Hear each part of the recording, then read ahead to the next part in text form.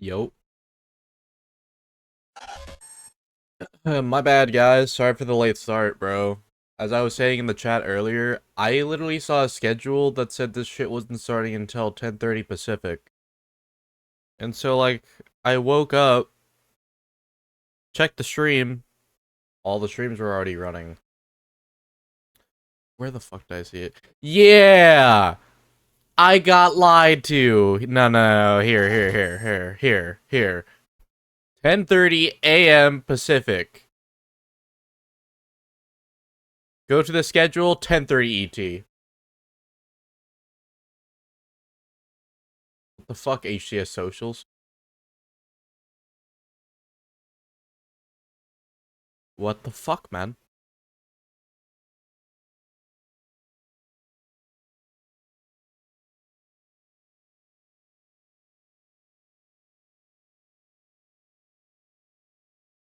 To be fair, though, no disrespect to a lot of these teams, what the fuck is it?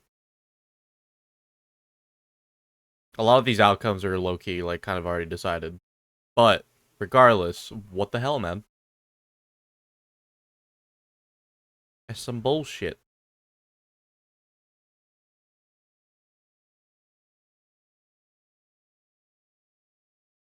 Pulling up every single stream, bro. So, Cole's going right now. Yeah, 02. 01.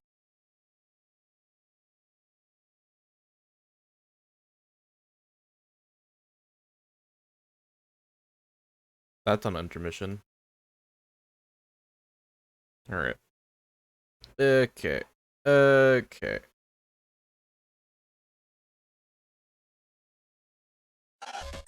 toes in off screen. Luor has nothing to say about it, and right now the game tied up. Luor across the map from where the new hill is.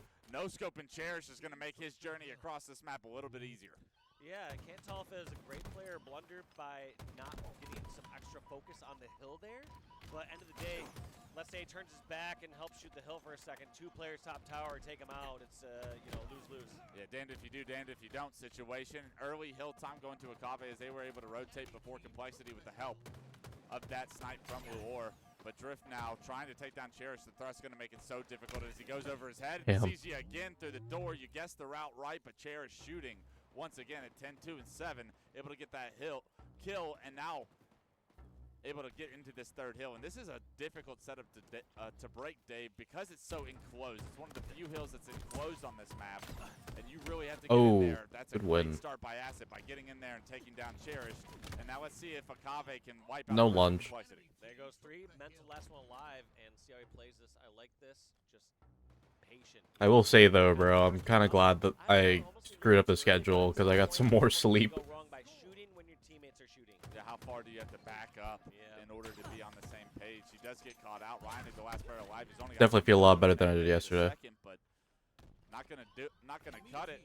And that's Akave going up 2-1 now. A perfect hold from them once they got that green control. Been staying up till late recent.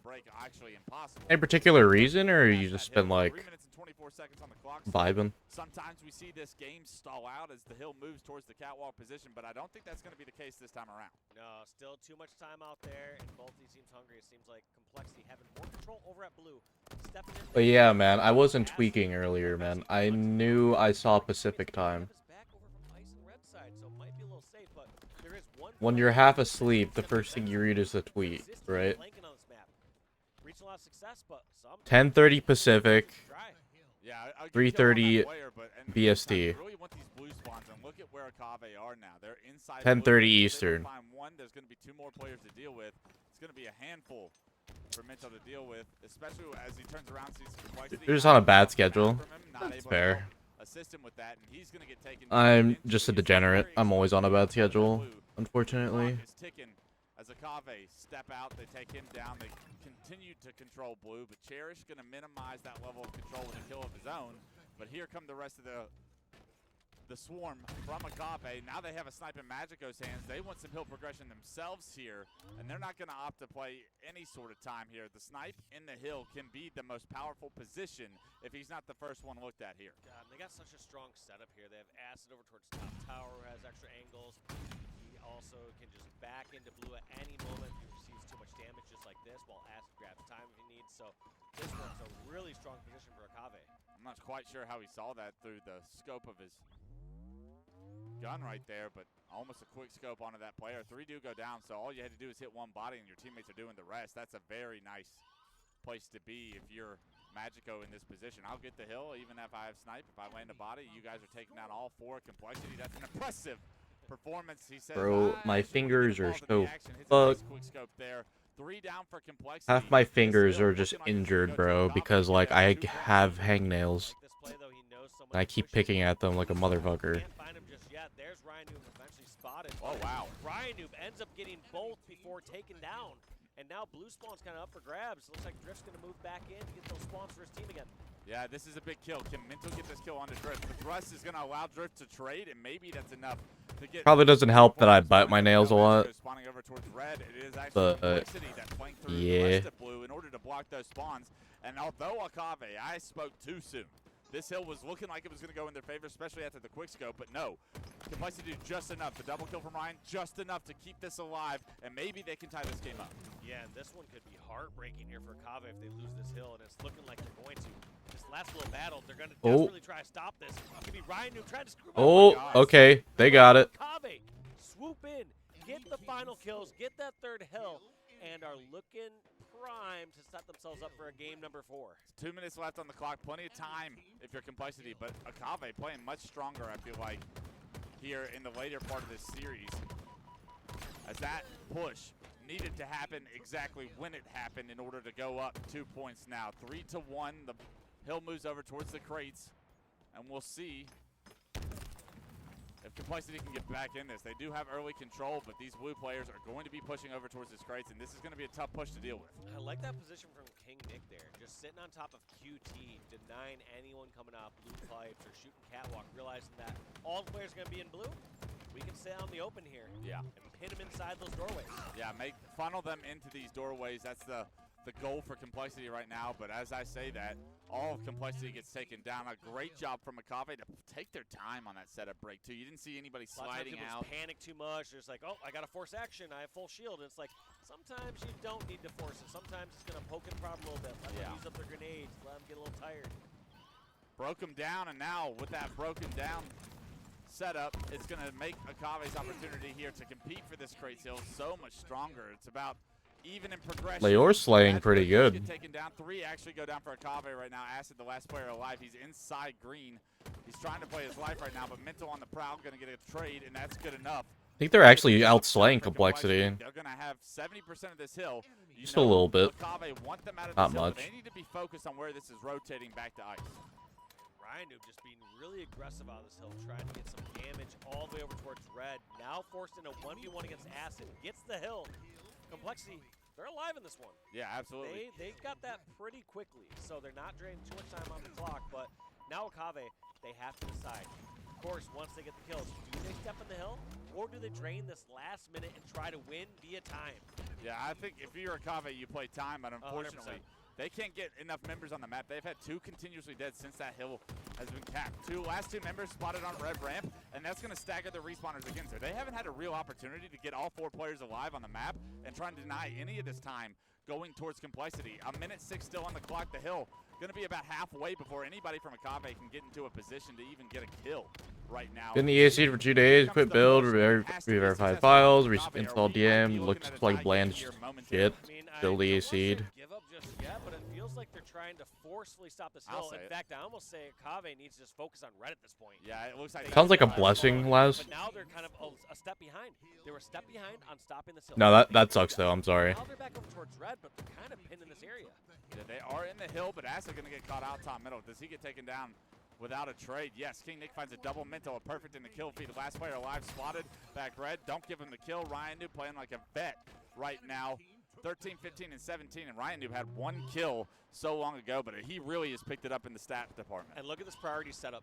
You know they've gone over this position. They say, hey, as soon as we have this, we're going to have our hill guy watch bottom tower. Just Damn, they came back. Spawns gets wonky. We want to make sure this person doesn't slip by. Yeah. And once those spawns were cleared, now he's focused over towards blue pipes. Someone going towards catwalk. Ryan kind of on an island right now. Knows players are going to be pushing from the front. Gets Lure to no shield, but more importantly, you want to stay alive. You want to control this area side of the map. Everybody in the game alive right now. It's going to be King Nick to drop first. Magico across the map. Ryan, who actually out of ammo, is forced to switch to the commando. Player pushing right next to him through the high window. He gets taken down. Great job by Ryan. It's a killing spree from him, but it looks like Akave have done enough on the other side of red in order to break this setup. 3 go down for Complexity. Last player alive, King Nick, challenging Acid, and that's a bad decision, as I said. I did the same thing. I don't know. I think whatever's happening is probably on your end, though, because, like, I've never heard of anyone having, like, prolonged, like, individual EAC problems, like, after the whole fucking EAC fiasco, like, a year ago. The pressure is on. 1 down apiece. That's going to be Ryan Noob and Drift down for both sides. Not stepping the hill just yet. Akave realizes the next slays decide. As for your game looking like shit, that's the cost of doing Brad's little optimization. It's a lot easier for your game to look like shit. That's going to be Mental, the very last one, trying to fight against Magico. Does get the stop on the hill, but too little, too late. They're going to scrap up these last 5 points. Yeah, there's no way. Complexity's at least the map. that's what damage he can, but it's not the kind of conclusion my head's drawing. Esports will win game 3 to Goddamn. extend this series to at least a game. Color 4. dullness.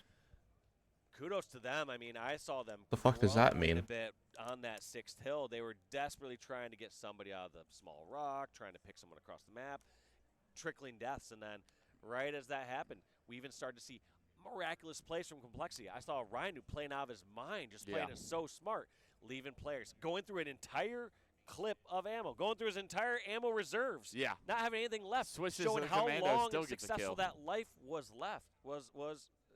That life was so successful. But in the end, just too many trickle deaths from Complexity. They weren't able to close it out. That's going to be a Cave. Yeah, like I said, it's probably a blessing. We got ourselves a series, Wes. Yeah, we will see you after a short break for game 4. Okay, if the pictures don't do it I can't wait to justice, see maybe if it's a Akave fucking can keep monitor some issue. momentum going and maybe push this series the distance. I know you were talking about your monitor tweaking out with FPS before.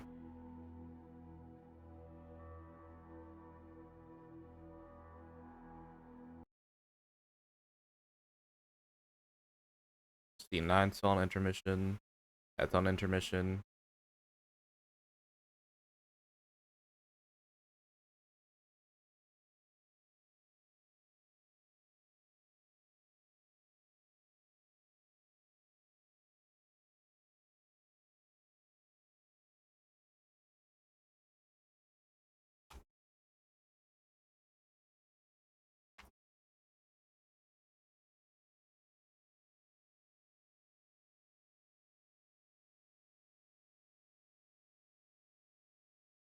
Dude, apparently Mind Freak beat Optic.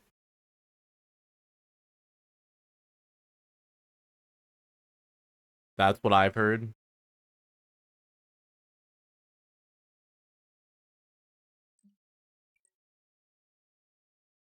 Which is pretty nutty.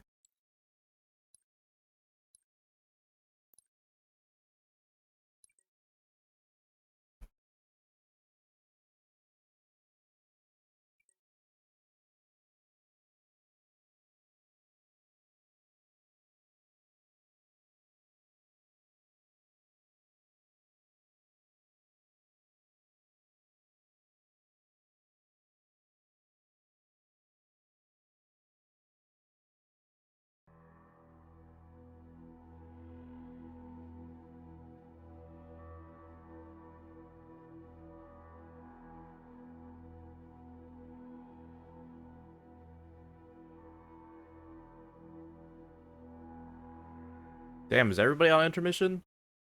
I don't know, mainstream tech. Good evening, wherever you are joining us from, whether it's live in the venue here in Charlotte, North Carolina, or it's at home on Twitch and YouTube. We've had some upsets this morning, but unfortunately for the two teams in the pools that we're about to watch, it's gone according to plan so far. Yeah, to someone's plan, I guess. It's to the teams that have been the highest seed. However, we are going to see Legion Gaming going up against Cloud9 now as our remainder game. And this is going to be a pretty much do-or-die game for Legion Gaming. Can they get out of open bracket, into pools, and maybe push their way through? But there is a scenario where if they were to win, it ends up as a three-way tie between teams, and then it starts to get complicated with the mathematics. Well, all to play for still for our two teams, particularly for Cloud9. The lights! Taking down Luminon I couldn't see Gaming. for a second, sorry. It all went dark for just a moment. Just couldn't see for a second, I'm okay. But for Legion Gaming, Dan, has to be said, went through the gauntlet yesterday, going through the open bracket, managed to win out, coming through on the upper side too, but now they're starting to play against some of the bigger dogs, and they're starting to find out that the bite is just as bad as the bark. It is indeed, and I think that losing 3-0 to Luminon right at the start of the day probably hurt Legion quite a lot. They would have been coming in full of confidence, full of beans, thinking they're going to be able to take down the European team that struggled a little bit yesterday. But then after losing that 3-0 and then having to go up against FaZe as well, who looked pretty solid thus far, yeah, it's going to be a rough one here against Cloud9. But, you know, we'll have to see whether they can pull it out at the final moment. Underway then. 3 dead already for Legion? Balls. Holy. The opening breaks can be so important, particularly if you're that open bracket team. You want to try and get scrappy off the start and not give the higher seeded team too much to build upon. And as I say that, BNC in control over Cloud9. Bro, every time I see little gators, bro, I just think I'm bound. For Legion Gaming, I've said it time and time again. This map is the perfect opener for teams who are just maybe a little bit more under-practiced. You are fucking dog shit, little gators. Who do you prefer, Uzi or Zuzi? I think it's 6 of one, half dozen of the other. Both players, of course, trying to make a name for themselves, building a reputation. And they'll do their confidence in the world of good, but also their stock, making it through the open bracket. For players like Gunplex, he tried so often to make it to this point, to get here. Finally broken that duck, broken the curse, you might say. You know he desperately wants to give a good account of himself on the main stage, particularly with how the first couple of games have gone. Can he still change the narrative? Is there still life in Legion Gaming? Well, to do it in the last open bracket of Halo Infinite as well is quite something, right before the World Championship. To just put yourself within that pro bracket, and then when the time does come around, of course, with a next Halo or whatever, when 4 dead. is it going to be a chance that you can put your name in the books and say, well, I was able to get there, I was able to break into that top 16, or potentially further, depending on what happens in this series. But at the moment, Cloud9 up by quite a bit here, and looking pretty confident. All 3 strongholds in their control. It was a real roller coaster of a day for Cloud9 yesterday. They took down Luminon Gaming, and I think that was a little bit of a shock result, especially if you look back at Salt Lake City. They had lost to that same roster in the championship bracket, and then they go on and play FaZe, and they don't really do as much against FaZe as perhaps they would have expected to. So they really want to make sure they just solidify this one to ensure they get at least second place in this pool. Stakes are high. Higher than just a few CSR points, let me tell you. That triple cap is in, and it's in tight. So we're gonna have a lot of these teams get knocked out of pool play. No longer longer on that goose. When we get to bracket. Which is important. You always know you start to play a little bit differently when your stat line reads 0. You play a little bit more desperate. You rush things you shouldn't. Maybe he can start to play his game now. Monkey off his back. Gunny gets a nice kill bottom middle. Ventures forward. Lucy trying to tag him up with a nade. Nothing doing for now. Fight goes down inside B. There's still A and C in control for Cloud9. It's the Furman setup, but it's still good enough to gain you points. Also, from what I've heard and what I've seen, Little Gators is not so litty. Little. Litty. He might be litty. Litty. He's not so little. He's like 6 foot something. 6'8", I think. 6'8" is... That means What? I wasn't looking up at him. That's 6'8" impressive. is insane, by the way. How do you even stay in your chair at that? Who the height? But fuck that's he a lot. isn't? There's no way. Tall boy, but 164 to 20. Legion Gaming, maybe they can start to work their way back into it now they have the sniper rifle. Bro. It's a long old journey. His player Cloud9 cam does not do playing him good justice stages then, here. bro. Why am I only getting forehead? Maybe Uzi can just start to generate something here a little bit with some damage. Boo Boo does get the trade though. If you're wondering just how tall Dan is, we have it. As of recently, he's 5'7". What the hell? That's what I was told. Who were you told That's that the, by? that's the word of the street. Just to clarify, I'm not Uh-huh. 5'7". I'm at least 5'9". You did say with shoes on. So Point. No, that's 5'10" with shoes. Depending on the shoes. regardless of the height of players and commentators, B has now changed hands. Cloud9 in control again. 167 points and climbing. Legion Gaming's 63. Still work to be done for Cloud9 though, and you know they will not want to be taking these players too lightly. No, you don't want to give them a chance back into this game and give them the confidence, because we saw the momentum that Legion Gaming had yesterday within that open bracket. Been able to beat LATAM teams, for example, able to take down quite some impressive Oh my God, players bro. in that open bracket to find themselves here. Almost got the teammate on collect. Sadly, this pool just hasn't really gone to plan. You could say the same for other pools, but it's been a different story. Mindfreak, for example, taking down Optic Gaming and now battling it out to try and win their group. No spoilers. Getting No, freaked no on. spoilers, sorry.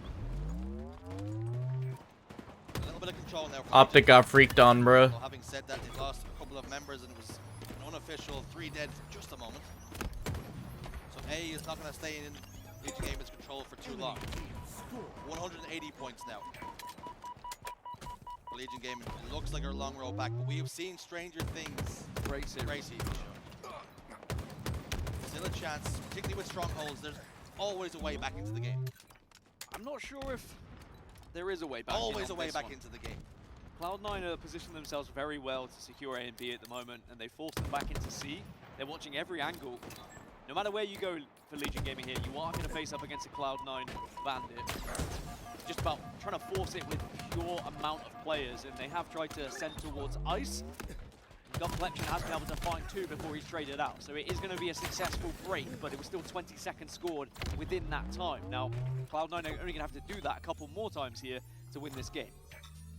It was 4 dead. A and B now. The ideal setup for Legion. Let Cloud9 have C and fight them when they step outside. Boo Boo sliding towards A. Nice shots from Gators. He now turns his attention towards B and tries to provide some cover fire for his teammates. Sab and Boo Boo in the respawn screen. The 1v1 here. A boosty gets put down. Some more nice shots from Little Gators as he slides towards Ice. I don't know how Gators deal with Ice, but this one certainly is getting the job done in the moment. Struggled at the start of this game, but starting to ease his way into it now. And it is certainly helping Legion here. Temporary trip cap, they have been able to halve this deficit for now. Cloud9, 3 dead again. This is looking good for Legion. Now they need to Ooh. build off this momentum. With Collect going down, that means there's going to be a slight little bit of off spawns here for Cloud9. They're going to try and get together, so if you're Legion Gaming, you want to try and push the narrative a little bit. Get in the faces of Cloud9. Don't allow them to get together and stabilize. 1 or 2 more rounds of slays, and all of a sudden Legion Gaming will be right back into this one. You might even argue they're right back into it as it stands. Connected Saber down. Susie and Little Gators too. It was even on the map. 1v1 now for B. Boo using the thruster pack, slides against the wall, delaying, buying time for his teammates. He managed to capture B and live just long enough for his teammates to spawn back up again. And Triple for Sab. Wow. That's huge from Sab. It's going to be another 1v1 on the map. We're dead. It's going to win that one against Complexion, and it will mean Cloud9 continue to score here. 10 more seconds required to take map 1. Time dwindling away. The triple cap could almost be locked in as well, just to close this one out with an exclamation point. But Susie's inside the hill. Huge trade. They're starting to score. But just how long can they hold here? Fuzi's going to try and capture C. A still half the way capped, but nobody inside to get the reset until this very moment. Okay then. Legion Gaming stabilize. But there's so much work to do. Cloud9 trying to plan their attack, but with Boo Boo Doo going down, it's going to be a little bit more difficult. Collect will get the trade, and now B is going to be the point of attack here. 2 down for Legion, and sadly they're trying to defend 2 strongholds at the same time. Very difficult to spread yourselves out. Numbers spread thin. GG. Too much to watch, too much to guard. Cloud9. That was close though, bro. They actually almost brought that back. And Legion Gaming did make They brought it in within like looking pretty basically dire at the beginning, 50. and Cloud9 were looking very comfortable, but Legion did just remind them of why they are here in pool play. They were very impressive throughout the open bracket. Bringing it back Saw within that blips close when they were down there. so it's much gonna is be a still little bit very more difficult impressive. when you get into pool play against some of these more practice teams, but I think that will give them a little bit of confidence going into map 2 here. I think if they had lost like 250 to 20, your head starts to drop a little bit, but there is certainly still life in this one. Susie with 23 kills, but on the flip side, Sab with 27. Anything you can do, I can do better. A very impressive performance from Cloud9, although they did give Legion Gaming a little bit of a chance there towards the end, and like you say, that can only give confidence to that open bracket team, who now, of course, we can say they're the pro bracket team because they've made it in there at long last. And I think for players like Gunplexion, the more reps he can get on that main stage, the better. Yeah, I think they're probably having a great time up there on the main stage. It is quite something, especially when you are one of the teams that's chosen to be up there throughout the entirety. This is your moment. This is your chance to shine. This is your chance to put on display what you can do. But the amount of times we've seen teams get to this position and lose 3-0, lose 3-0, lose 3-0. You want to at least do something to show what you're made of here, and I think that this could be the series. And even though they've lost that first map, again, it's Lattice, right? There's always the question mark for a lot of these teams. Is it any good? Are they kind of practiced on it at all? Now you can move into the more tried and tested gaming modes here.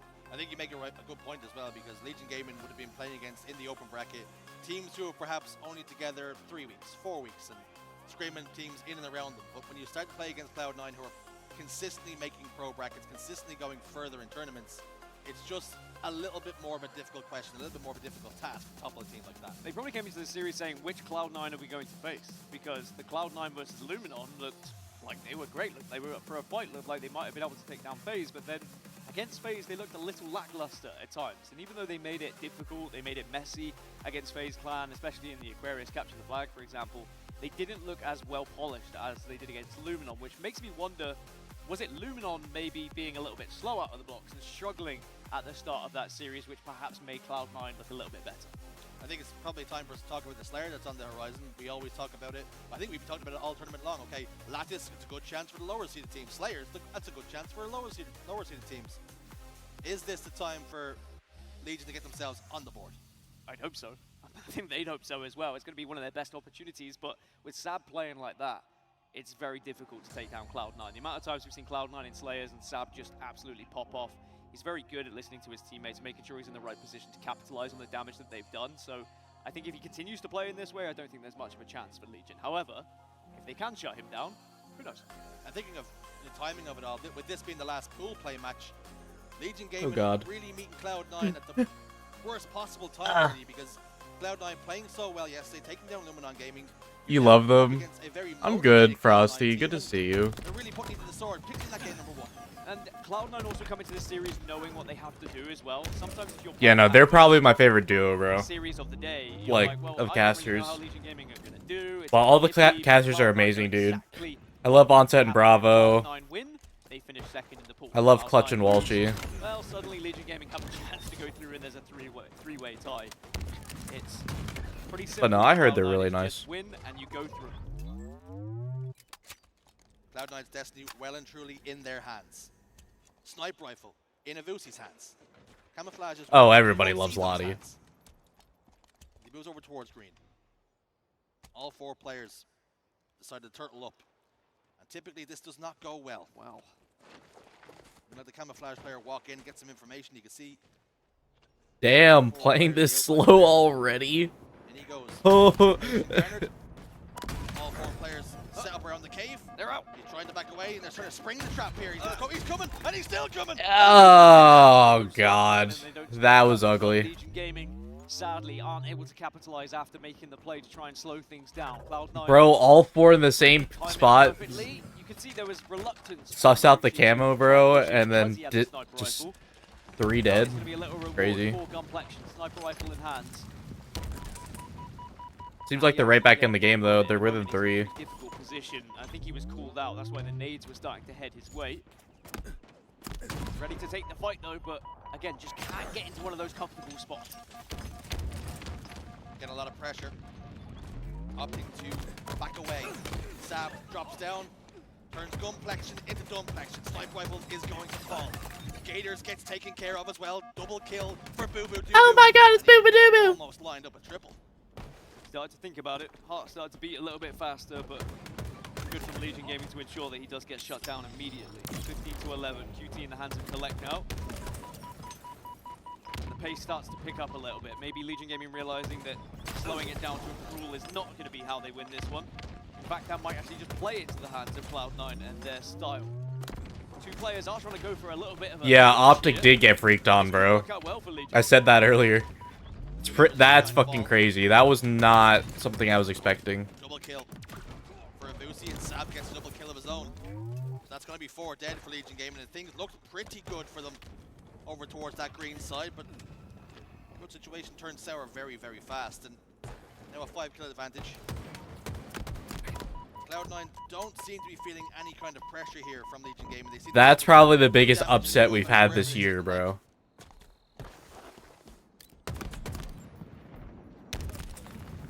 When that pinch started to come through from Legion Gaming, you thought that maybe Cloud9 were going to turtle up at green, Legion would get the kills, they would start to get back into the game, but what Avusi did really well was actually put himself into a position where they had to commit to green rather than peeking out and then just taking damage. He forced them to actually come his way, and then he could take that 1v1 or 1v2 in that scenario.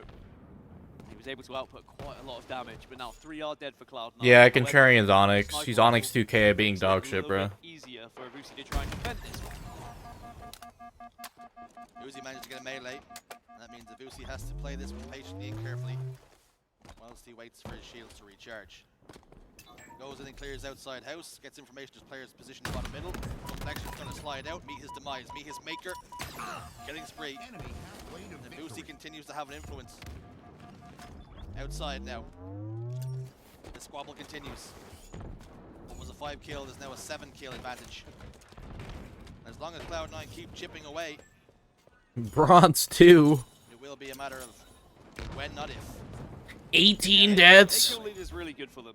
I think Legion Gaming will start to panic a little bit now, thinking, you know, we need to maybe change how we're playing this one, change how we're going to approach this. Oh my goodness gracious, Avusi. Those are the kind of shots that hurt. When you committed that much to try and take the sniper rifle down and you get absolutely obliterated, really difficult off the respawn screen to try and compose yourself, to be honest. Lucy being a little bit of an open bracket bully right now. He's taking everybody's lunch money. Back tower. A couple of resources from Legion Gaming go to take care of that threat. Believe me, it is one. S tier Icy Vermin clip, bruh. Usually top middle settles for a trade. Unfortunately, at this game state, trades are not Fuck, really dude. what Was they're that in looking for. Arena? Looking for some freebies if you have them. Put that in your basket. Apply some discount codes if you need to. Because you're in trouble. Because Collect now has the camouflage and it could very quickly go from bad to worse. Again, though, Legion Gaming trying to slow it down, trying to wait for that camouflage, see if they can spot them out. But Collect did just provide a little bit of info. Not only did he see a player, he also heard the players bottom middle, I believe. So he was able to just relay that to the team so they didn't get caught out, and now he's trying to make a play to get behind. Looks like they're going to work together for a push here, and it will come, so at least they get the trade. Now it's a 7-kill lead, as they are 13 kills from winning this map. Mike's friends fall. Bottom tower. They have to watch that. It's a tough watch for him.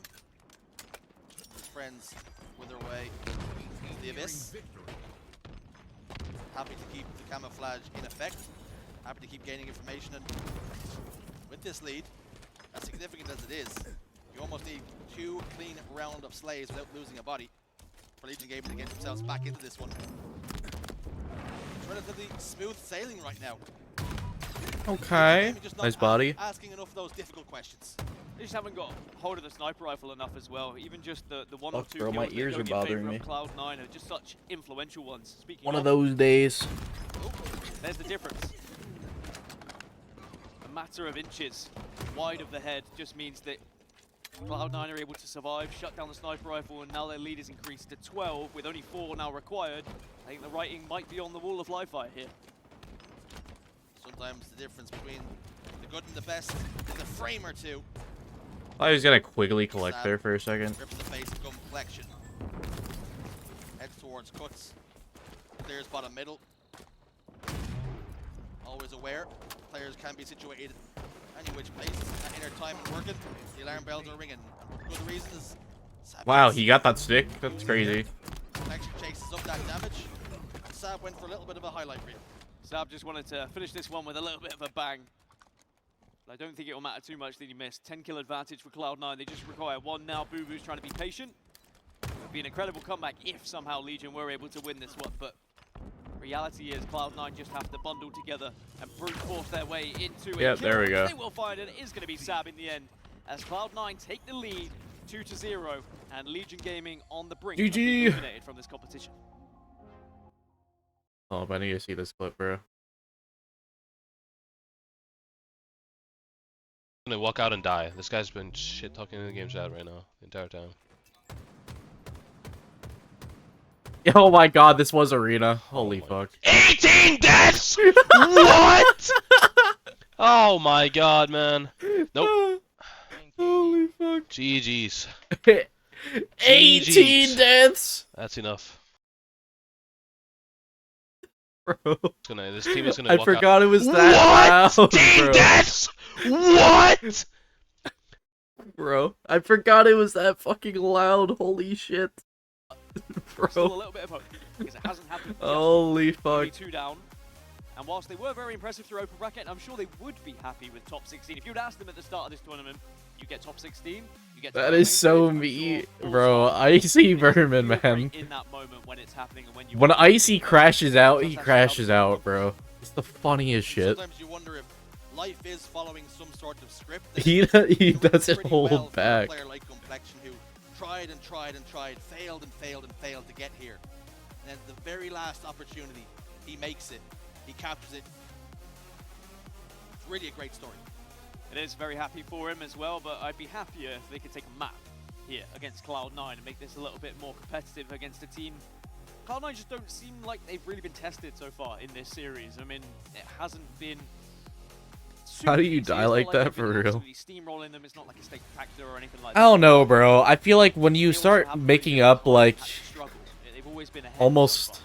Yeah, I think they've 40% really of your set themselves team's for death, success in bro, games where maybe they that's a were, sign you like should say, slow they were down. Really behind. They were up 160 points to 40 at one point, and then it was a slow grind to finally get to 250. With the Slayer game, they always had a 2-3 kill lead and eventually grew that and closed out the game. And I think Legion Gaming have really been struggling to get control of, you mentioned it, the power weapons and the power ups, and that's really where they're going to start to find some success against the higher seeded team in Cloud9.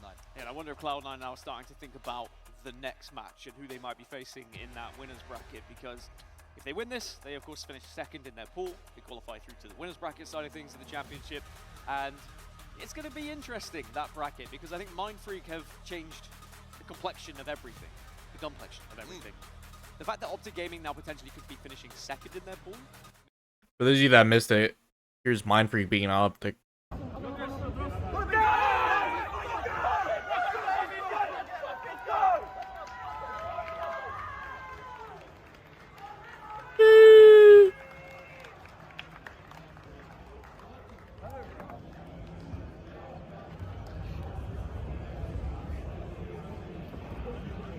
God damn.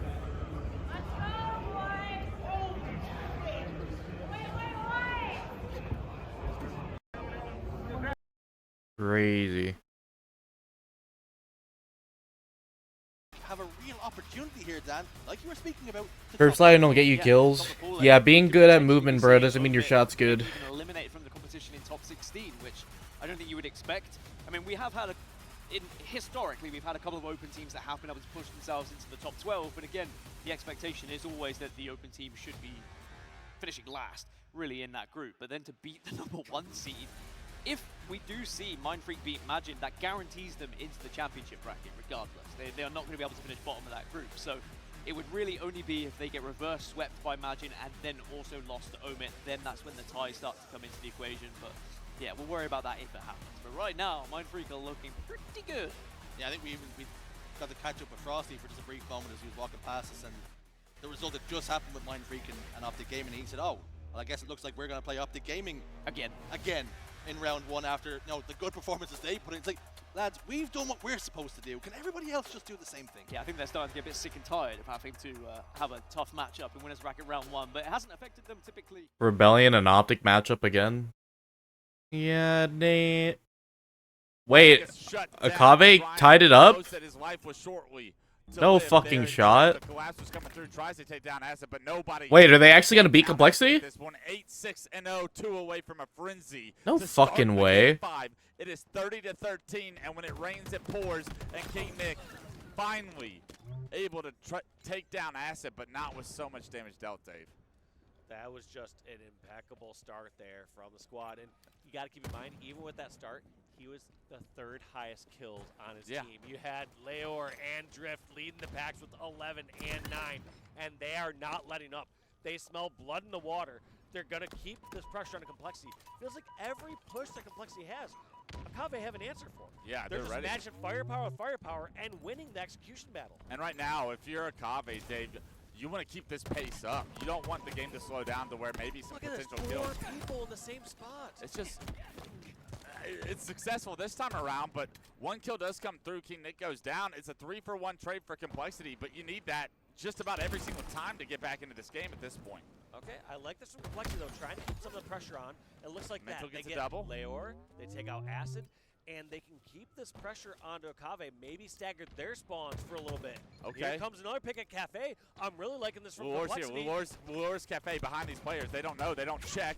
And because of it, Lure gets a lot of damage on these players. But they turn around and take him down. King 3 Nick, dead. Stalker Rifle able to get some unbelievable shots to make sure Lure doesn't even get a kill in that situation when he goes. Dude, if they can get back in this game, like, this will be like one of the most efficient Slayer comebacks I've ever seen. Double kill.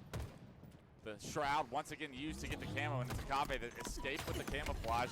A couple of kills finally going in Complexity's favor, but 10 kills still separate the two. The lead that Akave built so early on is so monumental of a task to try and come back. You almost have to play near perfect to give yourself a chance at the end. Yeah, in any other circumstance, going on a 6-kill beneficial swing right there from Complexity is everything you'd ask for. Yeah. But at this point, it's just going to diminish the lead to only 10. Yeah, it's still 10, but Lure behind enemy lines now. A lot of information that, hey, they're not here. Complexity pushed into B, and with this camo, is able to catch King Nick, knock him down to no shield, but wise read. Chow there, waits for his camo to reset before he re-chows once again, and it makes all the difference here as 2 go down first. And here comes the swarm from Akave. It's trades, but trades are a win condition for Akave at this point in the game. Yeah, they will happily trade this out. And the other problem here is, feels like Akave, they're sniffing out these players from Complexity. They're seeing that they're Within 8. clumping up and taking their time. What Complexity are hoping for during someone's clump up is that somebody overextends. Somebody just runs into this mass Couple of firepower. freebies. They're hoping that somebody falls for the bait for this one shot. And what a great prediction made from Lure. Knew that there was only one way that player could have possibly tried to No run way he away got from that. the Wow. cafe, and has a grenade waiting for him at the top of the ATM. Yeah, that was a beautiful grenade, but an even better job to get 2 there. When he's in a 1-on-2, he's able to at least get 1 more to extend the lead, 42-34. It's an 8-kill game. It's not over yet, but Complexity can't afford to get caught off guard anymore. King Nick with a lot of responsibility here, but Acid's perfect shots will take him down and push the game to a 9-kill lead at 44. Akave find themselves needing 6 more kills to win this series against Complexity. Yeah, they've been keeping this lead that they had from the very beginning. Yes, it's dwindled down a little bit from some. I don't think they're coming back, bro. They're reaping the benefits of that early lead. They needed to keep that momentum they got when they wiped 6 of them, bro. It's not happening. They're hunting them down. They get that finish on King Nick. 3 kills separating them.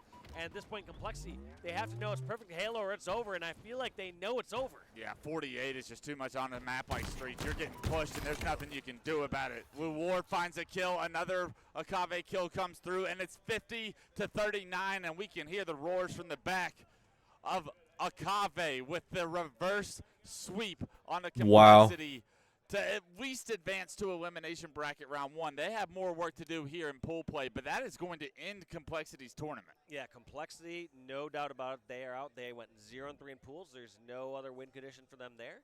And just tough. I mean, they had it in their Built hands. ass. Had a strong Yeah, no, that's crazy, bro. I wasn't expecting them to reverse sweep like that. Akave gets back into it. They start to get their groove, and they close out strong. Yeah, and it's Acid. You asked him to shoot more, Dave. That was pretty crazy. Be aware of that position. You can see he heard the call out, just double check that angle, but now he trains his focus elsewhere. Speaking of elsewhere, Mindfreak currently 2-0 up against Majid. Cover your ears if you don't want spoilers. And they are leading their third match as well, 2-1. Mindfreak closing in on taking down the Europeans and going 2-0 in their pool. They will have the chance to top the pool going up against Omen.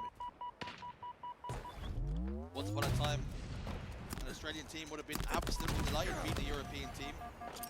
And now their expectations have shifted when they've taken down and tamed some of the big dogs. Talking about Optic Gaming at the minute. Now they've shaken up the bracket, shaken up the whole tournament. On board with Sab. He's not shaken whatsoever. Driving forward as a matter of fact. Helps Connect get 1 kill and continues to take space for his team.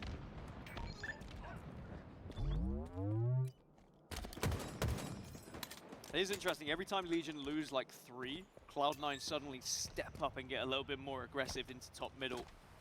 They almost are trying to give Legion top middle now. I think they've noticed that Legion have been focusing on that area so much, so they try to bait them into it and then they pinch on either side. It was where they were losing a lot of kills at the start of the game, but very quickly adapted, and that's what makes Legion's getting some of outslayed these pretty more heavily. practice teams that little extra bit better. 3 dead for Legion again. Sab's going to now run this flag. He's going to go uncontested around the pass, I think, so is anyone from Legion Game able to overextend here? I think all of them went the other side, but I think they've been caught by Cloud9, and Cloud9 will take a 2-1 lead. 4 dead. Oh god. Back-to-back This might be GG's. Staggered spawns, bro, and back-to-back caps. To bet, to gamble. Running out of time. Concern, issues. They've seen success to get to this point. Well, that was fucked. A road too Damn. as Cloud9 close out the series with a clean sweep. A clean sweep, a very dominant Cloud9, a confident Cloud9 who will finish second in their pool and move on into the winners bracket side of the championship bracket. Sadly for Legion Gaming, that'll be the end of their tournament. We still want to give them their flowers. I mean, an amazing tournament run, going all the way through that open. Hey Lars, how you doing, homie? Well, taking down some pretty impressive teams to get there, but just one step too far when they got into pool play here. Now, there is results happening elsewhere. Shurs. We have just seen Mindfreak take down Majin, so Mindfreak now 2-0 in their pool. And again, this is going to shake up the entire tournament with these results coming from the Aussies. Yeah, I think they're starting to lay the foundation for a I mean, real cheesecake run for breakfast? Hell yeah, It's bro. also important to note that we I want cheesecake. spots up for grabs here, so teams like Legion Gaming, they might not be done just yet. Yeah, then very important games as well. You want to be there. It's all well and good talking about getting into, you know, the pro championship bracket, getting into pool play, but ideally, everyone is aiming for the World Championship at the end of the day. You want to be there in Seattle at the end of this month, and that would be a dream come true, I'm sure, for a lot of those teams. So when those qualifiers happen, they're going to be huge. I mean, for a lot of people watching at home, for like even you and I, making it to a World Championships being one of the top 16 teams in the world. That's an achievement in itself, and sometimes maybe it goes a little bit unnoticed. Yeah, and I think this year is going to be even more special as well. I think there's going to be a lot more riding on it. It's going to have that extra bit of importance for obvious reasons, and I'm excited to see what happens when we do get to Seattle. But there's still a lot to do here in Charlotte, that's for sure. Lots of games on the horizon, lots of big series still to come. We've had some massive upsets already. We've had a lot of games going according to plan, but Dan, I really can't wait to see what way the whole thing shakes out. Yeah, I think it is going to be shaken up, though. I'm curious as to Oh, whether now man. we see Mindfreak go on to take down Omen. Omen would then be eliminated. Mindfreak would then top the pool, would mean Optic would finish. Yo, do you guys want to I get believe freaked would on? mean we'd have Shopify versus Optic as a 1 versus 2 in Winter Imagine. bracket, which it shouldn't happen, but it has continued to happen. And I think that Shopify Rebellion are probably a little bit pissed off about it. And if I know anything about Halo tournaments, Dan, is you get one surprise, but usually it's like waiting on a bus, that you wait for one, and you wait, and you wait, and you wait, and eventually when you get one, actually a couple more follow it very, very quickly in a quick succession, so we're not done just yet. We are not done just yet, but of course pool play is almost concluded, and then we will be moving into the championship bracket, the big business games. But we still have a couple more games that are going to be happening on other streams, but for this stream in particular, we're going to go for a break. When we come back, we will be starting the main show. Lottie will be on the desk, and of course, have Tony. There's 2 pieces left. Y'all have to fight for them. Oh, I'll just kill Mega. That's fine. Stay tuned in, and we will see you for the main show.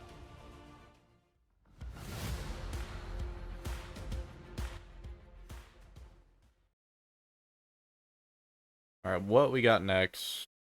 Dark Side and Envy. Everyone is on break. Okay, we're in intermission.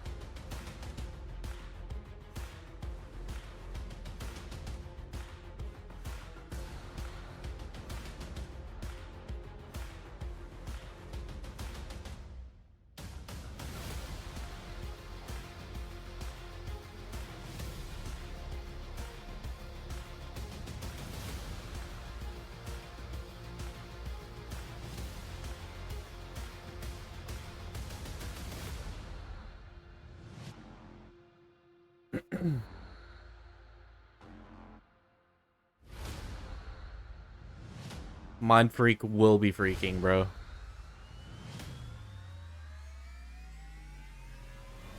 They will be freaking, man.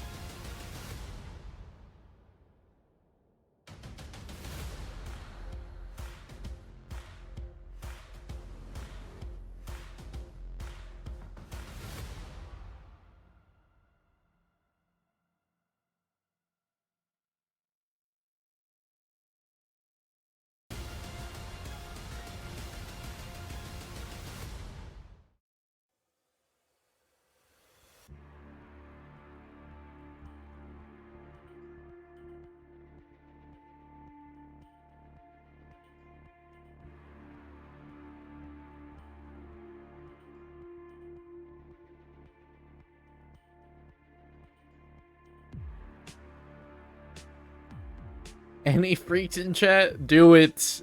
Do it, man. I'm watching. Do it right now. No balls. He does not have the balls.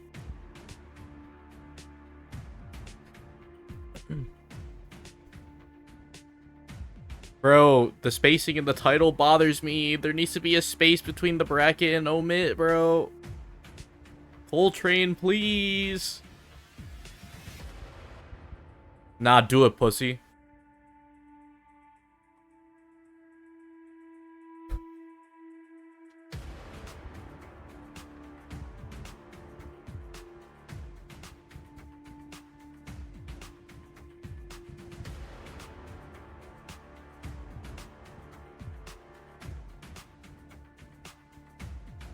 That's a lifetime ban by the great Hawkner.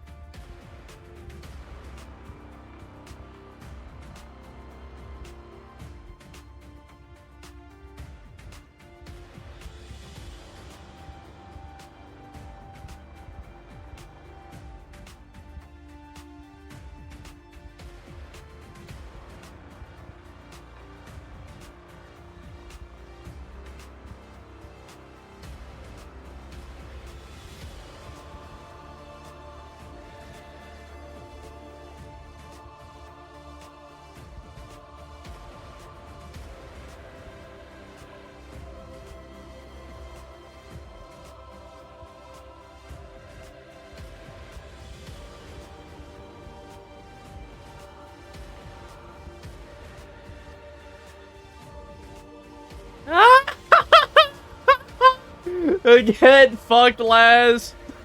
Bro.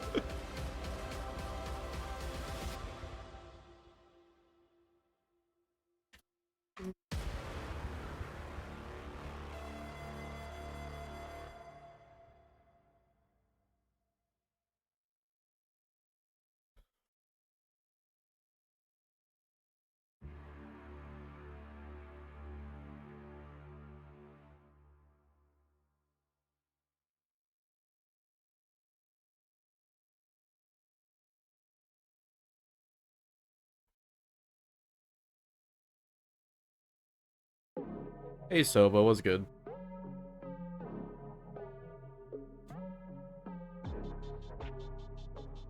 I've been good, Soba. I'm sleepy, bro.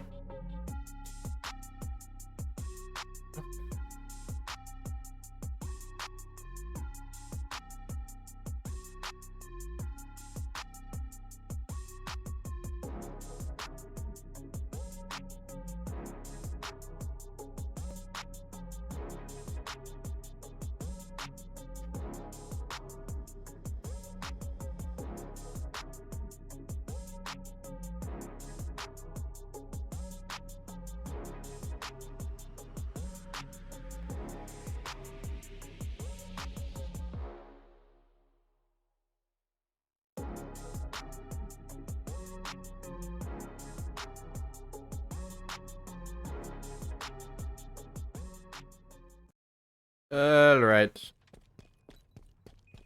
No commentary, but at least we get some gameplay.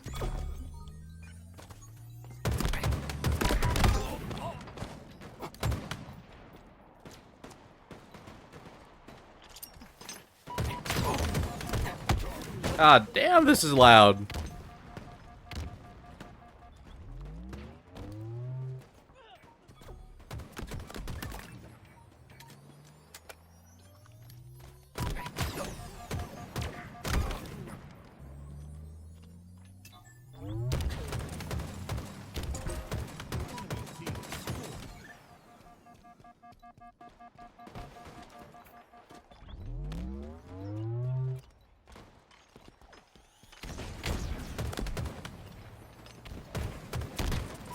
Mods! Smite the bots. Smite them. Enemy team score.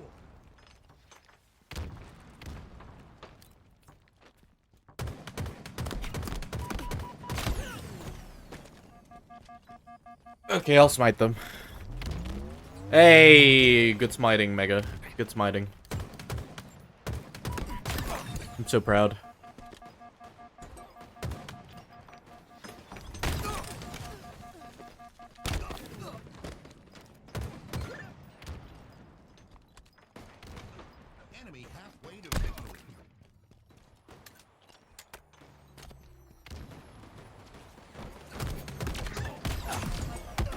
That was a good repulse, actually. Just to get the reset.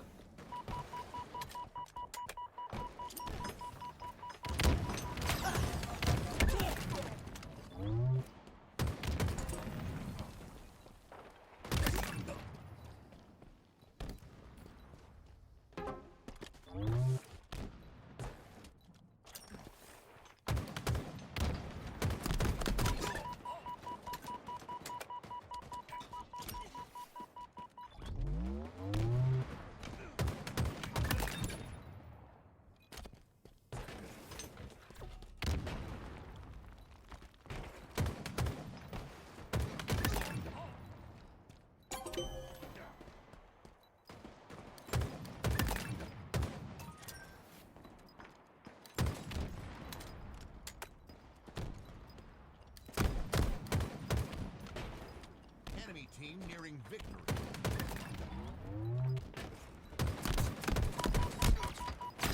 Well, this is looking dominant.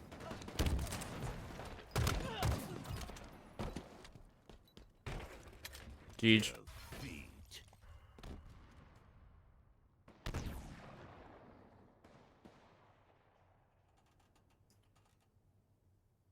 Jeej.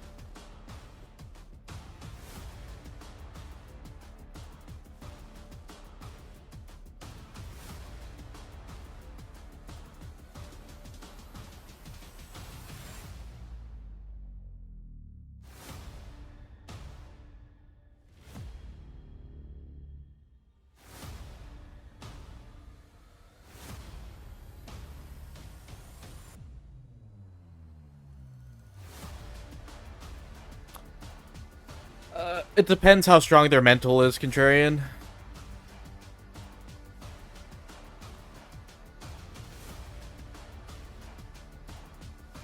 That being good at the game is half the battle, bro. It's being able to come back from something so catastrophic that like really determines like a good team.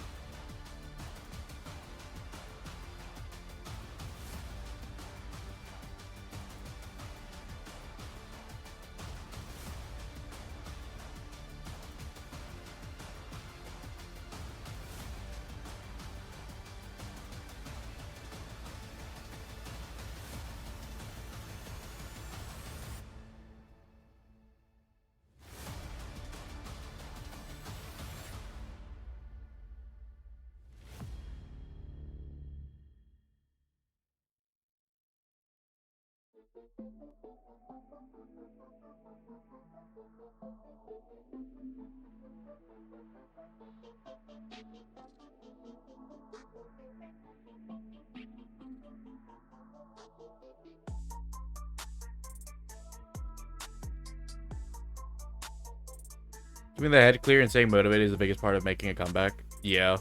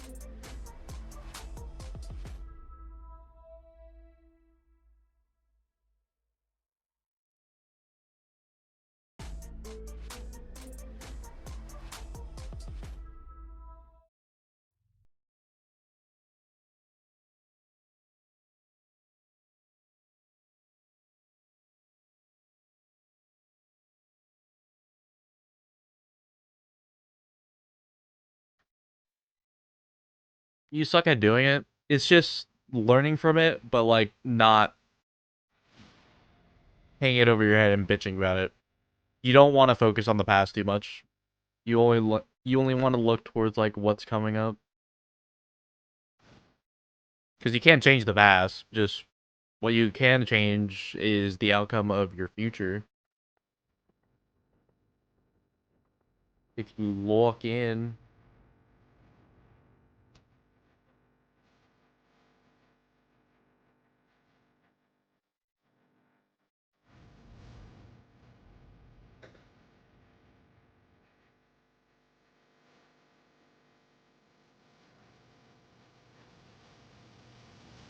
Bitching gets you nowhere. Yeah, bitching gets you no bitches.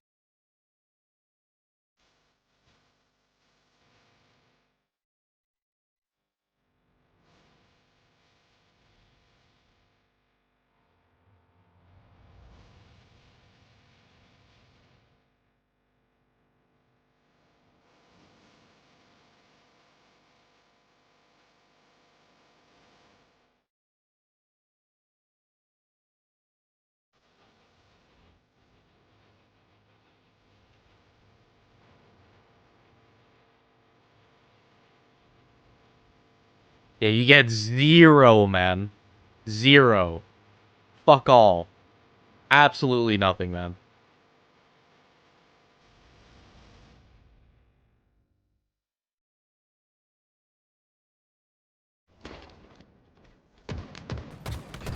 Way to victory.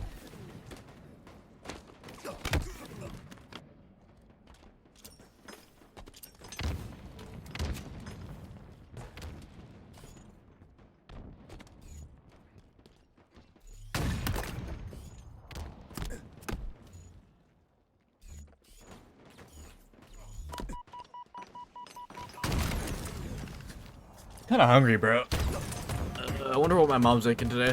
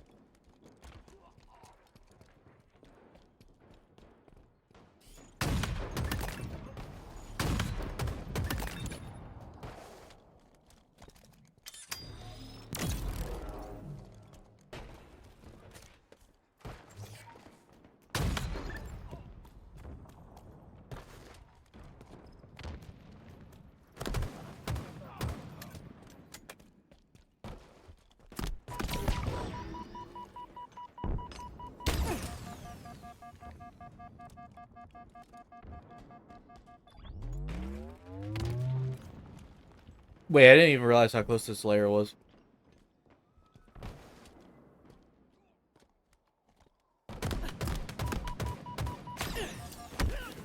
Oh, that was a good stick. Wow. That was nice.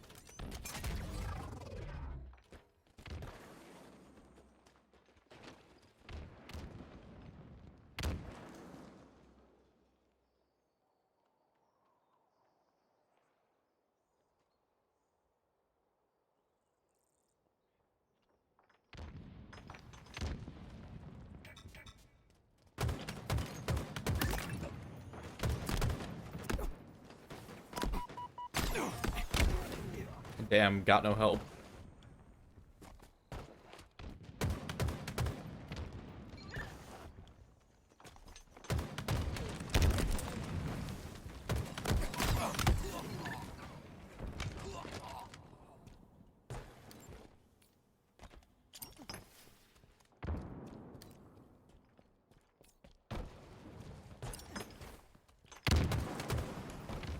Enemy team nearing victory. I didn't get the snipe.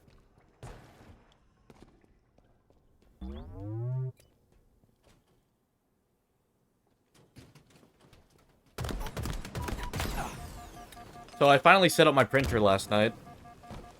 It prints beautifully for one, but damn, it took me forever to find a place to put it. It was a little bit bigger than I thought, so like, couldn't really find a place to put it that wasn't like in the way. So I had to move shit around my bedroom. Shit took me like an hour.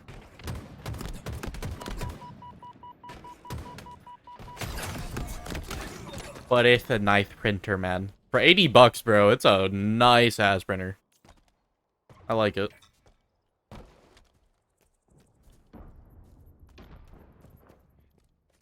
Should honestly save me money in the long run, too.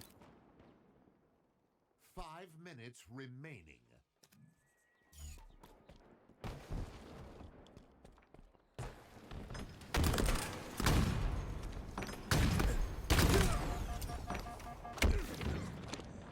Laser or inkjet? I don't even remember what's the difference. I'm not gonna lie.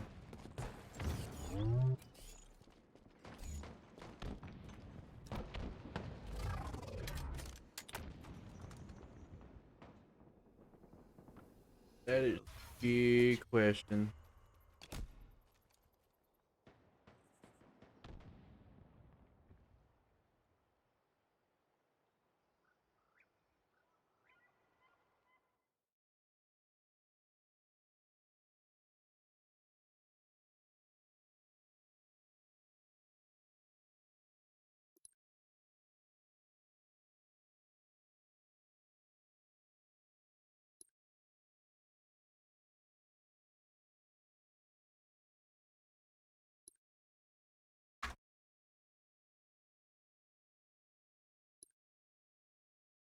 It's inkjet. It is an inkjet printer. Why are we having a stroke?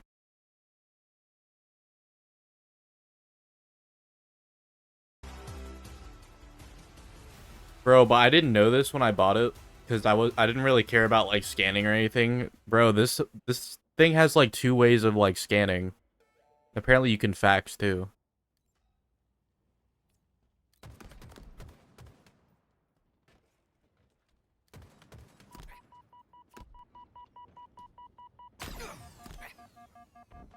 Make sure you use it often. Oh, I will, bro, because I'm gonna be printing shit like weekly basically.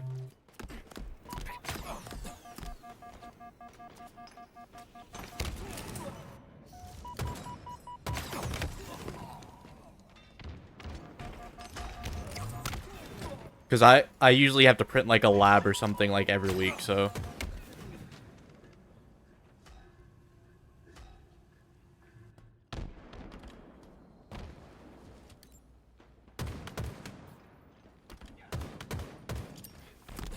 Setup was really easy, dude. I don't know why everyone was bitching about the setup.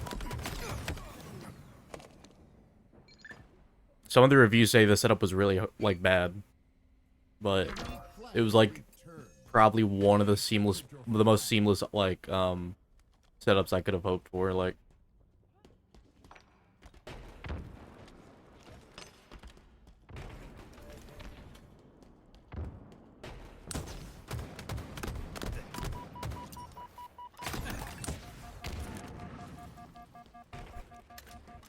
they gotta flip these.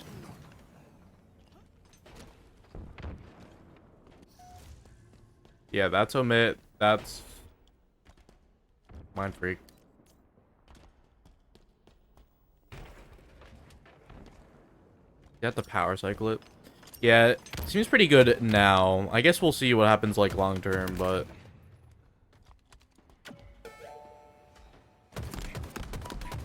it didn't have any problem connecting to the Wi-Fi or being like found through Wi-Fi, so.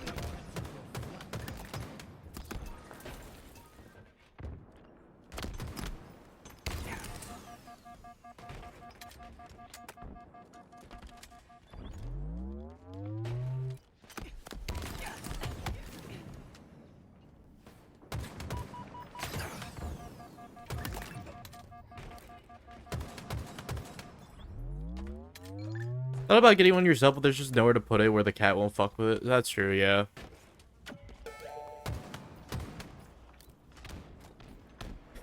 Yeah, dude, I didn't even think about, like, return labels and shit like that. I just got really tired of printing at my campus, bro. Because I told you about, like, that whole fucking fiasco.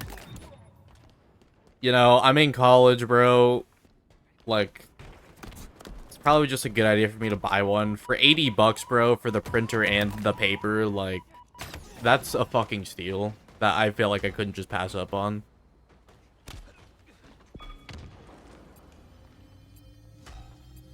Enemy flag returned. Enemy captured your flag. The drawer cabinet's so unconventional, though.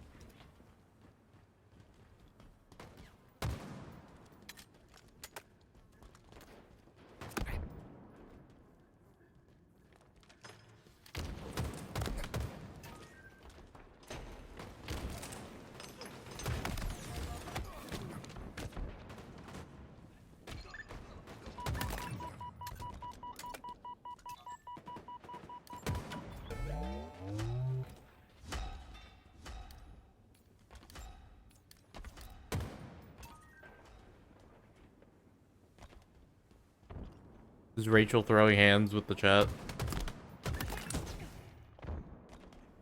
Enemy captured your flag.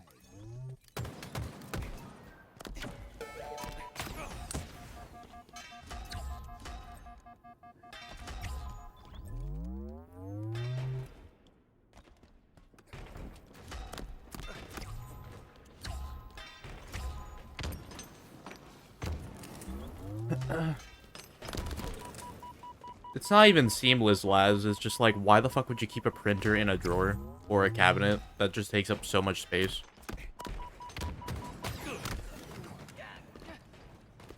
Reminds me of some old pic about the school saying how much it costs to run the campus printers, and the student went off about how they should be able to print whenever they want because of their tuition plus the rest of the students' tuitions. I agree with, bro.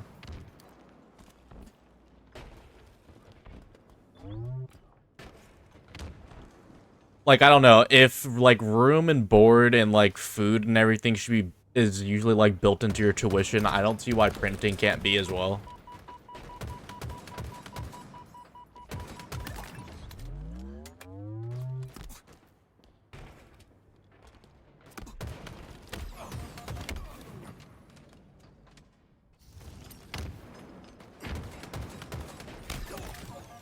Yeah, bro, but with, like, having to add money to my school account every time I print, I went through, like, $10 worth of printing within, like, my first month this semester, so, like... Yeah. And I can't even add more money to my school account because the app's fucking stupid. So...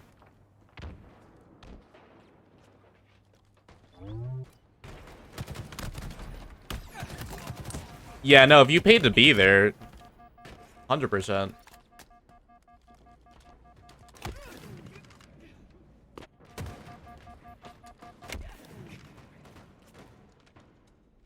Because, like, your tuition's covering everything else, basically. Why the hell can't it cover printing, too?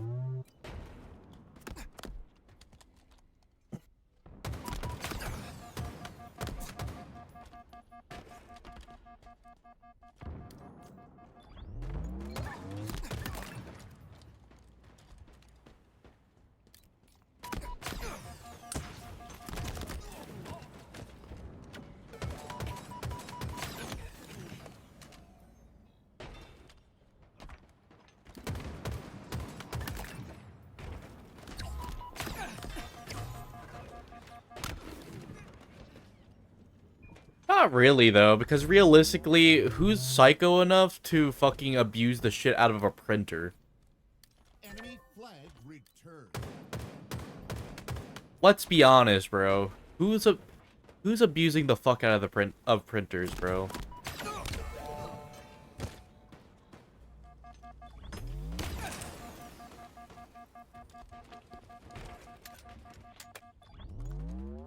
I mean, a pretzel isn't really a pretzel without salt, though. Ren.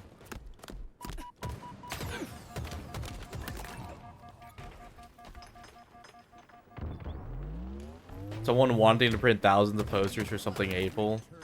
Nobody's printing thousands of anything, bro. I've, like, never heard of this happening. Because there definitely are some schools that, like, I feel like do have that kind of policy, but I've never heard of anything, like, ridiculous happening.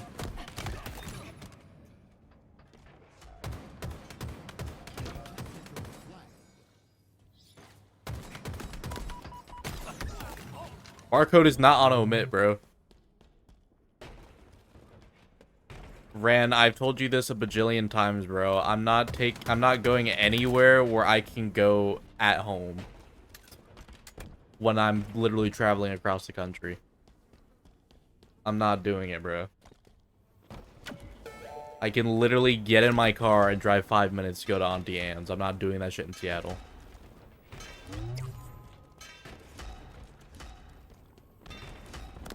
You say this, Laz, but I guarantee you printing is already built in somewhere, and I'm still not hearing about this happening.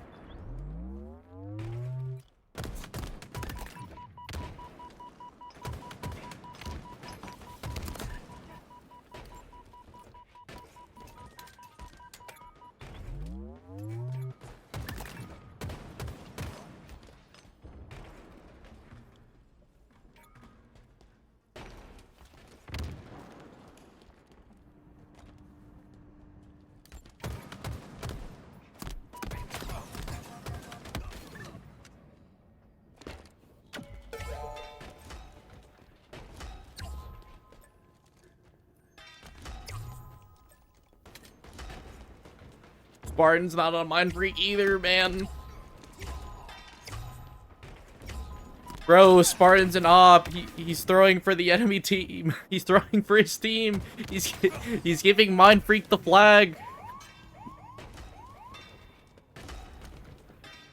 Enemy flag returned. Yeah, this observer's cooked, unfortunately. 1 minute remaining.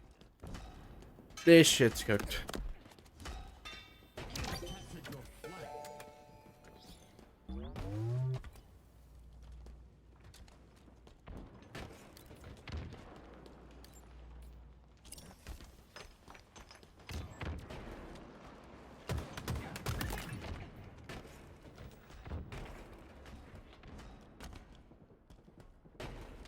Yeah, I'm just telling you now, Ran. I'm not visiting anywhere where I can visit at home.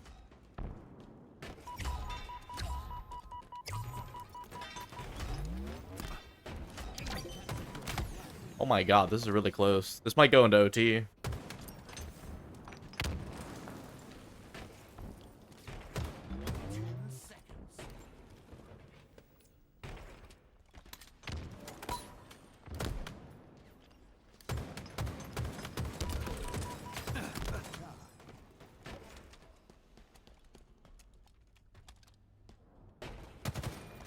Overtime.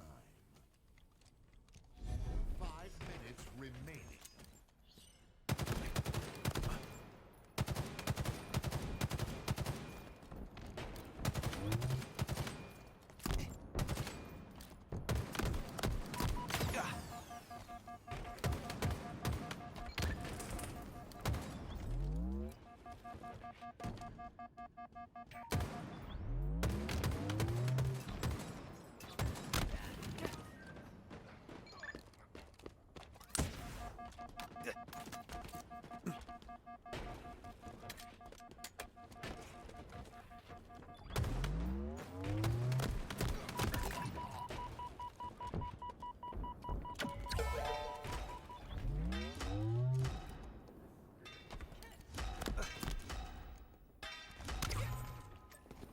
Bro, the player names are just confusing the hell out of me.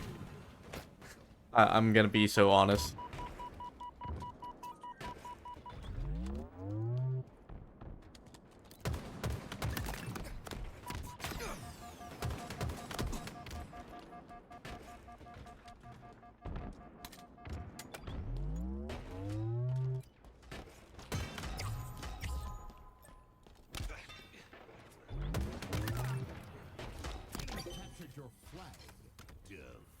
GG.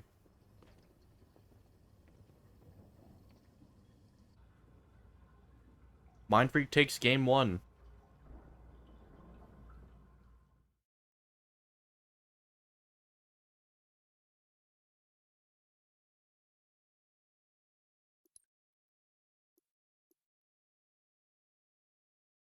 Getting freaky. Bro, I'm not gonna lie, the names and the labels were confusing the hell out of me, bro.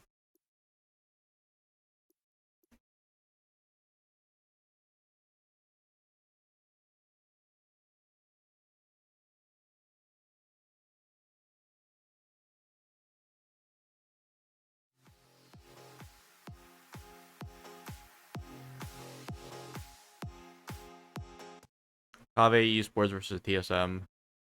Well, it was a Friday evening then, into a Saturday morning, but now the Saturday morning poses the same question. But at the start of this, we have a fairly equal game as far as point scoring, but finally TSM get all of the control that they would require for this triple cap, and they will start to just pull away a little bit. A couple of players from Akave stepping into A to try and flip it, but as you can see, Solside is going to be on the flank here. If you can get that stick, they've been able to keep that triple cap in effect. However, it's going to be 2 dead here for Akave and 2 strongholds still, and maybe even 3 in the control of TSM. Yeah, TSM going to be very comfortably in the driver's seat here. And if you ask me, there's more than just, of course, this pool series result is very important with the 2 teams 1-1, but for TSM, it feels like there's more riding on the line, right? How they win this series, or excuse me, how they play in this series should they win, could really tell us a lot about what... Bro, I love Complexity's Halo page. Is this a top 8 we're looking at, or something that's going to threaten even higher? I think it's something that a team like TSM will put it into the bracket of teams that I want to kind of talk about here. Is those teams who have been struggling to get to the Sunday, been close, game 5, not been able to make it, right? Those type of teams, TSM, Luminon Gaming, for example, we have seen some of the slip-ups this morning from some of the big teams. We've seen some of the weakness being shown by those teams who are making it. Bro. Well, why not us? Yeah. TSM are probably thinking exactly the same here. Exactly. I couldn't agree more. As you see the score still in the trip cap, by the way. Akave might be... That's crazy. The back of a very impressive reverse sweep, but they found a new opponent so far in TSM. I couldn't agree more. If you look at kind of inspiring opportunities for players around the venue. Normal human being? Fucking Giants. It just feels like there's a lot of that. Right? It's palpable. When you're talking about, this is not only the last major, but of course the last open event like this of Halo Infinite. Think about what's possible, and a lot of teams showed up, and not only spectator pass batches selling out, but also that first entire batch of team passes as well. So there's just a lot of, I think, hunger, to put it simply, in the building. Well, hunger can be infectious. If you are one of those teams who are looking to prove something at this event, whatever your story may be, TSM doing a great job in this game, by the way. It really has just been consistent, stifling control from them on 95 and rising, and that's going to cross 200 very, very soon, as well as they still continue to hold A and C here. Akave just look a little bit lost on the map, and they're about to be 4 dead as well. That's not going to make it any easier. Not at all. This has been really a steamrolling is the only way to put it. TSM, we talk often about how Lattice is an opportunity for maybe a lower-seeded team to have put in the work. But it looks like that's not going to be the case so far in this one, to say the very least, as TSM looks strong on this map in game time. Manny's going to pick up the double kill, the 2 players from Akave as well. Trying to force onto A. Almost gets the stick as well. Almost gets the second stick, but almost not good enough in that situation. Looks like Drift. The teammate will be able to convert A and finally get a few points on the board. But look at the hail of nades coming down. Somehow Drift is still alive, but you have to wonder for how long it. My favorite fast food place? Well. Looks like on the screen that will be happening. Oh, man. Yet again at the 223 mark. And That's a good question. I've been seeing Soul Snipe, Druck, and Manny on the basketball court, in the hotel gym quite a bit. Might have built a little bit of team camaraderie on that court. Do we count Chipotle as fast food? 231 and rising, still B and I don't know what we necessarily would count as fast food. They got a few points on the board right at the start of this game, and TSM have just been keeping them 1, 2, 3, 4 dead, and having the numbers advantage, which means they can just rotate, fly towards these strongholds, and with 5 minutes left on the game That's clock, fast food. it's game over as TSM will take game number 1, 250 to 46. Yeah, convincing to say the very least. We'll be right back with game number 2. I don't, Ren.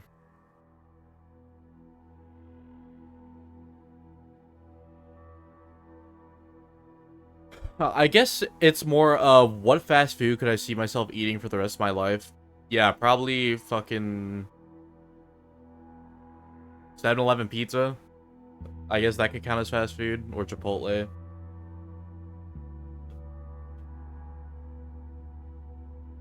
I use NVIDIA and AMD, Ren.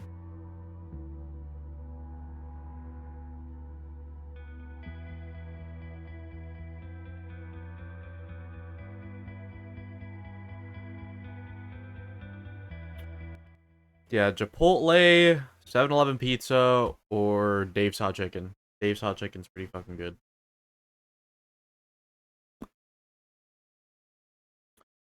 Yeah, honestly, AMD is kind of leading over Intel. They've just... The evolution of their CPUs has been fucking nutty. I could live without Auntie Anne's.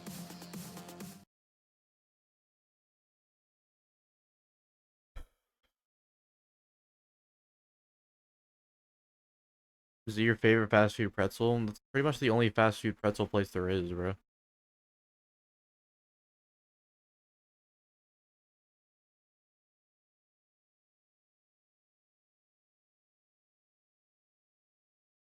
Man, my fingers are so fucked, bro.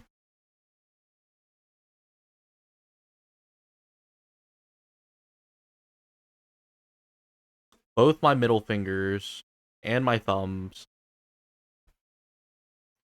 So glad you chose AMD when you built your first computer. They've been making moves ever since. They have, bro. And like AMD, AMD's just really good at multitasking, bro. It's perfect if you want to be a creator. And like now that they're going more like the gaming route as well, but they still prioritize multitasking. Clear option.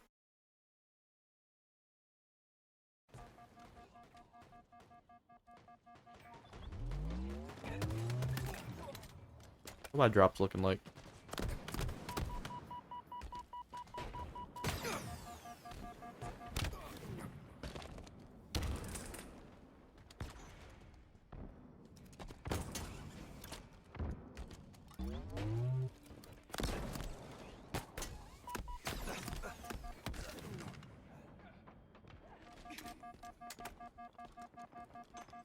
I just have a bunch of injuries on my fingers, Ren. That's all.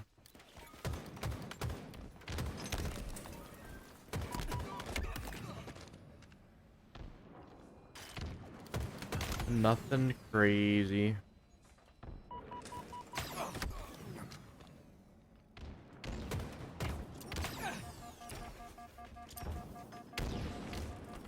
Your only complaint is emulation doesn't work best with AMD. Like, Tears of the Kingdom runs smoothly on NVIDIA, but is unplayable on AMD graphics. Well, you should not be using AMD for graphics, period.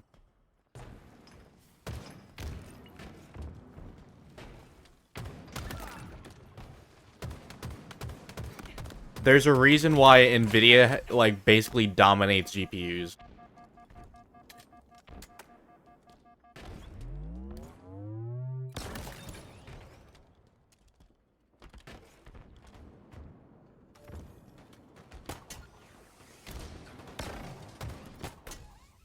Maybe go get a Slurpee from 7-Eleven. You got Slurpee money, Ren?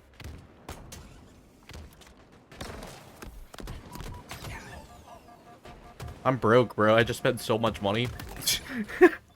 I'm trying to save as much money as I can to just enjoy Seattle. You're only with AMD GPUs because the high end is like half the price of NVIDIA's high end. Yeah, but the quality between the high ends is like astronomically different. You know?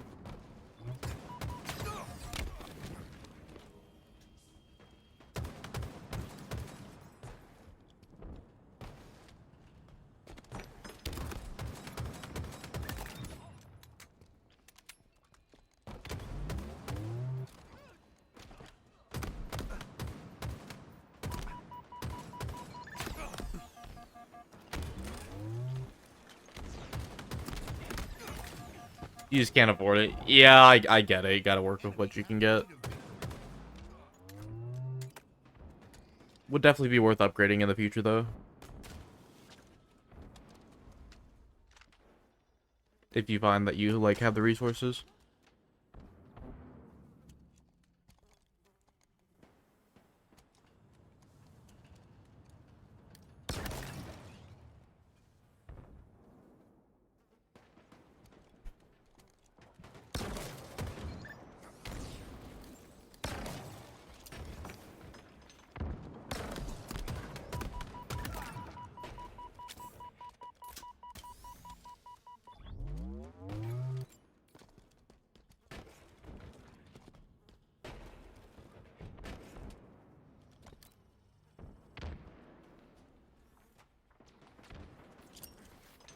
You game on your Chromebook? That's a real gamer right there, brother. That's a real gamer.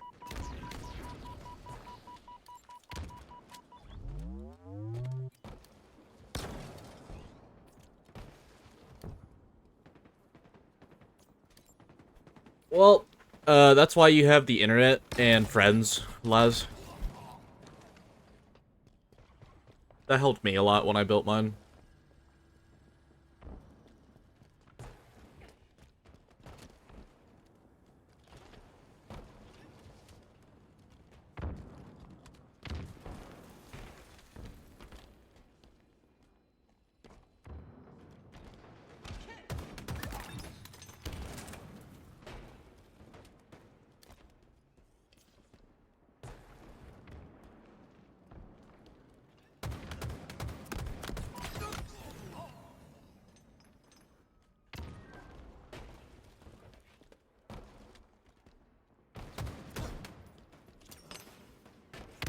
Well, if you don't have any money, Ren, how the fuck do you expect me to go do half the things you tell me to do? You think I have money?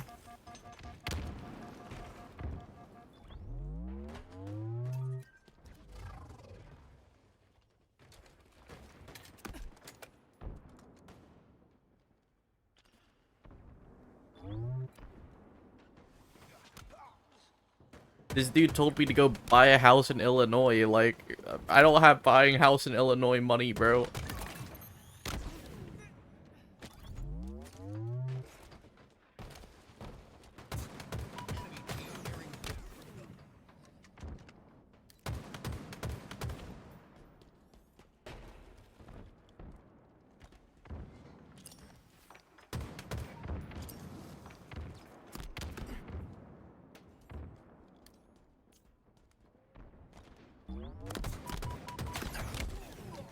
Put extra pep on my 7-Eleven pizza.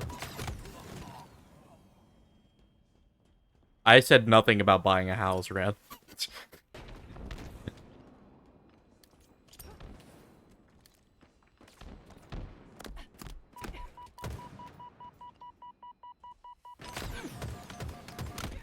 Extra pepperoni on a 7-Eleven pizza would go fucking hard.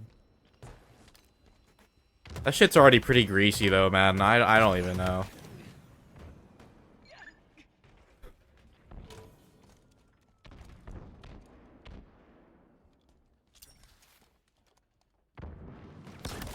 Oh my! That was a crazy nade. GG.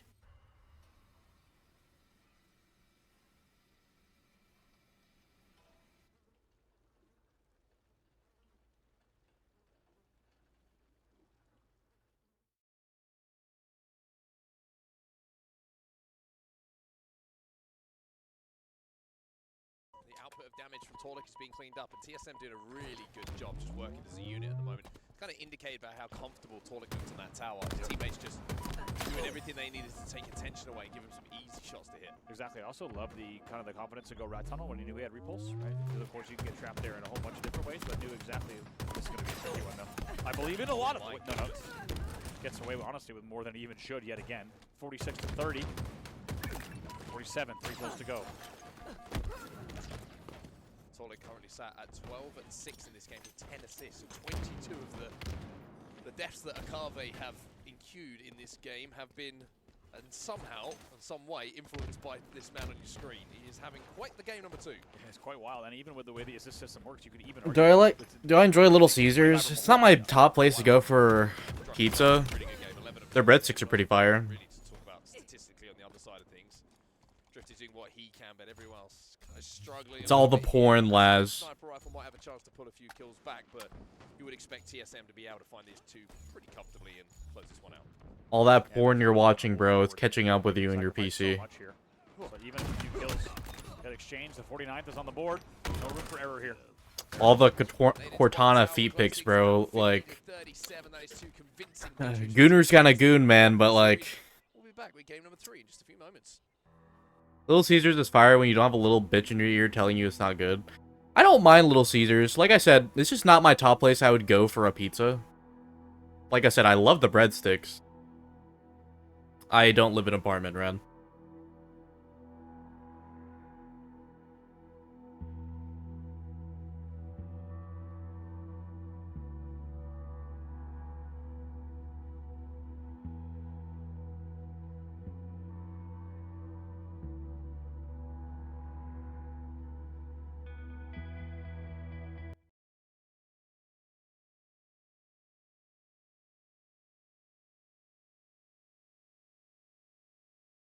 I live in a penthouse.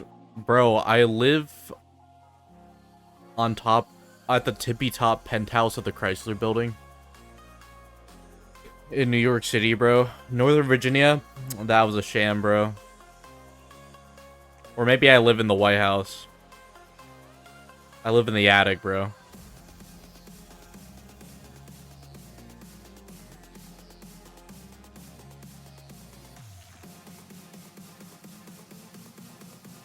I'm in Donald Trump's walls, bro.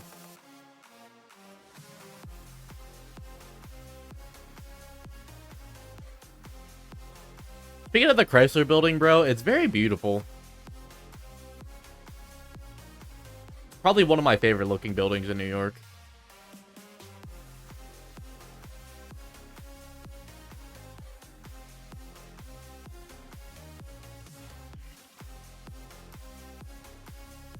Have I heard of midterm elections? Unfortunately. We're not talking about politics here, though.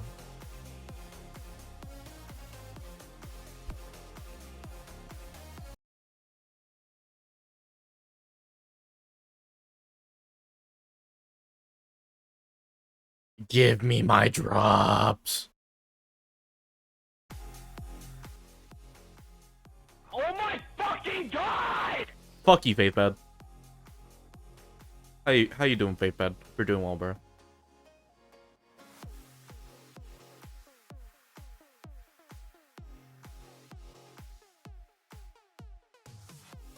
They're not dangerous. It's just not something that usually ends well. I like to not have to remind people how shit the world is, bro. And I want to, like, basically just let this place be a place where, like, people can forget what's going on in the world. Politics very much affects a lot of what's going on in the world, so I just tend to, like, want to avoid that.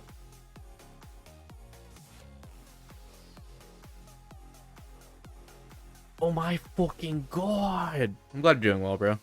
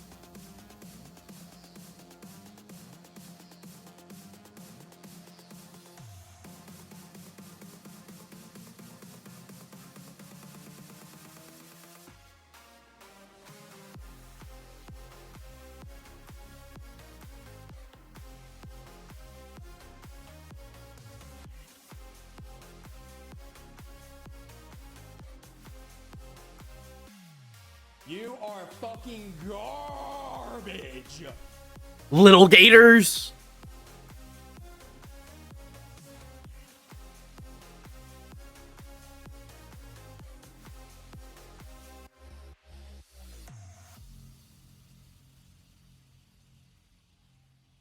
Bound needs to stream more, bro. He's fucking funny.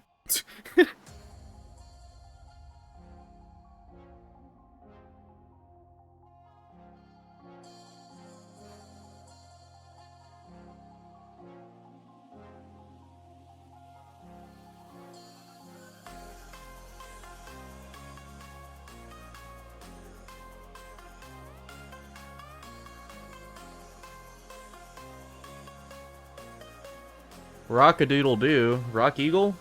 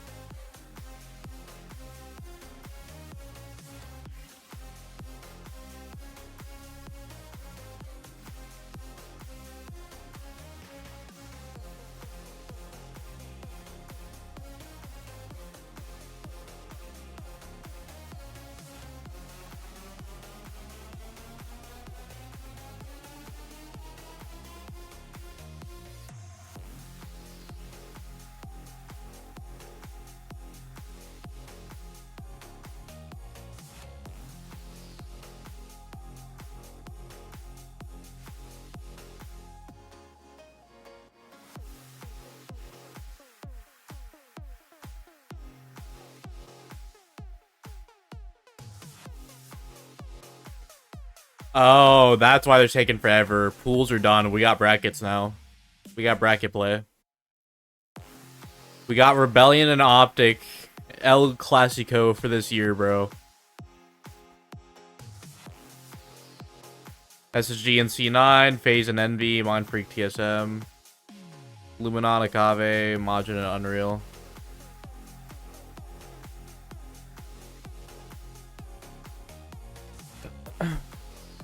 So I don't see Omid on here. Are they just done?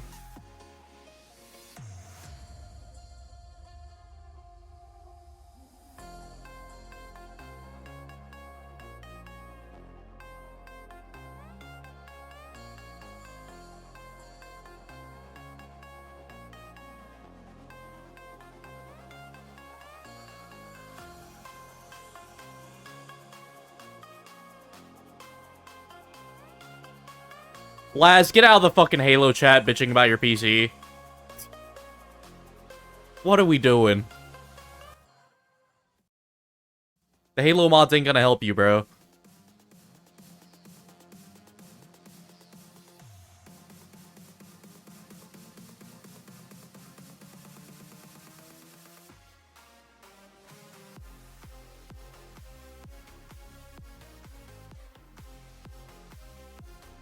Well, I wonder why he started asking. It's almost like somebody brought up the topic.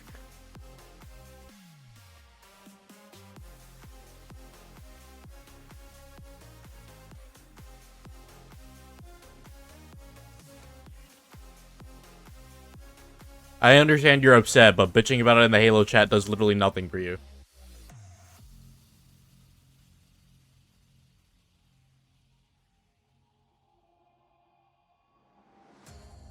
What type of subject do you teach? None, I'm a student.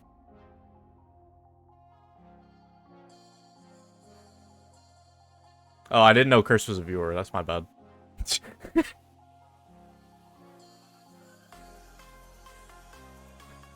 I apologize. That's my bad.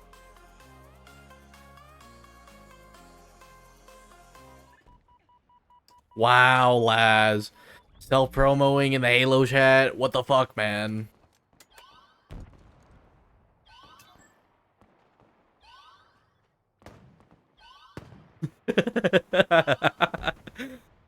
Fuck.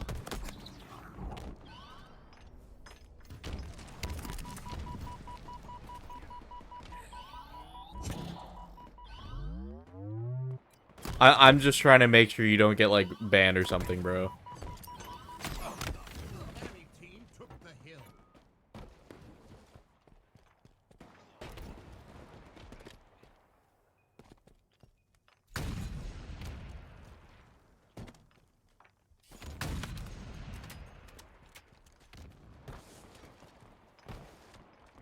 Yeah, I'm sorry, though, dude. I didn't mean to, like, assume anything. I didn't mean to be an asshole. I just would get self-pro in the Halo chat. Yo, go follow twitch.tv/contrarian, man. To watch some ass BTV gameplay.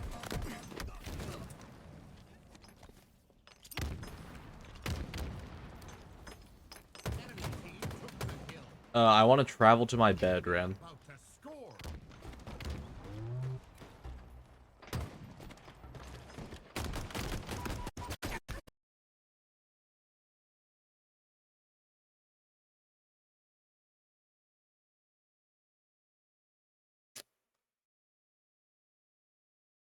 Gameplay so fire, bro. It's destroying the stream.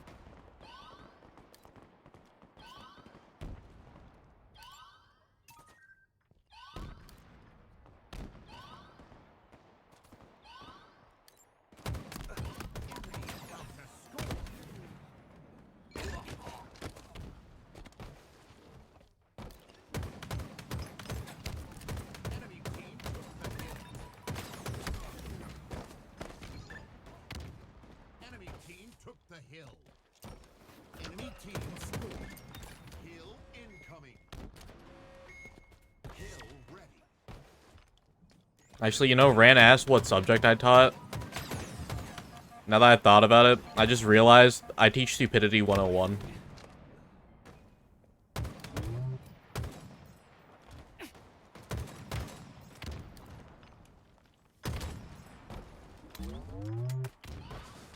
How much of a disappointment would you like to be to your family?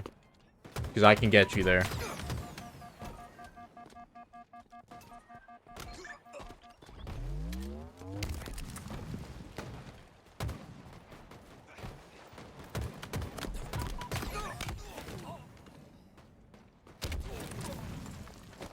Enemy team took the hill.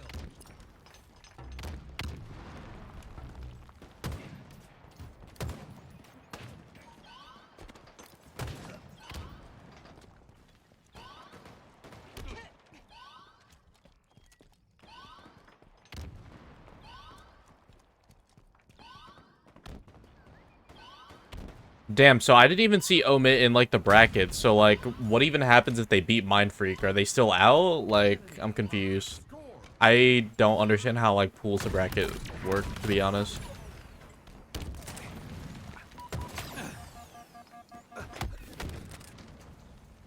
Enemy team took the hill.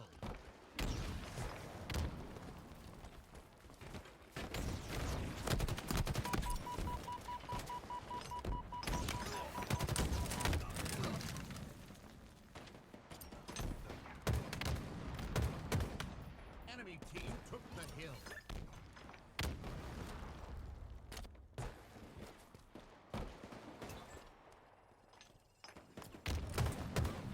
Enemy team took the hill. I guess Omit might take Mind Freak's spot, huh, if they win.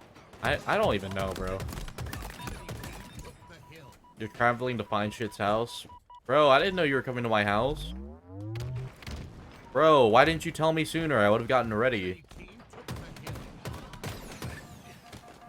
Enemy team scored. Bro! Oh, no. Okay. Enemy team took the hill.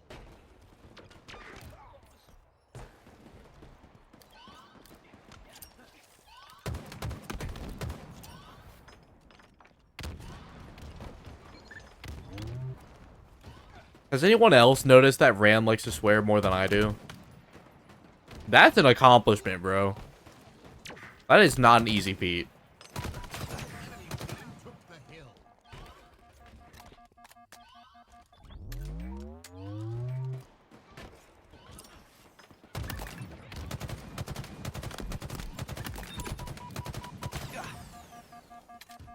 Like, I'm genuinely impressed. Enemy about to score. Halo. True Indra. Do I watch different types of watch parties instead of Halo? No, not particularly. I only really follow, like, Halo esports. I'm not watching Pro Valorant, bro. I'll get a fucking brain aneurysm.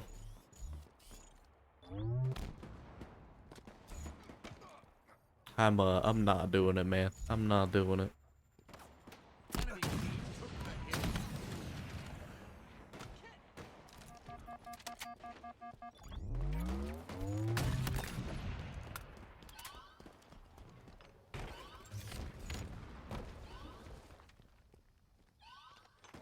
Yeah, watching VCT stresses me out. Do I enjoy Valorant or Overwatch? I used to enjoy Valorant. Then it became a shit show.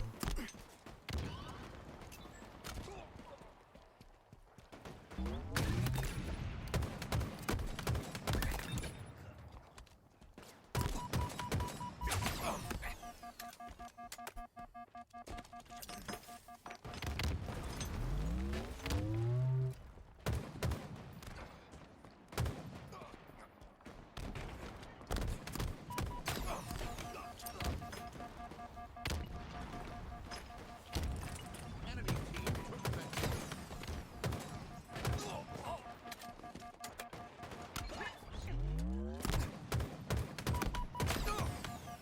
Check Discord DMs. Oh no. Laz is about to get freaked on.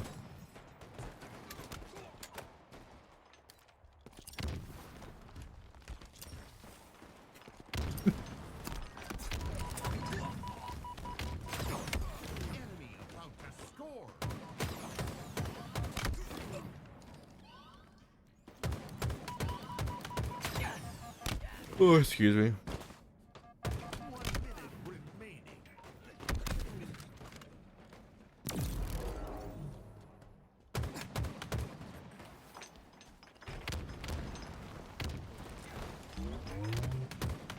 Enemy team took the hill.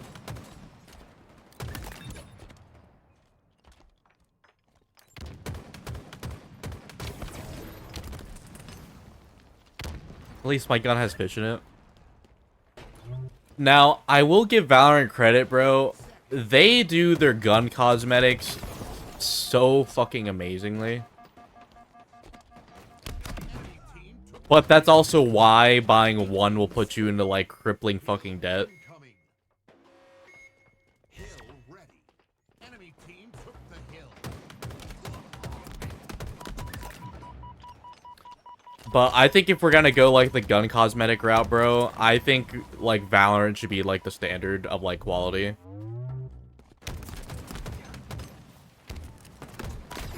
Maybe not so much price, but, like, quality, 100%, bro.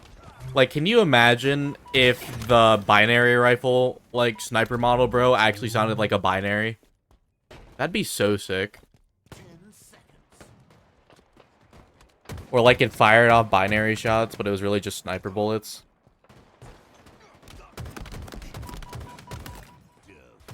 Or, you know, they could just bring back the binary back. That'd be cool, too.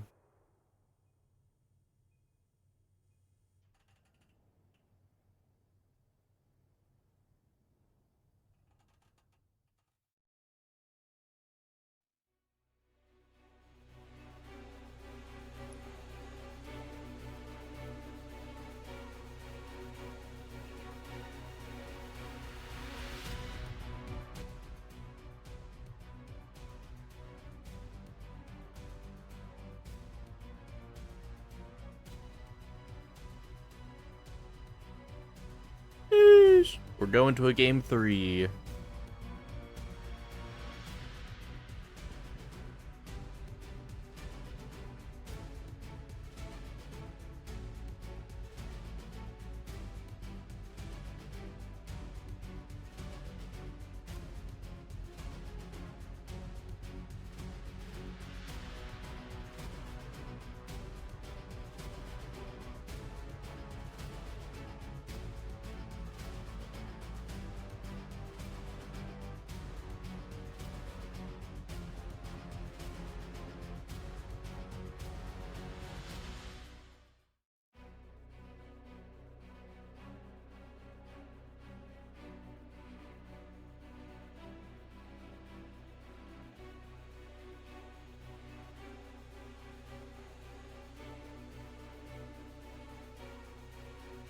You saw Presty in there?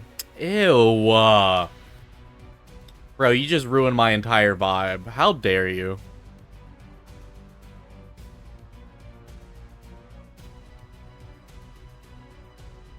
I don't even have anything against Presty, bro.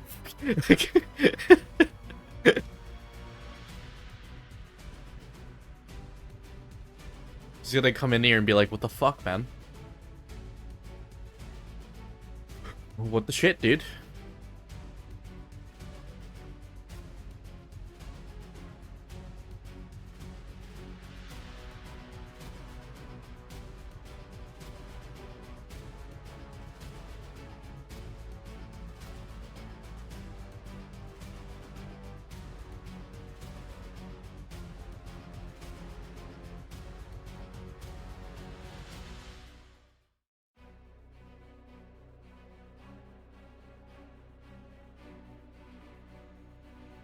Everybody just trolls him because he's a gigantic goober. Oh, just like Red Gear. Because he's bald.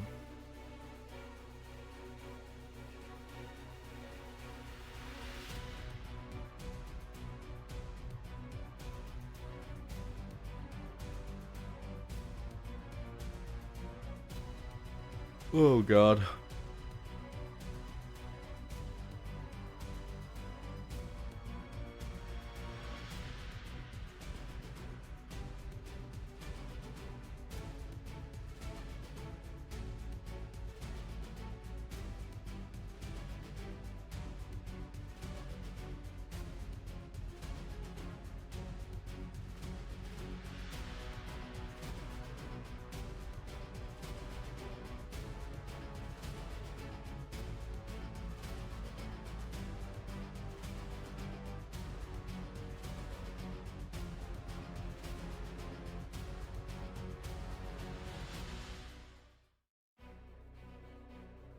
Game start, music go off, please.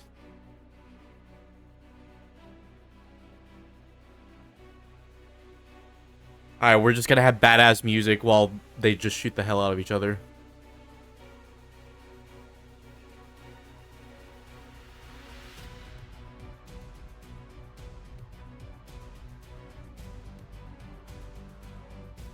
Four dead for a bit. Oh my god.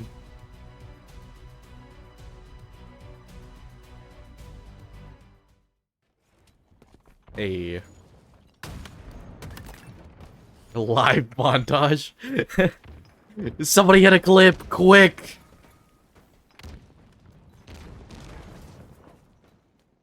Ball dropped.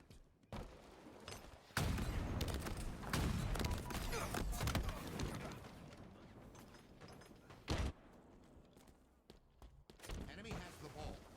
Ball dropped. Enemy has the ball. Ball dropped.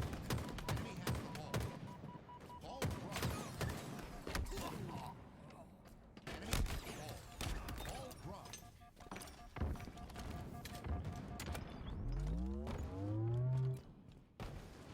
Enemy has the ball. Ball dropped.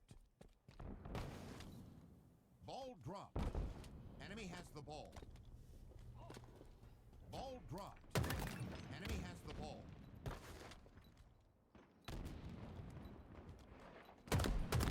Ball dropped. Enemy has the Damn, no trade.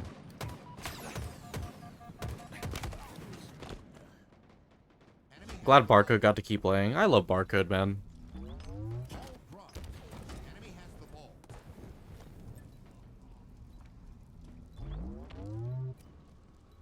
Barcode is one of the nicest pros ever. Enemy has the ball. Ball dropped. Enemy has the ball.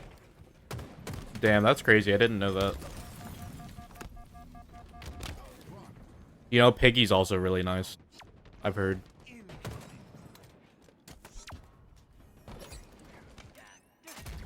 I think I only ran into Eco last year. Ran into Formal in the lobby.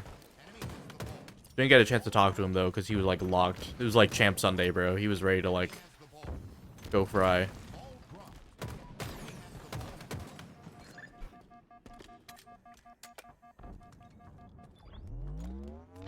Ball dropped.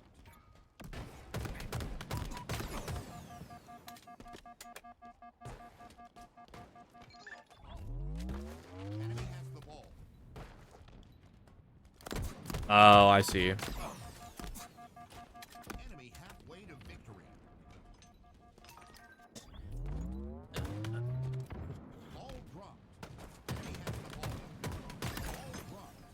Enemy has the ball.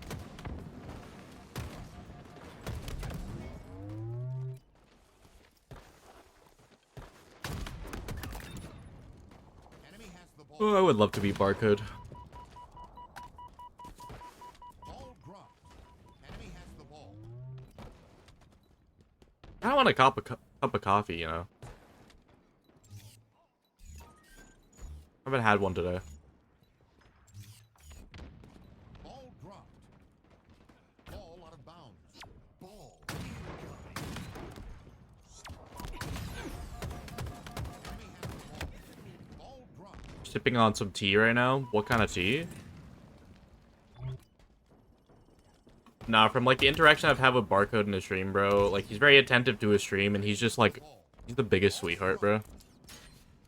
Cinnamon chai, that sounds good. Enemy team. I want to buy a kettle, bro, and get some more chai, and get some like chai as well. I want to start drinking more tea. And chai is like by far like my favorite. Ball dropped. Enemy has the ball. Ball dropped. Ball out of bounds. Ball incoming. Enemy has the ball. Ball dropped. Enemy has the ball. Ball dropped. Ball dropped. Ball out of bounds. Ball incoming. I think they're just waiting for pools to finish up before they start bracket play. That's why we keep getting like the BMC streams and whatnot. Ball dropped. Enemy has the ball.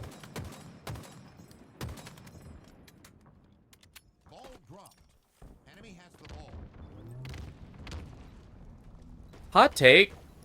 I fucking hate watching Oddball. I hate watching and playing Oddball, bro. It's just so long. Enemy has the ball. Ball dropped.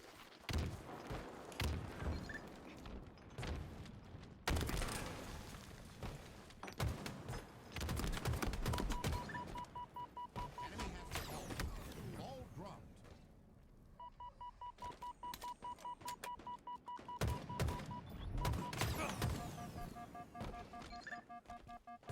I don't know, they usually only do like oddball like recharge and live fire too, so like you just see like the same shit over and over. See the ball get played like 80 times too. That was a teammate, I'm pretty sure.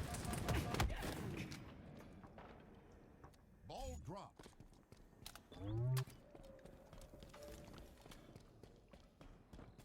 Enemy has the ball. Ball dropped. Good shot.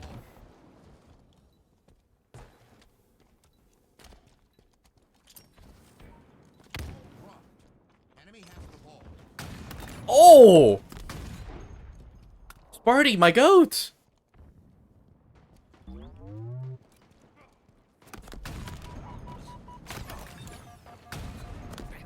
Oh my! Has the ball.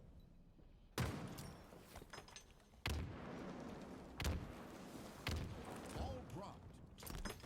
Enemy has the ball. Ball dropped. Those were some big kills, bro.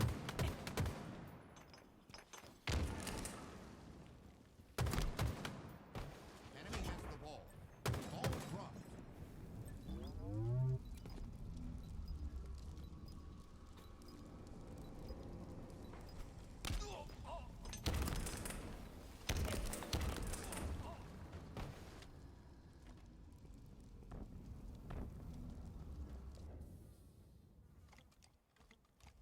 Round 2. Ball incoming.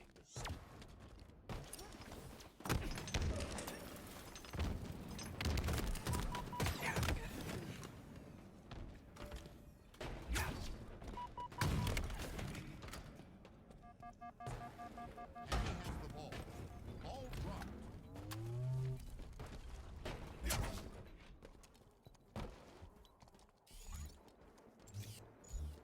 Ball dropped. Enemy has the ball. Ball dropped. Ball. Ball incoming.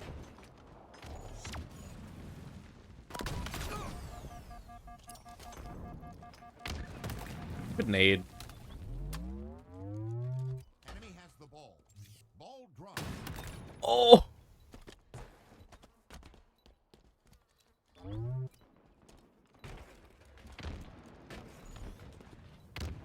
Ball dropped. Enemy has the ball. Enemy has the ball.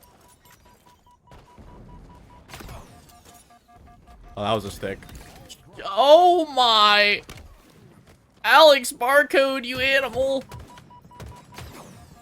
Oh, that was a nice stick. Ball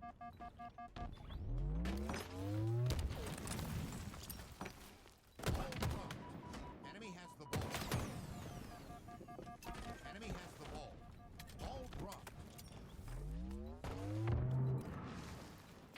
Ball dropped. Enemy has the ball. Enemy halfway to victory. Ball dropped. Enemy has the ball. Ball dropped. Ball unbound.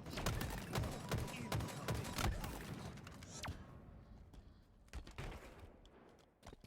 Enemy has the ball.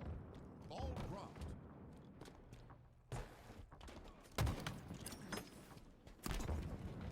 Ball dropped. Enemy has the ball. Ball dropped. Enemy has the ball. Bro, 65 straight points on the board. Enemy And they're 3 dead again, bro.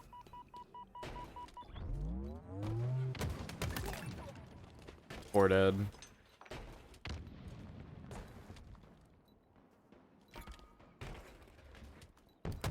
enemy team I don't know, dude. It's not looking good for Omit, man. Ball dropped. Enemy has the ball. Ball dropped. Enemy has the 3 ball. dead, bro. I think that's GG's, man. Damn, 100 and 0 the second round. Holy fuck.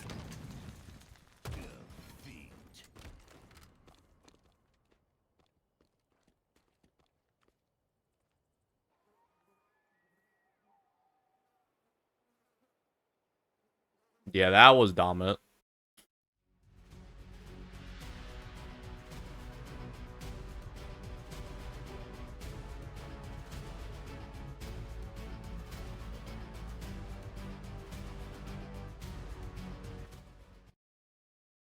Alright, what do we got? HCS on standby.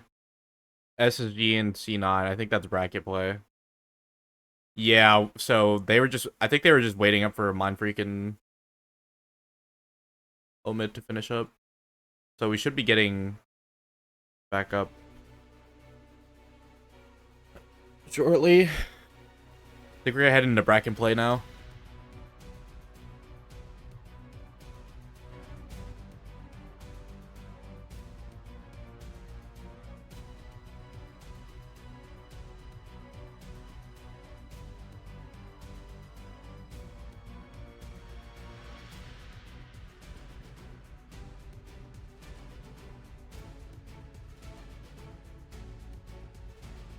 My soldiers push forward! My soldiers scream out! My soldiers Oh my. Jen, thank you for the raid. I appreciate you. I hope you had a good stream. Hope DVD was treating you well.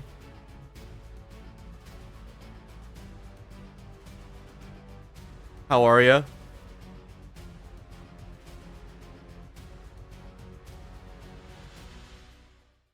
Oh man, I'm sleepy.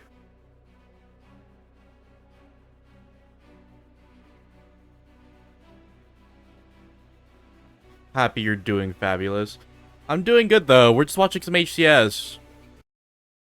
They just got done with pool play, so now we're watching the bracket series.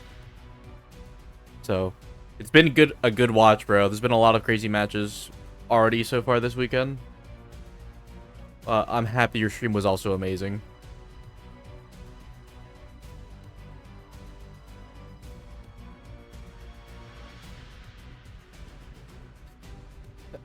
Ugh.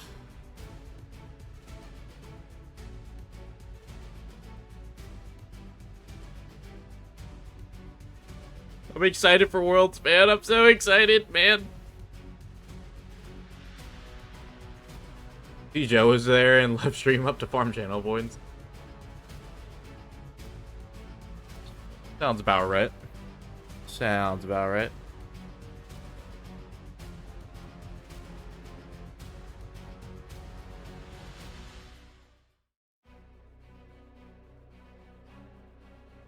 Yeah, Josiah's a grinder, bro.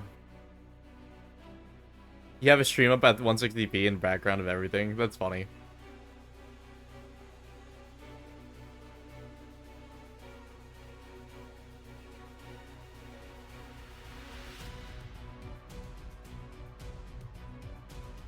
I really should be living your stream up, maybe.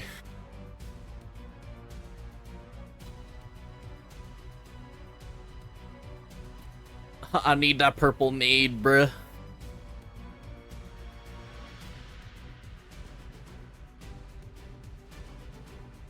Yeah, I gotta be honest, bro. I'm not a fan of that shock rifle.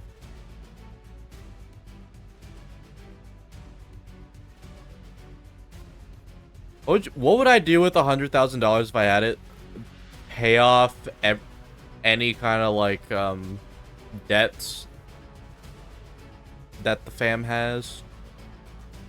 It's only 100K, but you know, pay off what you can. New PC for sure. Upgrade the setup.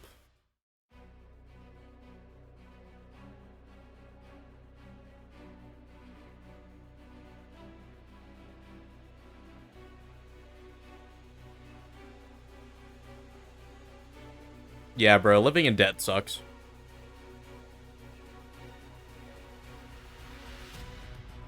It's like you blink and like any money that you had, bro, is just suddenly gone.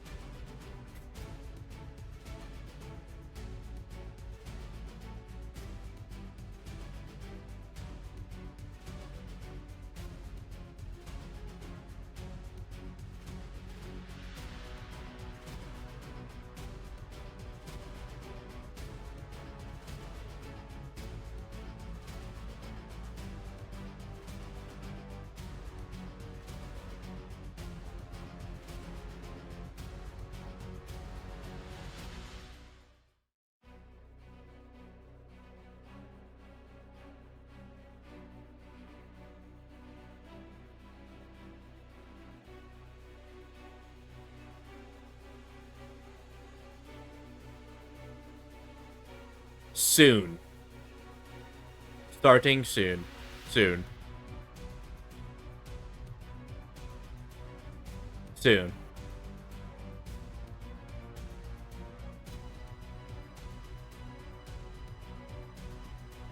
We don't know when, but soon.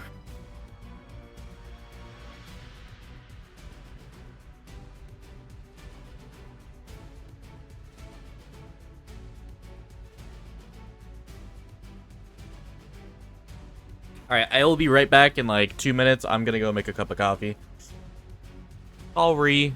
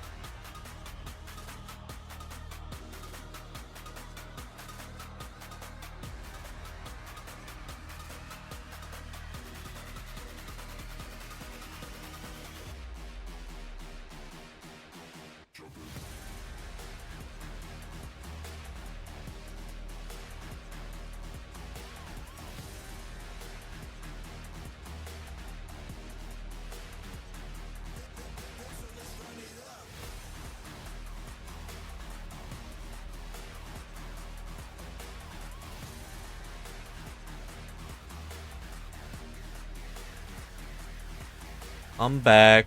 I got my caffeine. Stay caffeinated, guys.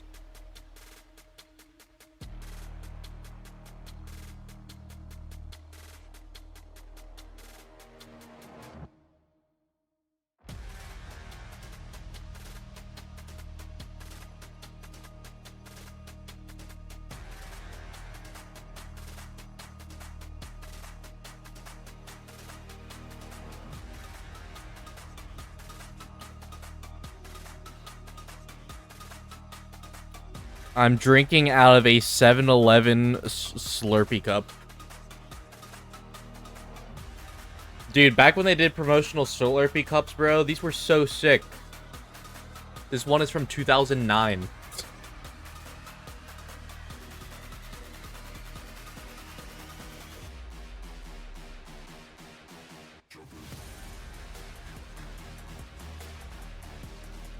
Cup is older than 2 of my nieces.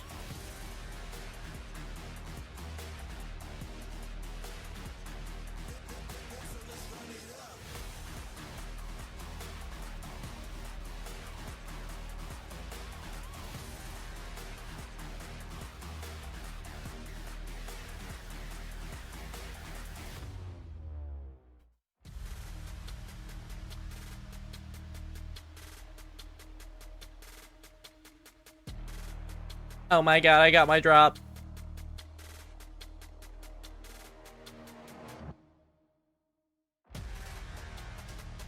Wait, that means I got the weapon coding. Yay. I've been wanting that coding for so long, bro.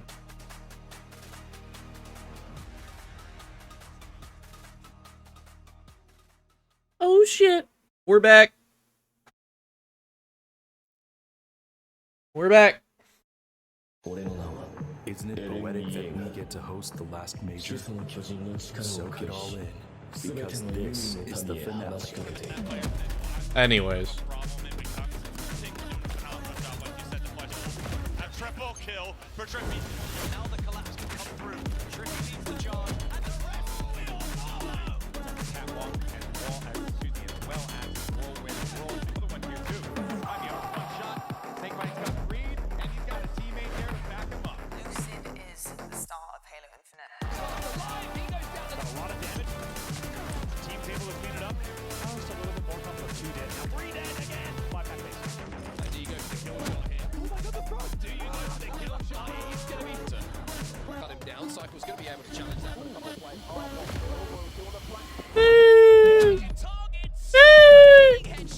Welcome to the Charlotte HCS Major, hosted by yours truly, FaZe Clan.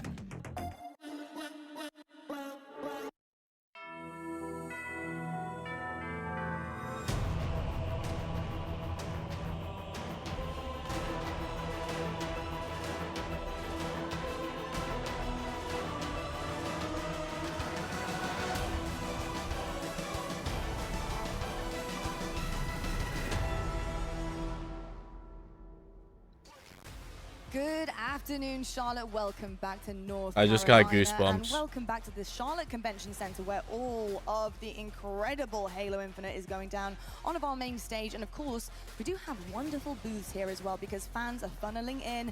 They're here for the perilous journey that is the championship bracket, which of course starts on Saturday. So day 2 here at the final major of the season is going to bring so much to the table. It actually already has this morning, and I cannot wait to talk all about it. My name Oh is my god, it's Eric Rhoda! hosting for the remainder of this weekend, joined by 2 amazing analysts, and I'm very excited to have you once again on the Death Snipe Down. Welcome to day number 2. Tony, why not be casting an absolute legend in his own right? Fellas, day number 2, Saturday here at Charlotte. Wow, what a morning. I mean, I was literally getting ready, watching all of the games that were happening and just trying to basically have everything on a screen at once. But my eyes could not be taken off some of our open bracket teams who are really starting to put the work to some of the best that we have here. Eric, we're going to talk about the upset a bit later on, but how are you feeling about day 2 and especially what we saw this morning? I tell you what, I didn't need my morning coffee this morning when I heard Mindfreed took out Optic. It was one of those, I was talking to the TSM boys, Talik and Manny, and it was just hilarious, my reaction. I was like, this is the most absurd matchup I've ever heard, and then they go on to win their entire pool 3-0. So, I mean, I don't know if we're just severely underestimating them. Optic may have underestimated them. We'll talk about that. I got a couple points I'd love to hit on, but yeah, pretty insane. Oh, don't worry. I'll let you hit on them. Tony, yesterday, though, day number 1 pool play, honestly, really good stuff out of the very best that we have. Seeds kind of worked out the way that they were supposed to. There was a couple of hiccups from some of our teams, but smooth sailing, so to say. A couple teams I was kind of surprised with that didn't really kind of bite the bullet early on here this weekend were Envy. I was hoping for a bit more from Envy here. Going up against Space Station Gaming, we made a real big hoorah about it on the desk, and I think everybody was expecting them to be lights out, if not, honestly, taking that series. How are you feeling about day 1? Yeah, I mean, in Pool D, you know, Envy definitely had a capability of finishing out first place in their pool. And meanwhile, on top of that, you know, as much love was showing all the international teams like the Akaves, the Majins, you know, one team that kind of stands out to me is Luminon. Luminon did not step up to the occasion, honestly. You let Cloud9 and FaZe sneak past you, and now you're in a bad spot in the elimination bracket. Yeah, I've got to say, you're just looking right now at your champions across this season on our roadmap, and you're looking at Optic Gaming, who had a 2-peat here. We're searching for that 3-peat, but of course, Shopify Rebellion squeaked that one out. We're into our last major here, and it's funny looking upon all these trophy lists because Optic Gaming, once again, in the fashion that it happened to them previous, they have dropped down early on. They are fighting for their life, and they're facing Shopify Rebellion here again in the first round. This is absolutely insane. Snipedown, I have to ask you about, you know, the kind of breakdown at the beginning. What happened versus Mindfreak? How are you feeling about this real early hiccup again from Optic Gaming? Yeah, I'm starting to think that they just want to play Shopify in round 1, and obviously that's not the case, but they have won tournaments after facing them early on. And there's something that I learned. Apparently Legend was the only one there warming up before their series versus Mindfreak. So I don't know if maybe they just slept in or what was going on. There was some words going around, but clearly it affected them not getting in that practice. And you know, we'll see what happens going into the series because this is a big one and there is no mistakes to be made. There is no mistakes to be made here. You literally have one safety net, and as soon as you fall into it, that is it. You cut a hole in it, you're going through, unfortunately going home. Looking across our pools here, this is exactly what happened yesterday, and as you can see, the spots have been filled by open bracket teams. They've been battling all morning long, and Mindfreak, they managed to do the impossible. They're the top of Pool B. I literally, it's the weirdest thing to see, but also the most epic thing to see. Shout out ANZ, shout out Barcode also coming back, barking his way through. That's my goat. I've got to say, I'm so impressed. I think it's really difficult when you're looking at teams that are coming from across the globe. You are not as familiar with what they are capable of. They don't get the practice against North America, and why not Mindfreak? They've always been around. They have had a really great history. Dude, the results from East pools is basically identical. Be peaking at the right time again. I told you we'd be talking about that once again. This is perfect. This is exactly what you want to see if you are a Mindfreak fan and you're an ANZ fan as well. 3-0 in top of Pool B with Optic Gaming, previous champions twice through. That's pretty epic stuff. How are you feeling about those lads in that roster? Yeah, definitely want to give a huge shout out to Mindfreak, the most interesting team that we have going into championship bracket. Half the team on mouse and keyboard, half the team on roller, and I want to give a shout out also to everybody from international play. I want to give some love to Akabe. I want to give some love to Majin as well. Even Luminon, even though we didn't see you hit second or first seed in Pool C, we did see you're going to be in elimination bracket. Honestly, international competition is tough right now.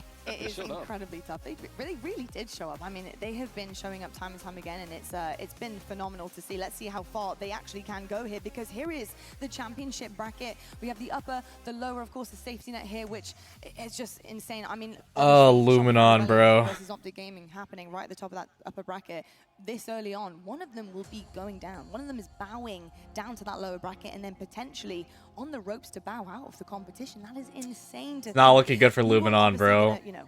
They they're gonna have to fight Rebellion or Optic. That is a tall ass. That is a very tall ass. What are you most excited for other than that kind of crazy first round matchup against Shopify and Optic? I mean, truthfully, every one of these matches I feel could go either way depending on how the teams come out. I think, you know, Space Station... Luminon, I feel like out of any of these teams that are in lower bracket that could go the distance, bro, I think Luminon could do it. Obviously prefer the Cloud9 matchup had they won their pool and took out Space Station. And then Mindfreak versus TSM. Those are, like, I have no idea where that's going to go. I mean, I'm picking Mindfreak for that. I would love to see the momentum carry forward. Every one of these series is going to be absolutely electric, and I think these are going to be some of the best first round matches we've seen. I cannot wait, and actually I can't wait that much that we're going to go straight to game. Let's head on over to the casters. It's going to be the first one on the main stage, boys, and it's a big one. Walshy and Clutch, I hope you're ready for Optic versus Shopify. It's lining up green in here, and I cannot wait to see what happens. Dave, I'm ready for this. I know you are. And dinner is served early on Saturday. We got Shopify versus Optic once again. Winners round one. Optic slip up in pools and now immediately get thrown against the team you'd think that they would be finding in the grand finals later on this tournament. I gotta ask, what are you thinking of this Optic team as they woke up slow on this Saturday, once again getting fed to the wolves of Shopify Rebellion in bracket play? I mean, in the history of Halo, anytime we've had a dynastic team who've just dominated throughout the seasons, they haven't fallen in these ways. You haven't seen these early pool play losses. You haven't seen them lose to an open bracket team like this. So it's just confusing to me to see this mixed results. They have the highest of high ceilings, but seems like their floor also is a little lower than I expected to be. And it's always Shopify that kind of That's an interesting series layout. tasked with the bracket that doesn't really favor them as Optic continuously. This is the third time this year Winners Bracket 1 has featured many of our grand finals so far throughout this year. Both of our champions so far throughout this year. Shopify has got to be sitting there thinking to themselves, can you guys just figure it out? We gotta do this again. Can't you guys all do something different? Hey, Evermore, good to see you, homie. Hope you're well. But that almost feels deliberate at this point. Hope you're having a good Saturday. That being said, Shopify have gotten the better of Optic in Winners Bracket Round 1. Both times it has happened up until this point. When these two teams play, ladies and gentlemen, this series usually goes the distance. These two teams have played 11 times this year. The series 11 times is crazy. 29 apiece across both of these two teams. And if you're in this venue, I don't know what you're doing if you're not sitting down watching this one. This is the series we've all been wanting to see, and we get it early. Yeah. Like, you're not sitting down watching this, you should be standing up watching this. Yeah. As Wes said, the games between these teams are tied 29 apiece in their series. However, the series score tells a different story. 7-4 in favor of Rebellion. Yeah, here we go, and it's Frosty we're going to kick this one off with. Optic Gaming fans, if you're in the crowd right now, you need to wake your team up because they've had a slow Saturday to this point, but it can all turn around with this best of 5. Frosty with the S7 going bottom mid. Bro said hi, Renegade. The nade does some damage, but not enough to take down Renegade, and now Renegade finds himself with a snipe in hand. Royal 2 in his face, can't hit the shot. Royal 2 finds a double kill, the S7 in his hands, and it will be Shopify that look like they're in a prime position to get Royal 2, a camo and a snipe, but Bound has something to say about that. Formal spawning small window will sandwich Royal 2, and actually Optic may be Busy playing games. Sorry you haven't been here. Bro, you don't ever have to apologize for not being here, bro. You come when you can.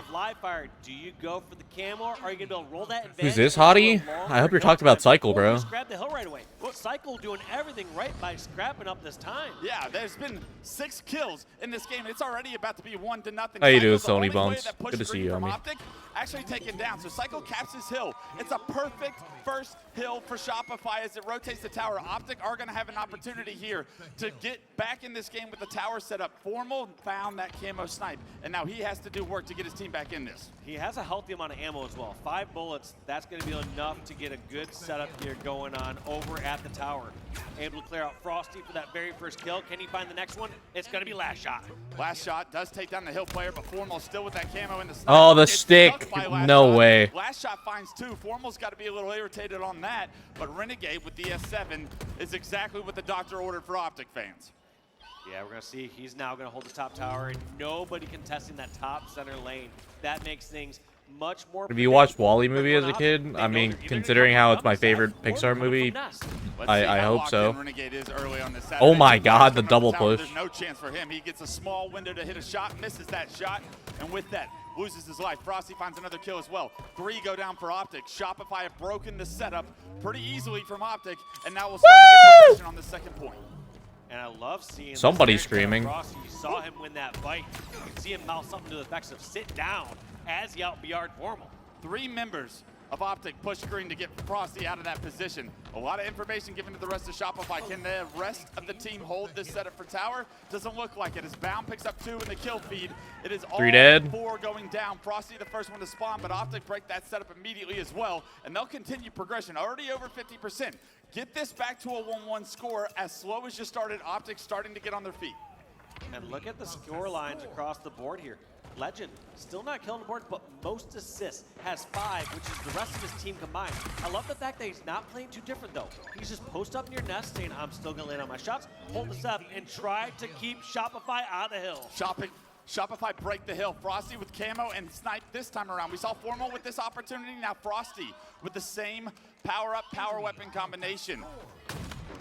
So little time for Optic to get back on their feet and try and break the setup before Shopify can take a 2-0 lead, and they have to go through Frosty with camo snipe in order to do so. There's 2 players pushing towards Nest. One's already snuck around back tower. The camo not going to be part of the equation anymore as it runs out. Frosty with the shots gets a huge double. Trade, but in the meantime, the rest of Optic, Legend himself, has gotten the hill, and although he doesn't have a kill, that is major feat in that hill to get Optic right back in this. Yeah, I mean, on one hand, if you're a Shopify fan, you have to say, great job, we're shutting down Legend. You gotta do it good. But on the other hand, you're saying, wait, we're tied 1-1 and Legend hasn't even gotten a kill yet. Wait until he wakes up and starts going off. If you can process that level of information while all of this is going on, that would be impressive. But Shopify get a clean wipe as the hill rotates into house now. Cycle gonna be the first man in front of the Shopify Rebellion setup here. He's gonna get taken down. 2 actually go down. Frosty and Cycle both lose their lives. The player in the hill for Shopify by himself. It's going to be last shot is roll 2, trying to anchor from green, trying to get some That's really good damage. Capitalize on, but both Can't be capitalized on though. And a staggered respawn from Cycle and Frosty. That's not good. All 4 up and have a perfect setup of their own, but they have to play perfect here if they want this hill. Couldn't tell if Royal 2 was not QTing because he was getting greedy and trying to finish off that fight, or he didn't want to get the I don't know why I'm like half expecting someone to just scream horny Jesus Christ. Horny for me. English is hard, bro. Trying to crawl back in hill number 3, and Renegade hits a couple of body shots with the snipe. Huge Finds double. himself 2 by himself. It's roll 2 who stands alone on the map. Who's gonna do it, bro? Who's screaming horny for me? Taking the lead once again, 2-1 here shortly. That's going to be the second hill for Shopify. Looking strong, looking good. When we're looking at the kills across the board, pretty much even for all these members of Shopify. The only one that's positive right now is Frosty with a positive 2. So Slays, neck and neck between these 2 squads. Royal 2 trying to get eyes on that camo, but Renegade just tiptoes around his sight line right there, able to get away with that camo. And now, although Royal 2 is able to play big door here with the snipe, Renegade's got the camo. He's going to try and get up close and personal. And look at this. I love this from him. If he can get some initial damage from his team, that's his sign to go. Yeah, and last time when we saw that secondary hill being captured, this. It was all because of Renegade really pushing through to that side. It was Renegade slipping behind in the mud. You saw Frosty didn't catch that timing last time. Second time Renegade makes a flank, once again undetected. Beautiful trigger discipline from Renegade right there. Just a heads up play to clear out all of green. Repulse, camo stick, working to his advantage as well. Last shot did see him, but too little too late. He didn't know he had all the util in the world to play around, and Renegade takes down last shot to help Optic almost guarantee this 4th hill. Look at this Renegade. Crazy repulse plays. So much time over here at back green. They're not comfortable just leaving them back there. That was hot. Doing a little no scope with the snipe, but double back. A little late here on this hill. I'm curious to see if we're going to see Shopify try to commit to this and grab it, or just go for a bit more slays and set up for hill number 5. Well, the hill's not going to move until Optic get in it, so Shopify kind of left without an answer outside of try your best to come back in this, and if you can pull that off, that would be a deflating experience for Optic Gaming to go through. There is one player, I believe, still at tower. Last shot on the prowl. Last shot hits the first body shot. The second. God damn. And this kid, when he hits up, he does not miss. And right now, he is the player to watch with the double body there. One player of Optic gets feet in the hill. You got to get him out fast. Last shot decides to drop, not where you want to be with the S7, but can last shot make it work? And body shot onto Formal, but Formal with the beautiful shots to suppress last shot. Bro, just like that, this hill's tied. Holy crap. Oh, they're getting that hill though. 3 dead. Shopify could go up by 2 hills. Yep, looks like Legend's going to scrap up the last remaining time in that hill. And we got ourselves a tie game, Wes. Next up, top center hill. 2 minutes and 40 seconds on the clock, so you can guarantee that time probably not going to be a problem in this game. It's a first Crazy. We're going to call it as Formal posts up. Oh, Formal's locked, bro. Formal does best. Rip faces from a posted position as he finds that first big. Another body shot under roll 2. Roll 2 is going to repulse up into Formal's teammate. Good comms. We'll get roll 2 taken down. Roll 2 and Renegade, the first 2 players to die on this set of the battle for camo is where everyone on the map for Shopify is focused. Optic Gaming don't send the same amount of resources there as they prioritize the hill, and we'll see who gets the benefit, who benefits the most from that decision. Yeah, I feel like May not seem like it. Legend's been doing a lot, bro. He's gotten so much hill time, and he's still putting down so much damage. Either platform. So we're gonna have to see if Shopify can make up that gap, but Optic scrapped up so much, they're about 70% on this hill number 5. That's a beautiful read from Cycle. So many times you see that player from Cuts get a back smack, get so much free damage on the hill player before he's able to react. But Cycle, with heads-up situational awareness, able to get a melee, it's traded out immediately, and he doesn't even have to pay for it with his life. And now look at the progression, Dave. Shopify have gotten right back in with the use of this camo. Yeah, I like that. And also that pressure that you saw Royal 2 and Frosty trying to push on green, but ineffective there as every member just cleared out of the top center. It's going to be Optic trying to scrap off this last little bit. Can Bound dodge these nades? Yes, he can. They get steps in, they get The steps stick, in from the that was fucking Cycle. huge. Cycle repulse. Oh my god, Cycle. 4 dead. Holy fuck. And that's going to do it. They're going to get the hill all 4 down. Oh my god. The hill will go to Shopify from a miraculous last-second play from Cycle, you fucking god, bro. Chickens before they're hatched. My apologies, all you viewers out there. Last shot. Oh my god. The flank of the sentry up through the vent. I didn't see anyone near sandbags in a position to contest that. If we're trusting anyone to count chickens, I'm trusting Last Shot. Everyone knows he's got chickens at home, and he can count those chickens to the very last second. 3-2. Shopify take the lead. Roll 2. I don't know where Clutch was going with that, bro. They want this 4th point. Optic coming from the big door situation. Roll 2 forced out of the hill. Multiple members now back green from Optic. Roll 2 with the side kick in hand, able to find Bound, and that's going to open up the floodgates as Renegade goes down as well. Yeah, still not certain about his big door over here, but now they've got Cycle out. The only real risk is now someone like Legend, who snuck on over towards the pillars to get that snipe pick off. He might have started. He's warming up a bit more. He might have started slow, but this is the exact opportunity you expect Legend to take advantage of. He's going to have a player back green, but knows that there's white wall pressure coming as well. Roll 2, taking down Legend before he can do any more damage with that snipe is a massive kill for Shopify. This hill narrowly in Shopify's progression right now, but look at how Optic are making this scrappy. They're buying time. They get feet in the hill to contest Last Shot. A frustrating death from Last Shot as he gets overwhelmed by the rest of the green wall. And now Optic have control of the hill, so everything that went right for Shopify at the start of this hill erased. Optic have an opportunity to tie this game. Yeah, Optic trying to tie this one up, and these teams not playing it slow whatsoever. These teams can play it about as fast as couldn't get away. Things start to go in their advantage. So we're not going to be seeing any time in this scenario. This is going to be going over to one of these teams soon, whether it's going to be Shopify closing out this game 4-2 or Optic bringing it to a crucial Hill 7. Frosty no scope headshot. Oh my! And hits him again in a second. He comes off respawn. Formal had Quantum the first time around, couldn't even Quantum out. Frosty is canceling Formal out of the equation for the end of this game. This is going to be Shopify's hill. Very interested to see where that first grenade landed. Did that land all the way on the scoreboard there from Frosty? I Wait. can't believe I've seen players throw predictive nades from that. Oh my god. Oh my god. Oh my god. Oh my god. It's doing Bound things again. He gets feet in the hill. He gets another Huge lives. Oh my god. When you think I can't believe he lived. Answers back. One of the fastest, if not the fastest player in the game when he's G-sliding across the map. How did he get Somehow close that gap quick enough Wow. to contest it.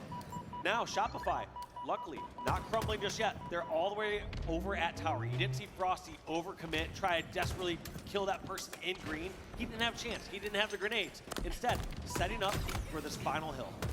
This is where these series are decided. It's the close games and the differences that players make at the end of these close games that really make the difference in these series right now.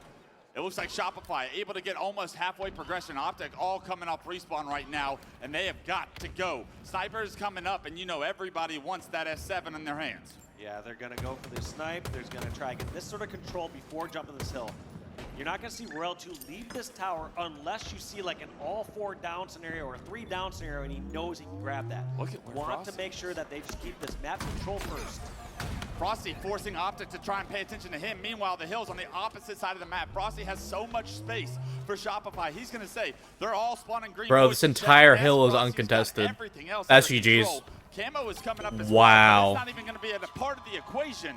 as Last Shot with feet in the hill will score That is the a final crazy point, first and it game. is Shopify that take game one 4-3. It's as close as it gets, ladies and gentlemen, and if that is a sample for what we are in store for this best of 5, this is going to be an absolute banger to kick off championships on Saturday, I should say. Yeah, no kidding. You're used to, when you see these two teams battle it out, you're used to seeing them in the finals. And we I guess you very could may make well. an argument for the 2025 season of how often we've seen Optic fall to second pools and play Shopify Rebellion. These First games round are crazy, bro. First round.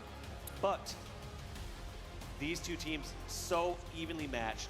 We now just have it to a, when we go to the game scores, Optic taking 29 games, Shopify Rebellion winning 30 games. These teams literally as close as you can possibly be in skill, and they're both at the peak of the mountain. Yeah, that game went back and forth. It was Shopify in the lead, Optic tie it up. Shopify in the lead, Optic tie it up. I really can't wait to watch the rebroadcast and see how Bound was able to get into that hill before it was captured. The sixth hill, right before Hill 7. I don't know how Bound got feet in there, and what he did after was absolutely miraculous.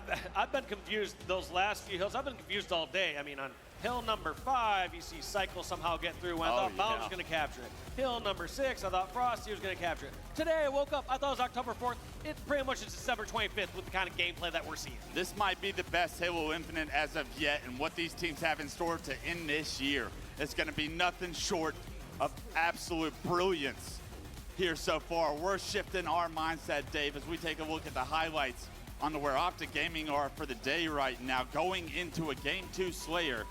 And when you talk about the series that we've seen throughout this year between Shopify and Optic, the times Optic lose the Slayers are the times Optic fall short of Shopify Rebellion. And knowing that Shopify now have that one game advantage, looking at Game 2 as an opportunity, as a appetizer for what this series is for them, Optic Gaming have got to refocus and reshift.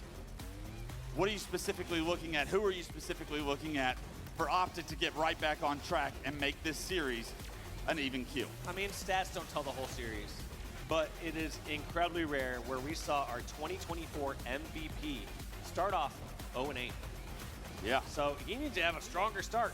In the end, his stats, totally fine. The work he was doing even early in the game was fine. Getting all the assists, just some things not falling in your way. But at the end of the day, if you're asking me to highlight one person or call out one person, you gotta say, Legend, where's the stats? And I think if anyone's gonna step up in this game too for Optic Gaming, it is usually Legend that is nothing short of brilliance when you watch his point of view. It's gonna be Solitude, Slayer that these two get to duke it out on. There's a camo, there's a shock rifle. We saw plenty of those paired in the first game with the S7 and the camo, and you saw how much success Frosty was able to have. You saw Formal anchoring the tower with the same combination. Don't be surprised when these two teams at this high of a level, they drop those power weapons for their camo players, and when they do, they create opportunity and almost outright dictate how this game is gonna go. Ladies and gentlemen, we are getting into Game 2, and Optic find themselves down 0-1. Shopify gave them everything and honestly stole some of those hills away. But as this series continues, you can only best believe the bloodbath will continue as well. Excited to see how both these teams decide to play it. I do think we're going to see a bit slower of gameplay at certain moments on this one. You have no choice but to, unless you want to try to force some action. Oh my God, Legend does want to force some action, just flying into the yard.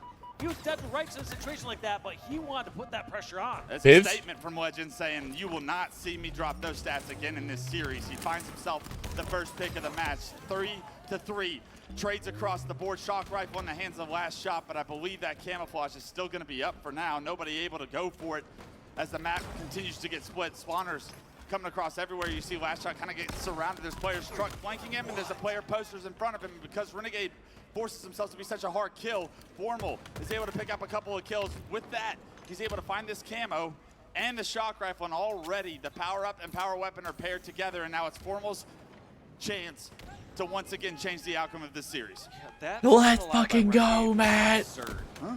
You think about, yeah, that also seemed like I should have hit. I'll give you a little credit there for him. Well, that one looked pretty good to me. Looked good to me, Coach. I was gonna say, the fact that Renegade not only stayed alive on the stairs, but jumped up and avoided being seen during that time where Last Shot was trying to throw a grenade there. It's just, the difference between these top teams isn't just the shots, it's how difficult of kill are you? Yeah. How much of a nuisance How long are can you you when stay you're being alive? taken down? Formal with the shock.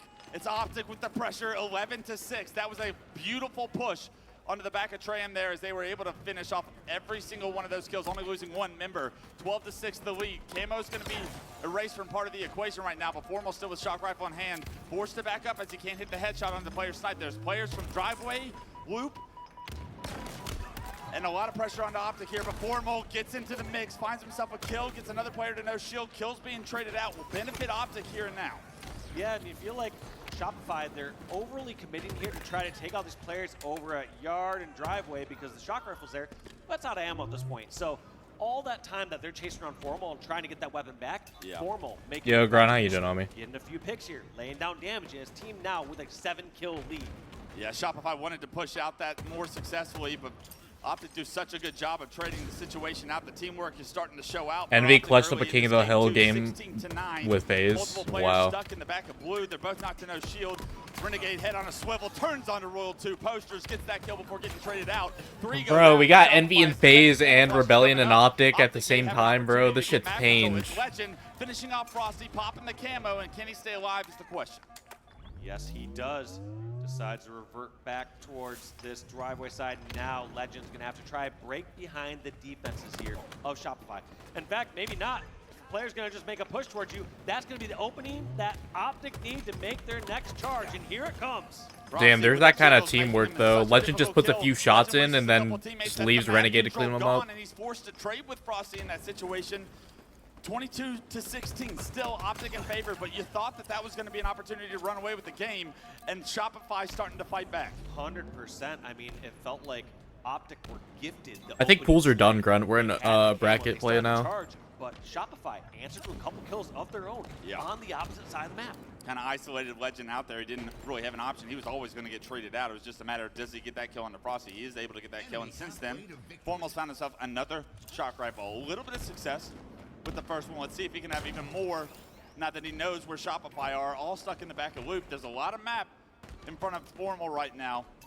If they can keep Shopify pinned down, that would be big, but as Formal relocates to bottom U-turn here, multiple members pushing top posters right now, and Formal gets back up to top snipe, and now he's got Cycle in front of him, but Frosty looking over, and Frosty not to no shield. Cycle still able to get a shield back, but Cycle gets the best of Formal, should be cleaned up by Legend. Legend trying to hunt. Cycle down, the repulse makes it a little bit more difficult, but finally Legend able to get that kill, and a much better start for Legend as he is 8-4-3 here in game 2. Optic benefiting from that heavily with a 30-19 scoreline. Yeah, massive lead. I mean, we talked about highlighting Legend going to this one, but I think one of the people who's doing real amounts of work there is Renegade, getting 2 kills in your kill feed, dead, bringing him up to 14-5. The MVP Renegade, 14-3-5. Getting his team back into this series. Part of a leadership quality is doing it yourself sometimes, and Renegade says, I'll do it myself. We'll hop on board with him, and he looks to be aggressive. All Shopify are top snipe. If he hits this left at the right time, he is going to find even more kills to his name. Frosty does try to turn, but it's Wanna hear a listen in, bro. As he outdoes Frosty once again here. I mean, I'm having flashbacks to Halo 5 World Championships where you have Renegade on this Splice roster, flanking around over to Yard, hitting the likes of Frosty and Royal 2 from behind. Renegade challenging the world right now, and Cycle brings him back down to earth with some shots of his own. Cycle trying to do what he can, but still a tough position right now. Down 15, making 14 kills. This is Optic's game to lose. Cycle though. Camo could help. It can help, but I don't know if it can help by 13 kills. It will make a dent, and it depends on what they can do if they can get Optic in some sort of spawn cycle, but you start to think of like Camo adding maybe 3 or 5 kills in a very good or very average time. 13 kills, completely different. Cycle was actually getting hunted by Formal there. He actually does a phenomenal job to stay alive, relocates, and able to take down Formal, but in the meantime, he's still losing teammates. Members of Shopify are dropping across the map, creating this still 11-kill lead. This Camo, he's having success with it, but at the same time, Optic doing such a good job to trade kills out until now. 2 go down for Optic, the last 2 players forced into blue, and this is where they could get trapped. This is the moment Shopify could come back in this game. Legend just being so patient, waiting for that player in the dip, spot Cycle right away, trades out the damage, but that's gonna be Legend and Frosty going down. So every single time it seems like Shopify might have an open, might get a kill. Optic get a kill of their own, and make it so Shopify can't get a 4v3 or a 4v2. Yeah, I can't tell you how big of a kill Renegade got off screen there. Oh! My God. Oh! Not going down without a fight. Gets a triple kill. Beautiful shots. Oh my. Personal to make it a 7-kill game. And all of a sudden, Shopify's momentum starting to manifest into a comeback. Just like that, you saw Holy. last shot, assuming they're going to spawn over near hotel or something. Tries to position over near LR. Does not work. And instead, the yard gets taken over. Royal 2 falls. Last shot falls. Got that triple for nothing, man. Fuck. Optic immediately. No hesitation.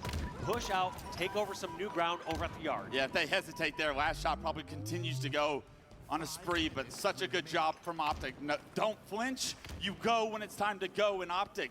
Now reaching the 47 kill mark, 3 kills to go. Here comes a push from Shopify into yard. It's free shots on the last shot. It's free shots on the Psycho Bound.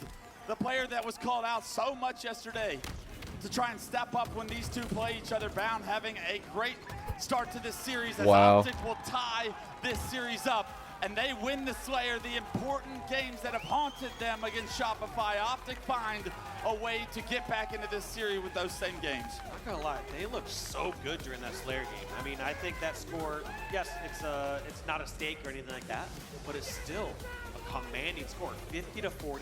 It felt like any time Shopify got something going on, Valiant got something going on, it did not work. It felt like Optic always had an answer, some sort of kill across the map, some sort of trap, or just some sort of brute force effort from someone like Renegade just to snag a kill. Yeah, it's not some sort of effort. It's Renegade on the map doing things. 19 and 11.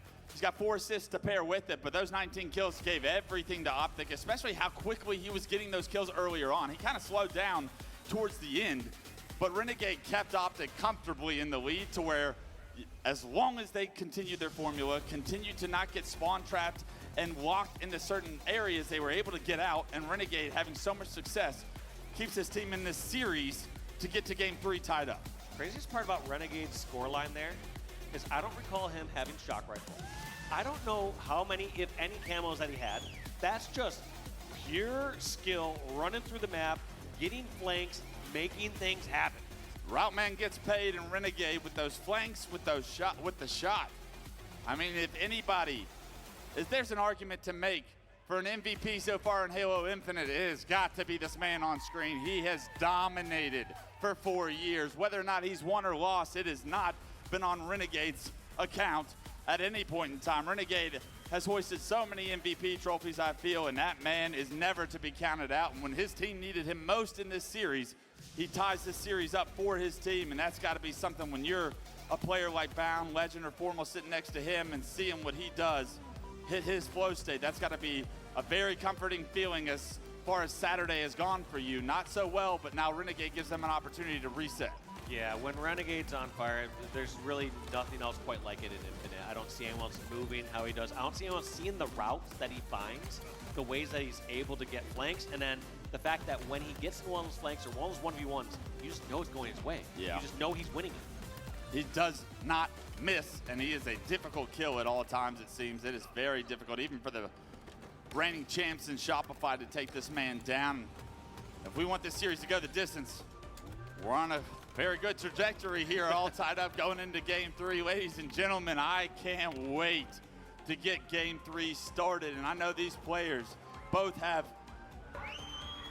some confidence going into game 3, knowing that, hey, if you're Shopify, you won the objective, you lost the Slayer, you kind of get to shoulder that off. But now Optic finally, for what probably feels like the first time today, are like, we're here to play and win a championship. Yeah, they were, and honestly, they were feeling looking good even throughout game 1. There were so many moments there that they just got out positioned, like when Cycle took over that top center hill, when you had, yeah, there's just so many moments that Optic felt like they got stolen away from them.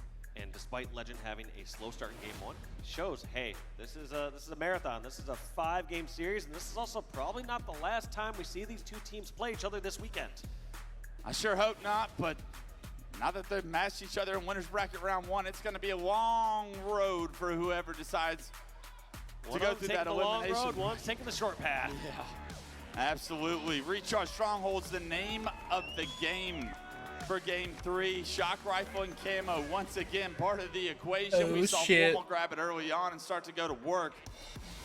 in that game too, and you got to think if you're Shopify, you got to start prioritizing these power-ups. They really dictated their early game in that game too, and I mean, it's tough to, if any of these 8 players get that weapon in their hand, they can really start to change the trajectory of this game.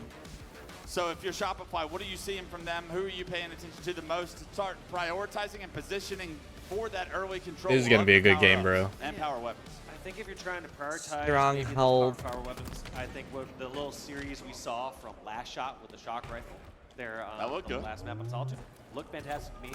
I think the bigger thing for me that I need to see some Shopify is they need to be able to get an entry kill and then not throw a death or fall into an optic trap right after. Right. I feel like there's a few times that we're seeing, and this is from both sides, but specifically from Shopify's side, is they'll get one kill, and then you'll instantly see that kill answered by someone from Optic, and it's not the person that was in the original engagement. And on a game type like Strongholds, if you're able to stay alive after getting that first kill, it can snowball out of control, especially on a map like Recharge. If you get a trip cap, big things can happen. Huge still happening kill. on Holy Renegade's crap. screen. He's got the shock rifle in his hand.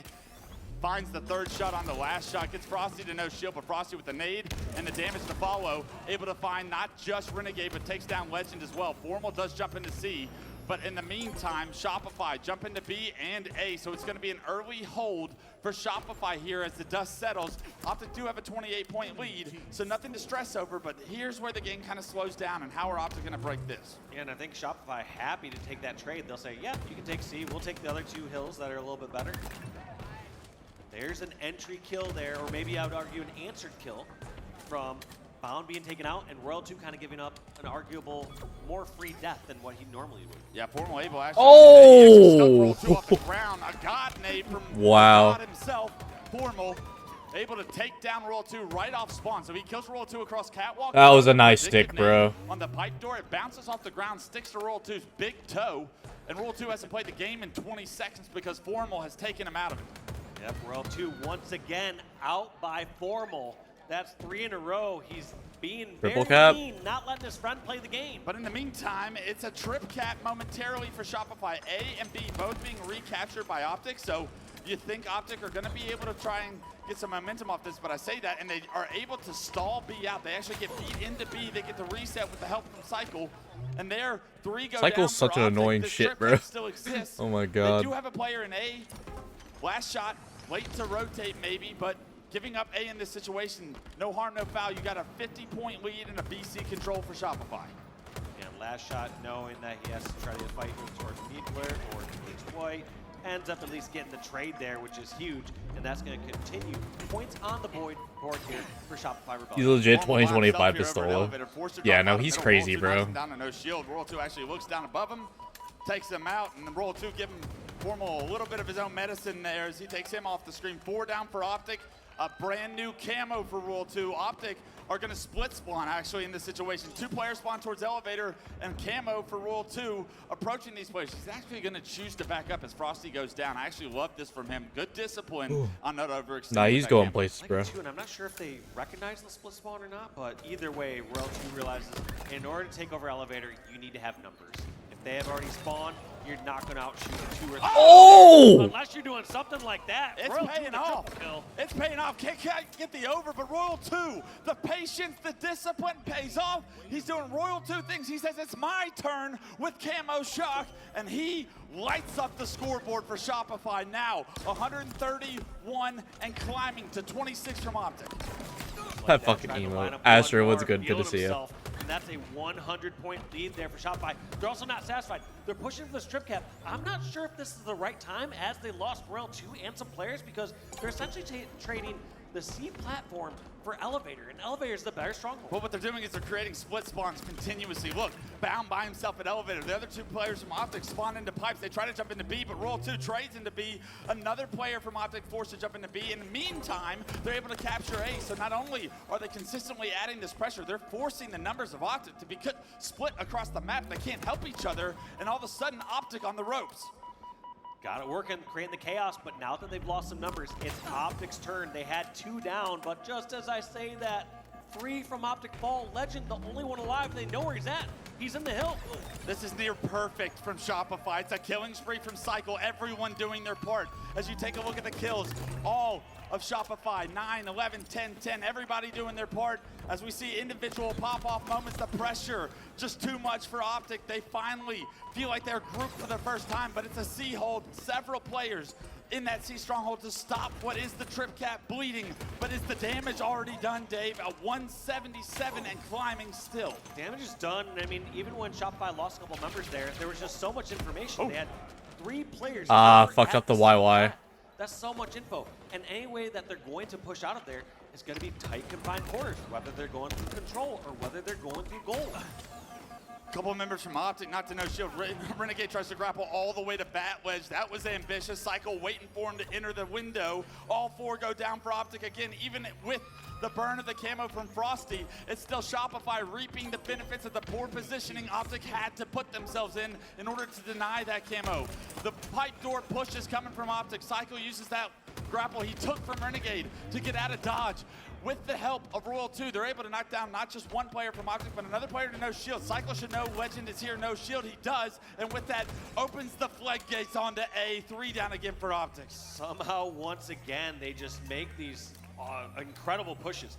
Basically, they'll know where there's so many players of Optic, and as you saw from that pipe engagement, Optic had numbers, but they felt funneled in even one by one. They're going to get double teamed, they're going to get grenaded, and they won those fights. Pushed on over, took elevator, and they just go back and forth. And at this point, it is just too tough here for Optic to come back. They have to play perfect, and they have to do it now, and they have to do it the rest of the game. The pressure from Shopify has been too much. Bound and Formal both go down. A player tries to come across catwalk, and a trade will do everything for Shopify. Bro, they're 4 dead. That's game, bro. That's game. They're in C as well. Dude, Rebellion didn't just win that game, bro. They did that in a very, very convincing manner. 2-1. Clinical by Shopify. They did that in a very convincing manner, bro. Holy crap. Well done. They were making the right rotations, taking the right fights, hitting all the important shots, keeping Optic staggered. One thing that wasn't even close.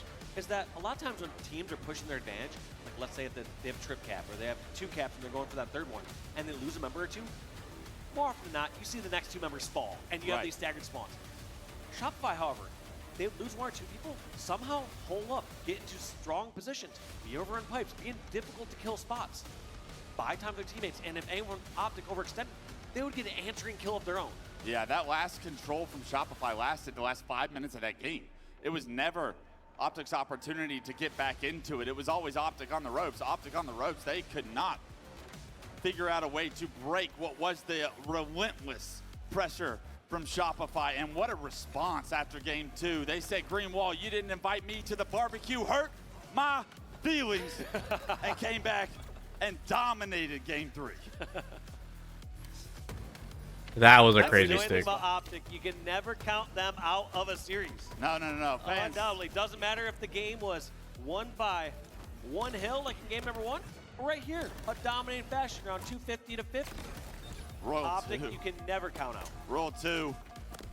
Hadn't seen much of his point of view so far throughout this series. We get a glimpse of him. Chance with the power-up, power weapon, and I mean, he's been doing this for 15 years now. Doing just another check-in here with Royal 2, and still goated, still insane. Still cooking heads. But like you said, Dave, 2-1, even after that dominant Strongholds performance, this series, this Halo, still far from over. A lot of Halo left to be played here as we see these 2 teams match up so often. And so often. Neutral bomb, baby. Game 5 on the horizon after a neutral bomb Aquarius. And when these 2 teams match up, I feel like I always favor Shopify when it comes to Assault, but now it feels like with just Aqua Bomb being part of the equation, Optic have got to be a lot more confident. I feel like on Fortress, they always fell short to Shopify, so they are very happy to see that Aquarius Neutral Bomb is the name of the game and not a Fortress coming up. And Shopify have to know they have to keep their foot on the pedal the entire time because they do not want this to be decided by a Slayer, which we saw them previously lose already in this series. Taking a quick look at both their records here on Bomb. Who's the Bomb? 11-3 for Shopify, 8-3 here for Optic. just 0.1 more average plants. Now, the only thing I can say in defense of Rebellion here as we go into this game 4 is the game 2 they lost. I felt like there was just a lot of disorganization, mainly chaos caused by Renegade. Yeah. Just getting behind enemy lines, shooting people aside, winning all these one-on-ones. Aquarius, yes, you can be sneaky. Yes, you can do certain things, but not as much as you can on something like Solitude or many of the other maps or Lattice. Here on Aquarius, people know the routes at this point. It's going to be at some point some guessing game. All right, did they go back to their side bomb center? Did they go towards bottom pink or whatever it is when you're chasing someone down who's weak? But Renegade, he's probably not going to be afforded that exact same luxury of all the same sort of flanks, which was very successful in game number 2. Maybe Renegade doesn't benefit from that, but does Optic benefit from the idea that the S7, the shock rifle, removed from this equation? Finally, we get a map where it's bandits out and let's gun up. Right now, it's Bound getting the advantage of that gun up, finds himself a double, and I feel like Bound is one of those players on bandit-only maps that can be a real nuisance to deal with. He's already setting the tone for Optic. A great response after a game 3 poor performance from all of Optic to get back into this, and Renegade found himself the camo, found himself last shot with his back turned, and that's got to benefit Optic for early control of the map. Yeah, Renegade has to know that bomb was a little bit of a trap and not too worried about it. Somehow beating about 3 or 4 grenades there. I wonder if he was still on a death screen, or I wonder if they just were predicting where Renegade would go. Formal trying to inch this bomb into the engine of Shopify Rebellion. Frosty was in the top hall, but he gets taken down right now. And Formal wants to be the first one to push into the space. He knows multiple members are going to be back here. It's actually 3 Shopify members that need to get flushed out before they can even move this bomb into the base. Yeah, it's not even a multiple. He knows they're all there. Yeah. Bound is blocking Fridge. We're going to have to see if that pays off, because right now they have them all trapped in the base, but at the same time, that means you have to clear them out of the base. A couple of members actually left through the pink side. One overextended to the car, you see, but Formal getting a couple of kills. 3 go down. One player does spawn in the back flag. It's World 2. He gets taken down immediately. Last shot is the player to watch right now as he takes down the bomb. And actually the bomb resets. Players spawn in the engine because Last Shot's route gets his team a buddy spawn into the engine. As the bomb resets, it erases any chance Optic had. That was huge for Rebellion. Right now, they're not worried about getting full map control. They were on defense mode saying, we need to stop this next arm. This next round of Slays, if we lose this fight, Optic armor in the bomb. And they bought enough time to where that bomb was neutralized, right? Like Formal was the bomb guy. He had to push in first. Nobody else touches that bomb because. All right, guys, I got food, but resets, cam is going off. Incredible for him to not only get a kill, but I am enough here. Time for that bomb to reset as well.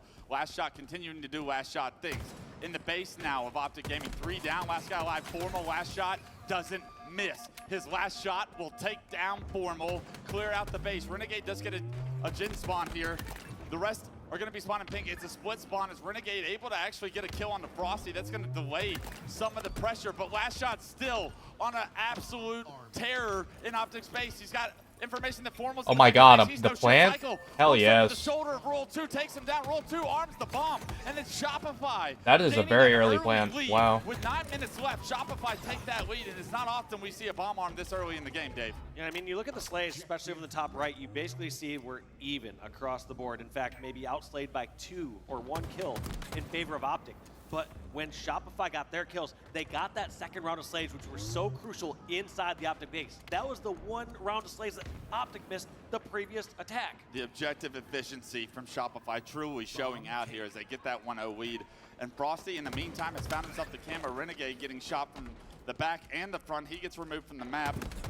Formal front the base. That's 2 going down for Optic Gaming. Frosty in a fight with Bound. Now they know he has this camera. There's going to be a couple of players from Shopify front the base. Bound trying to hunt down Frosty, but Frosty just playing so perfectly in this situation. Trigger discipline, making sure his camo comes all the way back to make it a difficult situation for Bound. Takes him out, relocates to the Jin, found himself Legend as well. And finally, that camo does get removed. Not a ton of actual objective work done there. 3 go down for Shopify and Optic. Even though Frosty looked like he was making phenomenal plays there, find themselves on their back feet on respawn. Now Optic need 1 round of slays before they can tie this game up.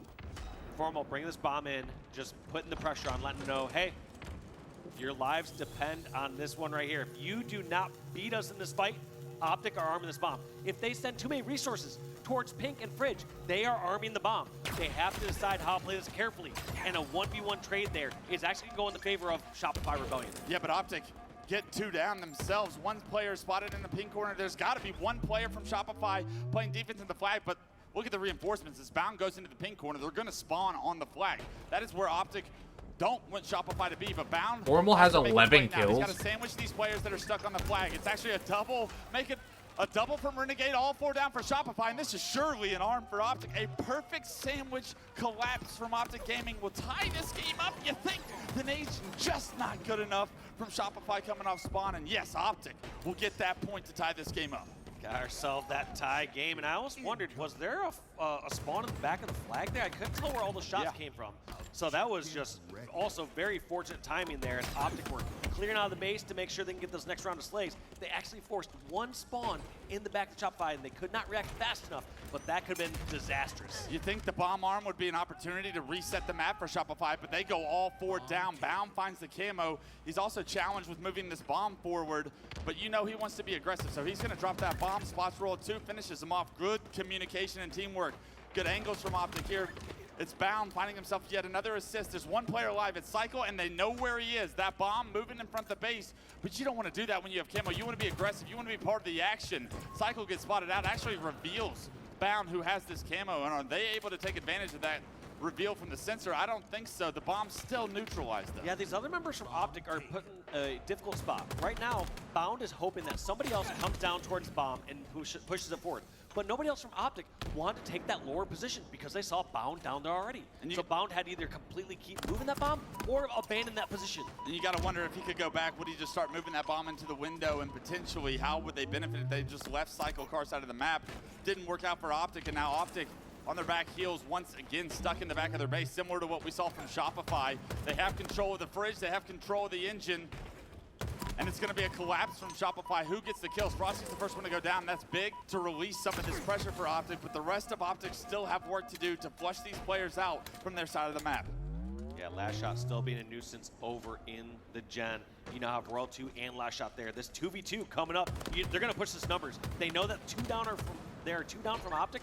They want to put this pressure on and see if they can force the fridge spawns and get the bomb in the base. Yeah, Frosty looking over from top middle. He actually gets his head ripped off. Beautiful shots from Legend to be able to get that kill before Frosty can cut that sight line off. And with that kill, that removes that lane, that window of opportunity that Shopify were really relying on the damage to come through for those gen players. As I say that, Roll 2 also goes down. Last Shot goes down.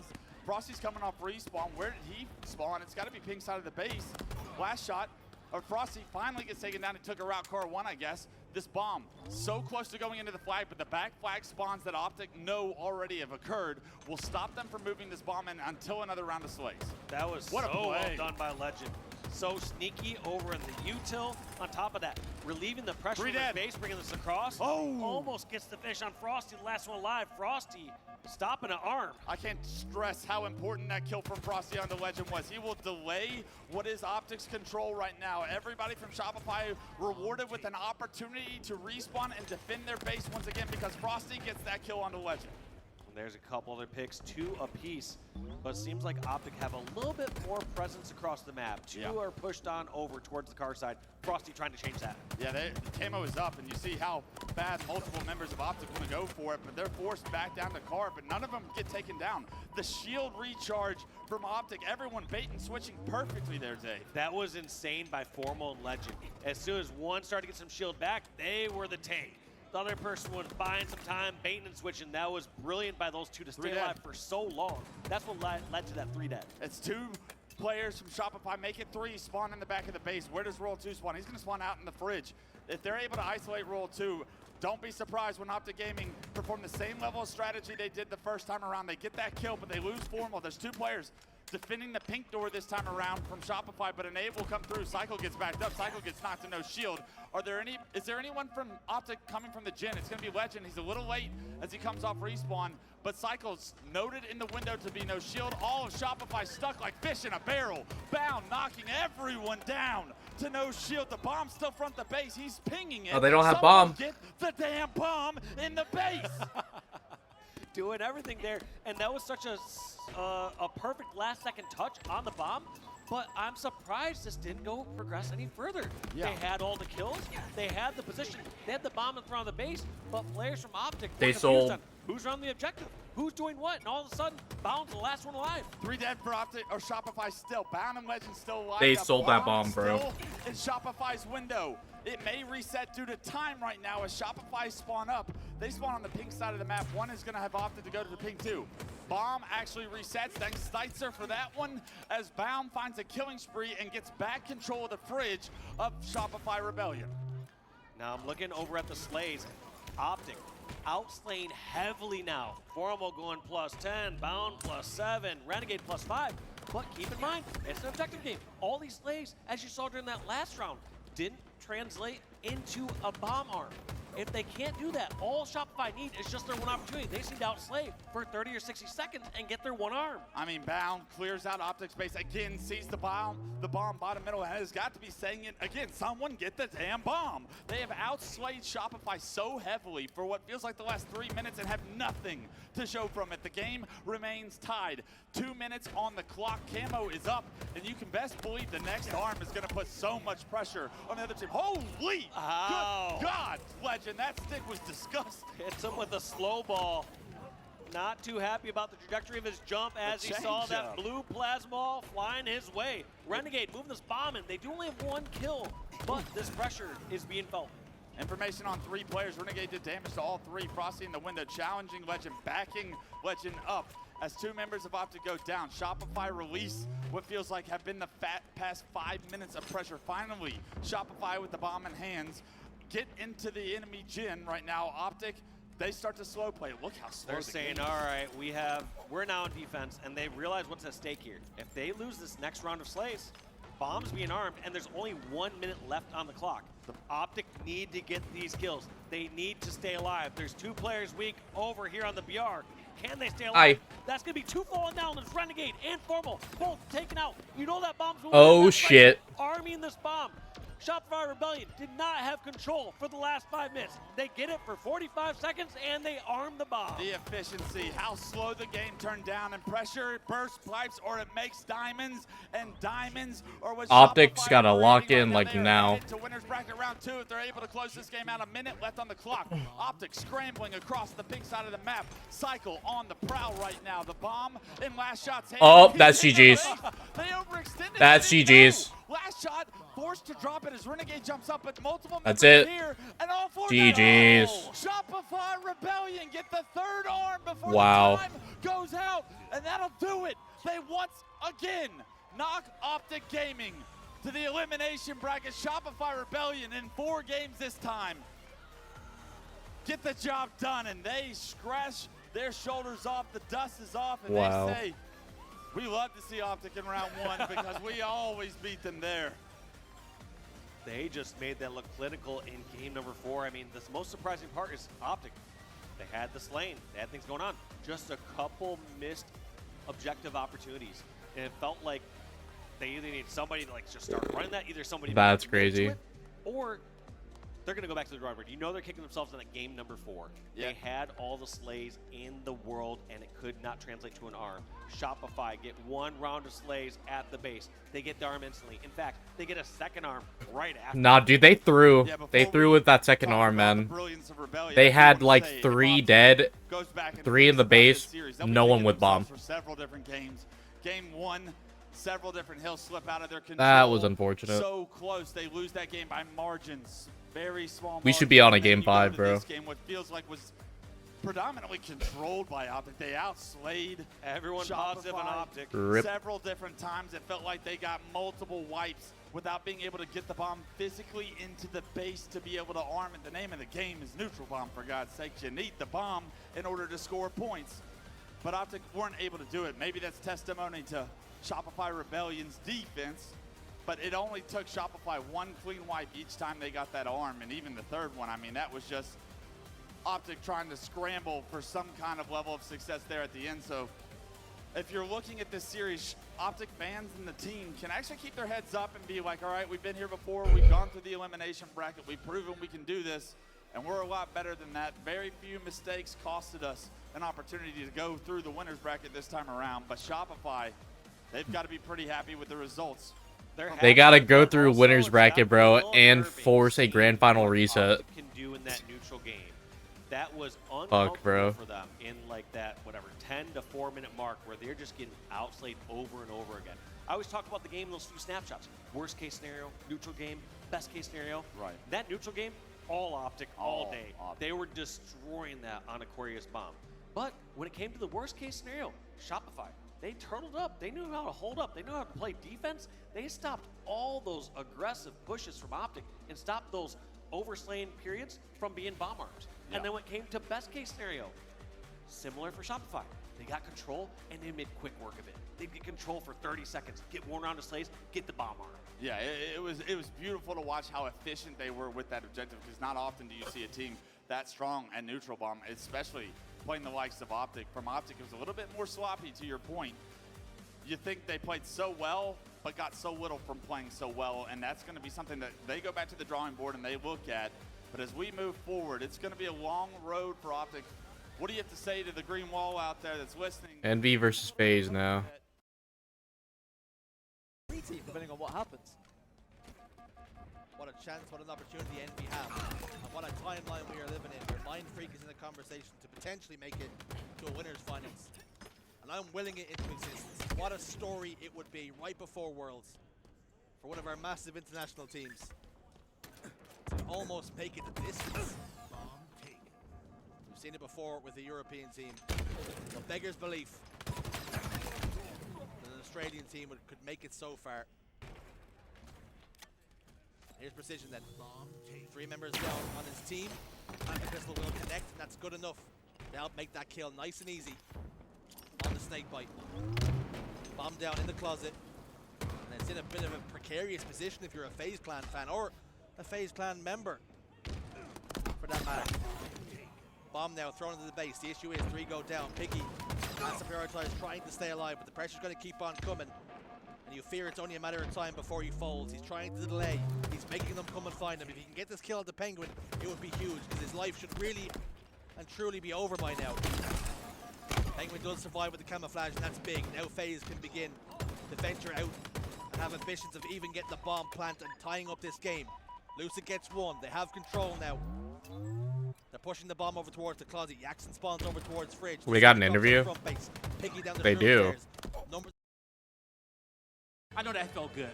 Yeah, no, I think we just played it perfect. On that map, sometimes you can see both sides. If you're just trapped in your base and you can't do anything, I think we just had better defense. And then as soon as we have one opportunity, I'm so confident in this team that we can, take advantage and arm.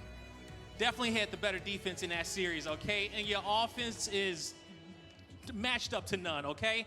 What do you want to tell these Shopify fans as you guys get ready for your second round matchup? Because we still got a lot more Halo to play today. I just appreciate all the Shopify fans. I know this is like the last HCS major of the season coming to Worlds. I appreciate everyone coming out to the booth. And yeah, just whatever side you're on, Optic or Shopify, I appreciate all the Halo fans. So thank you.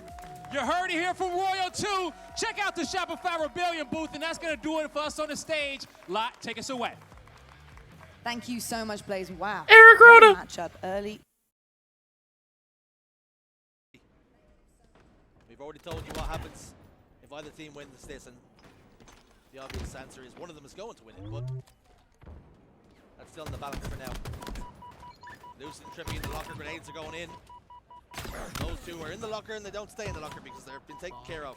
No longer a part of the equation. Snakebite goes down, and now it becomes an issue and a concern for Penguin and co. But Penguin made a good play. He tossed the bomb into the opposition's courtyard, and that means that any pressure, any ambitions that Envy did have of pushing the bomb forward and getting a plant, it's going to be a long... Penguin has 16 assists.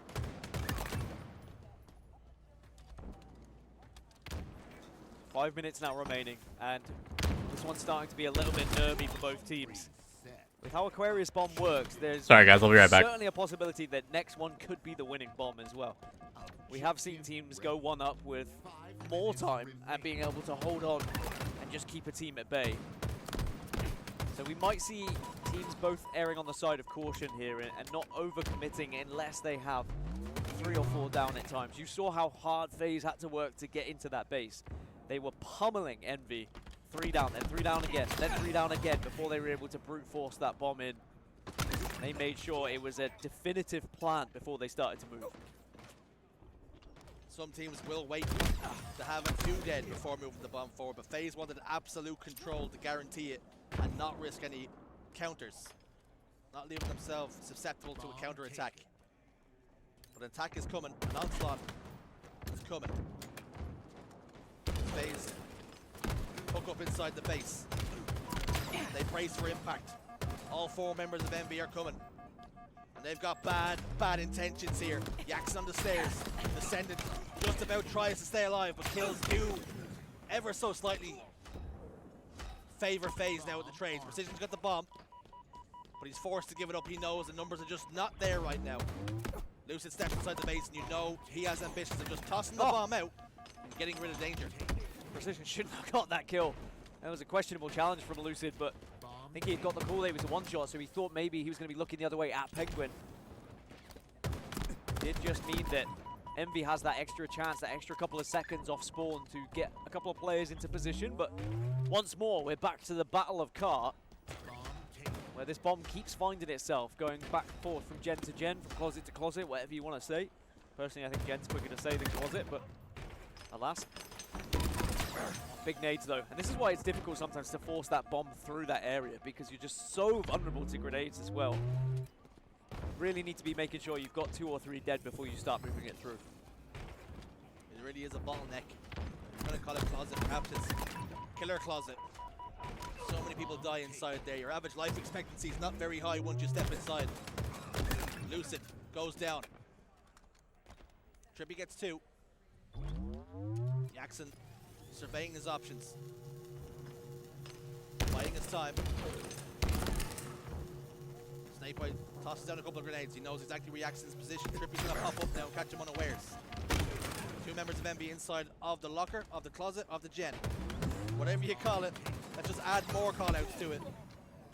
A Penguin gets another one on Piggy. It's worse when I accidentally call it fridge when I'm playing matchmaking. I'm like, well, now I've used a different call out. Just at least get it right. Warm fridge, cold fridge. I like warm and cold. There's some good call outs. There you go. Let's rebrand. Let's be innovative towards the end of Halo Infinite. Now was the time to Life cycle in the HCS. HCS. Although I will say, I'm still hopeful that we'll still have plenty of tournaments next year, regardless of the HCS announcement. We'll have to cross our fingers and see what happens. But for now, we will enjoy what we have in front of us, and that's some bloody good Halo. 1-1, 1 minute 45 left on the clock. Envy slightly on the back foot here. Into defense mode, trying to avoid the gunfire. 2 have already gone down, make it 3, and now FaZe can begin the charge. All 4 dead, and FaZe are going to have a chance to plant here. This is the moment then, spawning over towards Fridge. That's exactly where FaZe want them to be. Still 3 players in the respawn screen. Nobody seems to be in position to get the stop, and the arm comes through. Lucid with the camouflage ensures FaZe take the lead in the end game. Yeah, 1 minute 25 to defend now. You do not need to plant again. You don't need to be aggressive. I mean, you could if you wanted to, because if you keep getting all 4 dead, you might just naturally want to plant it. But instead, it's about controlling the game, watching out for these spawns, and winning these fights. Don't overcommit too much, but at the same time, you don't want to give too much space and confidence to your opposition either. It's hold what you have, but still maintain a strong map presence. Do not turtle up, do not give up more than you need to. Make them fight hard for every inch of the map now. Keep that bomb in the courtyard. That's exactly what we're seeing from FaZe here. If you're going to get a plant on against us, you're going to have to work really hard for it. And we're into the final minute now. Jackson's desperately trying to have an influence, but he has to settle for a trade. And the bomb is exactly where FaZe clan needed to be. And Trippy can just bait it and get a backstab when he needs to. What do Envy have left in the tank? Precision's going to go down. That's going to be another split spawn situation. So Envy will be desperate to try and wait for all 4 of them to be up. But I'm not sure you're going to have time to be too patient here. You have to start pushing the narrative a little bit. 2 have gone down again, though. And I'm afraid this one might just be starting to slip through the fingers of Envy. We might be going to a game 5. FaZe playing this one perfectly. Ensuring that the bomb didn't reset as well. Just keeping it alive. Getting it touch and dropping it. Keeping it as far away from their base as possible. And that means that FaZe clan, no matter what happens now, will win the game. Will tie us up. We're going to a game 5, baby. And it's going to be a Slayer. And we've seen what FaZe can do in Slayers so far this tournament, so far this season as this roster. I'd be worried if I was Envy, but of course, You never really know what can happen in these games. Halo Infinite just never ceases to surprise us. So much action-packed games, so back and forth, and surprises always waiting for us around each corner. Here's the stats for you after map 4. But this series has deserved it. We're going to be going to a game 5, but of course we'll go for a quick break first. We'll see you after this.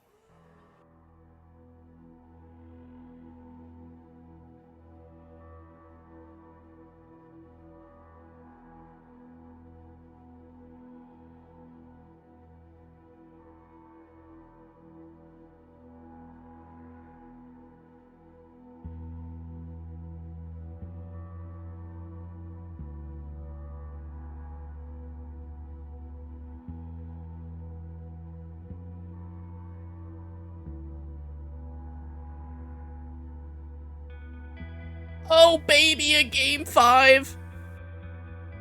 Holy shit.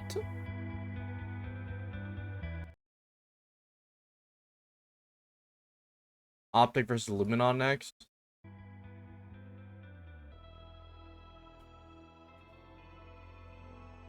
That team has also caused, like, an upset for them before.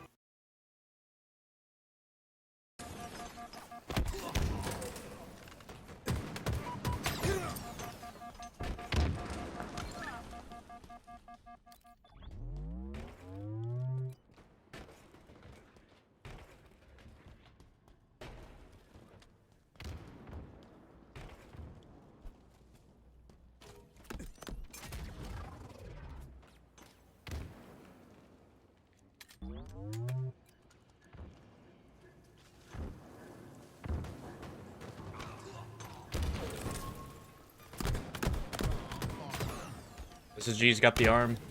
Oh, they tried it.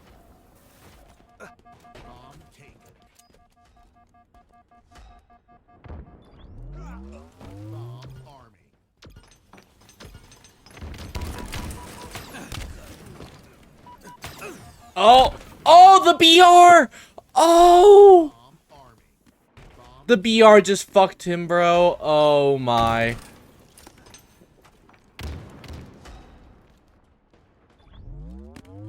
Bro, had he not picked up the BR, that would have armed. That legit would have armed. Oh, that's infuriating.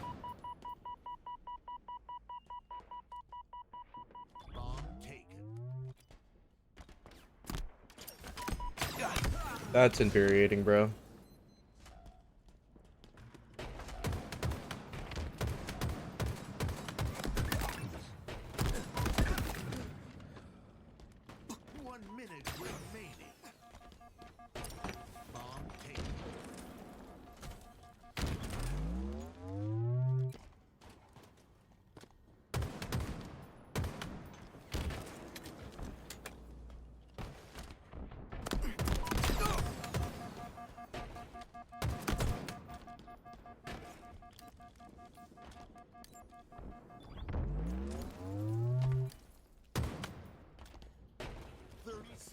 Remaining.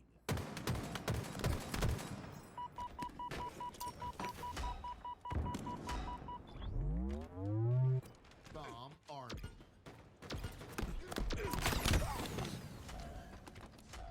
That's probably GG's right there.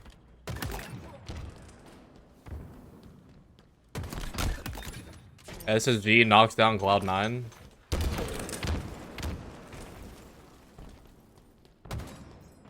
God damn. Jeech.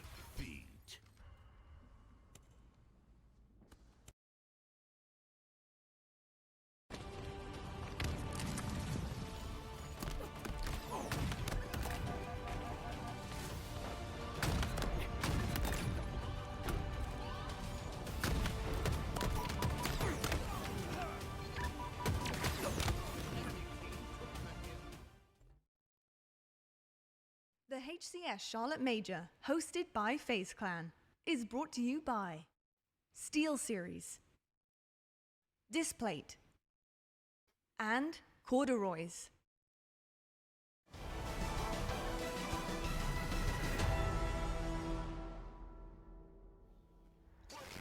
Hello, folks, and welcome back to North Carolina, and welcome back to the Charlotte Convention Center. If you're watching at home, I hope you have your feet kicked up, you are relaxed, having the best time ever, because our fans in here are tweaking right about now. We have an elimination bracket match on that main stage, and I know if you're the Optic fans in the room, you're going to be feeling a little bit nervous, but you do have one thing to depend on, and that is the fact that your team have done this twice before, and not only have they made a journey here in the elimination bracket this early on, they've gone and lifted the trophy after it. So, hey, who knows what could happen? Maybe 3 times the charm? I don't know.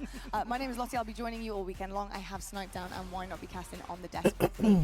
Gents, what a series we have on our hands. The first elim one of the day and the weekend, and it's going to be against Europe. And I will say, Optic, they have faced some big European rosters in their time and haven't always come out on top. Luminon Gaming have been looking pretty good so far. They do find themselves, of course, in the elimination bracket, so they're not probably super happy with how they performed so far, but I do believe that all 4 players on that roster are really, really good. Eric, I've got to ask you how you're feeling about this matchup in general, in particular. I mean, if Optic gets knocked out on Saturday, bro, that would be wild. In that series, they obviously weren't at full form. They collapsed on a couple of these setups. In this series, I mean, this is make it or break it right here. This Luminon team is hungry. To be fair, they avoided a lot of these teams, or tried to avoid them to still end up against them in the winners bracket or losers bracket round 1. So it's very interesting to see where this goes. But overall, I mean, Luminon, I would be loving my chances if I was them now, just based off of what I think their mentals might be. I would be trying to maybe provoke them a little bit, some things like that, get in their heads, because I'm sure they're in their own just a little bit. They have to be, just a little bit. I know that they are capable of bouncing back and they are resilient, but at the end of the day, we're only human, and you're going to be thinking over these things, especially with this journey for the 3rd time in a row. Tony, talk to me a little bit about Optic Gaming here. What can we rely on? What is something that a lot of these Optic fans right now in the audience need to depend on when it comes to this series so that their team really pull this one over the line and continue their journey?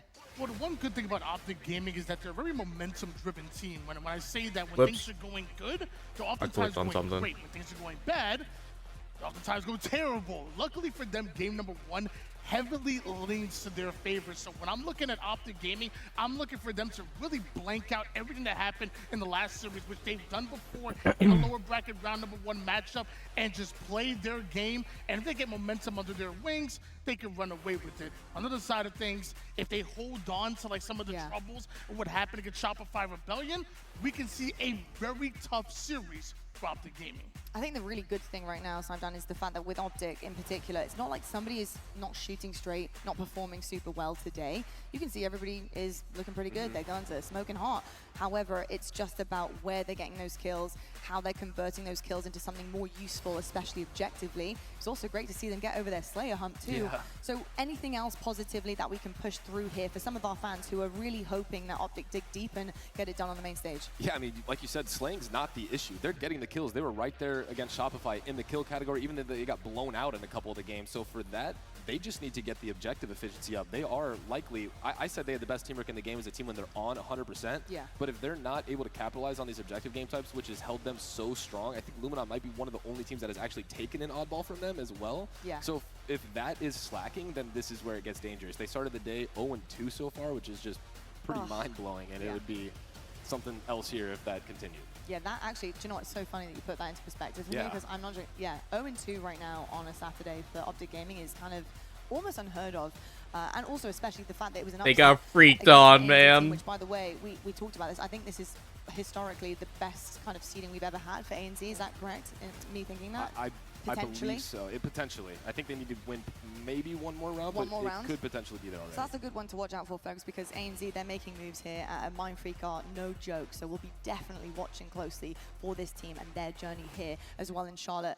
Tony, anybody to watch out for on Optic playing particularly well, or maybe a play that we really need to see not just step up, but shine in order to really gain some confidence here for this Optic roster? Well, I mean, it has to be the same player that oftentimes when they find themselves in this very position, when it's early in the lower bracket, they lean on Renegade hard. They lean on Renegade to be that main slayer and just stack up slays on top of the damage that a Bound and a Formal is able to create. Oftentimes, when they're in this predicament, you'll see Renegade lead in slays, but not lead in damage. He actually takes advantage of the damage that a Bound and a Formal is able to create on the map. And when that chaos gets created, here comes Renegade. Listen, we didn't get a lot of time to talk about Luminon Gaming, but what I will say before we head into game is that this team are powerful. They are incredible in Europe. They can get it done. They know they can. They have before. This is the time to do it, to show us what you're made of. I know there's a lot of pressure on their shoulders, but if there is a team that are going to take down Optic Gaming, I promise you it's a European one. Let's head on over right now to the main stage to the two voices. Oh, shit! It is guiding you through it. Onset and Brav. Fellas, we're here once again. It's like Groundhog Day. It is indeed. It is Groundhog Day here in Charlotte, and wow, what a series we have, and more importantly, what connotations this series has. Yeah. This is an elimination bracket round between two teams who would have been hoping, one of them to be in a grand final, and one of them hoping to make it to Sunday. We have Luminon and Optic Gaming, and the loser of this will be eliminated top 12 at the final major of the year. Wild. And of course, two teams both wearing the same exact color palette, but only one will advance from this series. And you thought, as we said earlier, that Salt Lake might have settled the nerves of the Optic Gaming run. Maybe the pool play worries and woes were behind them, and as you saw earlier, that was not the case. Somehow they were destined to meet Shopify, winners round one yet again this year. They fall in that series 3-1, only taking the Slayer. And now they must get through Luminon Gaming if they want to advance. And of course, we talk about the history that has started to kind of evolve between Shopify and Optic. Well, boy, is there some history in this matchup as well. This is a matchup that we've seen the underdog taking. This is where Europe announced themselves to the world. So here we go then, everybody. Optic Gaming versus Luminon. And bitter disappointment waiting for one of these teams. And as you say, history between these players and these teams, if you think about what we've seen even in the Optic arena, we've seen these players take down an Optic Gaming roster not once but twice. Could history repeat itself? And could we have an even crazier story ahead on day number 2? That's the question here in game number 1. Well, for Optic Gaming, Oddball has been one of their go-to safe game types. However, at the start of this game, the Oddball is in the hands of Luminon Gaming, as well as Snipe Drone having camo and the shock rifle. So all the toys, for a little bit of time to be racked up, are in the hands of Luminon. They've lost a couple of kills here, and even though 20 points are on the board, Snipe Drone's going to have to find some kills. Going to take his time here with his extended camo and try to line up the shot. Good trigger discipline, but Legend gets away. Form will be taken down, though. Legend's going to try and re-challenge, but before he does, an Optic Gaming member will put some shots in from downtown. There's a little grapple. Oh! I was going to say grab, but not quite clicking there for Legend. I think he wrapped the corner just a little bit. You can, of course, snag that ball through the geometry, but I think he was a bit aggressive on that, and just, you really can't come all the way through the geo if you're moving that far away from it, so the ball will instead reset. Gets the kill onto SLG, however, has to retreat because the rest of his teammates have fallen around him. Legend putting out a lot of damage at the moment, and Formal going to clean up one of those kills. However, Snipe Drone did get the stick to make sure that was a 1-1. I like the aggression I'm seeing from Legend here. I think he wants to get amongst it here. Glory last player alive, and you can see that Legend is on the hunt. Yeah, it really is. As you said, so much damage from so many different angles on the map already at this stage. Little insta here, it makes sure no one's coming over the bat ledge, but continues to deal damage, and this has been low scoring. Finally, with 2 dead, they will pull the ball, make it 3. Very nice from Legend. This is a very impressive life from Legend. 5-1 at the start of this game, and immediately turning his attention to the Oddball. Statistically, the player in Optic Gaming who usually has it in his hands, but that is not the cost benefit of not picking up kills as well. That's right. Finally, time on the board. It looks like we'll see a tie game in just a second, so it required a lot of patience from Optic Gaming, and it required a few laps of the map, if we're honest, from Legend, but eventually they will now take the lead. Wooten snaps around, doesn't get the trade though, but Glory will manage to take down 4 more numbers on the side of Luminon momentarily. Camo is the point of contention for both of these teams at the moment. SLG with a big challenge, a confident challenge. And even though he won it, it's going to be Renegade for Optic who gets away with this camo. Yeah, really nicely done, even though they forfeit that life. And of course, SLG has some very nice shots all the way up from Shock. Going to be very happy to have paved the way for this Renegade camo grab. Let's see what he can do. A little bit of a battle going down in the pipes here between Glory and Formal. Formal's going to win it. And now with the shape that you can see Optic are starting to have on the map, they can collapse on these spawners. Renegade is behind SLG. There's another player for him to deal with here in Wooten, who's already taken some damage. And off the back of this double kill, Luminon find themselves 3 dead in the Oddball. It's in the hands of Formal. So far, it's paid off for Optic. As we said, they had to play with a slow, patient start, but they're really overslaying just a bit to make sure they're getting comfortable ball grabs, and it has now translated on the scoreboard as well. So Luminon in a little bit of a predicament at the moment, knowing that they have to Be aware of Renegade having that power up, although it has now dissipated the camo.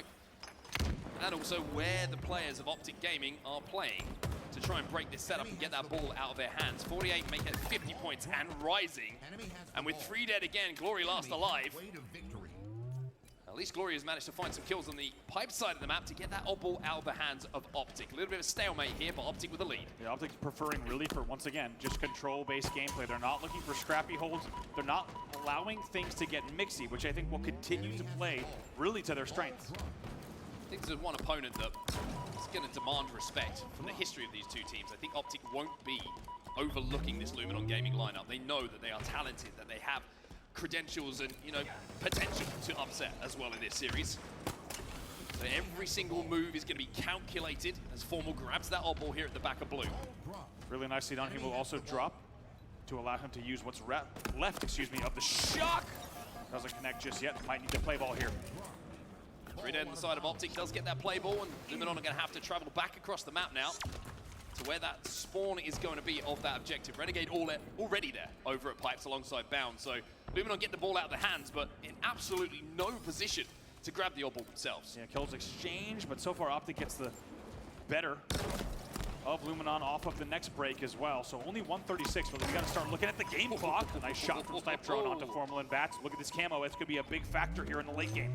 Do they bait it? Do they try and get aggressive on it? Shroud goes out. Legend's going to peek. He's going to keep challenging because Bound is coming in to support, but SLG will find the kill onto Bound, and that might open the way through that Shroud screen for Luminon to get that camo and move towards that odd ball. Big Glory got it. Staggered 2, maybe even 3 here. Glory died with it. Spot, and he knows it. Big win from Formal, and Wow. Bound comes to help as well.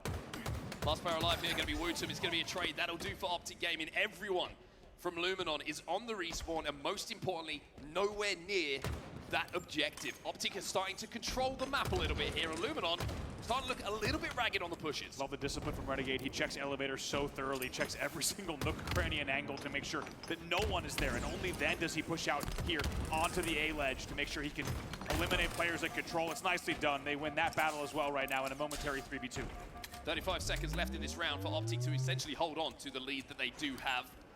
Wootum's going to try and make a little bit of a move towards Pipes here just to take some space for the Luminon Gaming spawners to get on the map. A couple of warning shots coming in from Renegade to let Wootum know that the green gun is there, but Wootum does not heed that advice and will fall victim to Renegade here. Very nice shots. Make sure to take down Glory as well. Snipe Drone's last player alive, and he's bottom tower. And they have a perfect team shot. 10 seconds left, all 4 dead. Damn, they're just playing time. Going to Optic Gaming, nowhere for Luminon to get across the map in time to contest that odd ball, and Optic will take round number 1 here on Recharge Odd Ball. Up by 1. 1 to go. Really comfortably as well. Let's not forget they started that round trailing by a decent margin. 21 points is, of course, quite a bit, right? You're almost 25% of the way done on the round, but they do not hesitate. They make sure to slowly get control back over the course of 2 to 3 slays. They were not in a rush. They knew that if they played their game, they could take the round comfortably. That's exactly what they did. We'll see now if they can do it again. Little flank coming in here from Legend. Doesn't manage to find the kill onto Snipe Drone though, and Formal is going to be last alive. He's dead as well. So the perfect opening strategy coming in from Luminon in this round number 2, which allows Glory to get camo and the shock rifle. Not for the first time. We saw Snipe Drone doing the same thing in round number 1. Big moment here. Glory's going to have a lot of comms that no one's pushing C plat. Checks tunnel for a second. Might not know someone's beneath it. Let's get a little bit of connection. Bound should be able to win that fight though. Not the sticky, it was the frag. A common frustrating mistake for many a Halo player. If you've been there, you know how it feels. But Wootum on the flank of Renegade doing a lot of damage at the moment, but can't quite find the finishes. Optic 2 dead, make that 3 dead. Renegade last alive, and Snipe Drone has the ball in its hands. Here's a question, will it translate? Formal last player alive now. This is an important 1v1 happening on the map in the long haul. Snipe Drone! Big win from Snipe Drone! Really big win from Snipe Drone, because now he can throw that ball towards the spawners at back blue. SLG will grab that ball. The Frenchman now will be racking up time for Luminon. You saw him, blue pipes. Advantages, of course, of having the ball at back blue is you can throw that ball off if you need to, but SLG fancies the fight against his fellow countrymen. I like the confidence from Legend, but it does not pay off in the end.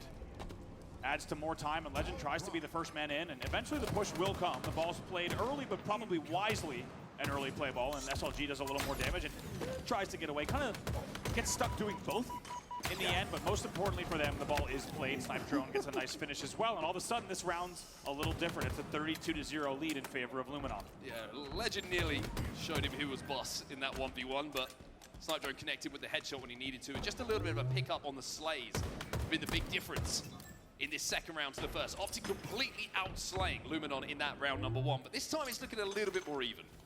Even indeed. It's a similar start. Now it's a 10 extra point cushion for Luminon, but maybe they'll have learned something from that round and realize, hey, just because we've got these points on the board doesn't mean we can just play the rest of this round the same way. They need to ensure that they're applying consistent pressure. Good shots from Formal here at top gold. Yeah, Formal having a really good game as well. 16 and 10 at the moment. Bound, 17 kills for him. Equal amount of deaths, but we always say with Bound, if he's going around 0, just over 0 in the KD department, he's usually doing his job pretty well. Now, big opportunity. Can Optic Gaming get the comeback going? Renegade with camo in hand as well. Let's get into a listen-in with Optic Gaming. Yeah, jump on. Let's go. Done, nice. That's all they're all done. Do the same shit, Shock is up, Shock's about to be up done. Wait, come back. The nice one, wait, go stack. Watch my question. One's beer. I don't have... One stacks. Give me 1 second. Bottom camel corner. I recross on. Kill the guy. Nice, we got one. Just up here. Okay, see, one's on your cross and top here. This is one shot. Treat it. He's turn around. He could be your hill. He's not on my fighter. Nice, bastard. He give up. They're gonna spanny. Wood him. I'm shocked. Camel's almost out. They're gonna spanny. Try to take less. You can back up. Okay, Help me. Take this. I got top A. Come on, One shot. Come on, long. I got one. One power weak, and one's out. One hell. You try to pipe. Very weak.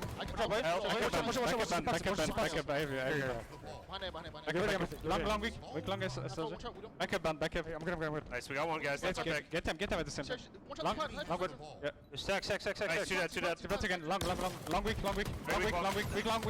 Weak long band. Nice, 4 dead. Ever. Block him, man. Wood him, spinner. Watch his. I recross, man. Yeah. He's weak C.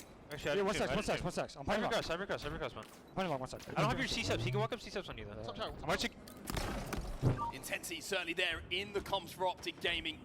Got to shout out Legend as well. Really is commanding the troops, especially when they find that 4 dead situation. He's immediately calling out first spawn. Amazing comms across the board, and if you look at the scoreboard now, it is 84 unanswered points from Optic Gaming. When we got into that listen, they were trailing 32-0, and what a hold it is for them here, as they're only now 10 points away. This could be a 100-point hold for Optic Gaming. It could be a perfect hold. Wootton finally breaks through, but is anyone close enough to challenge this Opal? Snipe Drone somehow gets a double kill to throw it off the map and break this incredible hold from Optic. Luminon need to be perfect themselves now. SLG's going to try and scarper away with that ball, but Renegade plays his life so well. However, Renegade tiptoeing around those grenades, absolutely unbelievable to not take any damage there. And just like that, he's going to make this push at top gold. SLG puts up a fight, though. Got the help low inbound, and the teamwork just starting to come to the fore once again here for Optic Gaming. Luminon is trying to force this ball at the moment, but I think the Legend's going to collect it. And with 3 dead, that's going to be the round going to Optic Gaming. No one's going to be close enough to stop Legend racking up more ball time here. Optic Gaming will win map number 1 here. Yeah. Really clean win from Optic Gaming, and if you maybe were worrying about some wobbles after that early Shopify match, or maybe even, of course, the pool play result, maybe that gives you just a little bit more reason to lean back and relax, because the confidence and the composure that was displayed, and also the fantastic comms across the board, of course, Coach Lunchbox included. It's a fantastic game, 161-57 in a lap score, more importantly, 2 rounds to 0. And Optic Gaming looking really strong in game number 1. Yeah, real efficient as well. Something to just highlight. We were talking to Wes about the Optic Shopify series, and there was a few moments where Optic didn't look the most efficient when it came to some of the objective, but that SSG beat C9. Especially with that incredible hold that they had. And FaZe beat Envy. Things for Luminon. Probably looking at that series layout, seeing oddball game number 1 and thinking, this isn't going to be easy for us, and we can't get too disheartened if this one goes against us. This game number 2 is where the both teams can still go to Worlds. They just need to play in the qualifiers now and do well. Right, and also they'll know Optic's record in Slayer. I wish them luck. Highlights from that game number 1. They'll know all about Optic's record in Slayer. Of course, it's been much talked about, and for good reason. The Slayer history that Optic Gaming has, specifically with Shopify Rebellion, and how Slayers have been historically Shopify's game type when it comes to Optic really not showing up in all the Slayers. Now it's worth noting a strong Slayer performance from them in their recent series, Optic Gaming, against Shopify, so indicating that maybe some specific work has been done in the game. TSM sweeps Mindfreak. It's Luminon Gaming looking at game number 2, thinking, all right, their best game type in the series is now behind us. We can focus on a Slayer to get right back in this, and hey, we've seen it many times before. These players, especially if you look at SLG, with history against Optic Gaming, and now they can tie the series up here, but were they to fall, it would be quite a road to get back into it. I think you just got to put some of the doubt back into Optic as well. It's a case of this series, if you're Luminon, if you want to win it, you can't let it go to 2-0. I think Optic's confidence starts to become unflappable at that point, and they start to feel like the Optic that they are and have been all season long. If you make it 1-1, a little doubts start to creep into the back of the mind, especially with the Slayers. Yeah. Take game number 2. Well, and let's not and forget. you can squeak another game out. Game 5 Slayer. Ooh. And speaking of Slayers, let's not forget, Optic Gaming in the Mindfreak series, already a historic series that has so many people talking, they lost both of those Slayers, right? Yes. So this is the opportunity game for Luminon Gaming, not just based on historical Slayer performance from Optic, but even this weekend so far. And Luminon Gaming will be well aware of the opportunity ahead of them here in Aqua Slayer. So no power weapons to play with here for either squad. It's going to be all about the Bandit. And of course, controlling that elusive camo top middle, which is really, really changing and swinging these games on Aquarius. Also been fantastic to watch how the progression of the players using the camo has evolved since we've seen that change. Something you've been very interested in. I really have. It's amazing how much more patient the camo play is. The extra 15 seconds, what they buy you in terms of total game time, it feels like so much more than 15 seconds, if you will.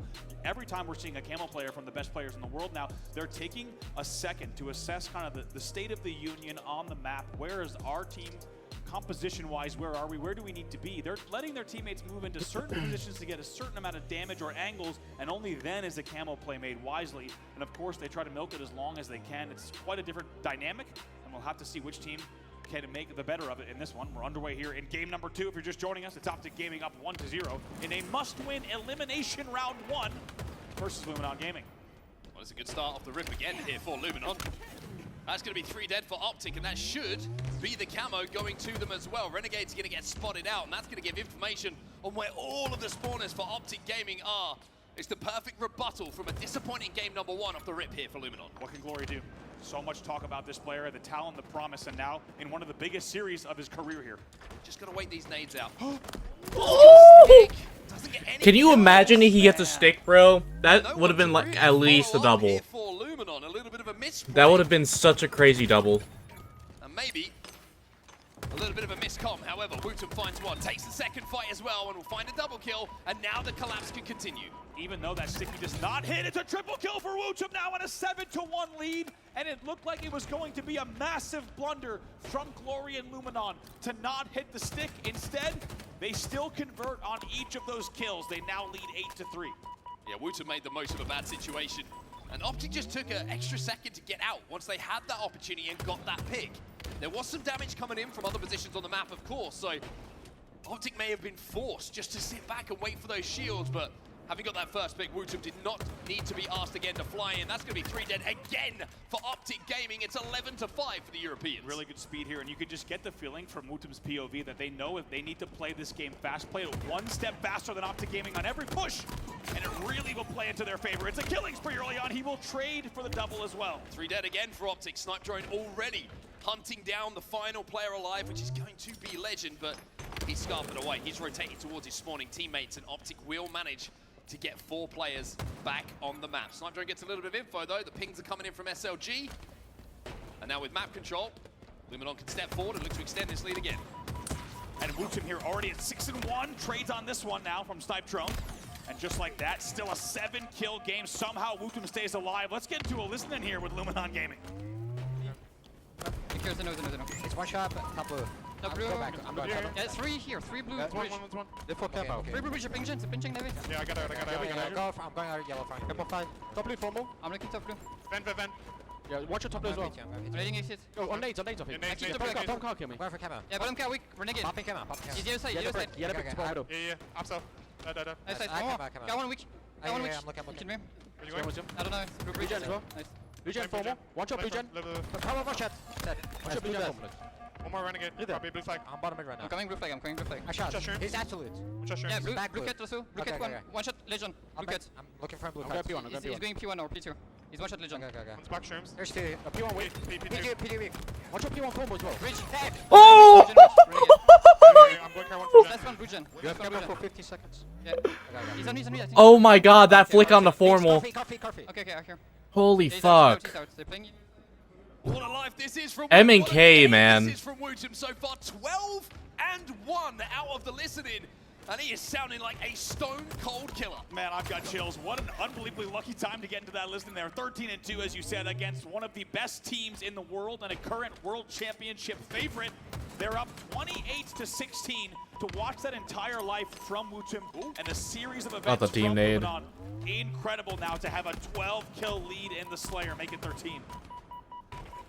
For Optic fans, it's about keeping your head in the game. And for Optic players, it's about keeping your head in the game. We've seen big swings in this game type. You can come back from this kind of what looks like a chasm in the scorecard. And in the overall score of this game, 32-18, it seems like an impossible task. But if it can happen one way, one camo, it can happen the other. How about that flank from Wootum to get a triple out of that, right? He had to just have perfect target prioritization and angling on the players on pink, essentially Pink Street and Pink 1, and pulls out a triple that would be, I'll just say, difficult on controller. Woon wants another triple. Oh, looks for that beatdown, doesn't quite connect. Formal gonna be last player alive. 38-21. With 12 kills remaining in this game for Luminon to tie this one up. And Optic, again, just trapped in the back of a base. You gotta say it, Wootum is already a household name in professional Halo, but just in case you're just joining us for the first time in a while, welcome back and take a look at this. 17-3 from Wootum against Optic Gaming. SLG already pushing up, trying to trap him in the base again. Camo coming up, and if Optic don't get this, it's game over. You feel Legend with a perfect. Will be traded out, bound, gonna miss the shots, and Snipe Drone is not going to do so. Wootum versus Formal. Formal at least keeps it a 2v2, but where did that camo go? Is anyone in position to grab it as yet? Renegade, crispy finish there on Glory. And at 44-26, it feels like a familiar story for Optic Gaming. They're finding a tiny bit of footing, but way too late in the Slayer. Camo is still up top middle, I believe. Thrust is going to be grabbed by Renegade here. SLG going to do a little bit of damage before he goes down, but Optic find themselves 2 down. Snipe Drone feeling all sorts of confident. Challenges with no shields from the window and puts Renegade on his Huge back. piv. Camo will be taken down though. Legend winning some important individuals, and Renegade starting to find a little bit of fire, but is it too little too late here for Optic? Short answer, yeah. 48-31. I won't even call it a miracle to be required. I would actually say not possible, especially with the way that Luminon is playing, certainly. 2 kills to go in what was almost a steak dinner. Optic getting a little bit more control, but Snipe Drone gets 49. Yeah, Snipe Drone really GG. kills 2 of them right at the end of the game to close Wootum, it out. man. And boy, do we have a My series God. on our hands, 1-1. We find ourselves after Luminon strike back against Optic on Aquarius Slayer. Wait till you see these stats again. I'm sure all of us were watching the top right-hand side of your screen throughout the entire game, but you're gonna need to see them again in the post-game Carnage report because, ladies and gentlemen, Wootum goes 21-5 in a Game 2 Slayer, more than quadruple positive against Optic Gaming. I don't know how many times I've said that, but I can certainly count it on one hand. So apparently DNC made it onto mainstream.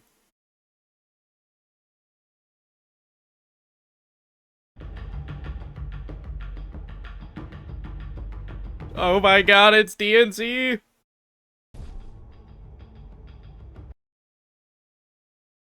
Drip checks, I guess? I don't know. That's pretty fire, though.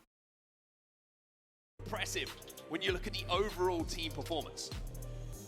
Unreal performance, nearly a steak dinner in game number 2, and we said that this game number 2, by the way, we'll take a look at some Wootum highlights because that game number 2 felt like a mini montage from this man on your screen. The mouse and keyboard phenom is putting on a show here. It's been a good day for mouse and keyboard players. Yes, it has. Have to wonder if that's going to continue here. Obviously, we have a long way to go in this series, but this started it off. This was such an impressive kind of decision, and I like, one thing I've always loved about Wootum, game number 1, not a great game, right? Game number 2, Glory makes a bad play, gets a little bit too aggressive, gives the camo kill away, and you're thinking, oh, this is where Optic push out. But Wootum just has this confidence where he's like, no, I still believe there's an opportunity here. There's a window for me to push through and get these kills. And that kill in particular, we just This saw the was double fucking beatdown. crazy. No one does Look it at this better flick. than Look at him this on flick. mouse and key. He just gets out of those situations with the trade. Crispy, man. I'm telling you, unless you have mouse and keyboard and your name is Wootum, you're not hitting all those shots in the exact way that he did. Just so clean. I mean, look at these numbers again. 21 and 5. I'm just gonna say it. These are matchmaking numbers. They're putting it up on the main stage against Optic. That's crazy. And you look at the guy. Mother and was he's not very quiet talking to me. demeanor, Yep. Very to himself personality. He's not going to be giving out too much until the game starts. Yeah, Let me tell you, he is a stone cold killer in game. Extremely competitive, extremely driven, and would love nothing more than to see a similar statistic line and a win for Luminon in this game number 3. Man, yeah, and you talk about, we have to go back to we talked about the momentum for Optic Gaming out of game number 1. That has been completely flattened. And you could tell that's not just a Slayer win for Luminon, that's a 50-32 shellacking. And Optic Gaming will have to go back to the drawing board. And I think one thing we haven't talked about just yet, that man on your screen, Legend, right? A part of the Quadrant roster that has taken down Optic Gaming historically. Legend has been on both sides of this. So to now be here tied 1-1 is, to be honest, not where they would have expected to be, right? They also would not expect to be a limb round 1 after the way that their year has gone. Let's not forget, they are still the winningest team this year with 2 titles on the board. But a lot of work to be done yet here in Charlotte. Let's not forget as well, not the first time they've been down in the elimination bracket early this season. Very good point.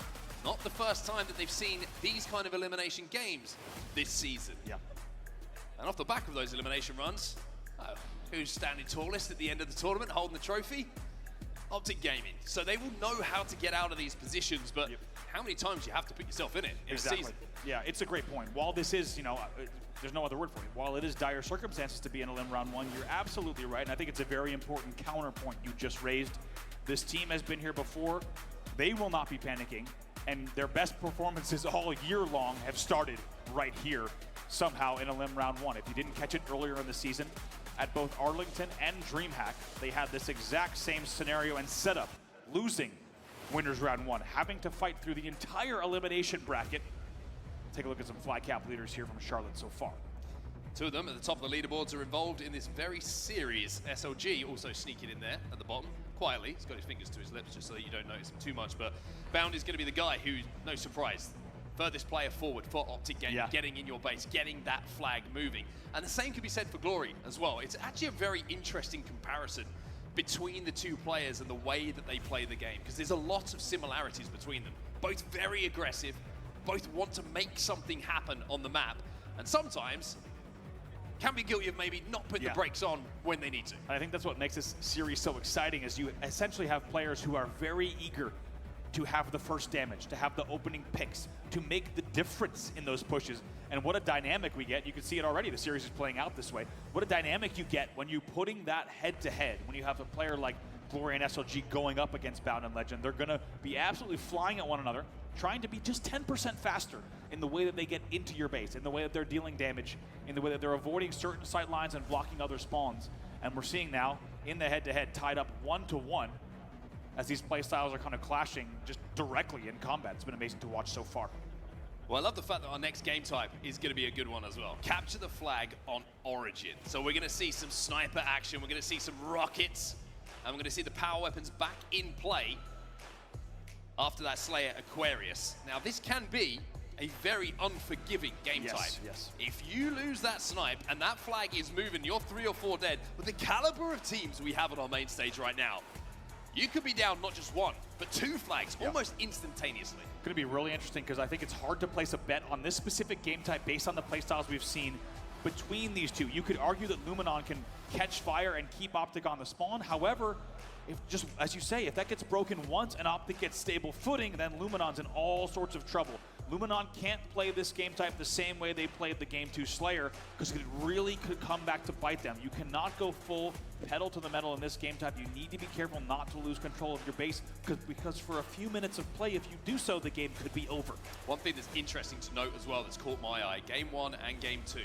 Even though Game 1, both rounds of Oddball were lost, the opening rush both times was won by Luminon. Game number 2, the opening rush was won by Luminon. If they do that here, they will get sniped, they will get rockets, they will get aggressive, and Optic might not have an answer. SLG gets that first pick again.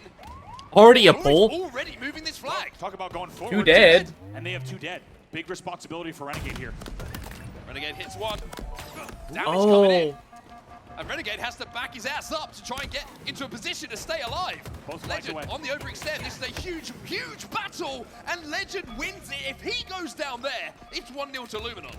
That flag should Looks like blue flag's still going to be out here, but for a moment, Optic Gaming can breathe based off of some big individual performances. Renegade getting the first pick is a huge deal as well. That would have been crazy if they actually got that cap. That is just a massive, massive, impactful play from the man that we're watching right now. It's a 1v1 for the flag cap. Also, how about a start to an Oregon CGF, right? If you wanted action, you have found it here. This has been non-stop, full-speed Halo Infinite, and this game is already no exception. 2 dead here for Optic Gaming. Sniper going to finally collect the rockets. And the overextension is happening once more. SLG is pinching.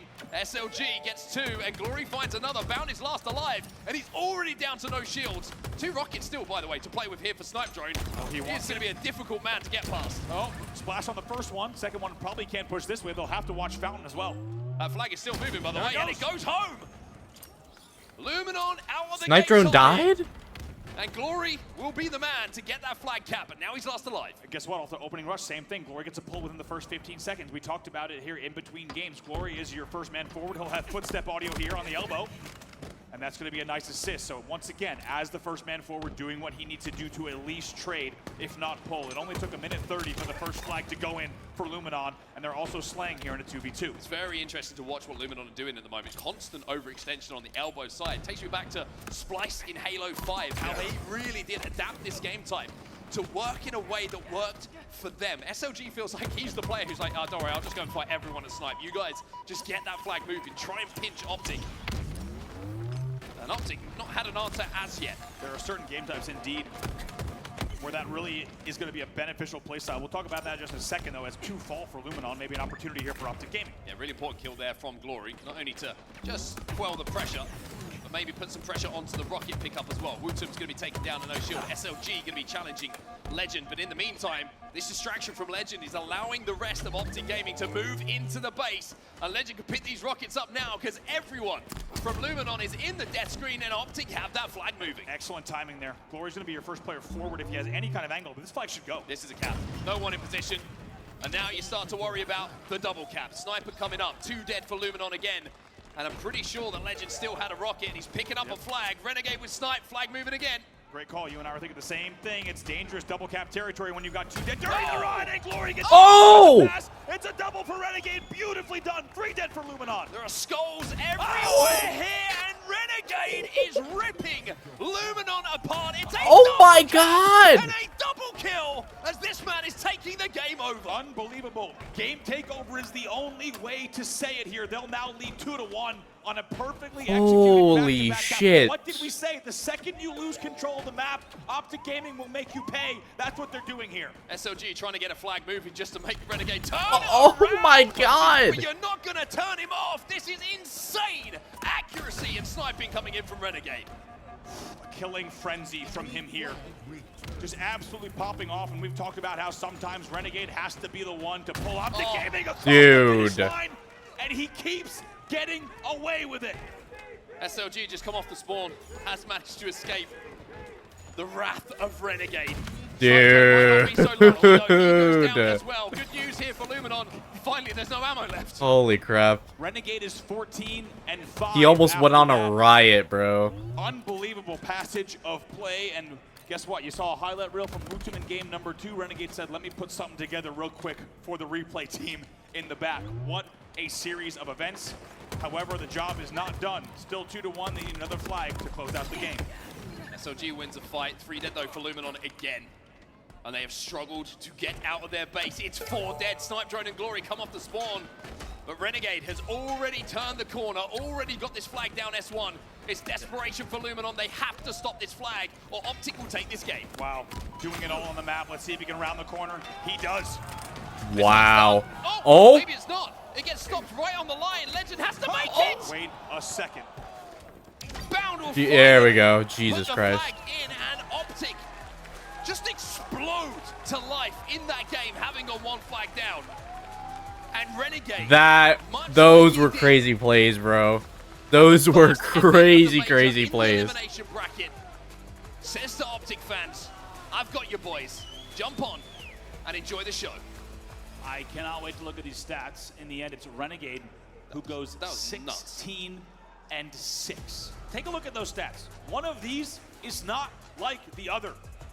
An unbelievable blowout performance from him, and it is just like we said. Luminon, if they wanted to play this game type fast, they needed to be careful, and all it took was one flag to go in, and Renegade grabs the next snipe, and he never looked back. Let's also not forget, on top of nearly going triple positive, he also escorts that last flag back perfectly by choosing a bridge to grass to fountain route without taking really any damage, and even though it took a little bit of a flag juggle and handoff for Bound to close it out, they get the job done. Renegade J-Dub on your screen, reminding us that he is one of the best to ever do it.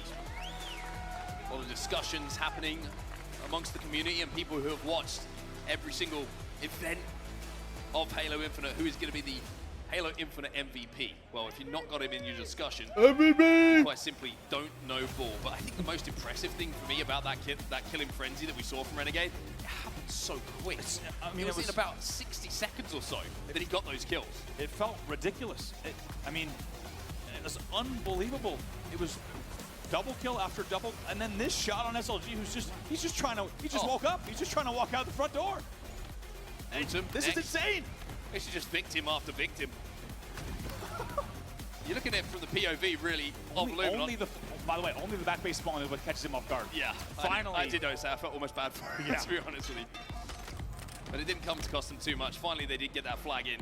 Bound got the finishing touch after Legend just couldn't tiptoe his way over the precipice of the flag stand. But wow, what a response from Optic. After game number 2 and the way that went, what a response. What a response. You can see a lot of energy and focus across the 5 in Optic Gaming. And now, all of a sudden, Optic Gaming find themselves up 2-1. By the way, I want to give a quick shout out to the fantastic replay team in the back, because they have been tracking essentially mini montages from games 2 and 3 to deliver us immediately at the end of the game, and perfectly done, really encapsulating not just what we saw, but every single kill of those sequences. So amazing to watch them back. So a thank you to the team here, and Optic Gaming now finds themselves up 2-1, heading here into Stronghold Atlantis. Yeah, what a game type to have now, right? One of the newest ones that we do have in Halo Infinite in the competitive scene at the moment, and one that Luminon have looked pretty good on. And for Optic, a chance to close the series, or will we go to that game 5? Both teams so far, perfect. Perfect, and what a setup. Once again, it feels like we just continue to get the right story and setup in these series here, not just in Charlotte, but all season long, to be honest. And Luminon now needs to ice up, focus up, to get themselves into what would be a deciding Game 5 and a do-or-die Game 5 in Elim Round 1. Optic Gaming looking so good in Game number 3, but there is still work yet to be done, despite the 2-1 series lead. Certainly is indeed, and as we see, the seats here in Charlotte starting to fill up as well, and everyone who's come to enjoy the Halo, get entertained by what has been an incredible series. You're looking forward to who is going to make it through to Championship Sunday, the last major Championship Sunday of the season before Worlds. Here tomorrow. A long way to go for both these teams if they want to be there. Really is, and you got to think it's pretty wild, but as we said earlier, Optic Gaming has only won this year when they've had this exact setup, which I'm not going to lie, logically doesn't make a whole lot of sense. It doesn't make any sense. It doesn't make any sense. But this is familiar territory for Optic Gaming, and even beyond that, maybe comfortable territory. Because when they get these pool play wake-up calls, as they did at the Optic Major, as well as DreamHack Dallas, it seems to unlock a new tier and a new level for them. And even though they continue to find themselves in games 4 and 5 through the Elim bracket, they've got the job done so far. The question is, will this run be like the others? And it is that man again. I talked about the first event of the season, the Optic Major, where think everyone was a little bit shocked. The God Squad was introduced. They did not initially find the form that brought them that trophy, and it was Renegade, who at times was dragging Optic Gaming through this elimination bracket run, and went on to be crowned MVP of that tournament. Well, the biggest game of the series so far, when we were all tied up, belonged to Renegade. Taking the game over, taking Luminon apart, and sending us now into match number 4. Here we go. Lattice is going to be the map. And it's time for a little bit of Strongholds. Man, so much riding on this, and it's you know, if it was just pool play, this would be a fantastic series and an amazing matchup to watch. But the fact that this is Elim round 1, pretty wild. Bound wins a battle here. Will be 3 dead. SLG last player alive momentarily. He's going to go down as well. So Optic with early control to get the reset on B. And it's going to be a triple cap here for Optic. Spawner's already up. Luminon trying to work their way into A, but a really important win there is the first spawner in a 1v1 from Wutum over Formal, just to give a bit of space here for Luminon. Yeah, not easy to win a battle like that against Formal, and 3 fall. Actually, Renegade's your last player alive. He'll make sure to get a kill before he goes. It's a 1v1 for just a second, and the spawner comes to help as well. 4 dead now for Luminon, and if you thought the last few game types were fast, this one might be even quicker. Yeah, good luck a lot of the time of tracking where these players are spawning, and everybody is engaging in that combat. Formal has got the opportunity now, though, to lock down a couple of these lanes with a sniper rifle. Might be thinking Kalat, but instead, he'll take the headshot. Don't give him that much time. Formal's going to pull that trigger. He's going to make you pay. 55-0 now. I'm nervous, bro. Top of the opening for Optic Gaming, and currently outslaying by just a few, but more importantly, completely outscoring. Wutum finds one. Formal's going to have to hit this bullet, unless he's got some teammate support to stay alive. SLG re-challenges and gets that kill.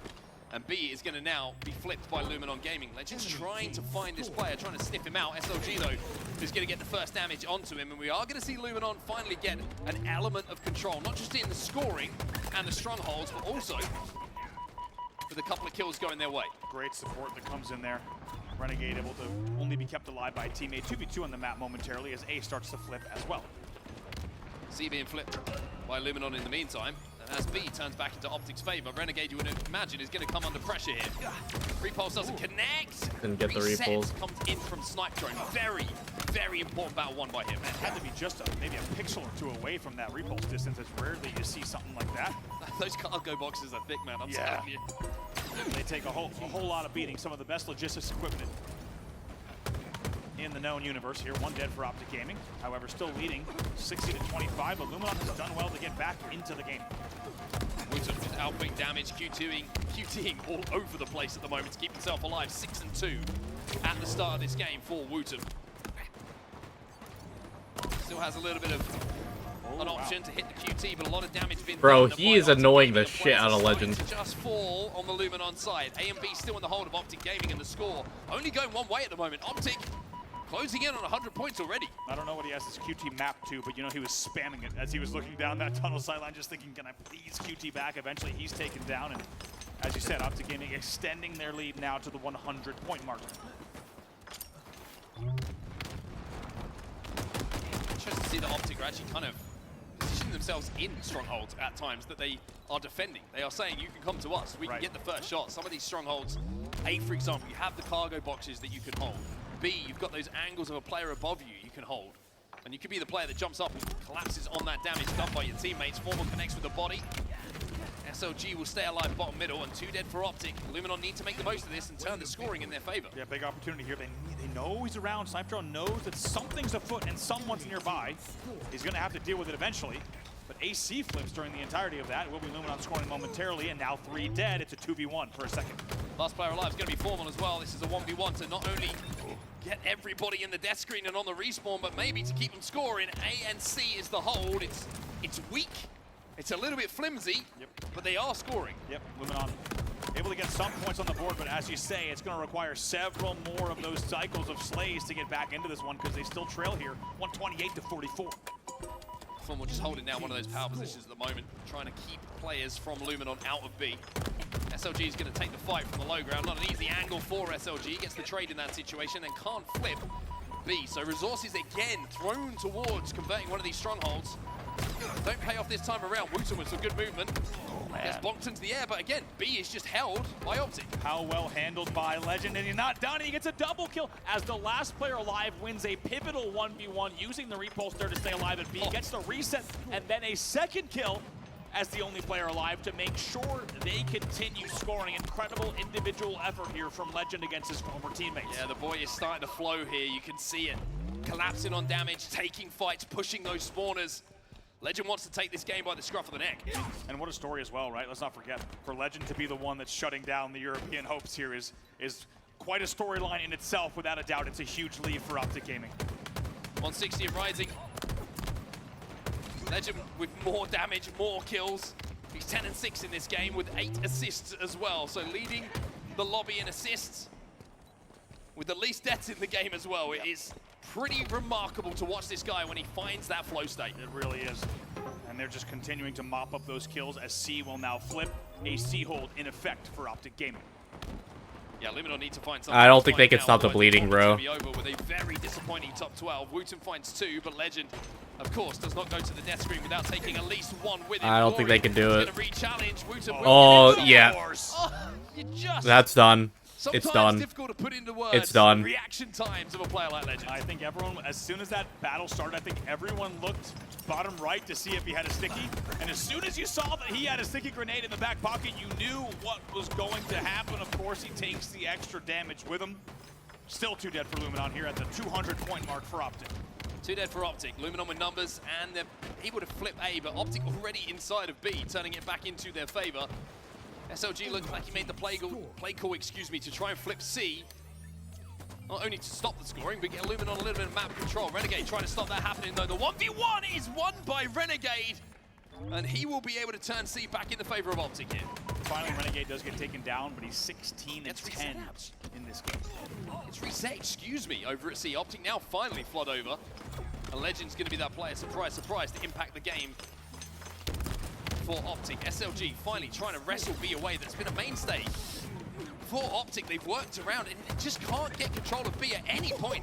My planet needs me, says Renegade, and he just absolutely My people need me. out of that situation in the most obnoxious way possible. Just being, a menace on the map, to say the absolute least. A will flip, and once again, Optic is scoring and looking for a trip cap. Laura, the only one alive.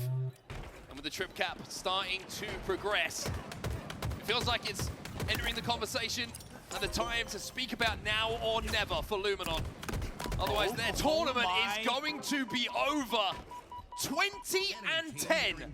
Renegade in this game after a remarkable previous game as well. John looks fired up. And doing it with style, right? He's repulsing out, he's repulsing back in. He's absolutely in your face. Here's Optic Gaming at the 240-point mark.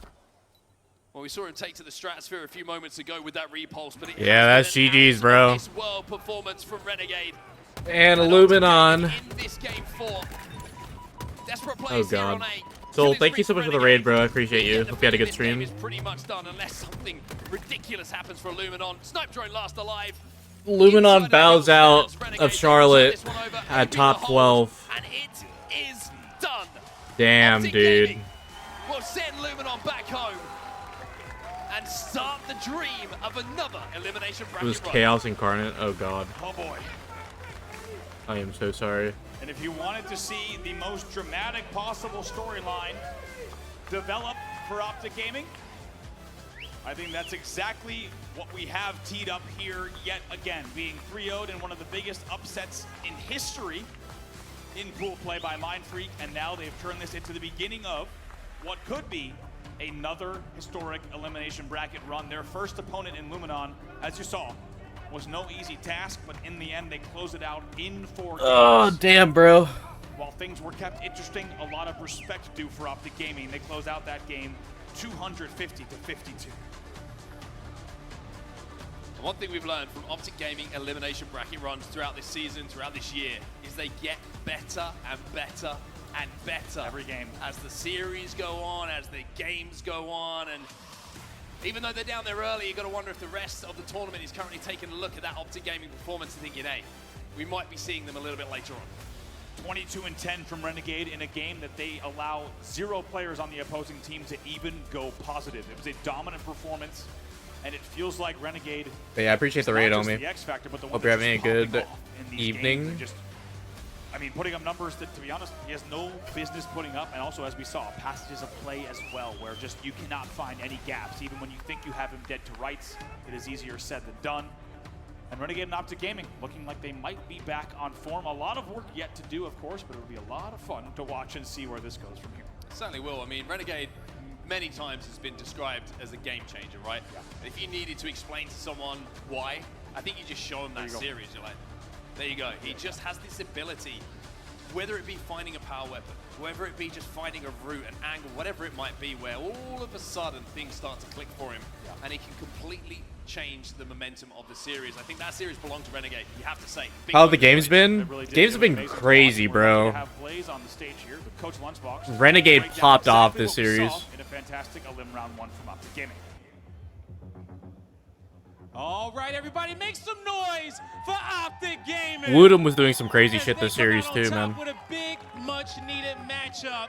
I got Coach Lunchbox with me on the main stage, and Lunch, you guys didn't start the day off the way that you wanted. What's been going on from your perspective?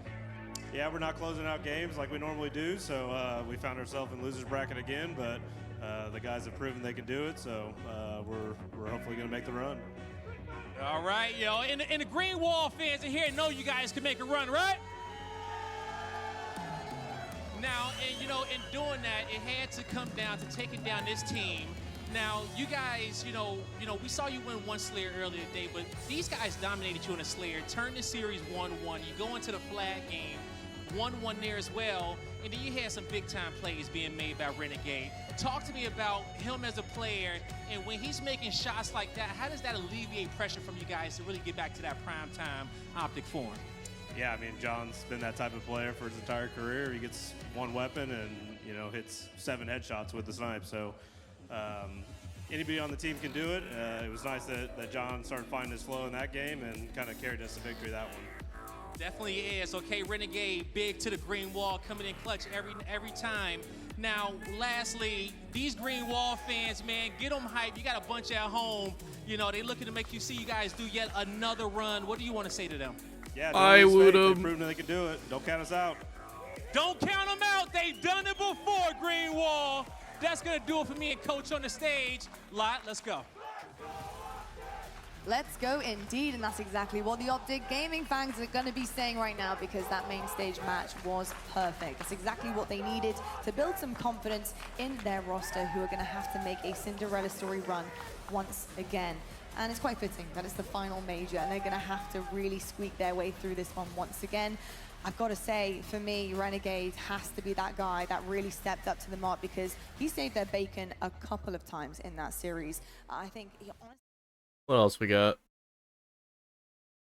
Envy and Majin. Get a couple of kills there to keep this within striking distance, but right now, Envy in the driver's seat as far as map control. You see all of Majin stuck towards pink besides Septic, who was at blue. He gets removed from the map, and now in a 4-on-3 situation, look at how dominant the map control is. As Precision able to just stand top middle untouched and now push towards the information he's gathering. Descendant picks up 2 in the base. Similar again, this time we saw it from the Envy POV. You just saw Majin hard committing in a direction, because they said, all right, we know that there's 2 players over on the opposite side of the base. We might know Descendants here. Let's push on through. And Precision and Descendant reading that perfectly.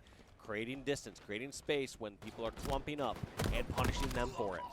Chick tries to hide in that refrigerator there, but he saw, it was Precision that saw just the glances of his shoes as he walked into it, so they knew he was there. Precision did such a good job to patiently wait for a teammate to just 2v1 the guy, and Chick gets taken down for free, extending the lead to what its greatest lead so far throughout the game. It's 7 that Envy take a commanding lead by here at 46-38 now.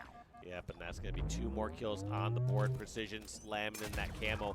I don't know how Majin come back from this. Bastos and crew, 1 kill left to spare, and all of a sudden, kind of crumbled at the end. It was so close. Yeah. Majin had the lead in so many circumstances. They had the positional advantage, and just kind of hit the gas and wonder what's going to happen. Well, yeah, a little bit of chaos goes a long way in the score line right now. Majin wasn't able to consistently play with Envy throughout that second game. Envy really pulling away from that 40 kill mark on.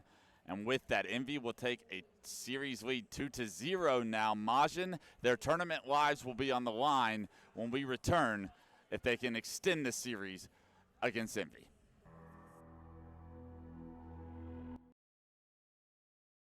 Department. Right. One thing I heard in the listen and specifically with Optic Gaming is Legend being extremely vocal. Like, it was actually, for someone who's normally extremely quiet, it seemed like going up against his former teammates, the number one teammate, we heard Legend just really command the comms a bit. So I actually did love to hear that. I'm sure once it starts to move into a rhythm more in the KD department, we'll see some great things as well. But definitely want to give a shout out to Legend. That isn't it kind of poetic? You know, you see the boys from Luminon. They were the ones who gave Optic their first loss in pool play to begin this year. Now it's Optic sending them home. Hey, a little bit of a revenge tour here, and we love to see it. And also, who knows, Renegade, he just might really vibe with some kind of French call-outs here. So, Legend, keep it up, man. I mean, bonjour, Renegade. I will say, though, in terms of the championship bracket, Optic do have an awfully long way to go. They did fall flat here in their round one, so they will move forward. 3-1 will be the final score in that series, sending Luminon Gaming, our EU powerhouses, home packing. Who will they meet, though? Who is going to be dropping down? Who's going to be meeting them here in the wings? Carve Esports or Cloud9. Cloud9 also, you know, looking to make a run here too. I think they're another one to watch out for alongside Envy, actually. I'm looking here. That went the distance against FaZe earlier on. We were watching that kind of on the side station there as well. Envy versus FaZe. FaZe do manage to get that one done, and honestly, similar sentiments to the way Optic Gaming were playing in that series. It was really a couple of individuals stepping up to the mark where it mattered most. I saw Trippy really starting to find his groove there, and Snipedown, we were watching that on the side as well.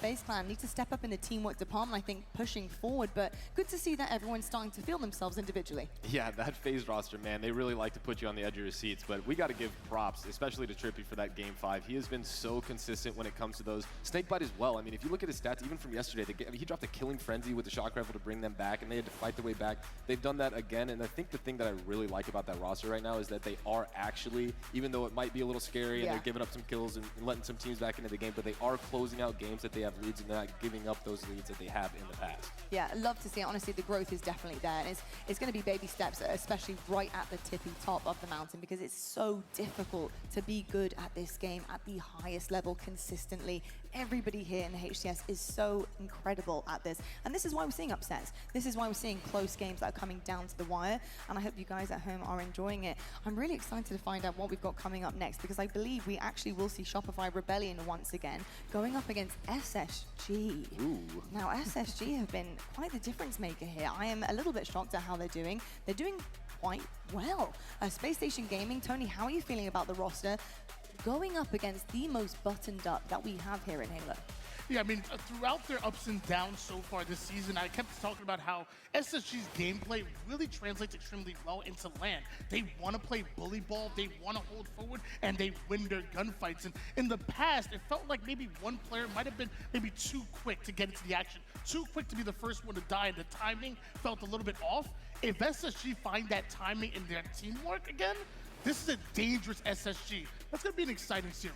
Well, we're going to get to talk all about that on the desk in moments, but if you are tuning in, listening to us yap about the best players in the world, you guys get your hands on these amazing Twitch drops, so make sure you are tuning in all weekend long. Support your favorite players, because while you do so, you guys get the in-game goodies. So make sure you're tuning in, guys. It is Saturday in Charlotte, North Carolina. It is absolutely gorgeous, but inside this venue, it is way hotter because that stage is on fire. We have incredible teams battling it out. We're going to head to a quick break, but when we come back, we do indeed have that team, the one everyone wants to take down, Shopify Rebellion, sitting so comfortably right now in the winners bracket side of things, and SSG, the dark horse of the competition. Can they do it? Can they push them off the pedestal? We'll have to find out. All of the main stage action coming your way right after the break.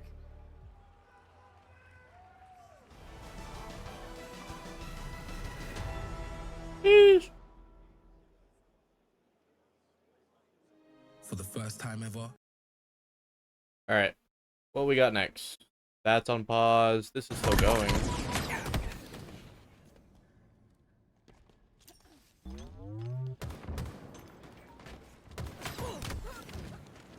This is a close game.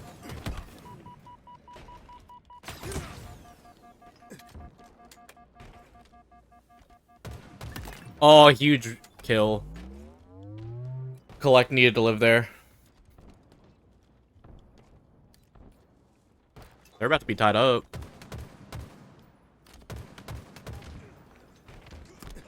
Uh-oh.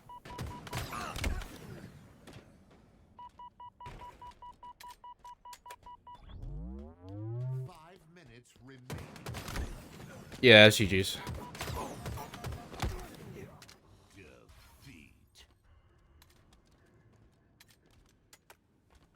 Well, back on break. Going on red. Mind Freak versus Unreal Nightmare.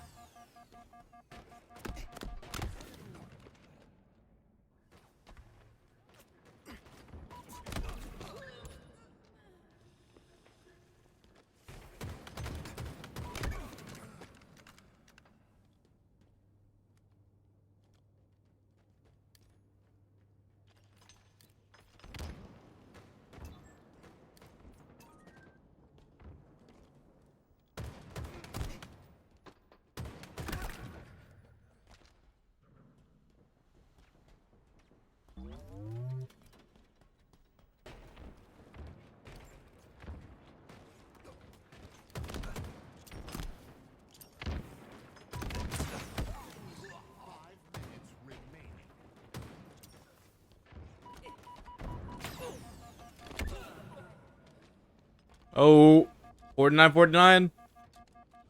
Barco can't die. Oh,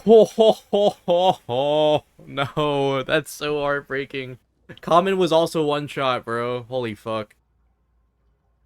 That's unfortunate.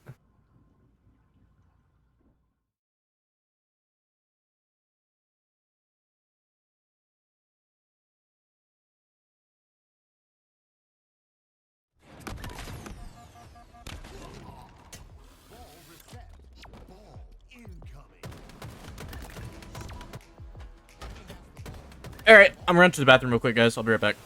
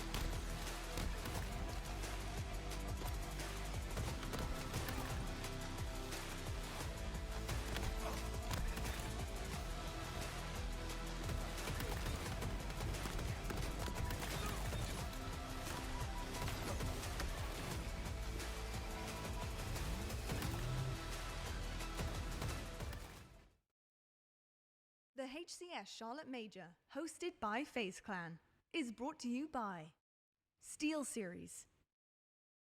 Displate, and corduroys.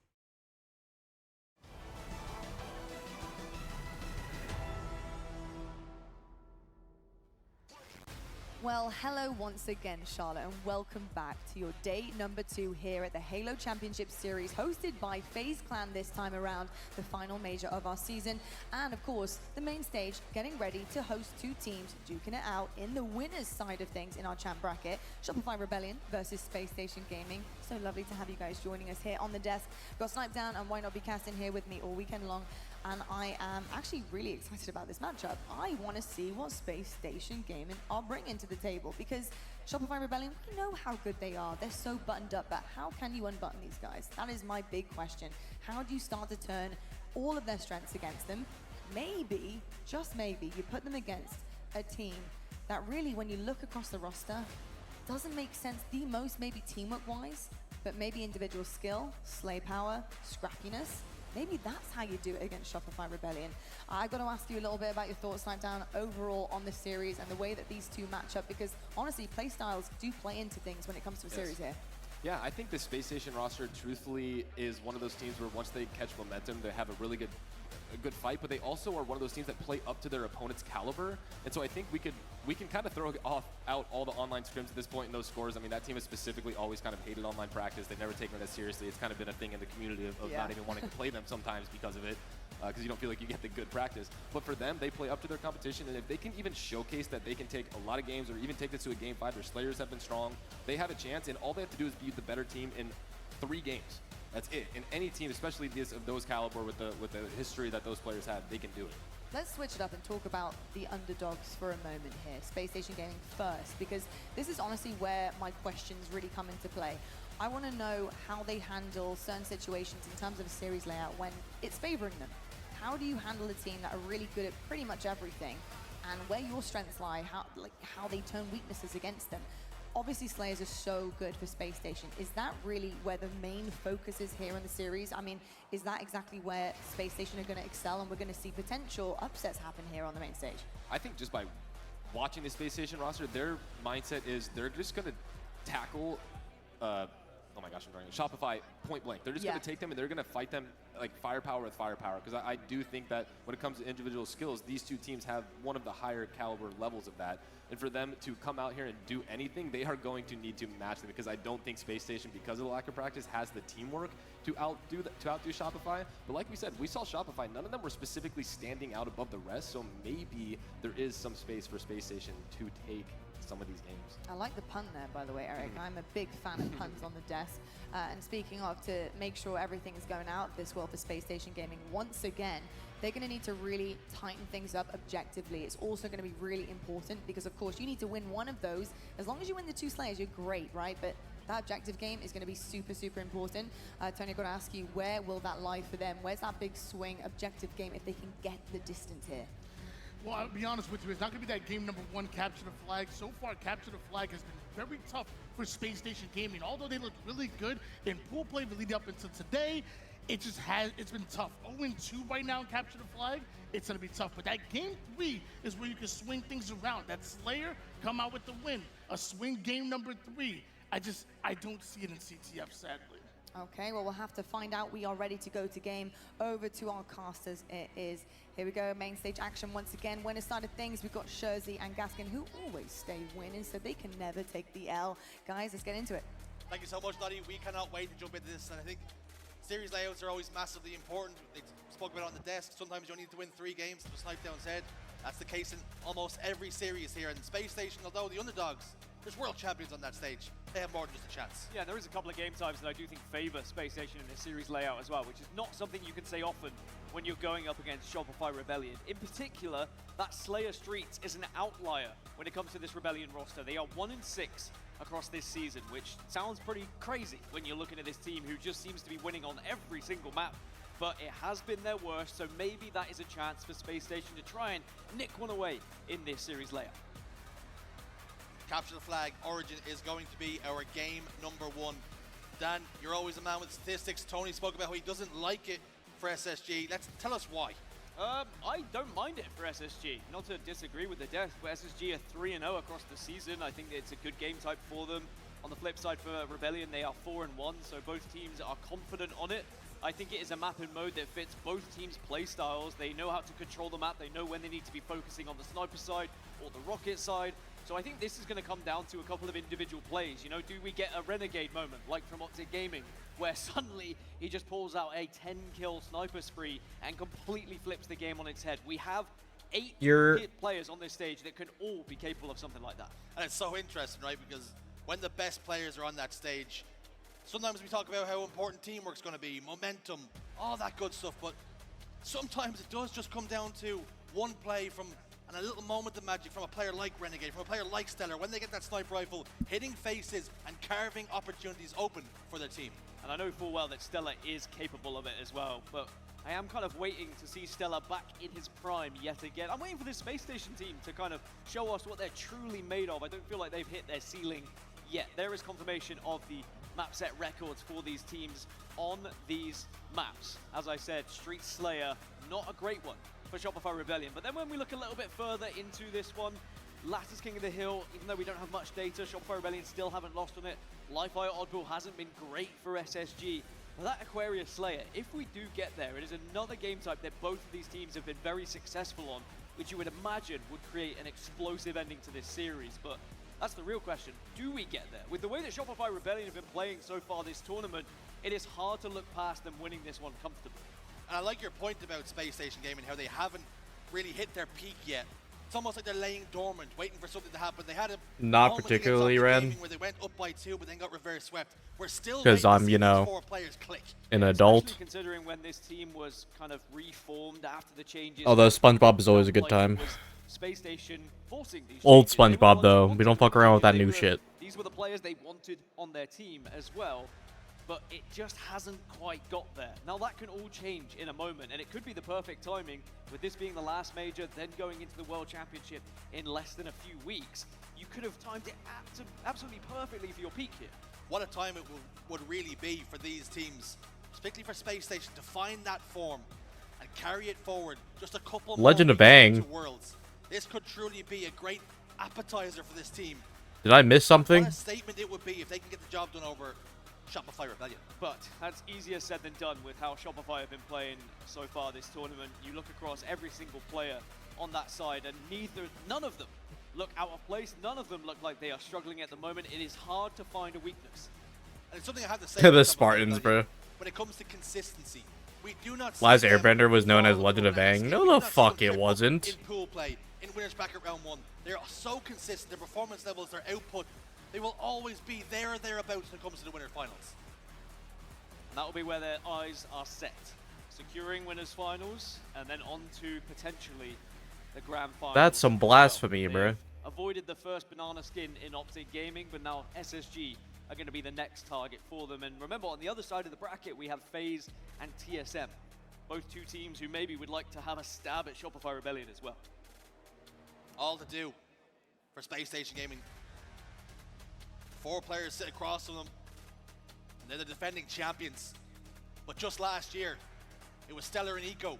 I don't know. Champions for I don't know, Ran. 4 out of 5 tournaments. And how fortunes have shifted. Now they find themselves chasing the pack. They were atop that mountain for so long last year. And you know they'll be hungry for success. I'm a little bit worried though. I mean, I look at the series layout, and yes, even though Slayer Streets maybe opens up an opportunity for SSG, there is a world where this is a 3-0 in favor. I feel like J.K. Simmons was popular for a lot more than that, bro. So dominant. And they're going to be confident after that win against Optic Gaming in particular. Like, that would have been their biggest concern. This Oh my god, SS we are worried Jesus. about Optic Gaming. I like the stash, bro. So far this season. That stash is fire. Now brushed to one side. It's about getting to that grand final and saying, all right, let's see if Optic can make that miraculous run yet again through the elimination bracket before we have to face off against them yet again. But this Rebellion roster, when it was formed, you know, it was off the back of the changes that Optic Gaming had made, the God Squad that was created, and Shopify Rebellion seemed to have had a pretty good form after being in this position. Not only that, but the team was formed not just after Optic Gaming, but after Space Station Gaming as well. So this team came about almost like remnants of what was left. And they have found success. Second place after second place, but then finally getting over that hump. They looked like, was it just going to be online competitions where they've seen that success? Finally getting their hands on that trophy in Salt Lake City, and how sweet that must have felt. And it was Frosty and Royal too, trusting in two players who hadn't necessarily been in the limelight as much. Last Shot and Cycle hadn't won championships, hadn't been lifting trophies, but now they have. And the real question is, can they go on to win a world championship? And in the moment, in the form they've been playing, I think absolutely they can, and it really would be quite something. When you look back at the Halo history books, the teams that have been formed, those who have gone on to win world championships, this for me would be, it would remind me a little bit of like Splice and what Splice did in Halo 5. They went against the grain, they took down the greats. Morning, Frosty. They took down the big names, and even though this roster does still include a couple of the biggest names, it's just the fact that you get some new faces on your screen lifting trophies. And how funny is it you talk about Last Shot, you talk about Cycle, how Frosty and Royal 2, although a lot more experienced, they took a chance and they went on that roster. But Royal 2 might think it wasn't that long ago that him and Snakebite got a chance to play with some veterans. It wasn't that long ago Frosty was picked up by Royal 2 and by Snakebite. And now look at the career he's gone on to have. That is how you make a name for yourself. You play with some of the best if you can finally get that opportunity. And when you do it, you hold it and grasp it with both hands and you put your best foot forward.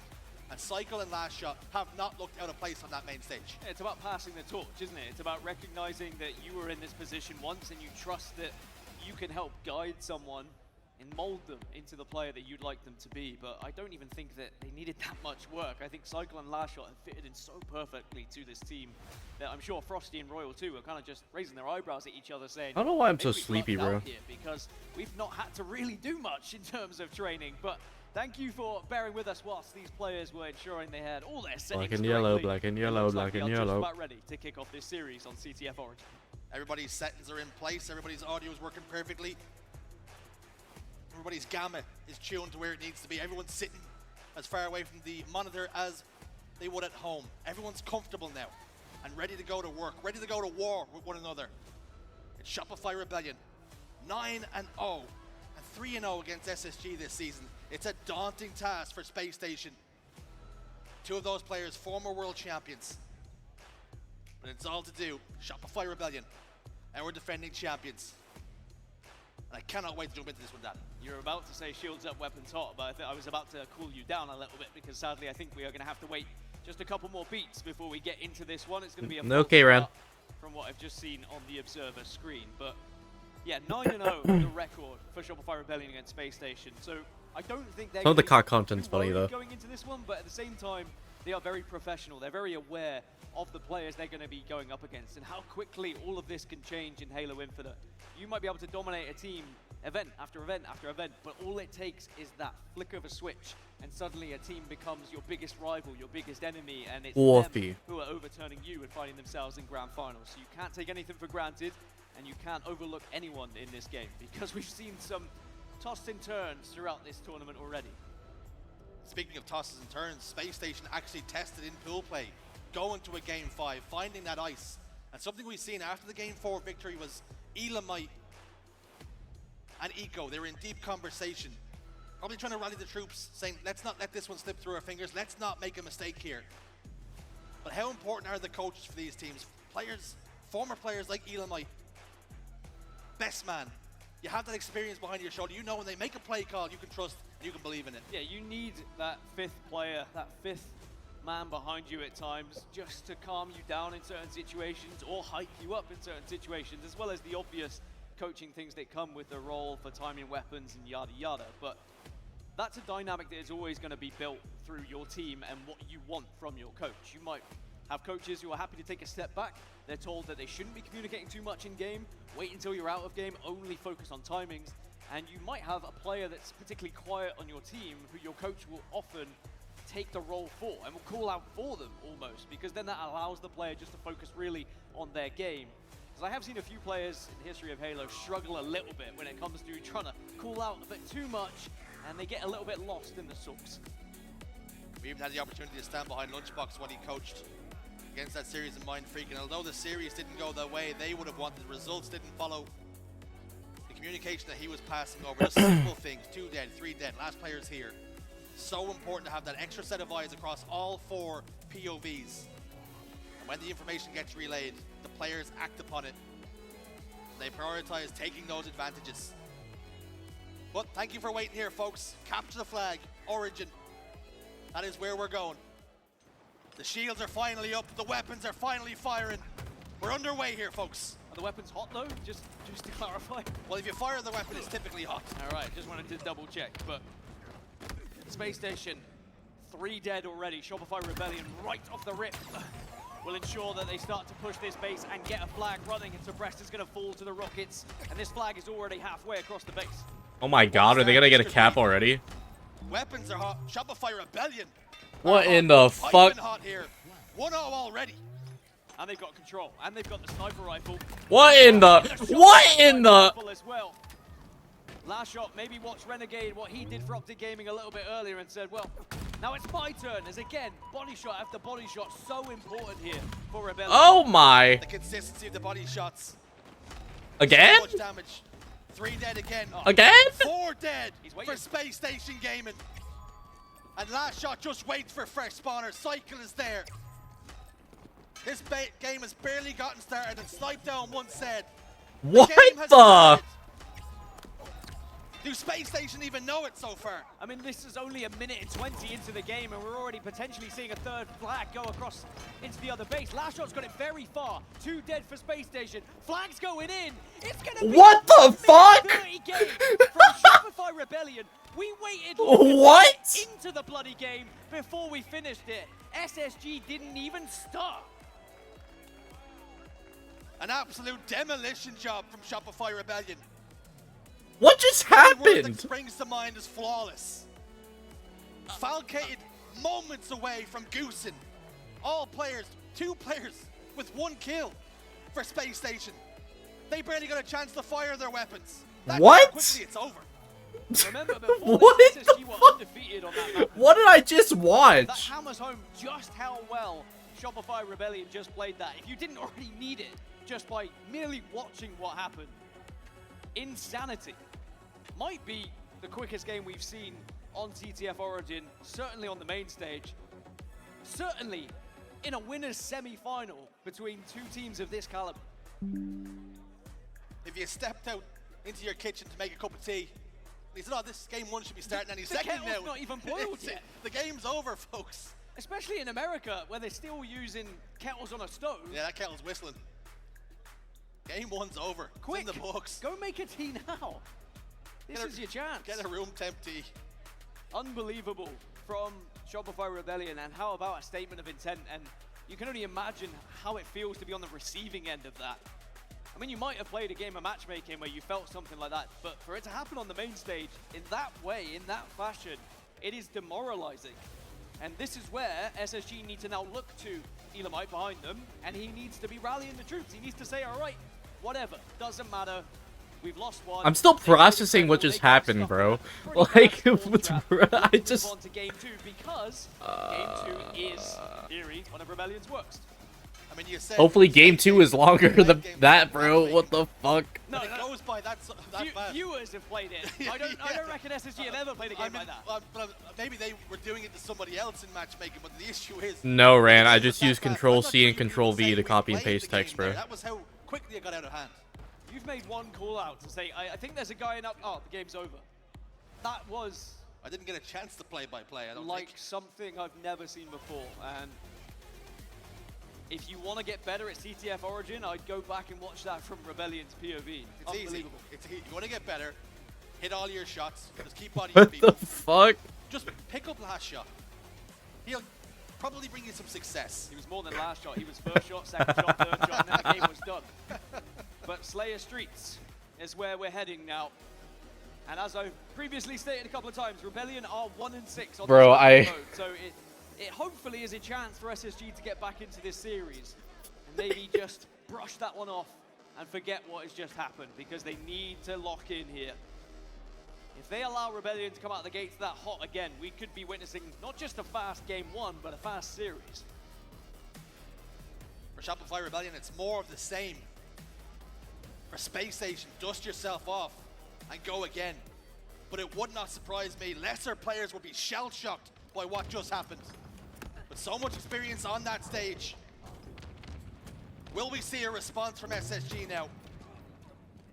Not only just a response, but winning this game is the only true way to bounce back. Yeah, I feel like they have to win this game. You go 2-0 down here, I'm worried about them. I'm already worried about them, if I'm honest, but maybe if you're SSG, I think you try and Prometheus is not real, bro.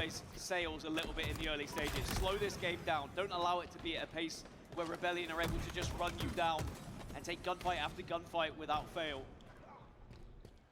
And of course, that focus is going to often be on bottom middle when we have the power of spawning. But it looks like it hasn't really affected the early game. But it is still going to be an early lead for Shopify Rebellion. Trades back and forth. Last shot, double kill, stalker rifle, sticky grenade, repulsor. He has the whole toys, he has the whole sandbox, he has the whole playground. He's over back tower, he has a teammate there as well. Suppress has come looking for a fight, and he's gonna get one. And he wins it. Royal 2 settles for a trade, knowing there was an enemy combatant coming behind him. Eco in the arcade. Firing off the back foot, cycle down to no shield, Stellar's grenade lands perfectly at his feet. This is good for SSG. This is better. At least now we're firing our guns. And they just need to make sure they're watching each other here. Don't take too many individual fights and get caught out, otherwise Rebellion really will run away with it, but it's already a 6-kill lead. Don't want to allow this to get to like 10 plus. Otherwise Shopify Rebellion I think will be in full cruise control and start to run you down here. But you can see, Space Station, they're trying to escape. Suppressed was running away there, and thankfully he did run away to a team. Are we looking at the Rebellion or the Empire right now? Absolutely terrifying. SSG have got a couple of kills back. That will mean a last shot is forced to slow down here. Frosty helps. Last shot, cross map to get that kill. Falcade over towards the staircase. Stellar inside tram. Players spread out all over the map. Last shot's in trouble. Should have went down, but didn't. Hey, this game is already longer than the last one. So it's a 5-kill lead for Shopify Rebellion. Bro, I'm sure they oh were my very god. hyped after that first game, but it's about focusing and it's about staying composed, which I'm sure they will be. But a chance to really find that out. Let's jump into a listing of Shopify Rebellion and check those comps. Watch out, Titan, watch out. Turn streak.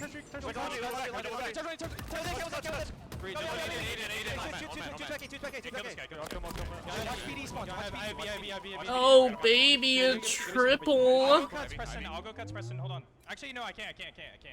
Watch him in, Matt, clear it so you can help us to see already. Go quick. I don't think anything's okay, Matt, get up on the map. You can look cuts. Yeah.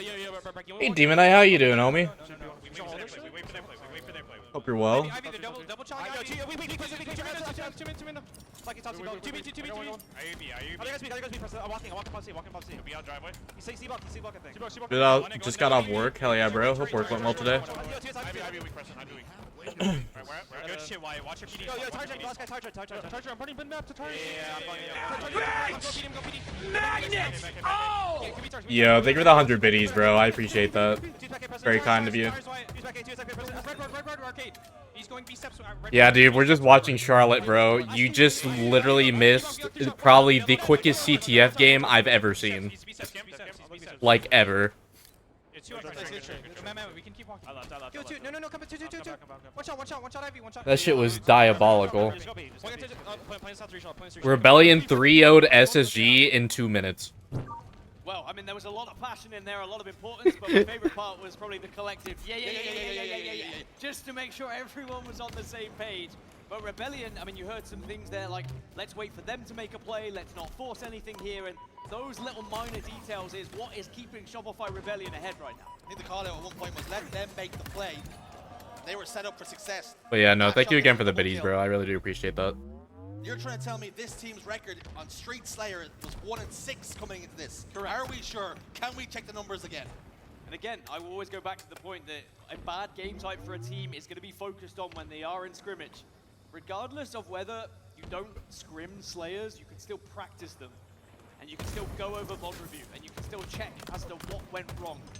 And it seems like maybe Rebellion have found all of the things that were going wrong previously, because it's going very right at the moment. Camouflage for Royal 2. Team requires 14 kills, double their series lead. They can just sit and wait. Information gained. Stellar slides across. They know it's going to be a pink hit. 3 players over towards Cafe, and Frosty's in big trouble. Frosty gets 2. Somehow, some way, Frosty's fighting out of the smoke. And SSG are just shadowboxing right now. They can't land a blow. Yeah, Frosty landing a 1v2 is massive for Shopify Rebellion. It stops the space station push. It stops them getting any sort of map control. You might want to start chalking this one up to being 2-0 to Shopify Rebellion. They look flawless. Such little mistakes they're making. They have not made a single mistake. Some may argue that just giving a kill away can be a mistake, but that's not how Halo works. Sometimes you have to give kills away to get kills yourself. You gotta move pieces around the board. Oh my god. When Shopify have found those openings, they've really punished SSG. This series so far has been absolutely terrifying. There's been almost a complete gulf in class between these two teams. This should have been far more competitive. But Rebellion are not being willing to give an inch here. 2 kills remain. 2 more kills, and Frosty, he's already hit a 1v2 in this game, and he might have to take another here. 49 to 35, make it 50. And Shopify Rebellion are looking terrifying. They are in championship form. They've already taken down their biggest rivals, and they are looking to shoot another team down into this elimination bracket. SSG taking a bathroom break, and boy, do they need it. Because at the moment, they are being outclassed. Bathroom break required. An extra player required, it seems sometimes. Shopify Rebellion, flawless. 50 to 35. I don't even want to talk. Bro, I tweeted out, what did I just watch after that game 1? Swish replied and it's just like, I couldn't even tell you, bro. Before game 1 started, I wanted to go to the bathroom, bro, and I came back and the game was over. 15, 9, and 6. Royal 2, 12, 7, and 5. And someone in the back said Royal 2 across the tournament has never gone negative. And it doesn't look like he wants to do it this one either. I don't even need to fact check that, I would just believe it. Just because of how Royal 2 plays. And how dominant a force he's been in the Halo scene for all the years he's been competing.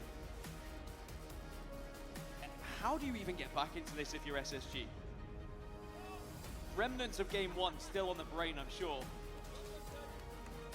This bathroom break will be longer than game 1, and the Rebellion fans are in the crowd, and they must be loving every second that they're watching right now. I think it might be yes, we are. What isn't longer than game 1 than what is. Wonderful performance so far. All smiles on that Shopify Rebellion side, and none of them want to move. Those seats are hot. Don't go anywhere. It's how confident they are and how comfortable they look as well. When I saw Frosty come off the main stage after their victory against Optic Gaming, and he looked like he had just gone for a walk in the park. They don't seem to feel that same sort of tournament anxiety that I've seen in other teams. They don't seem to be shaken by anyone they're going up against. They don't seem to be worried about who they're going to be facing. And how much of that comes down to the fact that they've already gotten their hands on that chip. Would they be as confident? Would there still be some anxieties there had they not gotten their hands to lift that trophy? And are we seeing now the fact that they were able to do it, they know what it takes now? Has that given them somehow a buff? But it's all smiles and laughter on the main stage as well. How many teams have you seen be in this position, even dominated like this, but will be very focused, locked in on the screen, talking about the next strats, but instead they're making jokes and they're happy to be there. And I think that's beautiful to watch, because one of the things that always annoys me and has annoyed me across the history of esports is watching teammates who hate each other compete alongside one another and not enjoing themselves. We're playing video games at the end of the day, but if you can play video games, enjoy it, and be the best in the world, that's the perfect recipe. Well, you talk about smiles and laughter on the main stage. How many times have we seen Halo 5, Frosty and Royal 2 lift the trophy and barely crack a smile? Yep. It was an expectation for them then, but now starting to find maybe some more enjoyment in the wins and the small things. And listen, I think I would enjoy being in the position I'm in right now as well. And I think Royal 2 said that in an interview all the way back at the K-Stan Invitational right at the start of the season, that this team has just kind of brought new life to him and made him start to enjoy the game a little bit more and made him focus on different things. And sometimes you do need that kick up the backside, whether it's a team change, getting dropped, whatever. It has changed how Royal 2 and Frosty approach this game, and I love to see well, quick flash of TSM. What's happened in the TSM game? That's the real question, because that's going to be coming up. Remember, TSM are facing FaZe in the winners semi-final. That is not TSM, bro. So I'm excited to see who's able to win that one. You mentioned Royal 2 feeling like maybe perhaps there was a kick up the backside and you started to enjoy things again. Well, kicks up the backside. Well, if that's going around and you can put it in order, maybe it's Space Station who actually need it more than most right now, because down 0-2, but there's being down 0-2, having lost 2 close games, but the way games 1 and 2, I don't want to keep harping on about it, but I also have to. It was dominant. Why not? Main ball carriers. Harp Last on shot, it. Eco. No, harp on it. You should, because what we're seeing here is something pretty historic with the way that Shopify Rebellion are playing. We've had so many dynasties and we've had so many incredible performances throughout the years of Halo where teams have just gone through and wiped the floor with the competition, but we need to give Shopify Rebellion their flowers because they deserve it in how they're playing right now. They have changed a game which is difficult to change in its 4th year. It's hard to be innovative, it's hard to dominate in this fashion, but they have still found a way. Now, yes, there were the stats on your screen for ball players because we are going to be playing Oddball on live fire. If you want to see earlier, Rebellion are 3-3 throughout the season and SSG are 2-4. So stats would suggest that Rebellion are the favorites going into this one, but I don't think you needed the stats to suggest who's the favorite for this one. Stats also suggested in the last game that Shopify Rebellion were 1-6, and I have to have a word with some people because what I seen on the screen, it's beggars belief how that was able to happen with how they played it. Perfect. But still time for SSG to roar back into life. Still time to rally. Maybe that little pause, that break, just enough time to discuss what went wrong, get your act together, sharpen up. We're on their way in Game 3. Well, SSG have yet to take a map off of Shopify Rebellion all season long. Can that change here? And maybe be the start of a comeback, which does seem an age away at the moment, but all it takes is one moment. It is a good start from SSG. They do get 3 down for Shopify Rebellion and get control of the ball and sniper rifle. So a little break, a little step away from the setups. And they do look a little better on the rim. Oh! Body shot for suppressed. Comes under fire. That's Pressure was too unfortunate. much. He goes down. Tried to get away with the help of the repulsor, but it just didn't work for him. But he has friends in high places. Enemy has the ball. Teammates there to get the kills. Cycle last man alive. Much better from SSG. They can actually get a setup here. They've got, I think this is the first chance they've had an opportunity to breathe and think about the game. And we're only in map 3, or we're already in map 3. Map 1, they didn't get a chance to even think. Map 2, Shopify Rebellion were constantly on top of them. But now SSG just get to dictate the pace a little bit here. Shopify Rebellion need to show us what they can do to try and break setups. Much can be said when it comes to Halo. And what way to play, what play style is the most successful. Eco, nice body shot, dies at the big door. Oftentimes people will try and oversimplify it by saying play fast. That doesn't just mean run fast and slide and things. That means that when you have advantages, you take them quickly. Some teams will be able to get an extra 10, 12, 13 seconds of ball time simply because they made the decisions a little bit quicker. That's it, it's thinking fast. Maybe it's a better way rather than just playing fast. If you take too long trying to make a decision of, do we push this side, do we push that side, how are we going to break this setup? And the teams that are a little bit lower on the skill level are naturally going to take a little bit longer because they don't have that chemistry, they don't have those reps.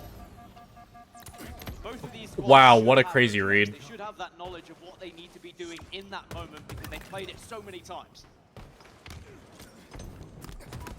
I think it can be said as well. Oddball is actually a really good game type for SSG to play here. It's one of our longest, if not our longest game type. More reps.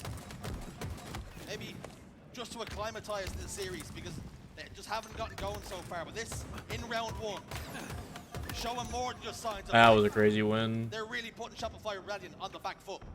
Yeah, I do typically prefer SSG on slower game types like Ball, like King of the Hill, set-up heavy games where they can have a little bit more time to allow the likes of Eco to just have a think about how they're going to plan, how they're going to set up, and how they're going to stop their opponents. Whereas the previous 2 games, it was just pretty pacey. They didn't get that chance. Royal 2 has found a sniper rifle, and that's always a bad sign. He's got a double, and he's also got the camo.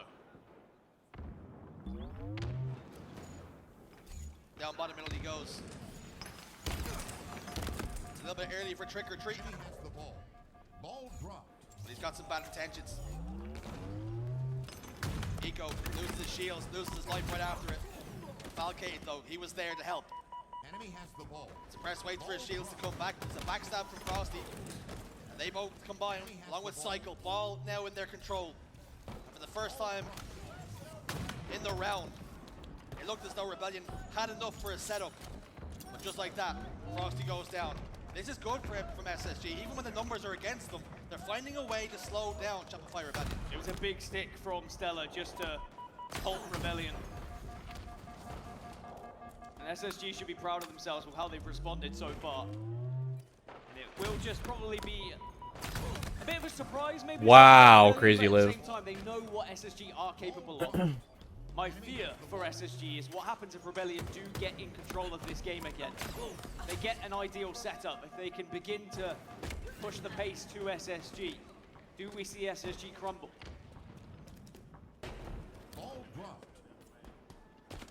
On board with Stellar.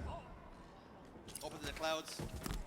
Thought about going over towards Sandbags. The information came that Royal 2 was weak, gets the kill. There are a lot of kills going down on the map. Not a lot of ball time to follow. Enemy has the ball. Game stays scrappy, staggered. But now, semblance of control for Shopify Rebellion. 3 members in the respawn screen for SSG. So SSG lost a couple of players. They are still up, but they have to try and break this setup. This is a good chance to jump into a listening with SSG and see just how they do it. Spawn mode. It's top in the vent, Johnny, in the vent. Got the vent, drop. Nice. I'm hitting big, guys. Top mid, kill me. Bottom mid. Ball's half. Balls 2 shots. Two dead. Last shot spawner. Still spawn. Last shot just spawn. He's gonna be big. They're gonna be big. Careful. Stay down, Mike. Small door right now. Screens with camo. Guys, spawn double this. Mike with camo. They're all there. They're literally all there. Screen jumping up. 8 nades. Jumped up 8 nades, Frosty. 8 nades half on the pistol. Trying to bring it towards... 8 nades again. One shot. 8 nades. Small pit. And pistol. Nice, Brayden. Yeah, there's one. Nice jump. Two dead. One for sniper. 2-shot killer. 1 out. 8 down. Gonna drop. Heavy. Game clocks, 1 minute. Start playing together more. I've snipe. Where? Okay. Yep. Last shot. Can you play my cycle? Yeah, I agree. Back small or what? One shot back small. I killed cycle. Shot back small. A playing this. Yeah, Zenus. And again, it's another... Oh, just missed him. 1 minute left. Let's start playing together more, because even though there was early dominance for SSG, it's now Rebellion in control. It's Rebellion who have the lead with only 40 seconds remaining. It's now SSG who have to just up the pace a little bit and get control once more. But this is going to be difficult to do. This is playing into the hands of Rebellion. As soon as it starts to speed up, Rebellion get better. 30 seconds remaining, and they've got the ball. Royal 2, snipe in his hands.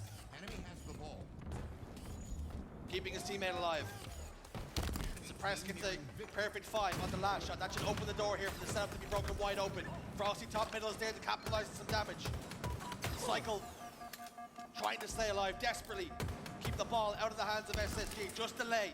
Enemy has the ball. He's the last line of defense. And as a matter of fact, SSG are quite happy. Just let him live. We'll take the ball. It's a heist. It's a smash and grab. The issue now, 7 seconds on the clock, dwindling away. The ball's in no man's land. Shopify Rebellion take round 1. I almost said That is GG's. going to hurt and might just be the GR. Good round. SSG here, because they did have the majority of the round in their hands in those early stages, but as soon as we jumped into that listening, Rebellion started to gain control, and we heard that SSG were trying to say that they were saying the right things. They were saying we need to do this, we need to do that, but it's all well and good saying it, putting it into practice. When Rebellion are putting themselves in those kind of spots, taking those kind of angles, and shutting you down immediately, every single angle you push, it becomes frustrating. And SSG need to just find a way to pick themselves up yet again here, as they are constantly being pummeled. Plans, strategies, they're great. All until he gets shot in the mouth. And there's been plenty of that. The Iceman finds another one. Suppressed Don't do. there. Oh Shield, my. he's also taken care of. Wiped from the board. Royal 2 gets one on the Stellar, who was the first spawner. Falcated on sandbags. Frosty with so much confidence takes the fight to him, despite the fact he That would have had been a the kill. cover of the sandbags. And now the ball rotates towards green, and the option to play it is there. Frosty cometh and Frosty taketh away, but what he takes away is your head, time and time again. 18 kills for the Iceman, alongside Royal 2 with 19. Shopify Rebellion He's did him! so well to come back from what was somewhat a slow start, especially by their standards. And they're up again here in round 2, but Frosty was the last remaining player, which will allow SSG to take this ball over towards Tower. That's exactly where it's going. They're gonna take the road over by Mud. Uh-oh. Frosty's in hot pursuit though. Not interested in letting Eco get comfortable with the ball. That ball's not safe. Last shot gets 2. Ball got played though. Cycle whisks it away. And he takes the exact same route that Eco did. Realizes it's not too safe that way either. Ball trapped bottom middle. The rotate comes. The play call is in. Bring it Mud. You then still have the option to play it. There's engagements going down across the map. And last shot continues to get kills here. Ball down, bottom tower. And speaking of routes, if you just go back about 20 seconds and the route that Frosty took to go down into dirt and win that engagement, not only did he take down the ball and made sure he traded, but he also distracted SSG enough that last shot could then take a route, overthrew dummies, and come behind 2 players. It was perfectly timed, it was perfectly in sync. And dare I say it, Shopify Rebellion are pretty much playing darn perfect. The stats will show it was 1 kill and 1 death for Frosty. But what it was disruption. You kill the ball carrier, they can no longer set up. You open up avenues and parts of the map because Space Station are now focused on you. Big plays. 80 seconds almost now on the board for Shopify Rebellion. And Space Station Gaming, they've almost got too much to do at this point. How has last shot just got that kill? Suppress must have had a call. They had to focus elsewhere, but it's allowed Didn't get Last Shot played. to live. Cycle's still alive. Now Shopify Rebellion only 20 points away from winning not just this game, this entire series, and it will be another 3-0 sweep, which has been the story every single time Rebellion have gone up against SSG. Rebellion just continue to be SSG's kryptonite. They have not found a way to crack the code.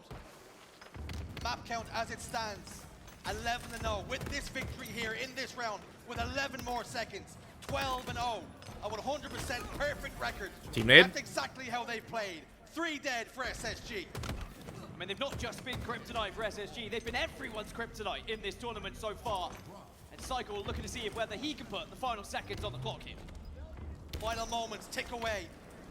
A bit of nade damage, not Jeech. enough to take him down. And Shopify Rebellion complete the clean sweep. So that was a fucking slaughter. And is yet another winners final that Shopify Rebellion will find themselves in, and they will await TSM or FaZe to try and get into, again, a grand final here at a major for the HCS. And the way they're playing at the moment, I wouldn't want to go up against them. Doesn't matter who's on your team. They're in championship form, and they are looking like the best team at this tournament. But they haven't faced everyone yet. Have to remember that. There is still a FaZe or a TSM that could potentially test them here. But Everyone else that's got in their way has been brushed aside. And for SSG, it's about dusting yourself off, licking your wounds. You've been here before. You've been in worse spots before. Still in the competition, still life in those veins. But it has to be given, the plaudits have got to be laid at the feet of Shopify Rebellion. Completely flawless. 25 and 19 for Frosty, 23 and 16 for Royal 2. And while last shot, you know, he may have gone neg 5, but don't forget, that was an objective game. Plenty of ball time, and also if you think about some of the kills the last shot got as well, hugely influential for that game. And I think what's important that we've just learned from Shopify Rebellion is, sure, game 1, whatever, they destroyed SSG. Want to hear the interview? Pretty dominant as well, but they were always ahead. This map 3, they were behind. And they were behind by a good 40 points, where they weren't really able to get anything on the board. But they dug deep, they assessed what they needed to do, they altered their game plan, and they found success. And that kind of mentality, that kind of playstyle is going to be what wins you championships. And it's hard to bet against Shopify Rebellion at the moment with how they're playing. Success is really the name of the game, and players we can harp on of how well they played. Frosty and Royal 2, but you spoke about how good last shot was, Dan. Talk to me about how important he is to this team's success. I mean, every single player is important, but last shot, the way he plays, how fluid his play style, and when he picks up that sniper rifle, such good shots that he hits as well. Well, who better to hear from than the main man himself on the main stage with Blaze? I got the last shot with me, everybody. Make some noise for Shopify Rebellion as they just put on a clinical series, one of the fastest we've probably ever seen on main stage, and you guys are done for the day, okay? How does that feel? I mean, it feels great to be done early. We get to go back and watch some VOD, watch our opponents for tomorrow. There you go. Now, if you had to give you and the squad a grade, all right? What grade would you give yourself this year? If you had to be really hard on yourself, what you do here, okay? Because you had the minute 30 flag game, plus 15 on the Slayer, eyeball one of the fastest. Yeah, I mean, we obviously played really good. I'd probably give us A+. Could be a little bit better. We could have probably ended the oddball a little faster. Could have been a little bit cleaner on that. But regardless, still 3-0. Hey, still a 3-0. Was that an A+ grade, everybody? Damn sure it was, okay? You know, lastly, you know, with this performance, man, I know the chickens at home, man, they are ecstatic right now to see the performance, okay? But regardless of them, but the fans, your family, your friends, everybody, man, you know, what do you want to say to them? Because I know they are happy to see this performance. Yeah, I mean, firstly, I'd like to thank my family and my girlfriend, my mom, my dad for being here. I mean, it just means the world. And obviously, everybody supporting in Shopify Rebellion merch. That means the world to me, and appreciate all y'all supporting back at home and online, wherever you may be. It means the world. It means the world to the Rebellion, everybody. Stay strong out there. They're looking to go back to back, and that's going to do it for us on the stage. Lot, take us away. Well, I'll tell you something. I think the chickens are shook right now because I certainly am up here on the desk. I'm Let's shook. Just quickly get Alright, C9 and Akavi are playing right now. Oh no. Oh no. Does he not get eliminated? Oh no. Fuck. Rip. Optic versus Akavi next. Goddamn. bombs. They have to be clean, on point. People were pulling flags like as if it was muscle memory, getting across the map, being there for each other. It was unbelievable. I'm actually surprised we didn't see more like donuts on the other side of things. That was one of the cleanest, most efficient, objective gameplays I've ever seen out of everything. Unreal. That is terrifying if you are an opponent going up against Shopify today, tomorrow, whenever, in the future at Worlds. Crazy scenes from Shopify Rebellion. I got to ask you, Snipedown, because obviously, you know, you are well versed when it comes to competition. But that first map, talk about an exclamation point. I mean, I think I cursed it. I said, how can you unbutton them? They just put padlocks on their shirts. I mean, crazy stuff. Talk to me about what's going through your mind when you're seeing a game like that. Honestly, I will be honest. I didn't see any of it. I was signing and taking some photos. I went to the bathroom and came out, and everyone was freaking out that the game ended. And then I couldn't believe that there weren't some gooses on there, but we got all you can eat Olive Garden breadsticks on the board is what we're seeing. Yeah, I mean, if they're playing objectively, we know there's Olive Garden breadsticks, bro. This team is just by far and above, I feel like, the best most well-rounded team here at this event from what we've watched so far. They're really not giving anyone any room to make any plays on them. We saw it in the Optic series. I think they dropped the Slayer, and it just feels like this team is just firing on all cylinders, and it's going to be tough for anyone to go against them right now. I just got word from my wonderful producer that actually this could have been the fastest CTF in Halo's history, by the way. So if you guys were watching, and if you are watching in the stadium, you might have actually just witnessed something historical that might never be topped, because that was incredibly quick. I will say, just to note with Shopify Rebellion in particular, when you're looking across the team, you have two well-experienced vets here, Tony. You have Royal 2, you've got Frosty. They have done it time and time again. Many different Fastest iterations of Halo ever, as bro. well. Oh my But then god. you look at Last Shot and Cycle, and I think when they actually picked them up at the beginning of the season, the question I was, love how are they gonna SSG, fit bro, but I'm not Are they gonna gonna be lie. able to To go into the literally same have system probably the of fastest two CTF guys game who be have pulled been on in the you, same that's team gotta for be mad multiple demoralizing. years, a decade, pretty much. I mean, it's I hope really the boys difficult stay to swap strong, someone who's bro, so but used that to was people fucking around brutal. you for so long. They are playing like vets. These two young guys who have literally started in Halo Infinite, their positioning on maps, the way that they're able to just rotate around each other so perfectly, it's like they've been playing like for 30 years. It's unbelievable. Talk to me about Cycle and Last Shot, and really how impressive it is with Frosty and Royal 2 to back them up with what they're doing right now currently in this season, and to be quite frank, the last season too. Yeah, I mean, it feels like a lot of people respond to pressure in different ways. Like, you know, we saw what Cycle did last year with Shopify Rebellion, and it was really incredible, but this level of expectation is different. There was like championship or a bust. It's grand finals or a bust when you're talking about World 2 and Frosty on your team. And the same thing with Last Shot. Last Shot was great under Pure last year, but again, the expectation that you have championship running through their DNA. So there's some players that step up to the plate. There's some players that just get crushed under that pressure. Last Shot and Cycle are the real deal. And I feel a special place in my heart personally, because I was casting these young men in Halo 5 well before they became pros. Last Shot was playing SWAT tournaments, and Cycle was playing matchmaking. That's pretty much it. And to see what they've been able to do, I'm really proud of the boys. I am incredibly proud too. Let's take a look right now at the bracket, but we can actually continue this conversation on as we are taking a look at it, because in terms of where they are right now, they have been here many, many times. They've been pretty much pitch perfect throughout the entirety of the season, and it's where they have fallen short in the grand finals, and they've been reset by Optic Gaming twice, and it's been a very difficult kind of bounce back.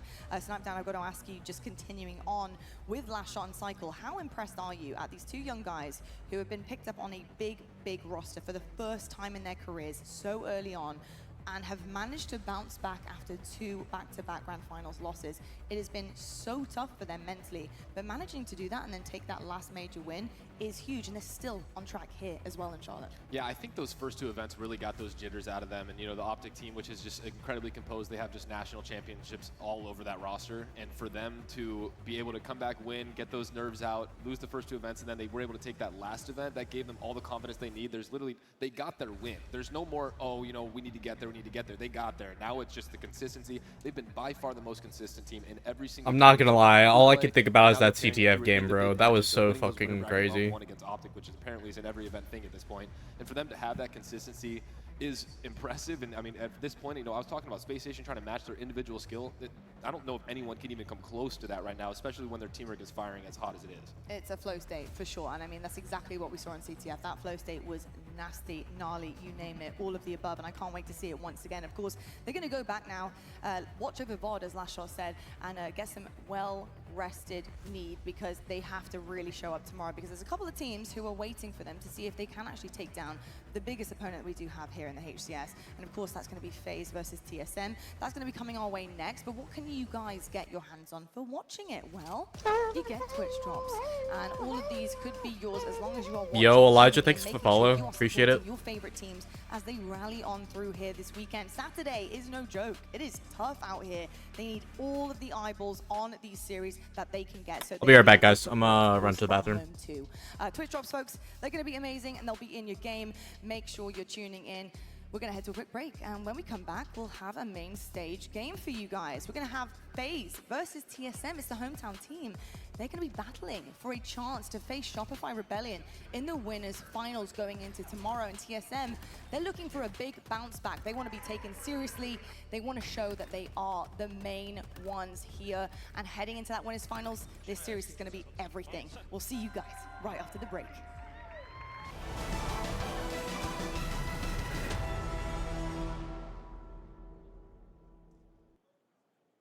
Everyone loves Corduroy's plush convertible beanbags. When it's time to rest, there's a bed inside, filled with our proprietary blend of hypoallergenic foam. Corduroys are American-made with washable covers and a lifetime guarantee since 1998. And now is the best time to get your corduroys during our limited time sale. Corduroys is where life unfolds. So get up to $100 off by visiting corduroys.com now.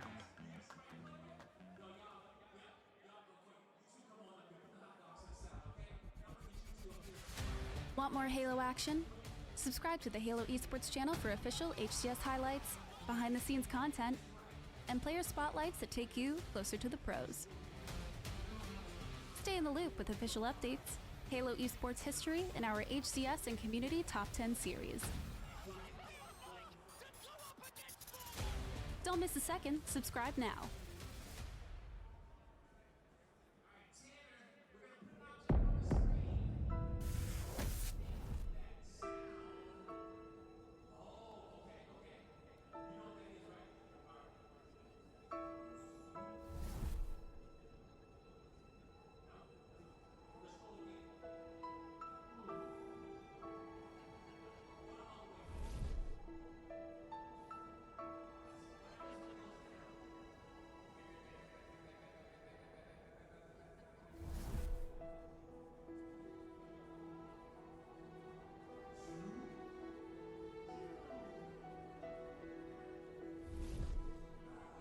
Sorry guys, I'm back. Hey Elijah, welcome to the stream.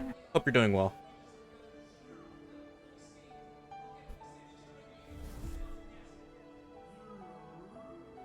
Three minutes, FaZe versus TSM.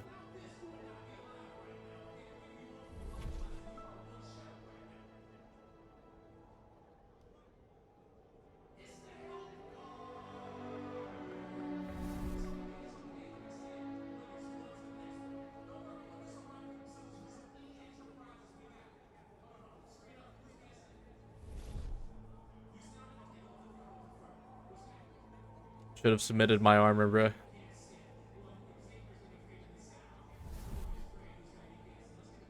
Archer's really cool, wow. Flexing that forger coding, bro. A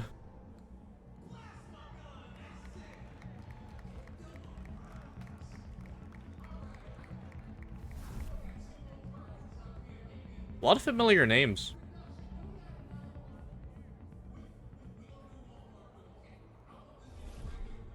Oh my god, I know that guy! Oh my god! Oh my god!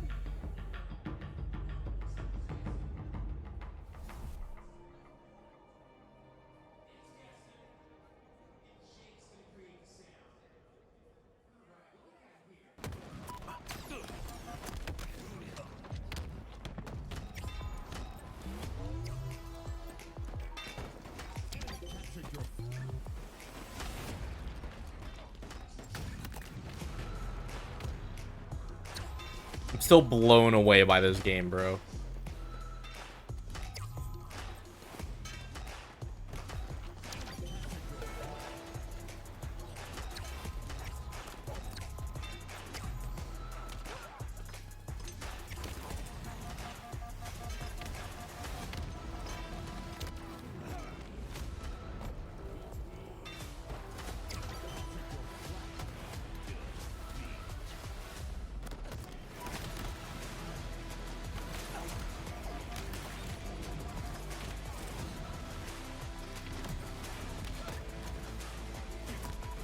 Crazy off series.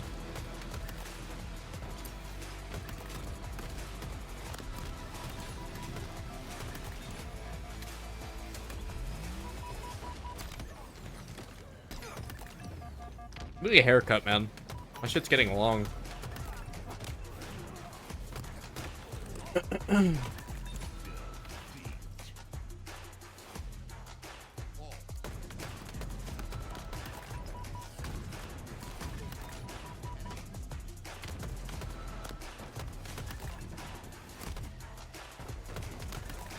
Might cut it, what was it? The Week of Worlds.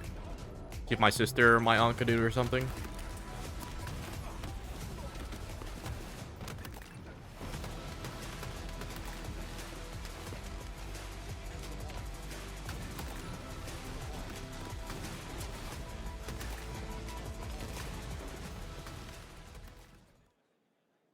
The HCS Charlotte Major, hosted by FaZe Clan, is brought to you by Steel Series, Displate, and Corduroys.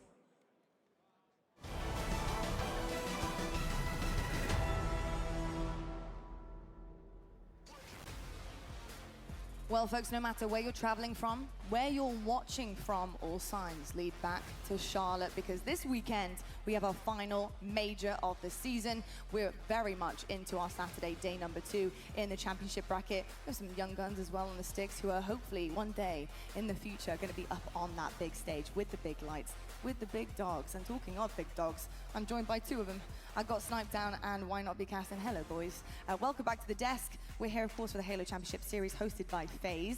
And speaking of the devil themselves, they're going to be on that main stage very shortly, going up against TSM. This is going to be your winners semi-final on the other side of the bracket. And of course, we saw Shopify just managed by the skin of their teeth. It really was quite close and pretty crazy, to be perfectly honest with you, heading into, of course, that winners finals for tomorrow as well.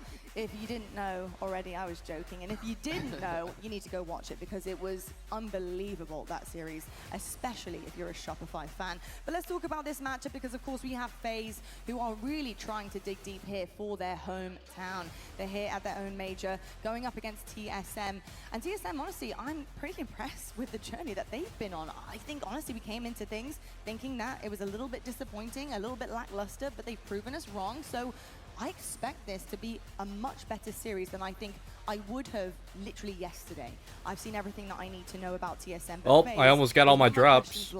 How are they performing? I just gotta get the co-streamer drops. On individual skill. Do they have the objective efficiency that they've been working on, especially coming into Charlotte, to really try and prove themselves as not just top 3 anymore, but taking that trophy? Yeah, and I'm gonna keep it real here. I think this FaZe team is actually underperforming at the moment. I think that they've had 2 really close game 5s against teams that I don't necessarily think they should be going game 5 against. We started off in pool play, then we had it against Envy, and this TSM roster, you know, they're on a good side, and I think this is a great matchup for them. FaZe really needs to not only have to focus on those Slayers, which they are by far the best team in the league, I think, at the moment when it comes to those Slayers, but making it get down to be that close is scary. And Snakebite and Trippy have been the 2 to step up for this roster. I'm really looking at Penguin and Lucid to kind of pick it up a little bit, but Penguin's not necessarily one that needs to get the kills, but just a little more out of him, and I think this team will be well more balanced. 100%. I really do think that Penguin thrives when the rest of the team are kind of firing on all cylinders, and I think that's what you're going to see from a teammate who really fills in all of the blanks, which quite frankly are crucial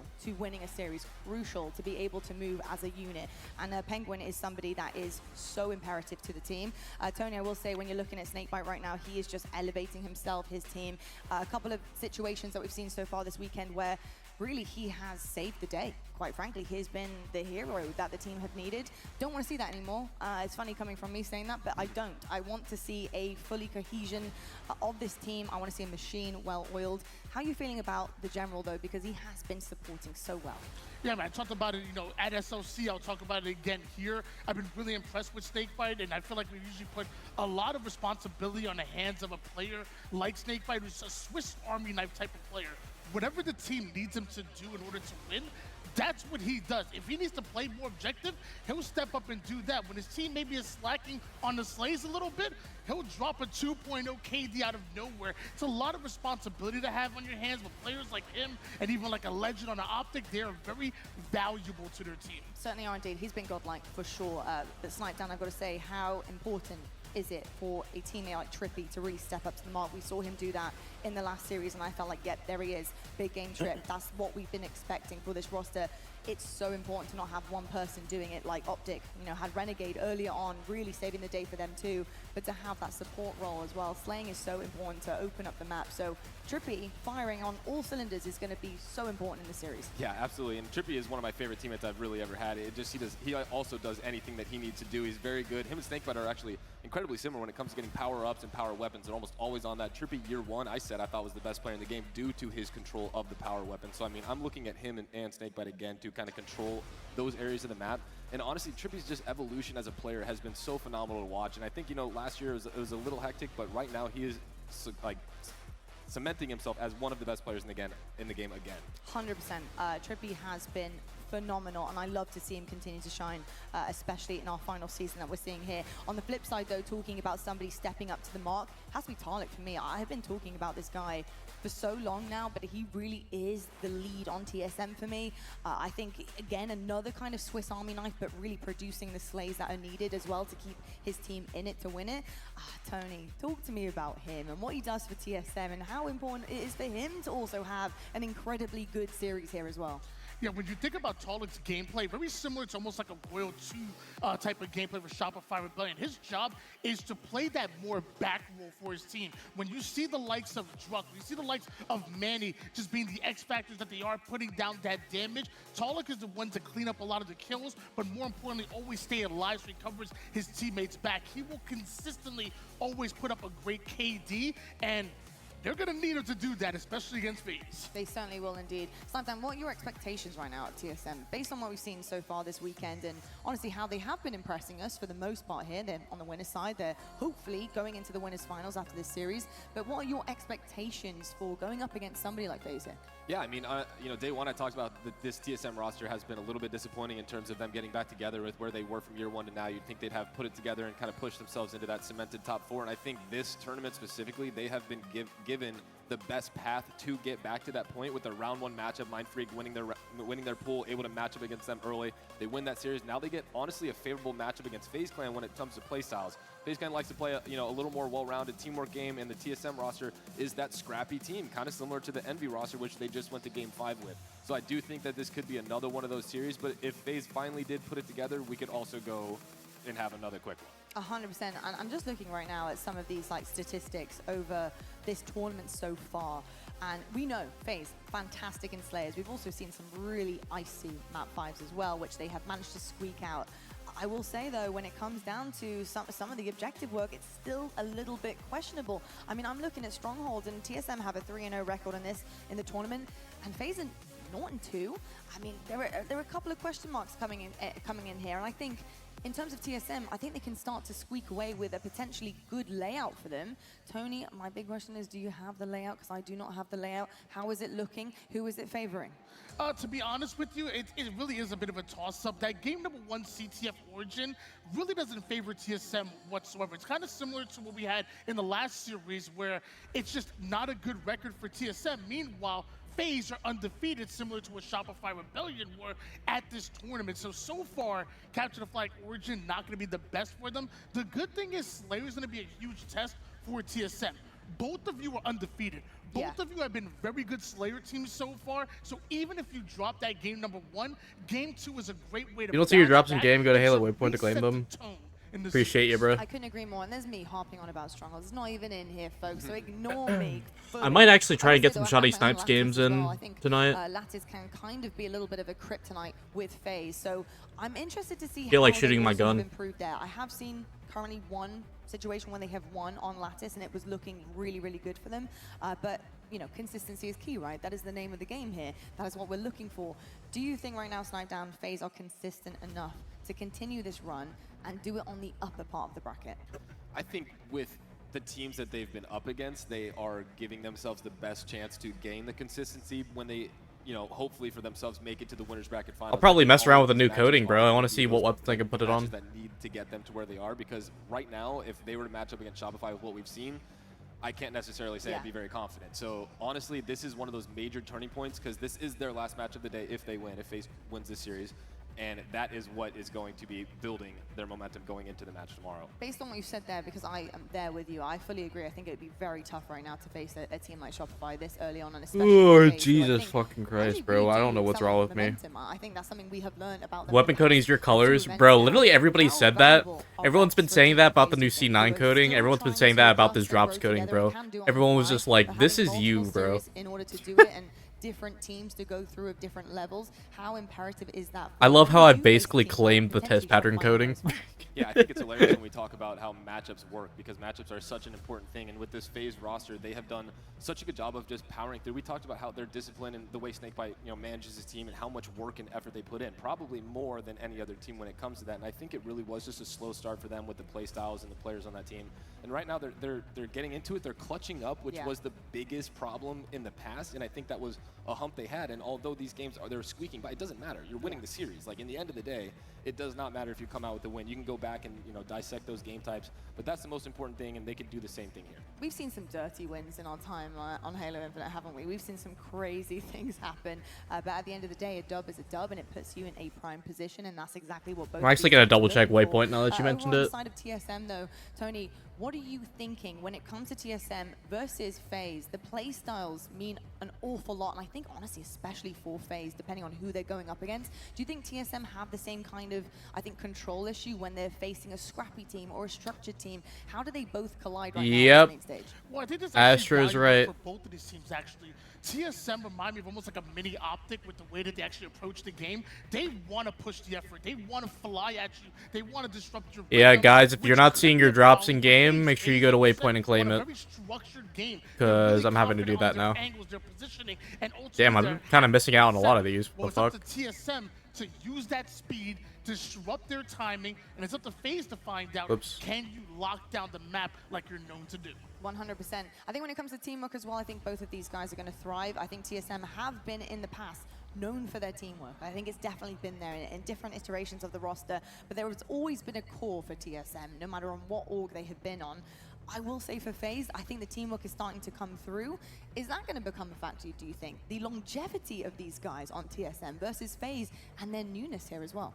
Yeah, I think the longevity is great. These guys trust each other as much as you possibly can as teammates. They're friends inside and outside the game. That's always a bonus. You just have more cohesion when you are enjoying your teammates' company. Never mind. I think the biggest thing for FaZe is the fact that they are almost a little too regimented with how they want to play the game, instead of taking those those plays that might be low percentage but can get you the cap or get you the win. And those are the reasons that we're seeing them have to win the Slayers, is because these objective games, they're playing it almost too by the book. Kind of like how when we saw Optic, they were just overslaying. They weren't actually getting in and doing the right things necessary to get the objective efficiency down. But for them, I think that's what I'm looking for in this series, because the Slayers could go either way. Both these teams are phenomenal at that. It really comes down to the objectives here. 100%. You're probably wondering, folks at home and in the venue, why you're hearing our voices for this long. Trust me, I want to get us off to and into the game, but we're making sure everything is perfect on that main stage, because of course, these series mean absolutely everything to these teams and players. So we need to make sure everything is even, the playing field is set, and so you guys get to listen to us while we do so. I also want to kind of pick your brain here, Tony, on how you're feeling about some of the individuals, the rest of them, not just Torlik on TSM, because we haven't really heard much from them so far, and I want to hype them up too. So what do some of the other members like Druck bring to the table here? Well, it's funny you mentioned that, because I feel like, well, on one side of things, I thought really Manny was a really key factor for this team when they were finding the success that they did in pool play. Manny was playing like a Manny I've never seen before. My man was possessed. And then we see after the series, he tweets out, oh, by the way, my controller's broken. Does anybody have an extra one? I'm like, brother, you're dropping 16 and 22 kills in a Slayer with a broken controller. I was freaking out. And it was actually crazy. I'll be saying, keep the controller broken. For real. And then you have players like Druck, who in specific game modes like Capture the Flag, for example, he'll go from averaging a 0.9 KD to out of nowhere dropping like a 1.26. He has huge improvements on certain game modes like Capture the Flag or like Assault. So I think everybody's going to be very important on this roster if you're going to pull off an upset against a hometown team. Tony, sorry to just keep you on the mic here, but I'm curious, when it comes to TSM and when we talk about, the disappointment heading into this weekend, and although that has been turned around quite swiftly. Yo, I know I just shit on these guys, but my controller's broken. Where in their gameplay did they lose their magic? Because it felt like it was overnight. Well, to be honest with you, I feel like with TSM, we talk about the up and down season because we watch so much. It's really online that I feel like they have their most problems. On land, they tend to step it up. They got a huge Game 5 win against the Envy back at SOC. You know, I think the problem is that if you're expecting them to consistently get top 4, that's where it's tough, because the rest of the league has gotten so much better. It's not so much of TSM's taking a step back. Everybody around them have gotten so much. Look at where SSG are. Look at where FaZe are. Look at where Shopify Rebellion, even Optic. And I'm not even mentioning the rest, like the Envy and what Mindfreak are doing. Everybody else has gotten so much better. So now it's up to TSM to do what they do best. Step up on land. Yeah, and I think actually one of the biggest things about this TSM roster is going to be Druck as the X factor here. We talked a lot about Bound early on, and I think in terms of playstyles, Druck is very similar to that, where he can get a bit ahead of his team, and they can kind of, you know, he controls the pacing with his momentum because he is by far the fastest person on that team. And if he's sliding out, you know, his teammates aren't there to cover his angles. Otherwise, he's the one drawing so much attention. That's where Talik gets his main slays, all the kills, is because people aren't looking at him. He's catching the people who are caught off guard by his teammates, pushing forward, gaining momentum, and that's the same thing, you know, with the World 2 we compared him to that in that sensitivity. So I really am looking for Druck to be the one to draw the attention. Maybe I wish we could see a damage taken stat, because that would be interesting to see the result of this and where that would stand, because I do think he makes himself the most noticeable on the map. Yeah, I've got to say I completely agree with you, and I'm actually waiting for this opportunity, to be honest, in this series to really start to see TSM put it back together again, and honestly just elevate themselves. I feel like a big storyline for these members has always been the Band of Brothers being together, and then how can they break the top 4? That was always the storyline. That was always the consistent, they're always there, ready to go, but how can they break through that barrier? And it was upsetting to see online, I think, feeling like they had kind of regressed a touch. But now, my hopes are back. I'm very excited to see what TSM have been cooking up heading into Charlotte. And I think, honestly, it's really, really all in this moment, in this series. Folks, we are waiting for the main stage to get ready to go. We have talked for far long enough. We're going to head to a quick break. This is your chance to go to the bathroom, get a drink, get some food at home, get your favorite blanket, tuck in, because this is going to be an incredible series. We will see you right after this.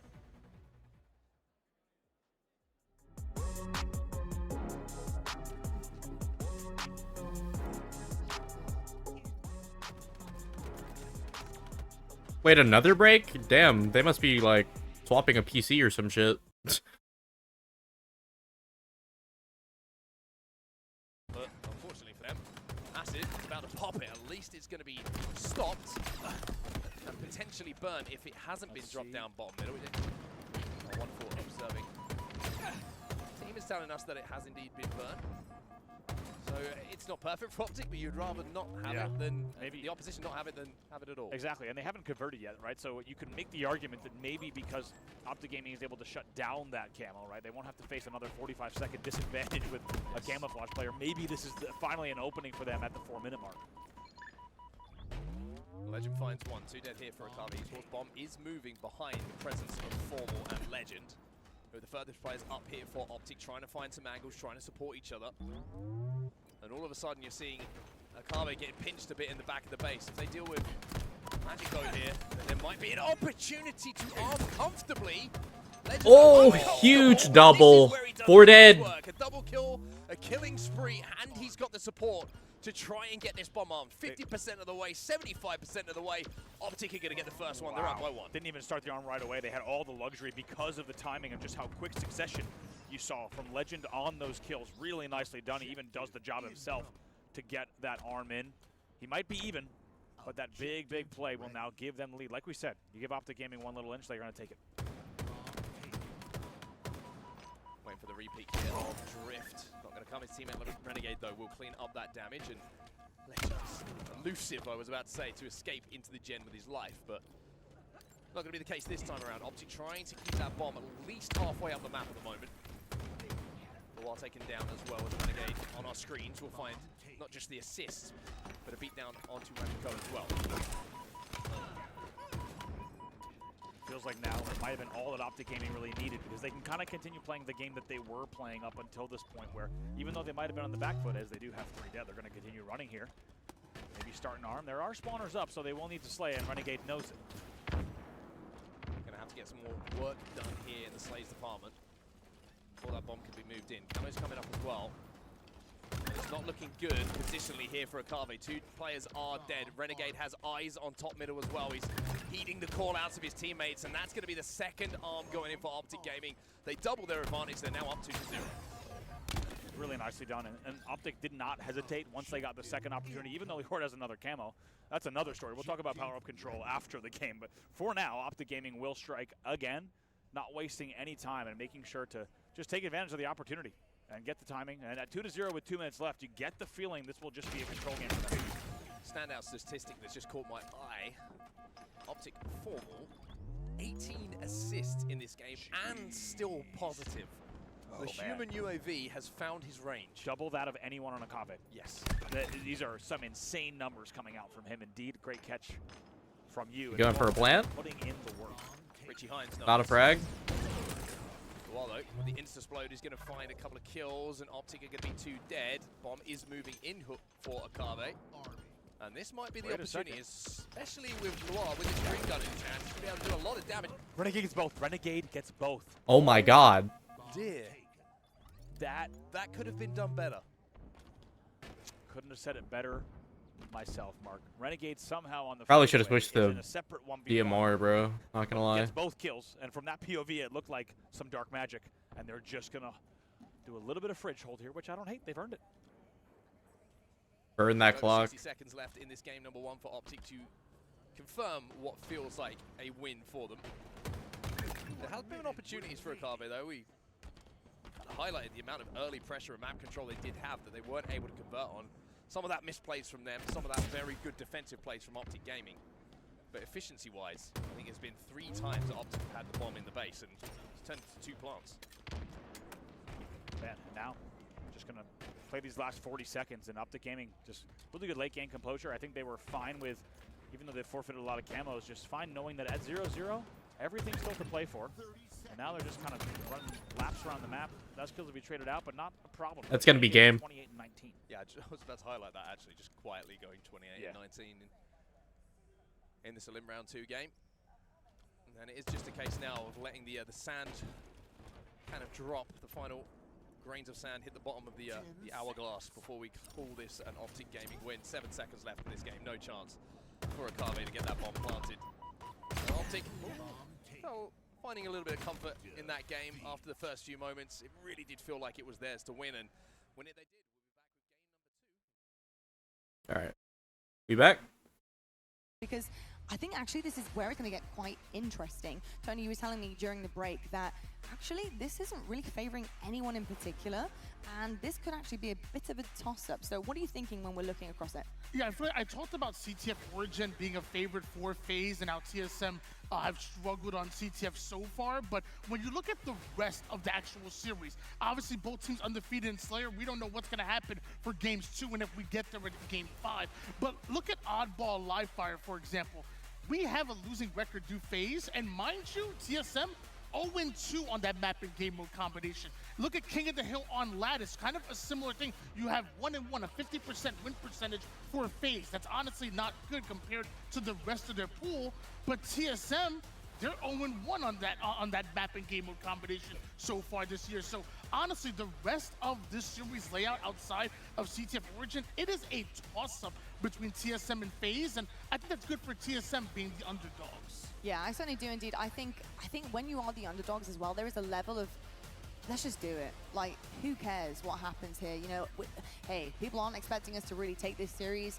Why not just absolutely go for it? And I think a lot of the time, a mentality like that with full belief and confidence behind you bodes so well going up against teams that can honestly be a little bit daunting at times. And I think we're going to have to see that from some teams when they go against people like Shopify Rebellion, for example. It's like when you head into a series, if your head's not already in the absolute area of we are going to win this series, I feel and truly I believe that you've already lost out on it as well. Yeah, I mean, that's an every time thing. There's no single pro player here that should be playing in this tournament that doesn't think they can at least win the series that they're in. You know, like I said, it's 3 games is all you need, and all these players are that good. We saw it with Mindfreak against Optic. I don't think anyone would have picked that. So, like, if you need an example of that being real, that is your example. It actually really is. I also think the map 1 is going to be important for the mental, just to add on to that as well, in terms of the confidence. Map 1's are huge. They honestly mean awful lot to teams. And we're looking right now at the CTF stats for both of our teams here in HCS Charlotte. And of course, we have a pretty good one for FaZe Clan here, but they're not too dissimilar across the board other than the cap success. So we're seeing actually quite a lot of movement from TSM when it comes to the objective work, but they're just not able to convert here, Tony.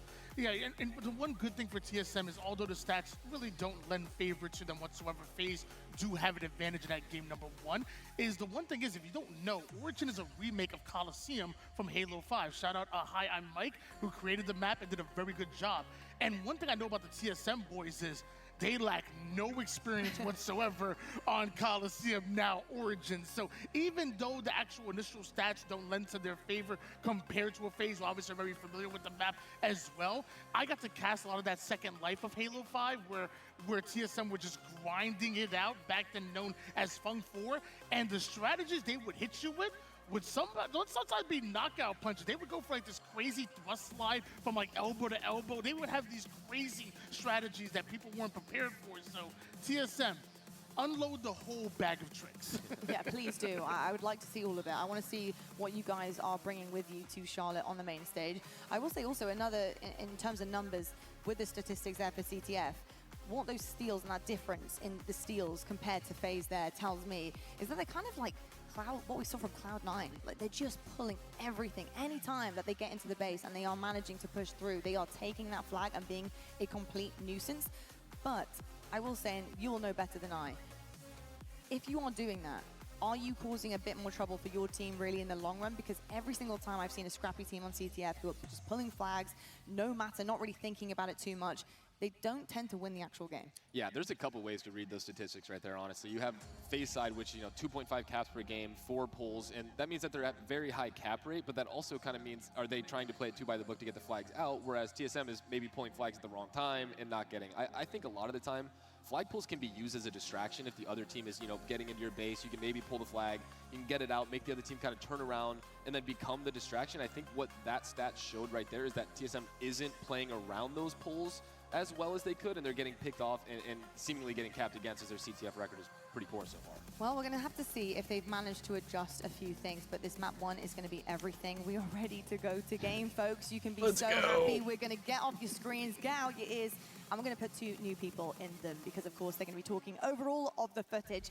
Walshy, semi-finals happening, and the winner side of things, FaZe versus TSM. How are we feeling? I think we're in for a banger of a match. I mean, both these teams have had pretty solid roads out here. One thing I would like to highlight is even though TSM did take a loss in pool play, they took a game off Rebellion, and Rebellion are looking nasty this event. And the loss wasn't to just anybody. It was to Optic Gaming, right? Like the other second best team. Even though they find themselves in the elimination bracket, it was only due to Shopify. So you kind of get to wash that off. This is going to be a highly contested series. So ladies and gentlemen, if you are in this venue, buckle up. I expect, with the series layout the way it looks, this series to go the distance. FaZe having gone to 2 Game 5 so far throughout the All right, time to beat 2 minutes, bro. Undefeated in Slayers as well, and as we take a look at the series layout, Dave, They can speedrun it. I love the idea that we start off with CTF Origin, because as we go throughout the series, especially the 2 Slayers, those are predominantly a camo on the map, but not a ton of power weapons, so we'll see these guys gun it up with bandits out. Yeah, no, they will be flying across the map. No question on how I gotta fast pee TSM again. can play Be this back. game. But you brought it before, saying Lattice, thinking it's not one of FaZe's strongest ones. So TSM's goal is to extend this series. Might not be looking too favorable on game 1 on a CTF, but that's why we got a 5-game series ahead of us. Yeah, to me, this CTF right here is the game of the series for both of these 2 teams. It gives you such an advantage going into that Street Slayers game 2. FaZe 3-0 versus TSM this season. Can TSM rewrite the history books later as the season comes to a close? This is the last major before the World Championship in Seattle, and we need to see the best of these 2 teams. TSM are no strangers to going through winner semifinals and getting into a winner's bracket finals. It's usually there they slip up. So they have won this spot in the bracket several times. Obviously, FaZe has been here, done that, had the bag of chips while doing so. So I expect this to be a banger. Both these 2 teams playing at such a high level. And as we kick off game 1, I want to start off with my player to watch for TSM, And that's a beautiful job. Aries carries in the back. Druck has got to be an X factor for TSM, but he's immediately removed from the map. It's trades with Druck and Trippy to start off. Not sure if you meant X Factor by that being above his Spartan at the end, as he just got picked off instantly towards those rockets. But Snakebite moving on in over towards the elbow.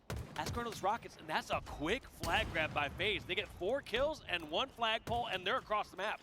Yeah, just 4 kills for FaZe Clan, similar to what we saw from Shopify. Are they able to punch this flag in? The flag carrier actually goes down. Snakebite still at the other team's elbow, not really able to dictate what's going on in his own elbow. No player from TSM able to hop on that return, and Snakebite's opting to still stay on this elbow. One player, Manny, has made it to that flag return, and if he's able to get that return, maybe a mistake from Snakebite, but Manny gets taken down. Trippy able to kill Manny, grab the flag, get the touch right before it returns, and punch it in. It's a 1-0 lead for FaZe, but here comes a potential counter cap opportunity, you would think, but it's actually Druck, the only player alive on the map right now. He's going to create some space and reset the map in TSM's favor, but FaZe come out swinging fast. I went downstairs and I had no idea why. Right there, 5 bullets in the chamber, ready to go here for Druck. I come back from taking a piss and we already got a cap. Have 4 alive now, only 3 down actually for FaZe. As you blink, they all go down. It's gonna be 2 alive for FaZe as this flag is pulled.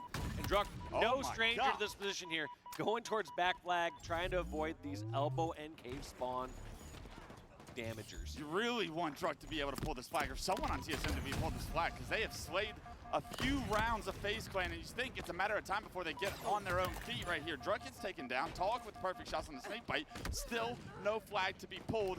Great defense from FaZe Clan, and maybe if you're Druck there, after you hit that beautiful shot in Cave, you think about running that flag, because right now, you kind of get a reset of the map, and all of that's a wash. I'm actually really surprised there wasn't the pull there, because sometimes when you're in doubt, especially if you pull off a kill like that, you don't just assume the team has the perfect setup as they're coming off spawn. You don't think they always have the guaranteed angle, but it felt like he gave them more credit than they deserved. Yeah. He just instantly went towards the back of the base and is trying to wait for his teammates to come in for the next pull.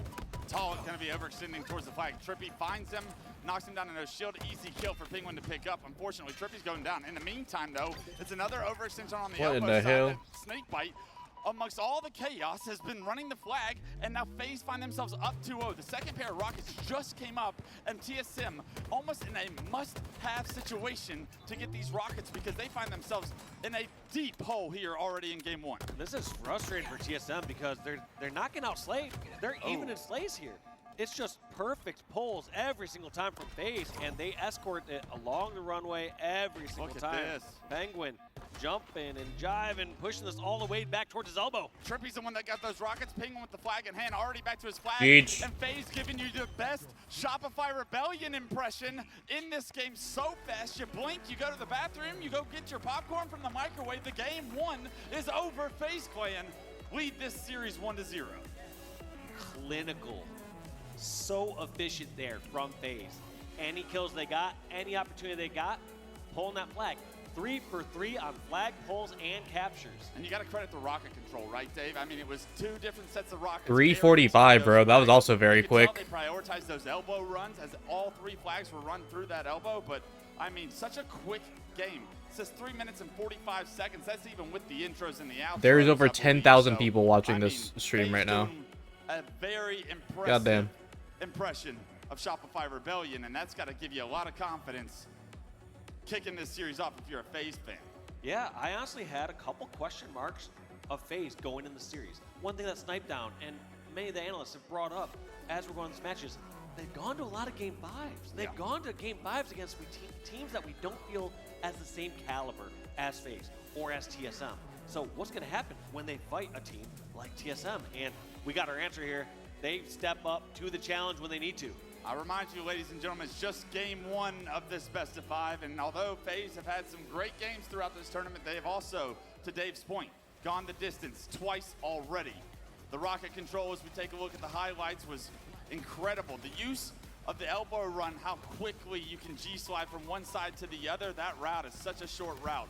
You really thought that this was the only opportunity TSM was going to have. I guess Druck's half shield, he doesn't feel comfortable enough to run it, but that window missed is something that TSM will look back on and say, we got to get that flag on the move, and maybe they get a cap, but it was all FaZe after that. Yeah, I was going to say, their question isn't as much how do we get that one cap there? The question is, how did 3 caps happen in that time frame? It felt like that replay was basically just watching the entire replay of the entire game. As TSM prioritized the snipe side of the map, I feel like FaZe was favoring the Rocket side, and they were just quicker to the flagpole. FaZe did just enough on the snipe side to defend overextenders to stop them from going in, and in the meantime, you had multiple members of your own team overextending towards that elbow, getting that flagpole, and once it gets going, it gets scary for those angles.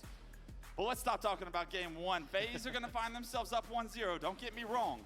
But we got a lot of Halo left to play here. The lights are bright on Saturday night, and game 2 is going to be Streets, Slayer, first to 50 kills, and both teams, according to the desk and the stats, both teams are undefeated in Slayers. One of those is going to have to give here. It's first to 50 kills. Both those statements can't hold true after this game right here. And you know, after a little disrespect on TSM there, a little bit on the objective play, they're saying, hey, you guys want to step outside, take this one to the streets? How about this next round? But you don't seem to be laughing so much anymore on this challenge. Yeah, we'll see if they do a better job here. You know it's going to be a much longer game, no matter what the case scenario is. And FaZe don't have the opportunity to really prioritize an objective and manipulate how they want to finesse TSM around this map. TSM get more of an opportunity to play on their own terms. What are you looking at from TSM strategically to kind of counter what we know of FaZe's play style on a map like Street Slayer? I mean, they just get to play their lives. They Yo, Darth, how you doing, homie? when they need to. I don't think we're going to be seeing as many, let's say, unnecessary overextensions or flanks without purpose here from TSM. No, there's no reason for them to charge without purpose. So we're going to see them playing a bit more around the camo, playing their lives a little bit more. We're going to see, believe it or not, a much longer game than a 3-minute game that we saw from the objective game in game 1. We're getting an overview of live fire, but make no mistake, ladies and gentlemen, the series layout did say Streets, so I'm going to continue to believe that it is Streets.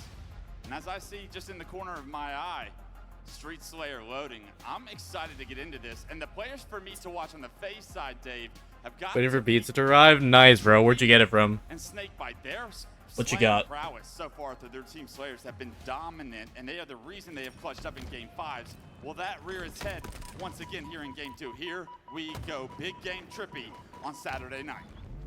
Trippy near the caution, spotting Soul Snipe, who's just trying to make his way through tires and get a flank over on the camo unsuccessfully. So that's going to be the first pick here for FaZe. Do they decide to charge after it? In fact, they get a second pick onto Manny. Yeah, Manny just slides out with the Stalker rifle. Usually you can get the level of DPS to maybe turn that fight, but it's great shots from Trippy to start this one off. A 3-0 lead and camo control in the hands of Snakebite to start this game off for FaZe Clan. So yeah, looking like TSM wanting to wrap up the speed of this and force some action, but not doing it in some of the correct ways. Feels like there's some, like I said, there's ways to aggression that can be Fuck, bro. My allergies are so bad today. safer versus just G-sliding out and trying to fight the first battle you see. Yeah, they need to find their footing, and they need to The do it only good quickly. place in Removing 30-minute Snakebite delivery with that camo range. from the God map damn. is a great start. As Soul Snipe picks up a What'd kill you get on on your Trippy, pizza, though? Makes it just a 1-kill game. Make that a tie game as they start to push towards the tire side of the map. And right now, Lucid's kind of by himself at this situation. They know players are overextending towards the tower, and they're going to wrap this map. But you got to be careful because there's so many angles that multiple players from TSM will have. Now that control is in their favor. Here comes Druk. G-sliding in like Druk does. Can he buy some time? No, Druk needs a nade. And that's usually a bad sign for TSM when Druk dies first. Yep, also a player flanking in from the ATM. Looks like Trippy's able to get into a 1v1 scuffle now with Soul Snipe, but he's running for his life. He has to feel like he's hunted and he's outnumbered. You'll he take gets that a trade. great trade. Yeah. Trippy, knowing the number disadvantage there, goes for the 3-shot melee and trades a 1-for-1. Almost a mistake by Manny to let that distance be that close with the last player alive on that side of the map. Look at how Thin FaZe crust tried to Italian get into sausage Tram. and Now they're trying to push pepperoni. towards B. It's going to be a little bit What, of a you don't like split stuffed where TSM crust? slow the game down. Crazy. It becomes a stalemate right now, and Still a Snakebite good pizza, though. is the furthest player up for FaZe, and he's your player to watch as far as who's overextended on the map. Can TSM solo him out before this camo comes up? Because that will be what moves all of these chess pieces from the stalemate. Snakebite, no stranger playing patient here. Been in many different iterations of Halo, many different stalemates. waiting for the right moment. They don't have stock cressers. That's a shame, bro. What the fuck? And I actually like this by Snakebite. He needs to kind of rotate to where he can get some. I didn't know that was like a location-based thing. That's crazy. Try and hold B. There's multiple players trying to push him. He does knock one down to no shield. In the meantime, Lucid's able to pick up a kill. Talik able to trade that out. Snakebite not able to get a two-shot melee off. He is able to knock a player to no shield, but the battle for camo is what's ensuing right now. Trippy finds a kill to make up the difference. It's Penguin with the camo this time around, but they find themselves down one now because of TSM's ability to control that situation. Yeah, and this one's probably going to pick here on the Soul Snipe. Look at these nades going up from Trippy, or from Penguin. But not able to clear him out of Arcade just yet. And what should have been a free or easy pick, all of a sudden has two players from FaZe, no shields, recovering in the courtyard. Yeah, look how aggressive TSM is being, even though Penguin has this camo. Penguin chooses to shoot the player top Ivy, a player bottom stairs. Trade some damage out with Penguin, but good teamwork from FaZe. Great angles from FaZe to be able to clean up both of those kills Penguin was focused on right there. There's going to be a player outside caution right now, and Soul Snipe takes down Penguin in a massive kill. And look at that, just slight hesitation. Penguin was actually ready to turn left to look towards cafe spawns. Gets shot from caution and gets picked off. Great heads up play, but just goes to show those minor errors. Turning the incorrect way for a split second costs these players their lives. Trouble. Left, right, center, everyone's surrounding him. He gets a right in stick the off, knee. But a 3-kill lead for TSM. The pressure from TSM No is lunge. clearly a strategy that they're trying to implement. They are trying to swarm these players before they can really get on their feet. FaZe Clan having a tough time so far, dealing with the amount of pressure so far. A 4-kill lead is extended for TSM. And I love this play by Soul Snipe. And you see this time and time again from TSM where sometimes they'll dive in, they'll create some action, and they'll dive away and go, you know, relocate over at Tram. In a case like this, you have members of FaZe just freaking out saying, Neon's over at bench, where? And all of a sudden, he's now the anchor. He's now over at Stalker. Yeah, we've seen great changes of pace so far from TSM throughout this game. That's a great point, Dave. Although this time Because they around, didn't sell a FaZe lot of sit stuff, back, Gross. and when Huh, TSM interesting. Push, it's FaZe's turn to put the pedal to the metal. They pick up 3 kills, only answer 1 back. It's a 2-kill game. Talik with the red gun in the back of Commando right now tries to fend off Lucid, does get a trade, but when you have that red gun, you do not want to go down. Talik was surrounded, however. Still, TSM. It's a shame, bro. Stuff crosses fire. 2 unanswered kills for FaZe Clan will tie this game up at 20. 20 apiece. Druk has a nice flank here. He's going to keep pushing. Notices that he also has someone on C stairs, so now that he's surrounded, he's just trying to get a pick off on somebody. He's stuck. He's stuck. He gets sandwiched. A great job by Snakebite to stay alive. Time gets bought, but in the meantime, Talik slips away with the camo.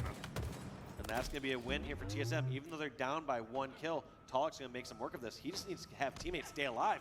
And I like this pressure action from FaZe, not letting TSM Trippy has get 12 set up kills. to get their push. Yeah, can they take down Talik before he can get out of there? He's able to get a kill, and that's exactly what I wanted Talik to do. Relocate. He gets great damage on the Lucid. He's going to get a lot of information. The FaZe are all over towards the purple side and the Ivy side of the map. And look at the cutoff from the middle of the map. Already in the bottom of Tram, 2 go down, and TSM continuing to roll now.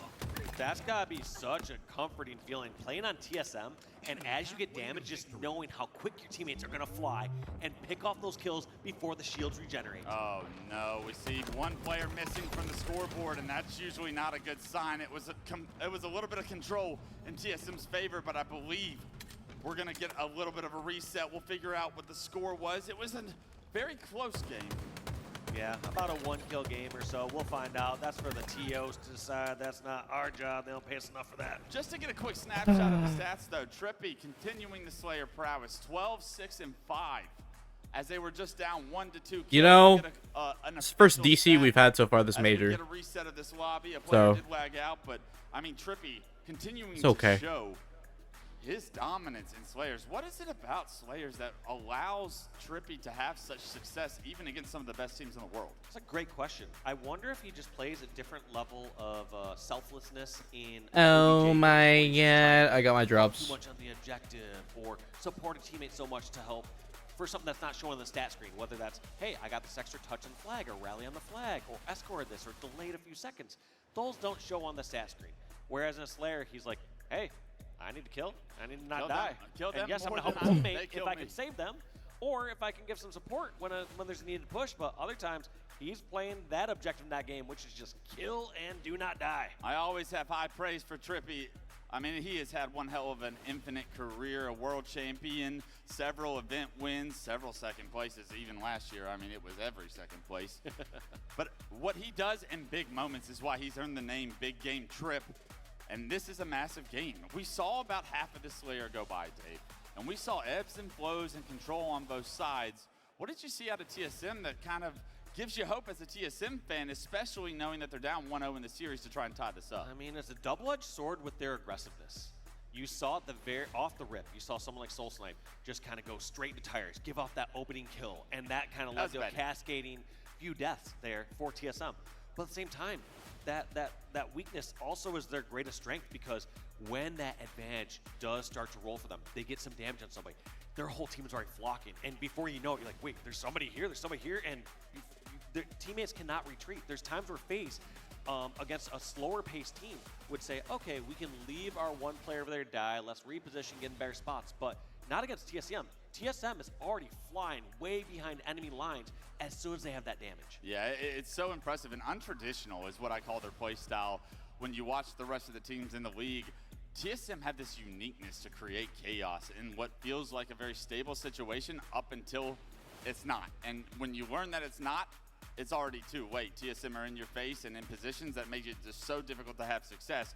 When they're in their flow state, they are so difficult to take down. And we have seen them create the biggest of upsets throughout, even this year, taking down the likes of Optic Gaming in a Game 5. So I'm excited to see if this reset benefits them or honestly brings some negative effect. I don't feel like they were on a roll. I don't think that they were in any like insurmountable advantageous position.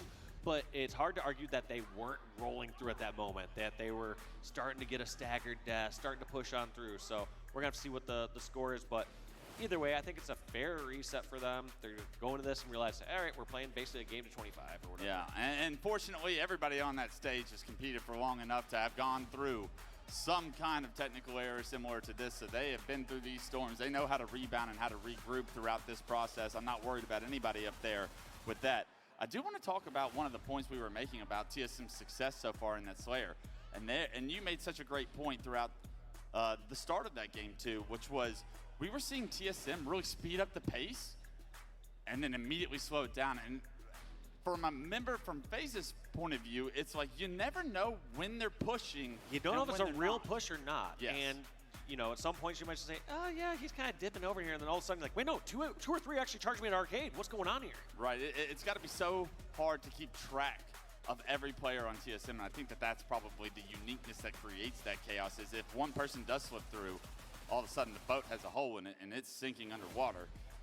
I think FaZe did a good job a few times of catching that, and when they do, that's when TSM look like they're getting caught out. That's when you see the flip side of it. That first player is everything to me, and a lot of that times, the first player is Druck.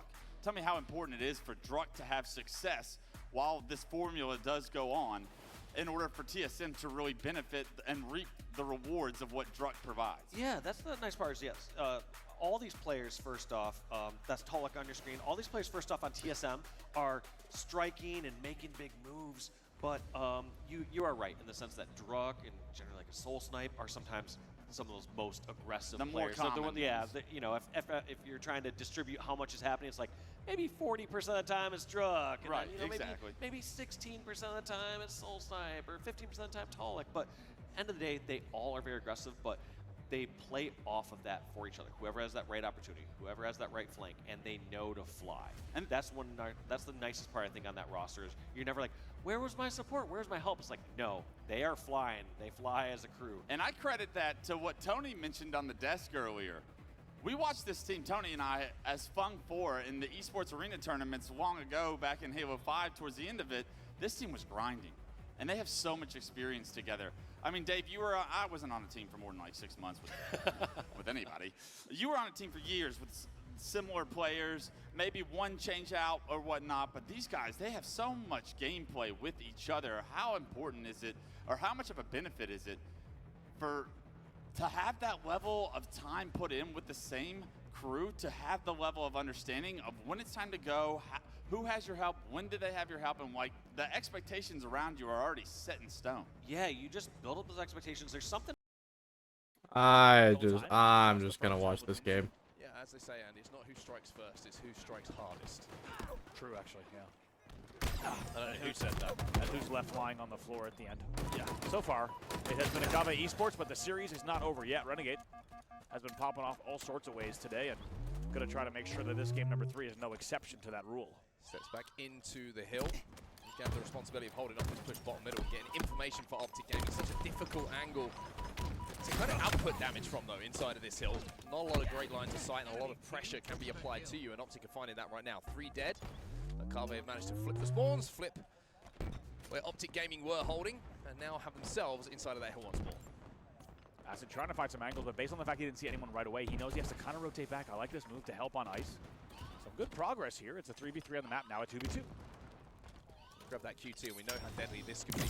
Being able to overextend, grab information, do damage, and then escape back to the safekeeping of your teammates. Renegade is going to fall. Wow. That is a very simple double kill, and it might be a triple as well. Bound jumps into the shroud. QT's back to the same spot he was already in. As Acid jumps back into some sort of physics portal thing.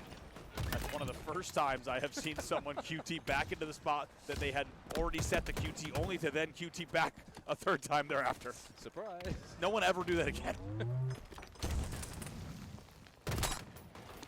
Shots coming in from Acid, but there's going to be 2 members Ow. of the game he has to deal with in this My face. circumstance. And the Carve are going to find themselves 2 dead initially. And now they're going to find themselves 4 dead. So what is a tied game on hill time? Optic should be able to put at least some points on the board here. By the way, apologies. Looks like we... F. Big F's in the chat, bro.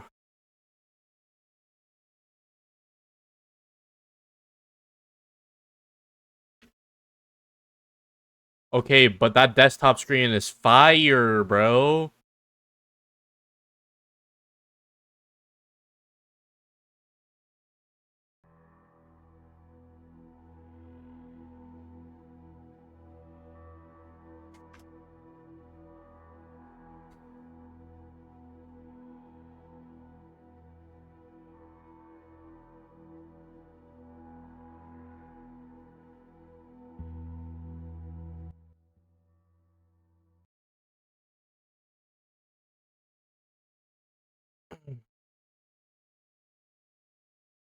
That was fire.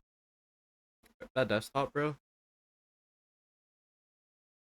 LBT's still live watching it, so pull this up. How this one's going. The longer it takes for them to capture this hill, the better it is for their long-term goals. We'll go ahead and capture it as they have 2 dead and should have an easier rotation once again. Ooh, picture-in-picture. Legion Gaming answer back to Kraken C's last cap. Regain that lead up by 2-1. They're in the end game. 3:30 left. Flag on the stump. Gunplexion's going to stop it. This is the last cap for Legion to win. They have to return the one that just got pulled by that last-minute desperation run. Okay, the flag looks like it's actually returned for Kraken, so that was a pretty clutch play from them. Clutch indeed. Double kill. For Magico. Haynes goes down in the LCQ.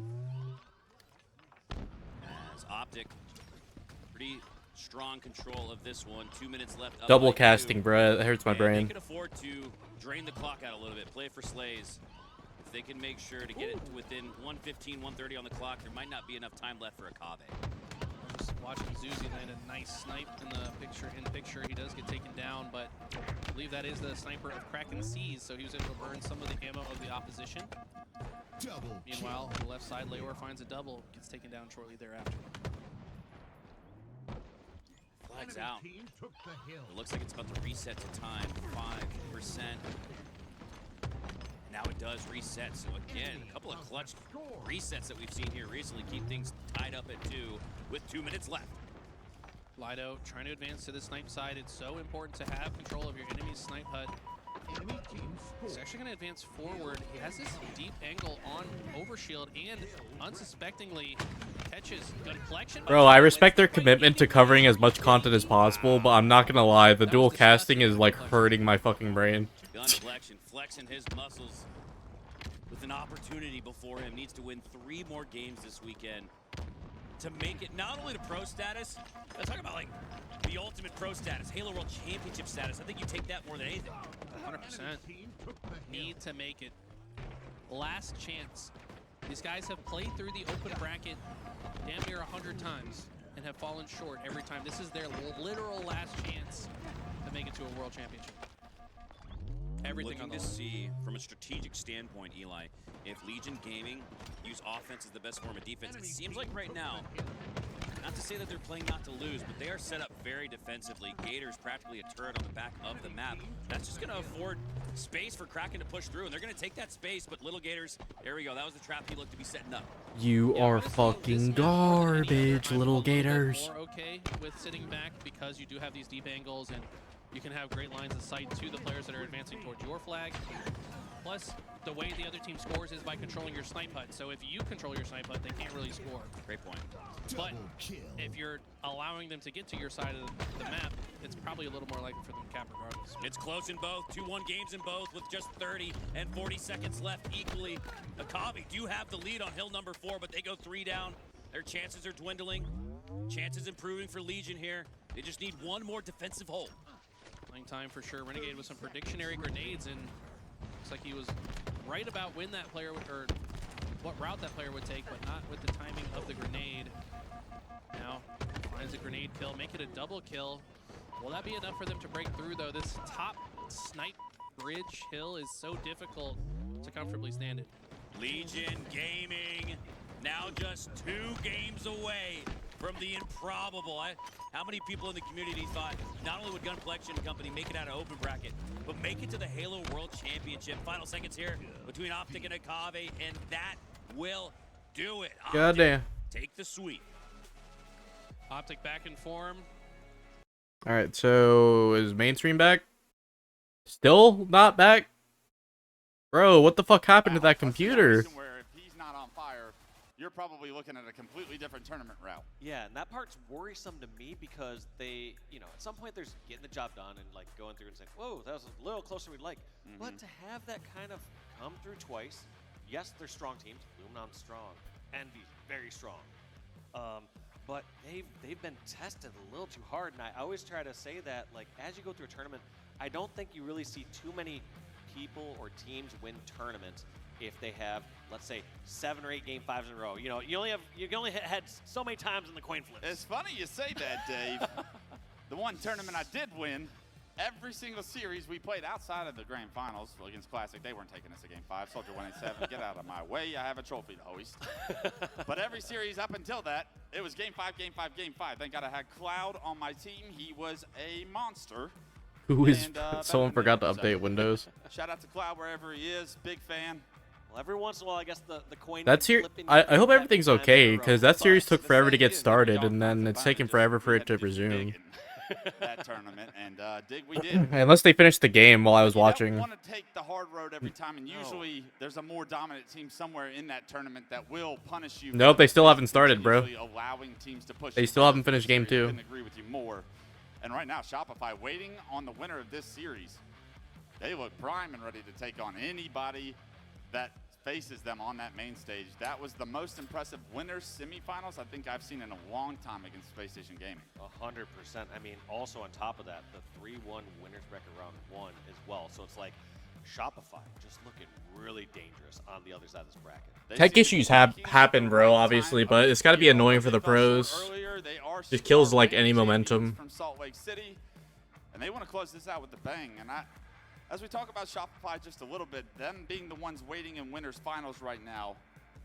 Dave, I told you behind the scenes yesterday when I was listening to Last Shot, there's something about that kid, man. Special. I was listening to his interview, and he was like, yeah, the HCS has announced that this is the last season of Halo Infinite for the HCS.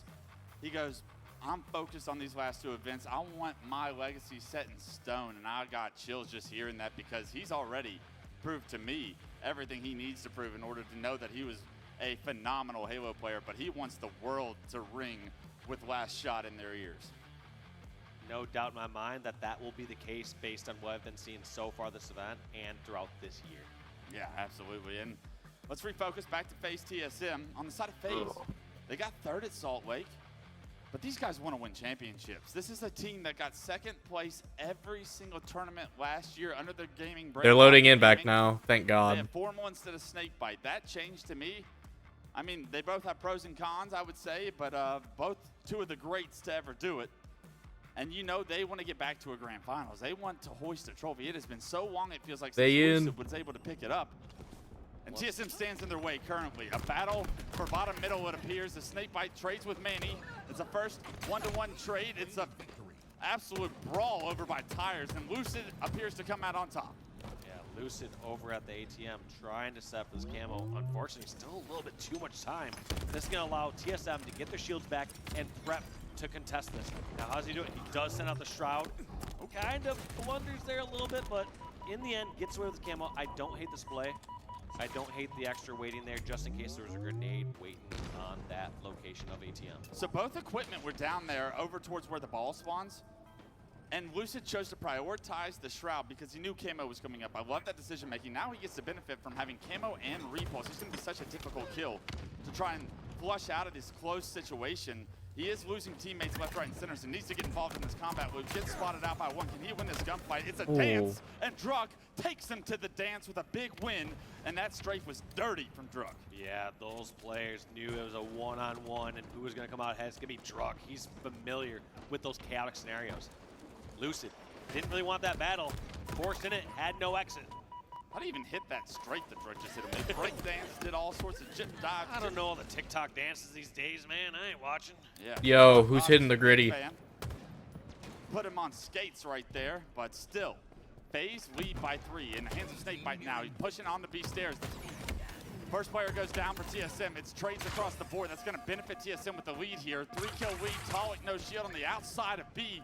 Penguin able to finish that kill off. Trippy able to play his life here. And now SoulSnipe gets caught by himself. Can SoulSnipe find a way to get a kill? Yes. Can he stay alive? Reinforcements from Tram are coming. SoulSnipe still no shield. Great grenades from TSM. SoulSnipe still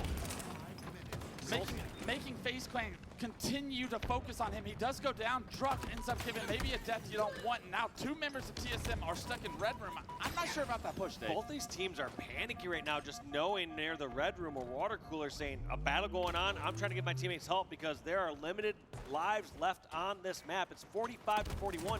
FaZe just trying to trade out these kills at this point. Druk gets the first kill on the Penguin right now as a And he needs to be flying. Yeah, I'm wondering why he took a couple extra seconds. Uncharacteristic. Doesn't want to give up any free deaths. So this is where you see the cautiousness of TSM's push maybe change. Talik does find the camo as that kill probably rewards TSM with this map control, able to get this camo now. Talik going to push up B-rail right now. Massive responsibility to get his team back in this game. Only 5 kills to go for FaZe. TSM will need 8. And Talik backing up. FaZe, the information, you see the pings. They know FaZe is pushing. This player from FaZe caught out on the cuts. And he's taken down. Snakebite goes down, but Manny gets traded from top B rail. That's a big trade for FaZe. If you're able to trade kills while Talik has this camo, that is awesome if you're a FaZe fan. We asked what kind of play style they'd be doing. Would they be defensive and try to put TSM in a trap? In this case, where TSM has camo, FaZe is being the aggressor. They're trying to make some action happen across the map, and it's working. They're avoiding Talik this entire time. They get another Bro, kick on the contrarian. Yeah, You didn't just miss a speedrun CTF game, you missed probably the fastest CTF game in Halo history, bro. Like in competitive Halo history, bro. They finished it in like a minute 30. Prioritize the one-shot target. 3 members of FaZe do go down. 49-47. TSM can afford no deaths. The map stands still. One player jumps into tires. Actually, did he stick himself? No. The repulse blow the stick away from Druk. That's the only reason he's alive. Penguin goes over his head. Doesn't check for him. Druk actually pushed up these stairs. Penguin looking for these players but can't find anyone. And all of TSM got out of Dodge for free. He ends up Oh back God. towards his teammates, getting Oh involved in the God. and now all of a sudden, it's a 1-kill game here. TSM could tie this up any second. FaZe just need 1 trade, 1 kill. Druk had the red gun. That's the highest DPS. Nah, they got have clean here swept on too, streets. bro. All of FaZe back towards PD. I feel bad, dude. That must have checked like their mental so bad. Can't afford to get caught out at all, but you see this game slows down to a snail's pace. Lucid up by the he was up by B pillars right there, but he decided to back up. I did not like that positioning, so it's a good thing that he backed up. A lot of FaZe over here, but Druk trying to find that pick, can't quite find 3 shots successfully on the Penguin here, and I mean, Jesus Christ. one mistake will cost either team the game, because you know that the second TSM get that first kill, the second one's coming right behind it. Lucian gets caught out, knocked to no shield. He's called out. Here comes the charge. They get one. Knocked to no shield. Soulside trying to play his life. Snakebite in front. Oh! Who else other than Snakebite to clutch up when FaZe And good lord, how many players do you think were no shield throughout that battle? That was intense. B Street, everyone was no shields. I like that play from FaZe. As soon as they saw that, they decided to charge out, force some action, instead of just trying to go for a pick for pick. But man, was that difficult. Nobody's resting easy there. I'm not sure if I like that, FaZe, to be honest. I mean, I guess it works, so you kind of have to like it, but Jesus, that felt risky. Especially the first player getting back smacked by the guy in B that you know is there. He just got lucid in no shield. But nonetheless, all right, 50-49. FaZe are going to remain unbeaten in Slayers. The only Slayer TSM have lost is 50-49 with 2 resets in the middle of it. So we'll put an asterisk next to that one on the stats. FaZe are going to have a 2-0 series lead. We did see players getting up to use the restroom, probably much needed after that long extended break. Yeah, iced on both fronts. Taking a little break as we get ready for game number 3. And Wes, as we were getting prepared into the series, one thing you brought up to me is you said, if TSM really want this one, they need to bring it to game 4. You said FaZe have some trouble on Lattice. That's a spot to bring this to game 5, get some momentum. Do you think it's possible to get this reverse sweep?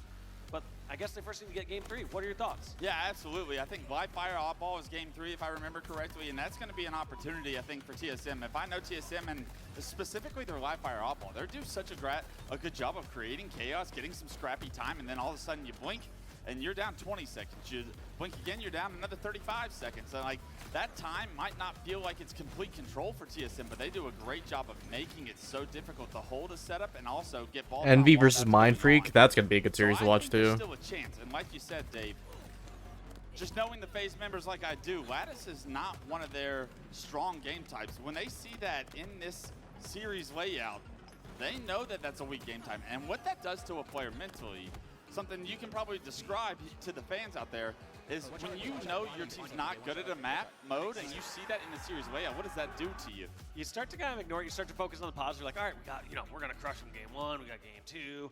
I mean, teams are a little bit more veteran these days where they start to say, hey, game 4 could be tough, but let's look at the strong points. We got game 1, game 3, game 5. Yeah. So I think they would love to just close it out here on game 3 and not really leave that up to chance. They don't want to go to their 3rd game 5 of the tournament. That'd be a good idea. Especially with how close that game 2 was. And TSM, I mean, they were unbeaten in Slayers, FaZe unbeaten in Slayers, and I mean, you could have bet that that was going to be a close one. Maybe not 50-49, though. That's as close as it gets. And in all honesty, I'd love to rewatch the end of that game 2 to be able to see all the different point of views and who else was no who shield. Overstepped, who got picked. Because everybody was so involved in that combat loop, and it was all about min-maxing your damage, and unfortunately, it was Soul Snipe over towards the arcade that was really like isolated out in a situation where he couldn't back up any further than what he already done. He bought as much time as possible for someone else to try and get a kill. Hey Reva, how you doing? The only thing you could maybe change there is good to see you. Not overcommitting that very beginning fight against that tire side. Like, yes, he traded a lot of damage, but it's more like they are going to likely have the angle on arcade versus you're not going to have the great angle on tires. You're not going to be able to get out of there. Had 2 good matches. That's a very difficult position to Bro, all the matches today have been crazy. Once you got knocked to no shield, you knew somebody was flying, and it was the general himself, someone that has stepped up countless times since this FaZe roster has come together in big moments, and it is Snakebite that gets that 50th kill. Taking a look at this oddball streak here for FaZe. A little rough. 4 out of the last 5 losses. However, able to at least break the curse against Legion. Yeah, SSG, Envy, Complexity, Optics, the team that I would probably assume beat you on live fire, but the rest of those teams in the same tier, I would say, as a team like TSM. So if TSM walk back from the bathroom and they see this, they're going to have a lot of confidence going into this 3rd game saying, hey, Lexi took them, we can take them. Yeah, absolutely. SSG can beat them, Envy can beat them, we can beat this team. And you need some kind of a spark. When you think about being down 2-0 in a series of best of 5, I mean, the hole feels a lot deeper in the moment than what it really is, right? one good map, especially with Lattice on the other side, can turn this series around if you're TSM. Dave, who are you looking at on TSM to create that spark, to light that fire, to get TSM back? Had your first Jaro with the camo and hammer. Nice. Looking at Soul Snipe, who's on the right of your screen. Druck was playing Obvious Mind. Druck was playing great, but I feel like Soul Snipe Congrats. has had the potential sometimes to be that entry fag. That's There's been a couple huge. times where he's been that entry death and put them off to the side. He's always danced really close on that edge of danger. And there's sometimes where you get burned by that fire as you get a little too close, and other times where his team is reaping the benefits. Keep grinding, bro. You'll get the I nair. want to see how Soul Snipe's gonna do Eventually. here on Live Fire. I believe. He is that secondary slayer. We always praise Talik for his ability to be the primary slayer for a team like TSM, known for their efficiency and objective. It's usually Talik with the big numbers, but if it's somebody else statistically, it's usually Soul Snipe having a real big game, whether he finds himself with the S7 a few extra times throughout that game. Usually, he can put it to work and actually start to get going. This is going to be an opportunity with not just Camo, but the S7 back on a map where individual skill can really dictate how some of the pace of this game is going to go. TSM have to be able to prioritize that. We saw on the first map, Origin, they weren't really able to get any power weapons I mean, there wasn't many, Druck too snipe. many cycled. When the game's 3.5 minutes, so. 2 rockets. Yeah. And that was about it. Only one snipe, and Druck did some work with the snipe, but not enough to get the job done. I think when you look at an oddball, something that's guaranteed to last at least 15 minutes, you would think, that's going to allow TSM to kind of get a rhythm and a flow going throughout this game, something we haven't seen because we've seen 2 interruptions and a Slayer, and we saw about a 2-minute game of Origin CTF. So yeah, the most they've had about a 5-minute spurt of playing this game. Yeah, exactly. At the longest. So that's a good point. They can't really get into that rhythm, into that rhyme. So we're going to have to see what they do here on this one. And that could also, you know, at some points, winning a game over a longer period of time like that can feel a lot better. Like if they play for 15, 20 minutes straight. All right, gotcha. And win that versus if they played, let's say, a Strongholds here, won 250 to 20, all of a sudden they go into a game 4. It's like, oh, well, did we really, you know, we kind of got some good spawns. We got a few kills, but we didn't get to kill them over and over again. We got 10 or 15 kills each versus having 20 to 40 kills each. A true opportunity. I feel like oddball, when I usually say oddball is really the true test of who the better team is, because it's an elongated win. You have to really outplay the other team over a long period of time in order to accomplish that win. Let's go.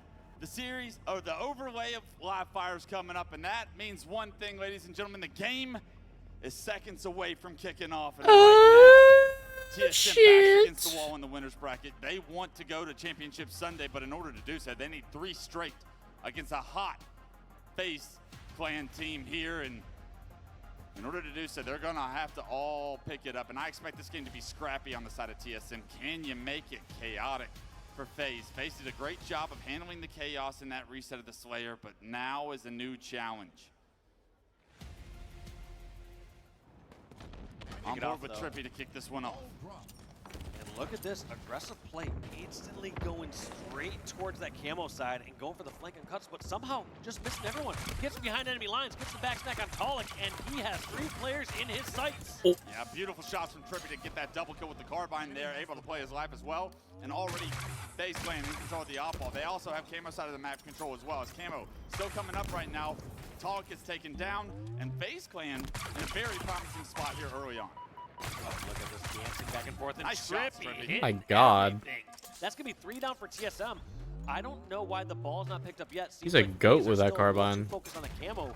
That's a little surprising. When you have someone like Trippy pulling off numbers like that, killing all these members of TSM, you want to see at least a little bit more time on that board. Yeah, I think the original player for FaZe Clan that had that off-ball went down, and that was a good job by TSM to take him down.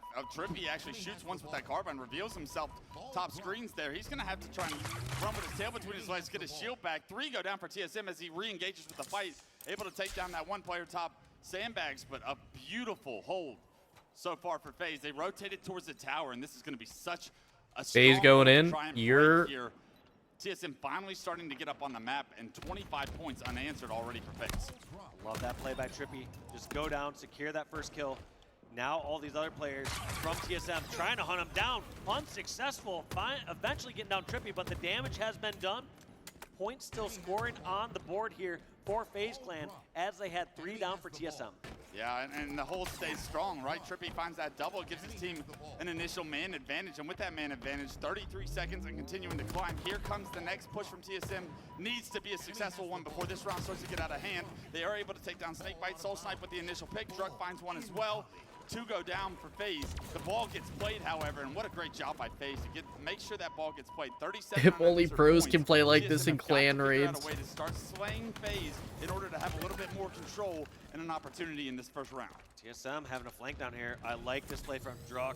Makes the jump. I forget that's takes like some of the over pros are tower like part of on clans and Trippy. whatnot. That was a team nade that finished off Trippy there. And I'm not sure what the plans of the If I remember ball correctly, is. it was Cycle and Last Shot are part of a clan. Have to grab this, but looks like FaZe are going to grab and drop it and bring it a little bit towards Kedor. Yeah, Penguin's in a one-on-one with Talk right now, but Snakebite able to capitalize on Penguin's damage. Also spots the second player that got taken down towards the screens. In the meantime, Trippy finds the second camo of the game. The ball carrier does go down. That's a big kill from Soul Snipe to deny this lead from getting any further right now. Trippy by himself in house with camo. Do they spot him? Yes, they do. Great camo-wise from Talk. Takes down, negates that camo impact, and a great job by TSM. What looked like FaZe Clan could potentially run away with it. FaZe Clan now still just up 38, even with the success that they've had. But luckily, even despite all these plays of outslaying, these moments of FaZe, it's still very much within reach. You're not in a spot where FaZe are at the 70-point mark. It's essentially a one setup game right now, and TSM have this ball in a location where if they get the kills, they could have gotten a setup, but just as I say that, FaZe Clan, that Snakebite ahead of the game, rotating this over towards tower, and they're going to hit him back with a strategy that worked earlier in this game. They're going to play Pretty sure Bound is gonna do clans once again once the world is over. I forgot Bound was a clan guy too. And still, the game feels like it's not out of control just Yeah, yet. probably. 50 seconds Something to is do. A lot of time to try and come back. Snakebite with the ball top tower, guaranteed at least 5 more seconds before he decides to play it.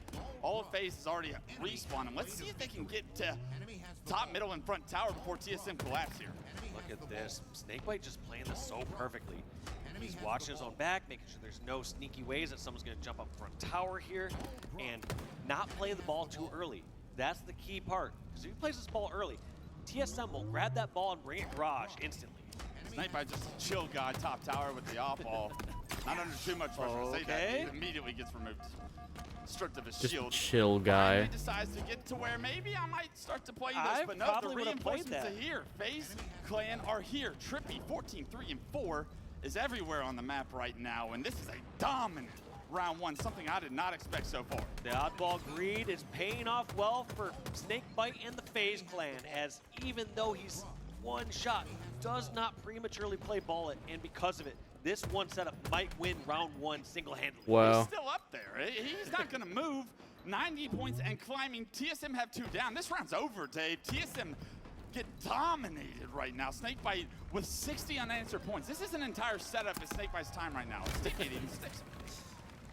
Such a perfect rotation. That was all a heads-up rotation by Snakebite. That was Towards top crazy. tower. And also, members of FaZe doing such a great job applying non-stop pressure to TSM in the center of the map.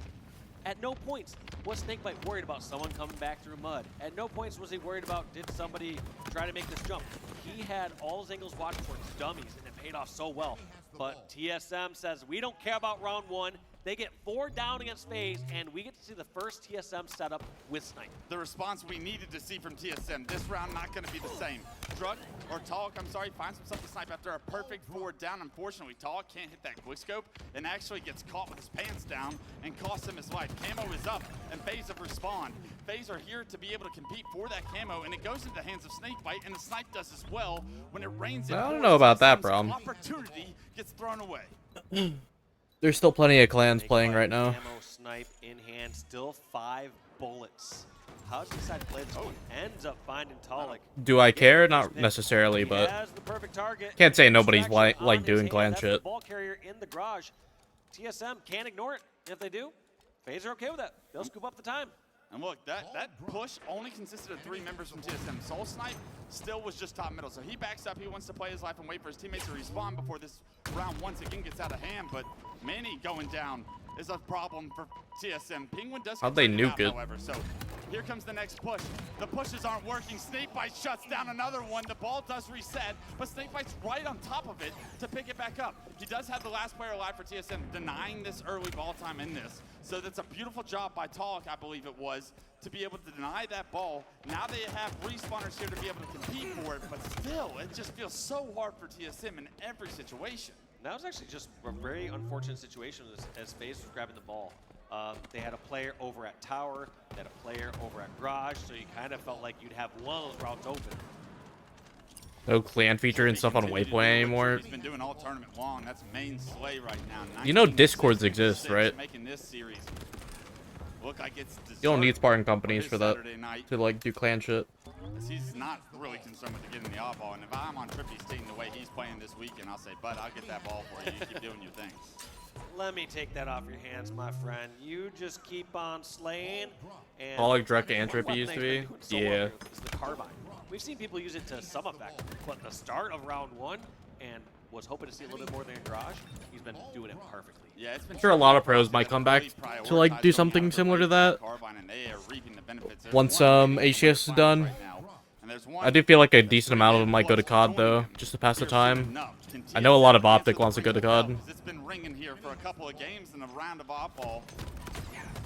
It's a no-show so far, but that's a big kill for Manny to maybe start to swing some potential and some momentum in the direction. 3 go down. Trippy, the last player alive, of course.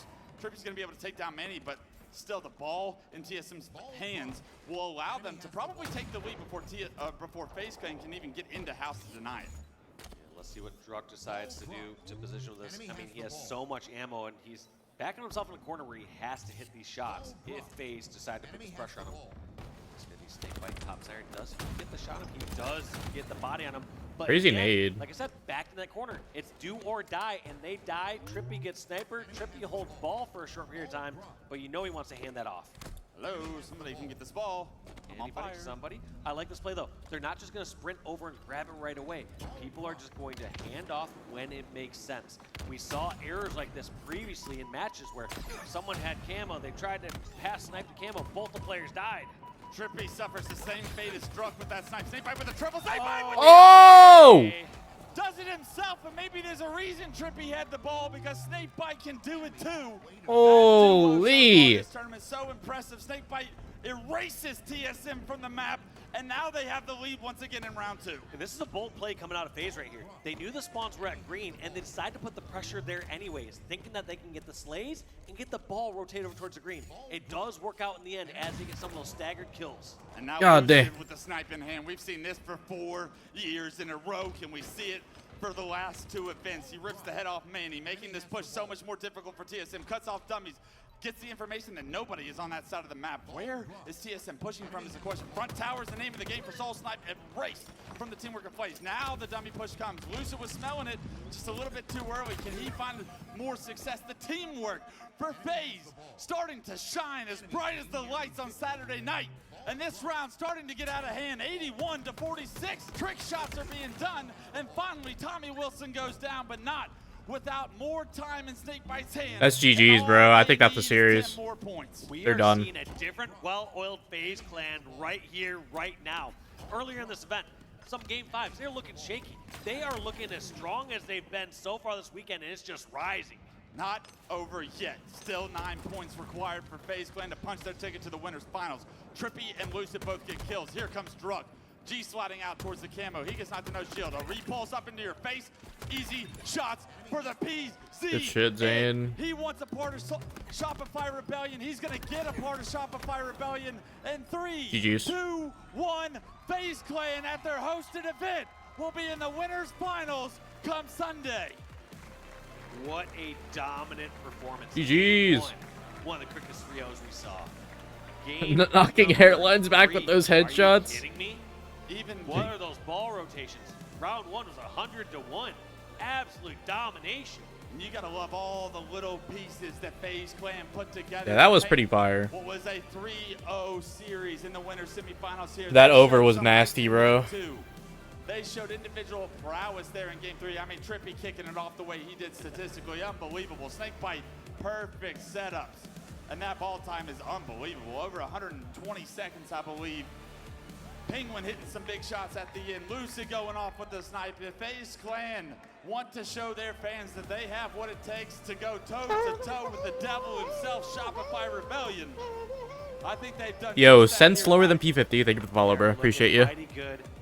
And taking a look at those stats, though. Oh my gosh. Trippy, 25, 12, and 8. Penguin, 21, 15, and 14. Not me eating dinner with wings while watching this. And Snakebite, I mean, you I had the like a OBJ drumstick work, Snakebite. with like You some saw rice Trippy earlier, put up actually. numbers. Are you satisfied, Wes? Is I'm that enough for you? satisfied, but my favorite part of that was Lucid and Penguin really starting to showcase their individual prowess. I don't know. We got Envy versus Mind Freak up next. Unreal Nightmare. This is the playoff. Those guys clicking on all cylinders. I love the setups that we saw. I love the holds, the Last chance ability, qualifiers. the teamwork. Lucid's front tower knocking several guys to no shield. So I think this is the last bracket match for the day. Because FaZe are on the same page where it feels like the first time at a tournament since this roster has come together. They have gotten a third. I'll be right back though, guys. I'm gonna run to the bathroom. And in order to do so, they're gonna have to go through Shopify. That series will be tomorrow. That series will be an absolute banger. Thank you for joining us on Saturday night, Dave. I had an absolute blast casting that one. Match was wild, and you're right. This is the best that we've seen FaZe so far this year. We were wondering about, like, hey, when were they going to click? When were they going to look like the well-oiled machine that we know this team is on paper? And that was, I can truly say, the very first match was like, okay, I see it. I have seen it now. Yes. Up until then, I've seen too many errors, too many things that just weren't perfectly clicking. But that game 1 and that game 3 answered all my questions. Let's see if they can keep it up. But I'm hearing Big Game Trippy is on the main stage. Guy Blaze has an interview with who I would say is the tournament MVP so far, but there's a lot of work still left to do. It's a lot of work left to do, but I wonder who made that call first, Wes. Everybody show some love to Big Game Trip and FaZe as they make it to the winners finals.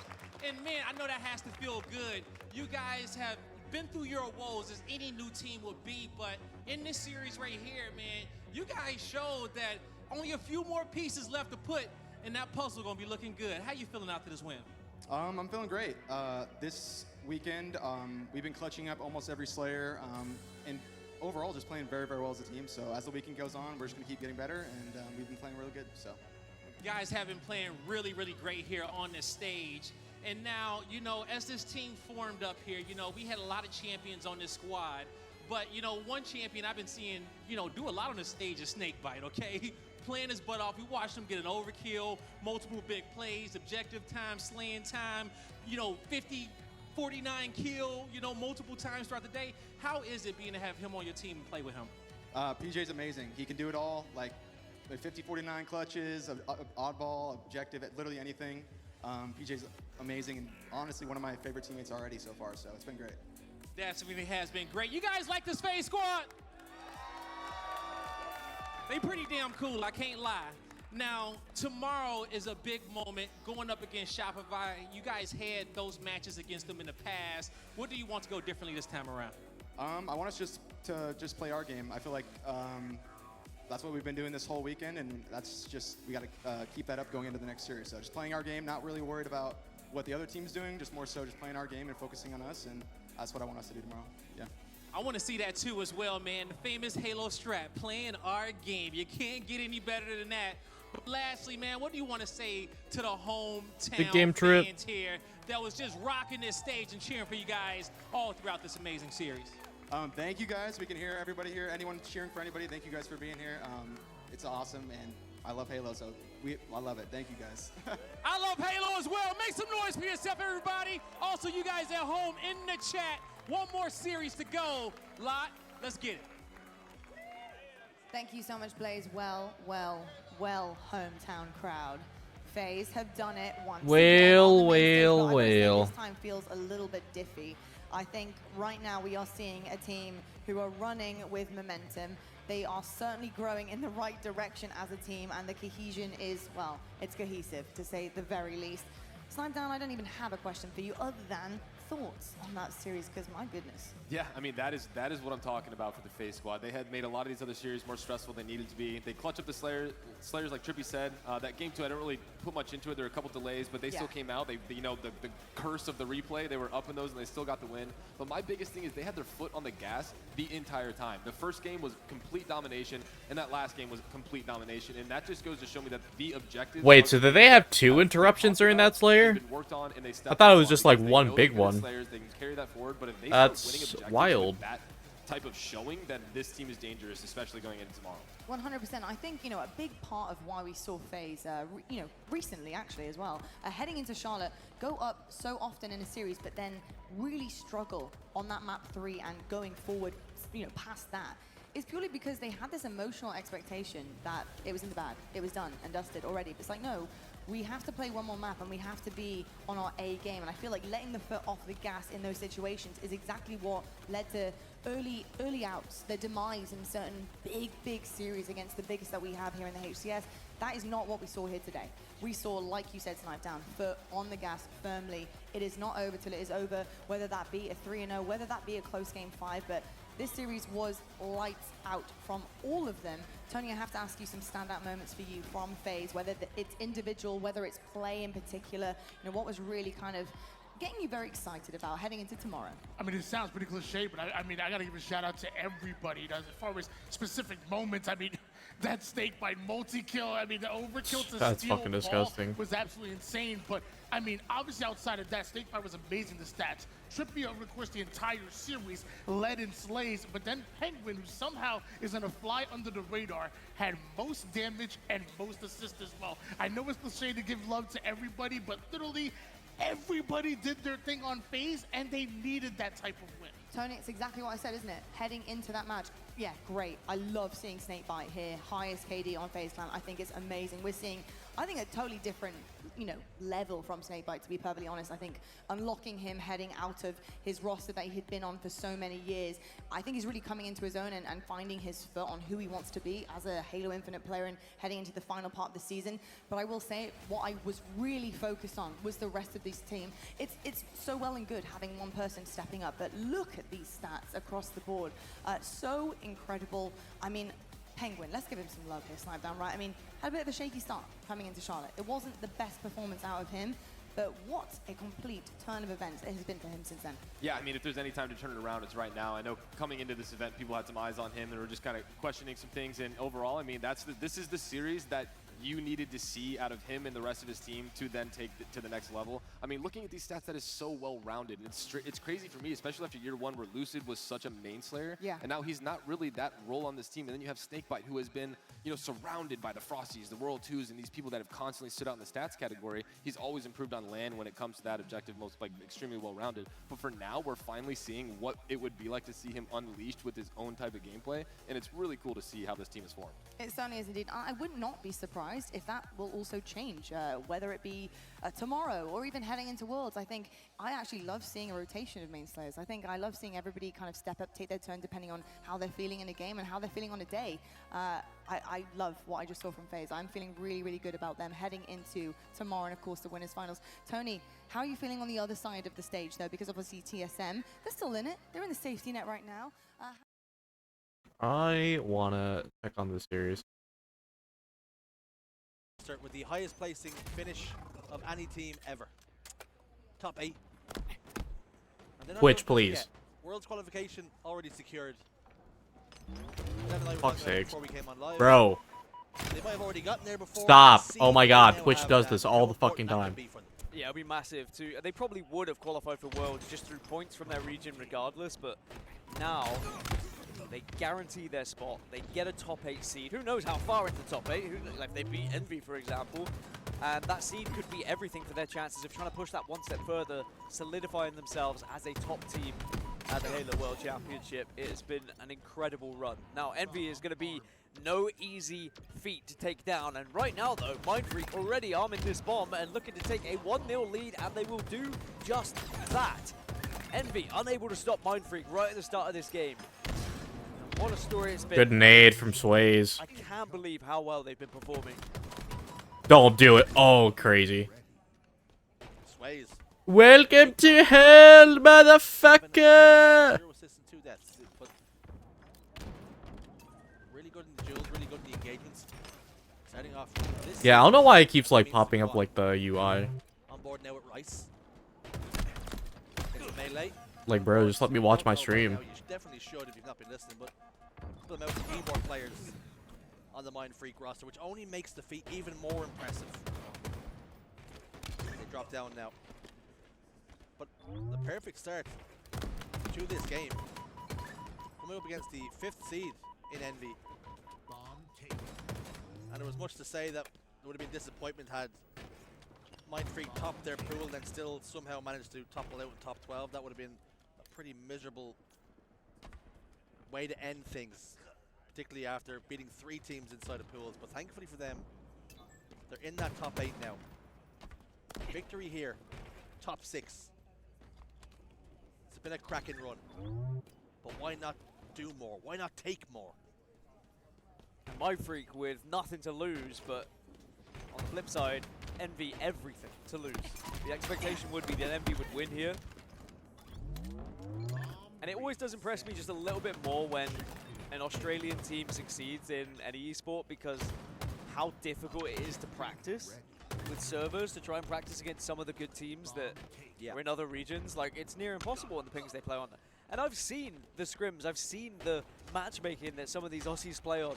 It's insane, but it's almost like they're training with weights on, and then they take the shackles off, getting into these games, and we're seeing Yeah, trying to be an Australian pro, it's rough. Exist on our screens. And that really is quite something, and of course, Cause like, when you're at the tippy top of your region, bro, there's not really much competition to like really test you. So like the other competition is in other regions, and then you play against said competition, bro, and you're already at a disadvantage because of ping and everything. Just, it's so irritating.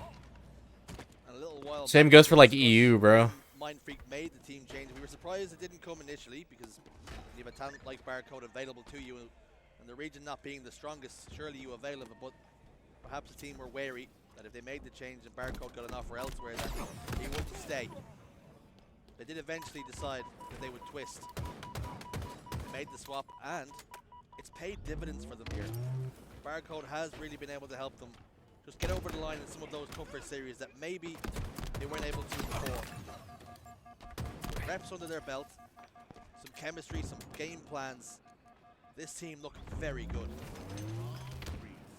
They've done well to stop the Envy fight back after they got the initial bomb as well. Envy did try a couple of times just to jam it into their base. But Mind Freak had someone there and prepared to ensure there wasn't just going to be an easy plan. Again, it's being moved by Envy though, and you can see Sway is just relaying that to the rest of the team, and then this is how you deny. Those nades can be massive, are going to do damage. I didn't kill the planter though. Is there anyone to follow up? Piggy's going to be trying to secure it himself, but Sways has found himself in such a good position here that he is the power player right now. Wow, For huge. just a moment, with only 2 bullets left in the magazine for Sways to play with, and 2 opponents in his base, or at least in and around his base. But one shot connects, gets the kill, and the second one kept the shields of Piggy weak. So his teammate to clean up on some huge. No melee. Plays from Sway, Swayze. Here's Barcode, camouflage, scooped up, popped, and away he goes into the cover of darkness. I'm Barcode. Hoping to be a bit of a Baba Yaga now for Envy. Oh, it's stuck right on the dome. You know full well he was blind on the other side of that as well. I'm flashed. Still flashed.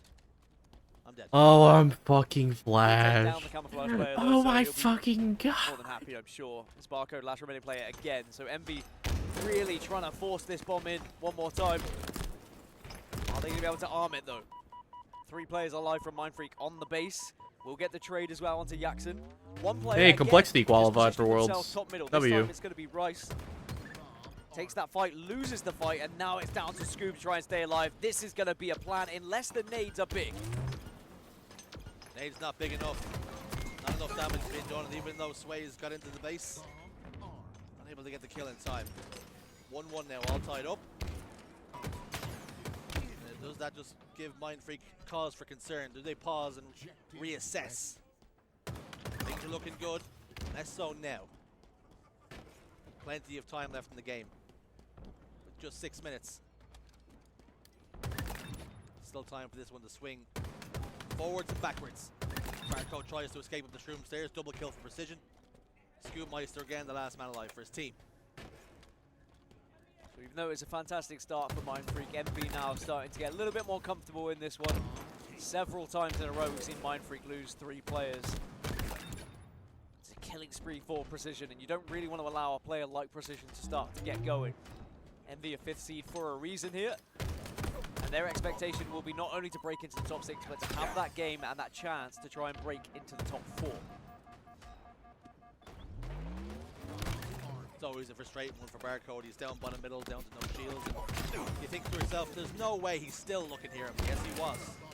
And all while that was going on, the fights in the back base and the skirmishes.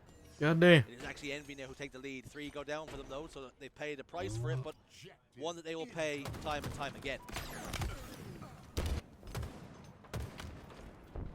And I would assume, just based on how the brackets go, Mindfreak's got all the time in the winner of this world. would go on to face Space Station, I Excuse me. believe. And I think if MV looked at that elimination bracket, and you look at Space Station, you look at Optic Gaming, I know which one I would rather play, based off of the performances we've seen elsewhere. And that'll be SSG, just in case that wasn't clear. One thing also unclear, Scoopmeister camouflage. As he shimmers around the place. Providing cover for his teammate for a moment, although he wasn't able to keep him alive for very long. Good enough to trade though. Descendant gets into the base. He's behind enemy lines. The Axon's there as well. Scoopmeister keeping tabs on it. Not revealing himself just yet. Those nades doing a tick of damage. What's a titch? I was starting out to say tick, and then I was trying to blend it with some other word I don't even know right now. But I'm glad I didn't say tit at the time. That's a different word entirely. For Barcode, it's certainly not a tit.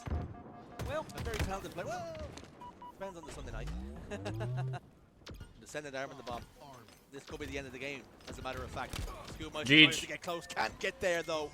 Bomb will be armed. Envy weathered the early storm, but win the game in the end. Yeah, it would have been, I think, a big dopamine hit for Mindfreak, getting that early lead, getting the adrenaline flowing, but Envy, very professional, calmed it down, slowed it down, and slowly and surely, they did just beat and batter down Mindfreak. It began with a couple of trades, and then they were getting 2 down consistently, then they were getting 3 down consistently, to the point where they were getting full squad wipes, allowing them to get those arms. So there's the stats for you. Map 1, done and dusted. Map Do 2, I know done this, shortly Ran? After this break. I never said I was taking Jinrai anywhere.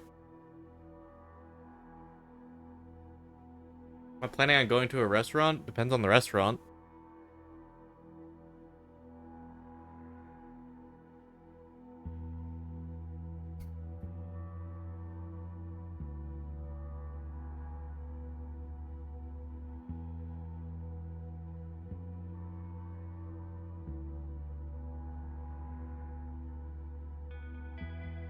Optic versus TSM. Damn, I thought we were done.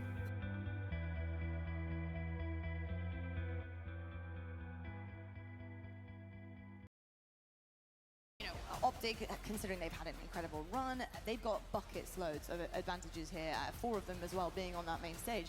But I will say for TSM, one side of it, you're warm, at least, after a really good series on the main against FaZe. You hopefully can adjust on the fly, so you can pick apart the gameplay, what went wrong in those moments. It's fresh on the dome. You know what you need to do to clean up and hopefully make things happen here.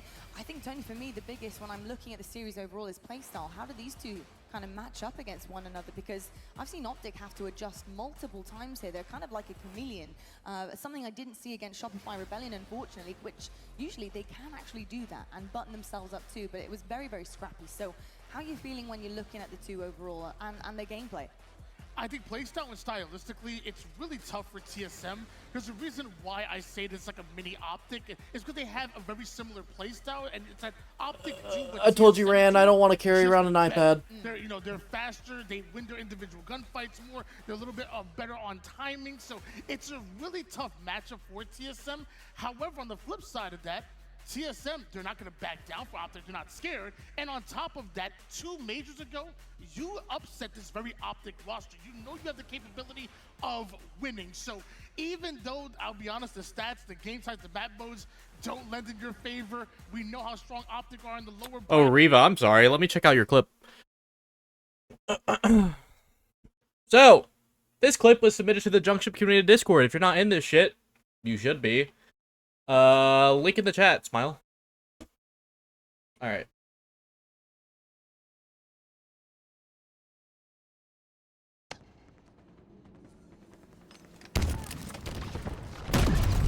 Beat his ass. That's one. Okay. Beat his ass again. Okay. Beat his ass. Okay.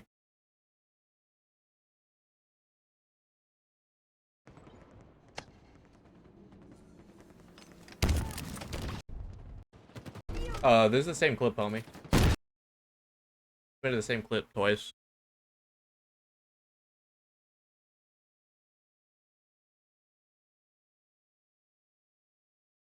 And they have been looking like they've been on fire since that first loss to Shopify.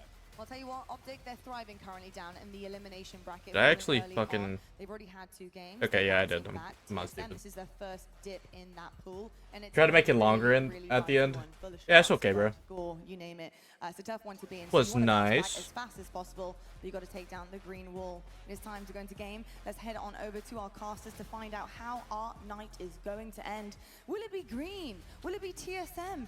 Who is going to come out our victor? On set and Bravo, it's over to you. Well, for both these teams, it's going to be a very long day, Lottie, and we're going to have to find out who's going to be happier at the end of that long day. The elimination bracket run continues for Optic Gaming here. New iPhone kind of sucks. Way too overpriced. Through TSM here, who interestingly at the start of the tournament we were talking about having to find a little bit of their fire again and beat Yeah. that causes the upset in the bracket. Yeah, let's not forget. I don't know, bro. Every single new iPhone barely improves on the last. 8 days ago, Optic Gaming, who won that There's series, no point. TSM 3-2. They also took down FaZe in that same. Do I know this, reminding Ran? us that, yes, these are online Is it results, but let's not futuristic? forget TSM, as Is you it really say, that they know much how better to than show the up 16? the season late. Let's be Question honest. Is, can they do it again here? This is an enormous No, series. the Optic fuck Gaming has it been isn't. good so far in their elimination bracket that you just heard the desk talking about. But now the question is, can they go up against their fiercest opponents yet in the elim bracket? It's TSM. It's going to be an interesting game number 1 as well. It's going to be Strongholds that we start off on. And we're heading over to Live Fire by the looks of things. And that is certainly one of the faster paced game types that we have in the entirety of Halo Infinite. And perfect one to start off with, I think, for both teams. Both of them like the pace of this game. Both of them like the in-the-face nature of the fights that are going to be going down. And if you're TSM... Bro, can I stop getting bots sending me friend requests? Jesus Christ. Getting that sniper. I mean, how good has Renegade looked this event, and specifically day 2? I mean, and that just tells you how special he is today, because we were always talking about Renegade as one of the best players in the game. But today he has unlocked MVP. a new tier. He's going to be looking to bring that to this series as well. Well, a chance at Championship Sunday awaits one of these teams. For one of them, it will be the end of the event in the last major before Worlds. Optic Gaming versus TSM is where we find ourselves now in the elimination bracket. Prometheus has a Blackberry. The end of the map with an AC hold. Let's not forget, TSM, 4 dead off the break. Tollett, your first spawner here in back tower. We'll need to wait for a little bit of help or try to isolate a 1v1. And Formal's very happy to let the team clean up the damage that he had already done. Nokia Lumia? What the fuck is that? Bro. I tell you what, Legend had every right to be frustrated. Yo, what the fuck is this? What is this? Bro, what am I looking at? Bro, it's a Microsoft phone. Jesus Christ, I haven't seen Windows phones in years. Eventually he'll be taken down, but it's a momentary 1v2 on the map. Formal last player alive. He will get sandwiched out, but not taken down. Yeah, he gets the remote detonation. He fires onto those grenades that spawn just in front of where Drock found himself, and off the back of that kill and the conversion and hold of B, Optic not only What the hell is that? on your screen, It's a Nokia Lumia, bro. found himself a sniper rifle. Also got to say, look at Formal off the opening 5. S-tier phone. Talk about Formal Imagine. and exactly what form he will bring to this event as well as the World Championships. A lot of people saying, you know, there's more. What the hell? Maybe we'll see S-tier Formal. It's a great start in this game from him. Legend. Narrowly missing. Couple of shots on players trying to Wait, this game is a fucking piss slam so far. TSM. That's going to be their play call. That's the stronghold that they want to take back. And by the looks of it, with no players falling, they're going to be able to. So they just overwhelm Optic, who now try and flip. Yeah, I agree, Prom. Samsung is very comfortable with trying to push the envelope. Has done 16 laps around live fire, by the way. And just incredible movement to make sure he rotates all the way back, and they will flip. iPhone hasn't done that in years. Hold momentarily as C will flip. Yeah, Soul Snipe's just done a phenomenal job, by the way, at the back of B. He won an individual fight that had to be won to keep B in the control of TSM, stop it being flipped by Optic, and having control of C already means that TSM will continue to score here. It's going to be slow and steady with just the 2 cap, but it is points on the board. Now they look like they're pushing for that trip cap. Yeah, let's see if they can get it. They will start to scoring, so even though it's a substantial Optic Gaming lead at 119-38, a momentary trip cap, that'll be interrupted by what looks to be an easy iPhone's too C safe, recap too coming in. boring. But Legend now with a big opportunity to make sure they get in control of the game yet again. I think Legend's first job here is to keep control of C by the looks of things. Form we're going to be playing for that new sniper rifle that's coming up. Legend gets one. Can he get out of this without being traded? He does. Manages to just about do so, and now he can turn his attention to bottom middle where Tolic has already Do had a you couple know of my shots aunt into his personally, back. Rand? Is that what you're trying to say? Just about. Old people use Pro or Pro Max? himself. What, you're calling my aunt old? Taking the choice there to come out of cuts and make sure to force that 1v1. It looked like We're being ageist, Rand? What the fuck, bro? able to isolate himself into 3 Alright, Reva, take it easy. You have a good rest of your night. I appreciate you stopping by. 119-30. Now it's 119-73. Substantial time on the board throughout that hold from TSM. Stronghold's live fire. One of those games that kind of you take certain I did not moments tell in the you game, this. feel like a minute or so passes where you can't get a point on the board, but you have to keep in mind that it is a swingy kind of game type where you can put 100 points on the board very I haven't talked to my aunt in months. You're never really out of it in Strongholds, and I think the live fire is the perfect kind of illustration of what can happen. I haven't talked to my aunt since the last time she cut my hair. 1v1 simulator, and he didn't get taken down. I don't even know when that was. Unsurprising to see, and even though we see a little bit of extra time I need to call her. on that last hold, Or my sister. Probably gonna get a haircut before I go to Worlds. immediately and answered back. Can Renegade pick up this one? Finally, Manny wins it, but they are 2 down. We'll need to be careful here as they try to reset and flip C. Looks like TSM are trying to make a play onto C at the moment.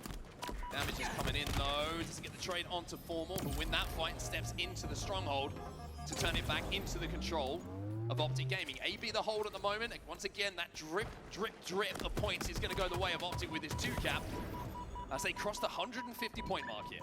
Nicely done. Look at Formal.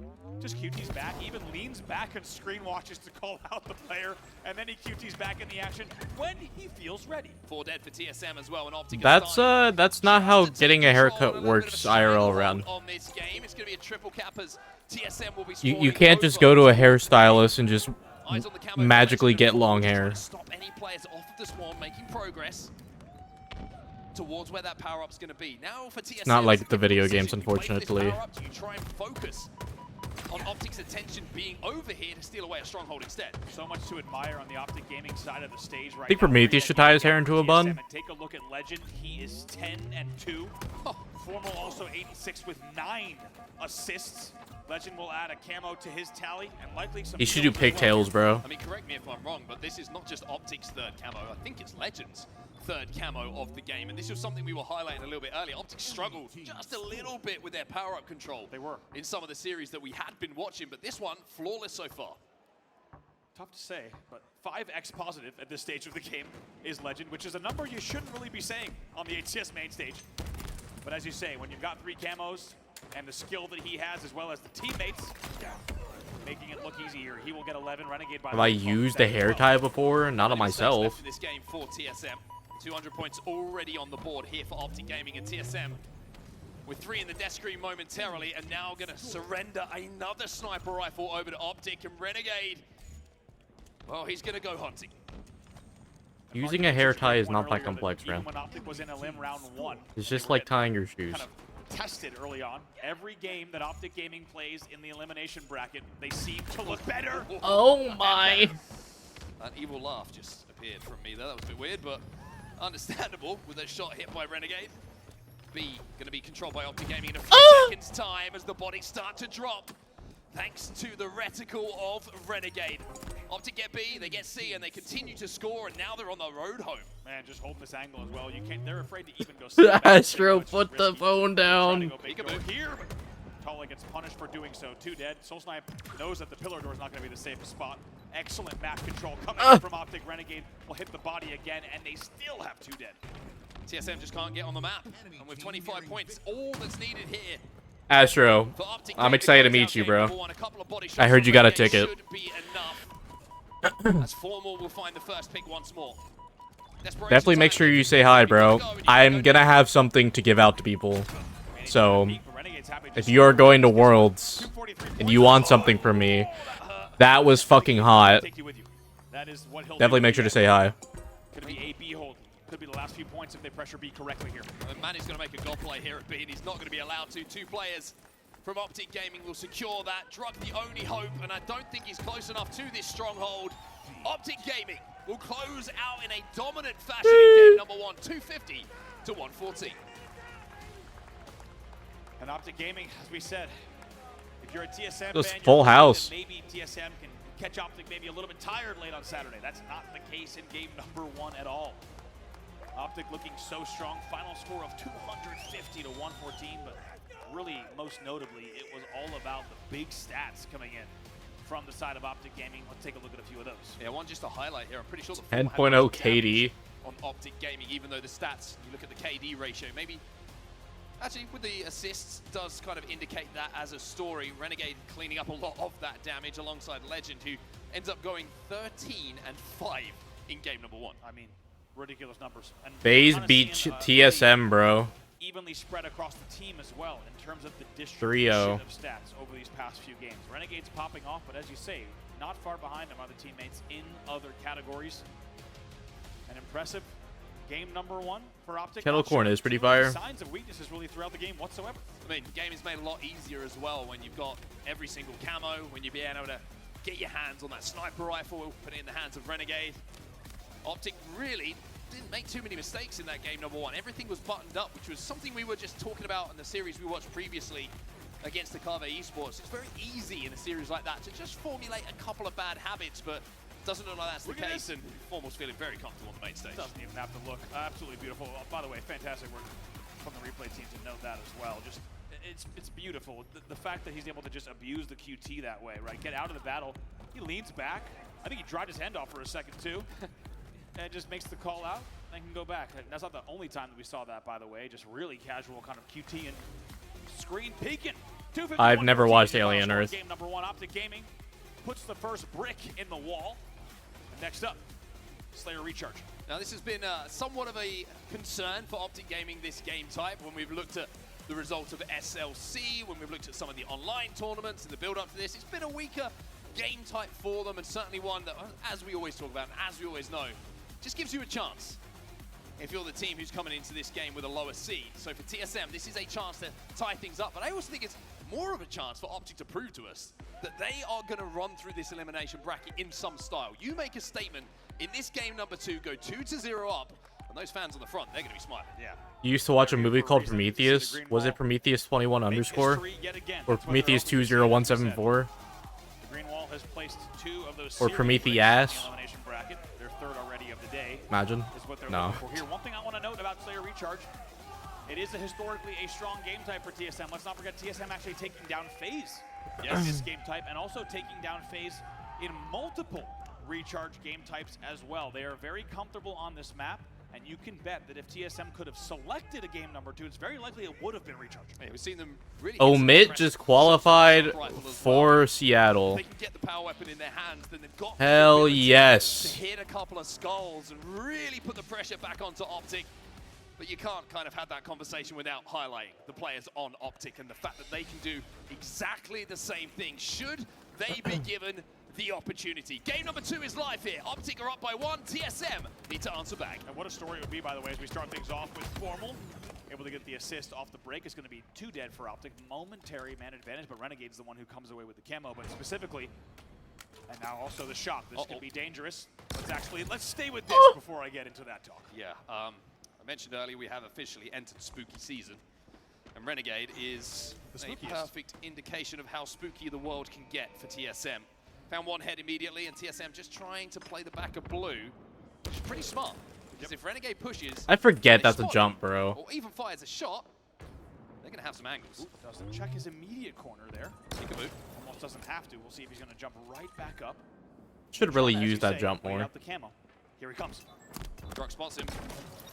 It's just a body shot. Oh! Back smack though from Renegade, takes down Torlik and survives. Wow. And even though the camo has disappeared, shock rifle's still in his hands. Man, somehow gets away with that. Still has the grapple as well in case he needs to get out of dodge or maybe close the gap. Oh my. He's going to do both. He finds another one. All sorts of players dropping right in front of him, somehow still alive. He's fine. Narrow lead here, 7-5. Yeah, just need a little bit of help from teammates there. A couple of kills actually picked up by TSM off the back of the flank coming in from Renegade. So pretty good job from TSM actually, considering they haven't had shot and they haven't had camo to keep this just a 2-kill game. I agree. Renegade feel like he got a lot of free peeks and even got away with that back whack on top Cat, which felt like a little bit of a freebie given the circumstances. But in the end, TSM, as you say, a lot to be proud of because they kept it really close here. Still just a 2-kill game. Yeah, Legend certainly didn't get that back smack in game number 1 that Renegade was generously given. Or the second.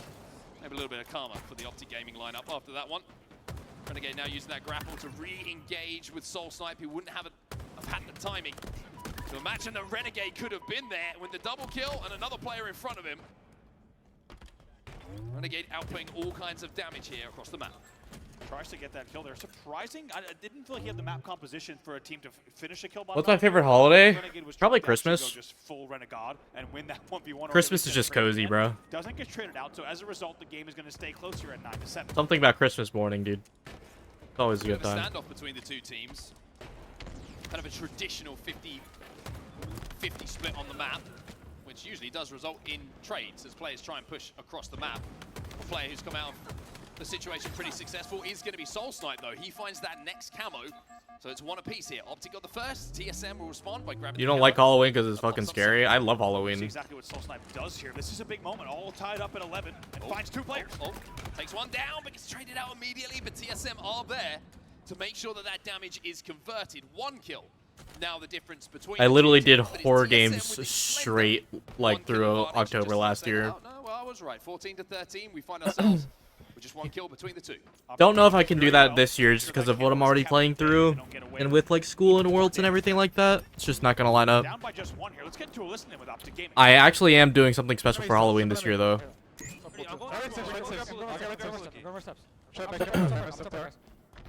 I'm getting out this way. Two go. Yeah. You're dead, Matt. Let Matt die. Let Matt die.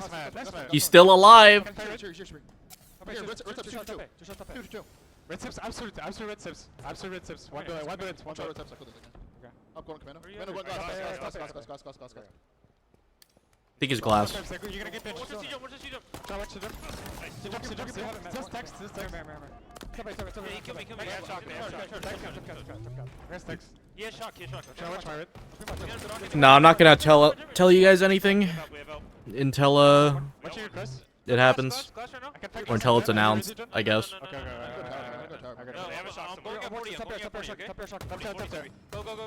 I'm going long. Guys. Glass. I can't back it. One try glass. One shot. One's back cell, Matt. I switch games. Above you, Sticky. One shot. Sorry. One cell. You can see where I have you. Long on me.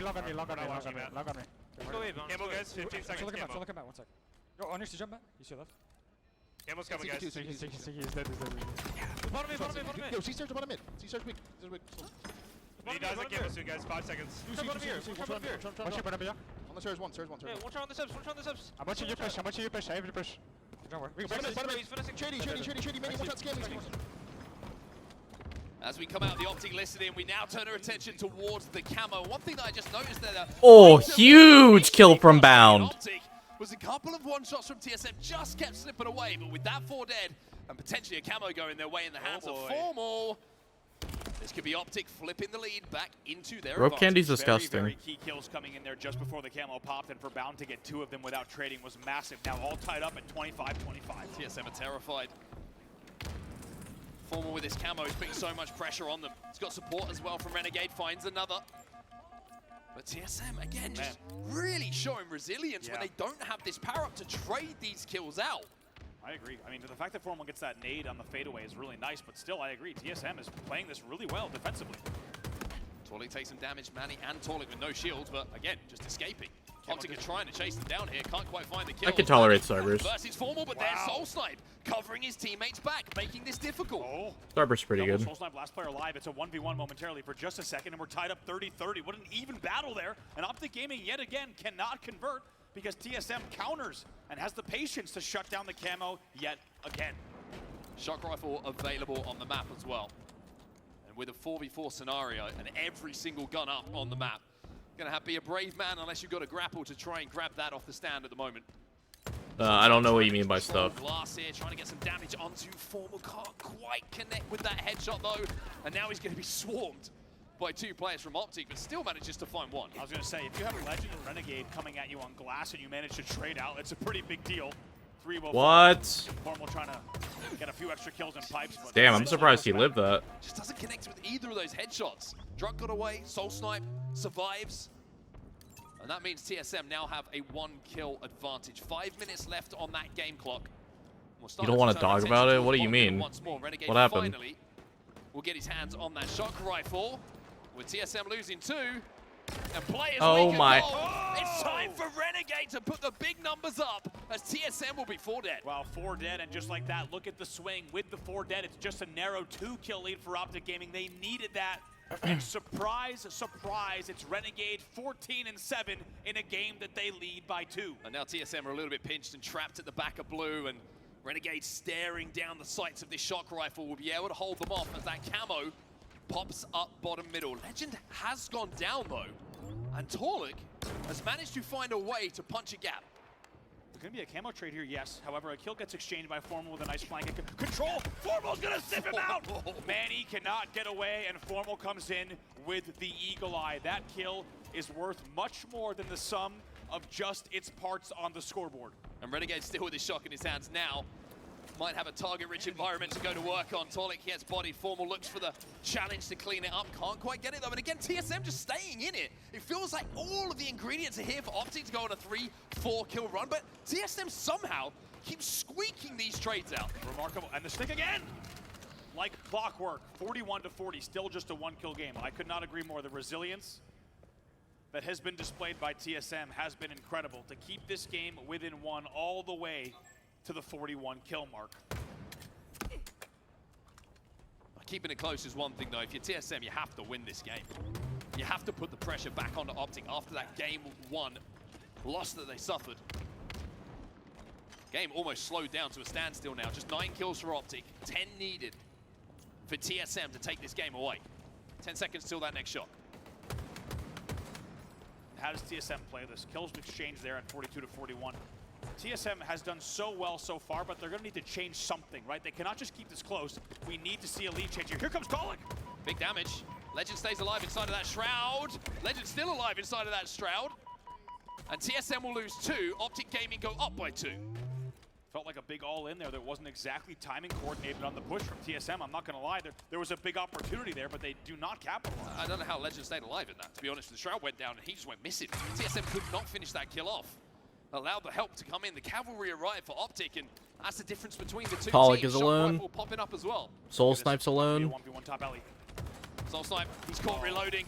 Simple job for Bound to finish that off, and now we are seeing the biggest lead of what feels like the last 2 or 3 minutes. Renegade has just had the shock like the whole game, bro. My god. My god, 48 on the board. Renegade, by the way, 20-11 with just 2 kills to go. He's dropping 20s. I mean, the numbers at the moment this man is putting up are absolutely astronomical in this elimination bracket run. Manny will find one to put just a touch of pressure onto Optic. Ooh, Torlik's going to be very happy he did not get a haircut there. It's still just a 3-kill game, and with 149 left, TSM can formulate a break here. It's going to be very difficult with Formal with shock, but let's see how this plays out. Formal, of course, with the game in his hands. That camo. Almost to a crawl. Oh, with the camo. TSM and Druck have a chance. Here they come. But you cannot trade these kills out, and Druck knows this. He's trying to do damage, but Renegade gets Talik one. dies. That's going to be 49. And now Druck is just trying to run around, survive as much as he can. Soul Sniper Manny found a couple, but no deaths can be given up now by TSM, or Optic will take this one home. No camo. Seen it dissipate, which would be big info. And that's it. Formal gets the The final snipe. kill with that shock rifle. And Optic Gaming up by 2 now. The Damn, elimination Prom got dream egoed. continues here in Charlotte, North Carolina. And with 1 game, all that's required for Optic to stay alive, they find themselves up 2-0. It feels like there is a timer. Once Optic Gaming enters the elimination bracket, you have a limited window to take games from them. And that gap will shrink more and more and more as the tournament goes on. 50-47 is your final score, but it is really the story of Optic Gaming winning the game around the 44 kill mark. As we saw, they went up 46-42. And it was that big swing and big plays from Bound that ensured that they won the game. And I'm not gonna lie, you have to look at Renegade 21-13. Once again, in a game that they only win 50-47. This man is doing a lot of the heavy lifting. I would love to know what his KD is in this elimination bracket so far, because we've been fortunate enough to watch and cast a lot of the Optic games as they've been working their way through that elimination bracket. And boy, let me tell you, Renegade has been Renegade when it comes to some of the stats he's been putting up. It really has. It's as I said, there's only a few times where we've kind of freaked out this much about Renegade's gameplay because we're used to such a high ceiling and once again a high floor for him as well. You very rarely see bad games from Renegade. Maybe just not pop-off games. Instead, he's just popping off every game. Yeah. It's giving me kind of chills, to be honest with you, because it's very reminiscent of what we saw at the first event of the year, the Optic Major, where Renegade dragged, it felt like, Optic Gaming through that elimination bracket. And he's doing everything the Green Wall can ask of him. Now, don't get me wrong, other players certainly contributing for Optic, but you have to acknowledge the standout performance of Renegade here. I mean, nearly, as we said, just shy of double positive. MVP! It's unbelievable. Outrageous. He keeps doing it, and the question, I guess, is, will it stop? Right now, no indications of slowing. This is your series so far. And now, Optic Gaming returns to Forbidden CTF, which has been historically quite a dramatic game type when it comes to drop slides from the rat sewers onto the flag stand. Might see some dramatics of that fashion here again.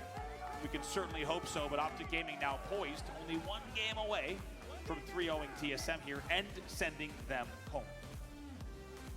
You have to wonder on the other side of the stage how much that loss just took out of TSM though, because it's so close. They did so well so many times to trade those kills when it felt like Optic were just squeezing those last few moments into their favor, and to lose it in the way that they did. They get a chance, but they don't close out.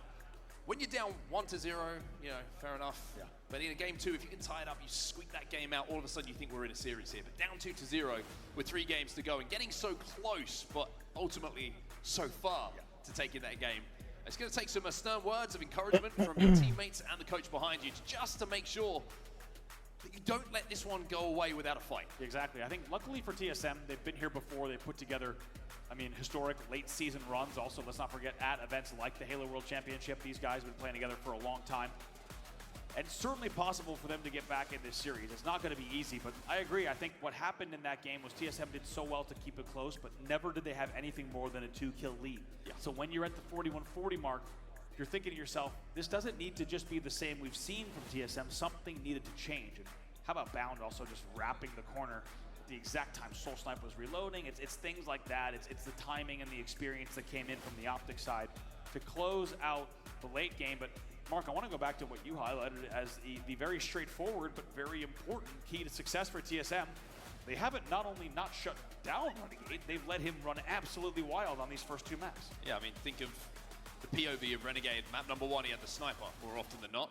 Map number 2, he had the shock rifle in his hands more often than not. And don't get me wrong, it's very difficult to, against a team like Optic Gaming, to time the kills and stop a certain player getting a power up when they're playing so heavily for him to get it in their hands. But the moments just haven't gone their way so far. And Legend looks like he's in a good spirits right now. Smiles on his face, and always good to see if you're a fan of him. It's always much easier to smile when you're winning games. It is. It's also a lot easier to keep winning. It looks very serious now. Once you're winning. You realize he got caught. Yeah, he got caught. Oh, yeah. Look cool. Sabri, look cool. I thought you said lay cool. Grimoire. Look cool in English. Impressive stuff from Optic Gaming, and even though they went from looking really happy to absolutely terrifying. Was quite concerned. Yeah. Something must have been said down the side of the stage. Must have been on Bound's end of the stage. But I tell you what, this team looking so good, and anyone who was concerned about the wobbles, if you're just joining us, by the way, Optic Gaming fell victim to a Mind Freak series loss, a historic result for Australia and New Zealand.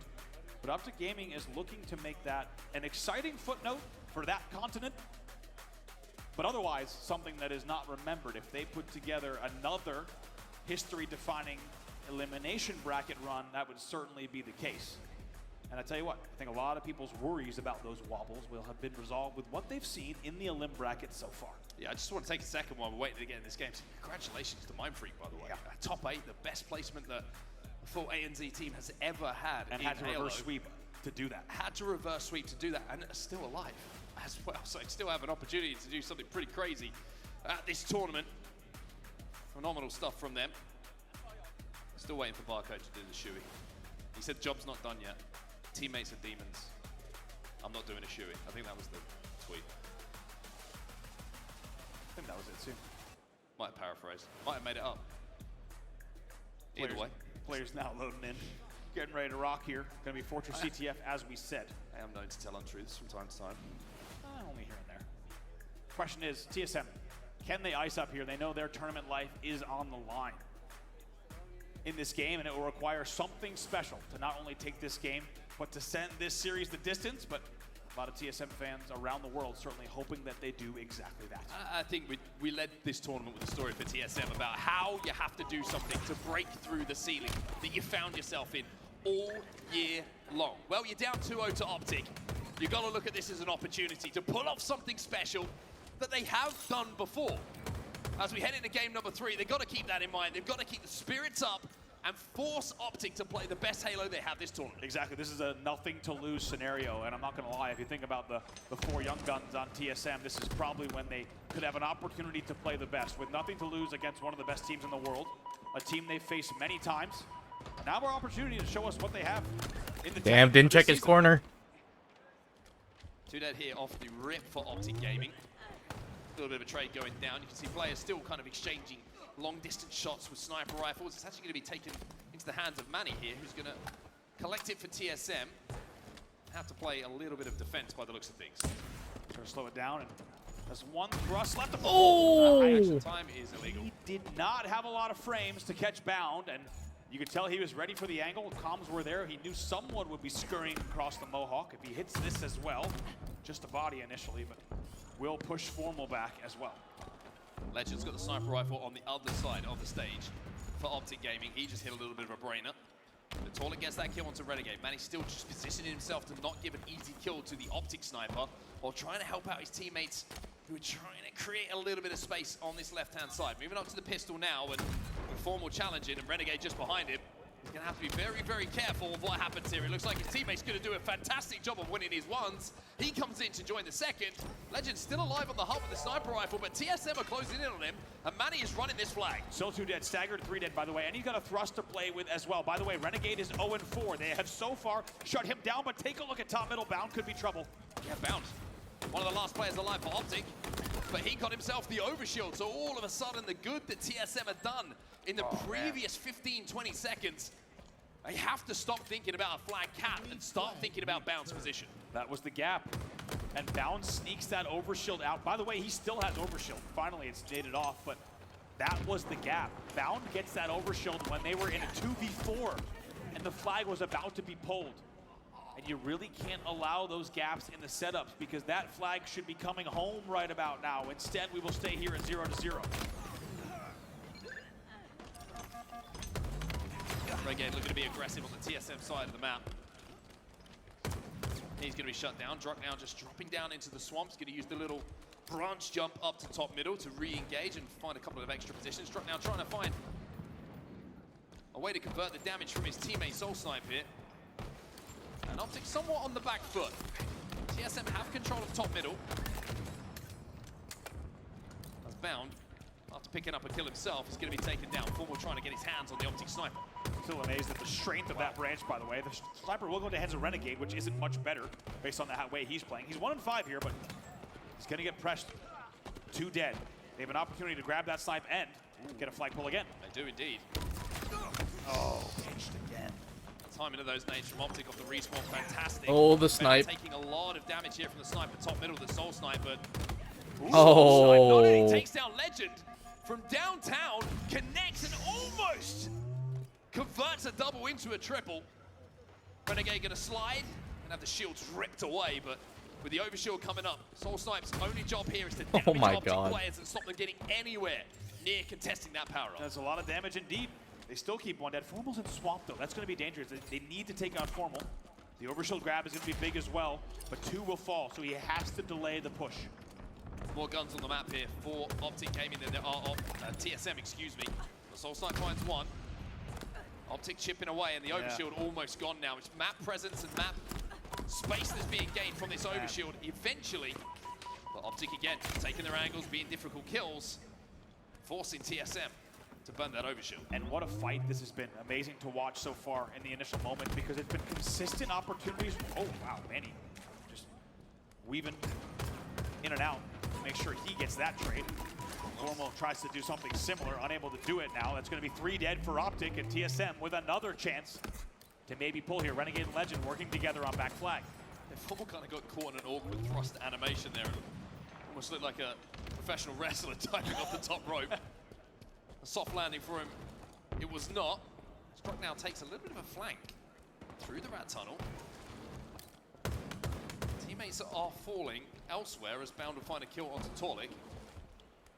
Druck will have been called out here. You can tell Bound's kind of looking where he might be. It's good damage from Druck, but he needs to isolate and focus on a 1v1 in the back of the base here.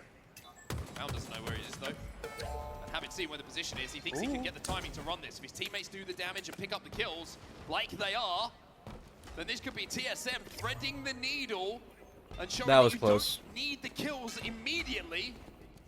But if you get them on the way back and you stagger those spawns, then you can find yourself capping TSM. Brilliant! Wow. As Druck will find that timing. TSM are up by 1. Talk about the hard work that went into that flag cap. So much work, effort, and repeated rounds of slays. How about the awareness from Druck to do just enough damage that he waits and baits the flag? He goes Mohawk, he takes no damage. He flies back out, narrowly stays on the map, goes Pillars. It's a really nice piece of flag running, supported by great slaying as well. Formal was in a dangerous position for the stop. And as you saw, Bound was top middle. That flag could have gotten stopped on the stand.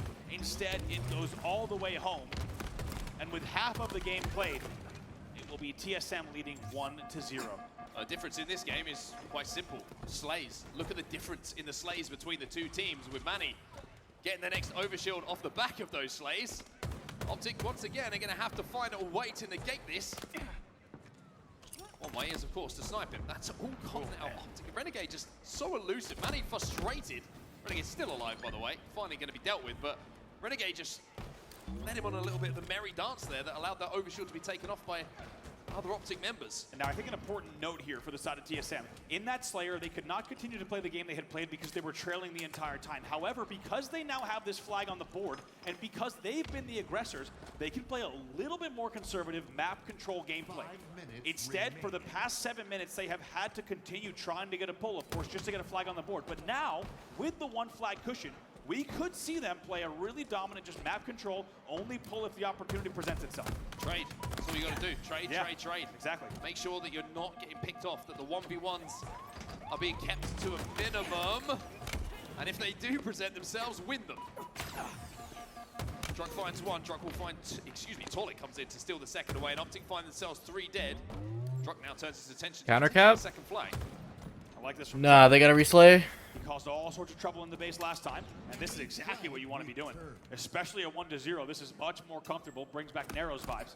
You're just in your opponent's base, causing all sorts of trouble. In the end, he sniffed out, but he bought enough time for his team to push up right to the mid-map and at the enemy's doorstep at the top of main ramp. Druck essentially saying, come and get me. You're going to have to deal with me at some point. And Optic need to prioritize the flag over a player in their base. Overshield coming up now. 2 players, 3 players fall for TSM. Formal has to wait for the shields before he goes for it. And it's actually going to be Renegade. Who else but Renegade?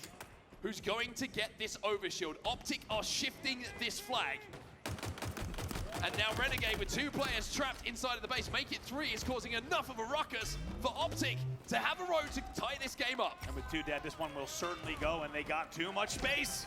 1 by 1. I like the idea from Druck, but by being the first domino to fall in his base, that means Tolik is going to get pressed at the top of main ramp. Then he falls. Then guess what? You've lost top mid, you've lost the overshield, and it's a 4v2 overshield push for Optic Gaming. TSM not able to continue the map control we just discussed. Just like that, their lead is denied. We're tied 1-1 with 3 minutes left in regulation. Scary moments here for TSM because Bound is flanking onto these spawners. And if he would have got away with that, the sniper rifles presenting themselves to all players on the map, that could have been real trouble. Potentially 2 sniper rifles, but they sniff him out.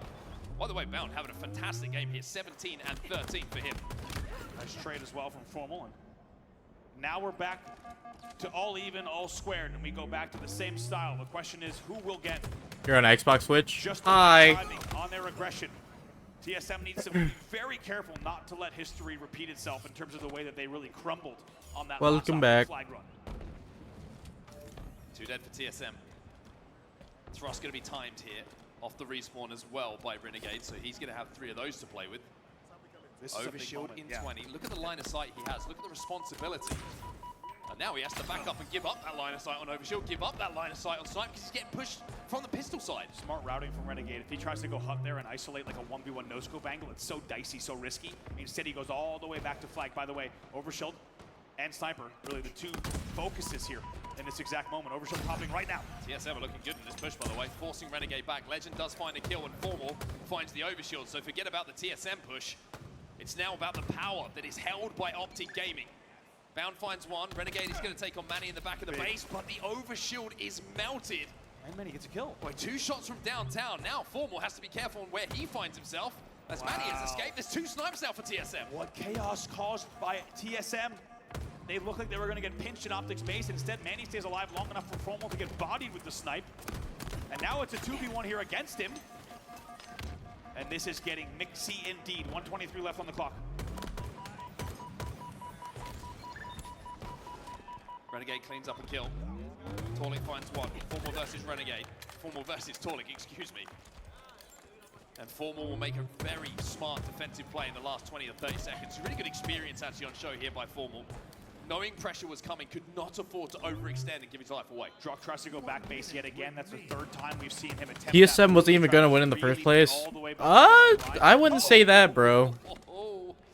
Maybe something like that is going to spark a bit of... TSM has been putting up a good fight. All these teams have. People didn't think Mindfreak was going to win, and they are literally the reason Optic is down in losers bracket. Tough to win that against Mindfreak is literally the reason why Optic had to face Rebellion literally winners round 1. Straight 4v4 with 30 seconds left. These 2 teams just butting head halfway up the map at the moment. For the last minute and a half, 2 minutes. You can't really underestimate a lot of these teams. But Overshield is going to be coming up very soon. The ceiling is so high in this game now. And Legend finds a kill elsewhere. So Druck and Torlik, last 2 players alive for TSM. Oh, gets the shot. Gets the shot. Help comes in from downtown. Renegade, so important he got that kill. Otherwise, for Optic, Torlik was a problem. Yeah, really nicely done. You can tell Formal showing him respect there. And Torlik gets a shot right before Torlik does. Means we're going to overtime, baby. Tied 1-1 after regulation. Oh shit. Still can't believe Mindfreak pulled off that offset. Bro, that shit was almost as ridiculous as when Nemesis did it. But like a 3-0? It's even crazier than when Nemesis did it. And hi, Jinrai. Ended on the first rush at times. Keep an eye on this overshield play. Renegade's getting aggressive here. He wants to find an off angle. He doesn't need to. Bro, I slept through that upset because the tweet misinformed me. Spark and singe away at those shields with TSM 2 dead and that sniper rifle potentially going over to Formal as well. It's a complete flip of the map here. TSM have 2 players respawning, but 2 inside the Optic base. It's a base trade, 2v2 on the map. This could go either direction here. Keep an eye on the kill feed. And he finds one. This is such an edgy feeling. Overtime between the two teams. Formal finds one himself with that sniper rifle. Torlik tries to survive, cannot do so. Man, he's still alive though. Alongside Soul Snipe. On the Optic side of the base. Oh, the... Renegade finds one as well. That was 3 dead for TSM, and Soul Snipe just had his shields ripped as well. What is Renegade thinking here? He gets pressed on a back base spawn. This game is a matter of pixels. And you thought for a second maybe Renegade was going to have the timing window. He does not in the end. Things will reset. 3:40 left now in overtime. Both flags back at home.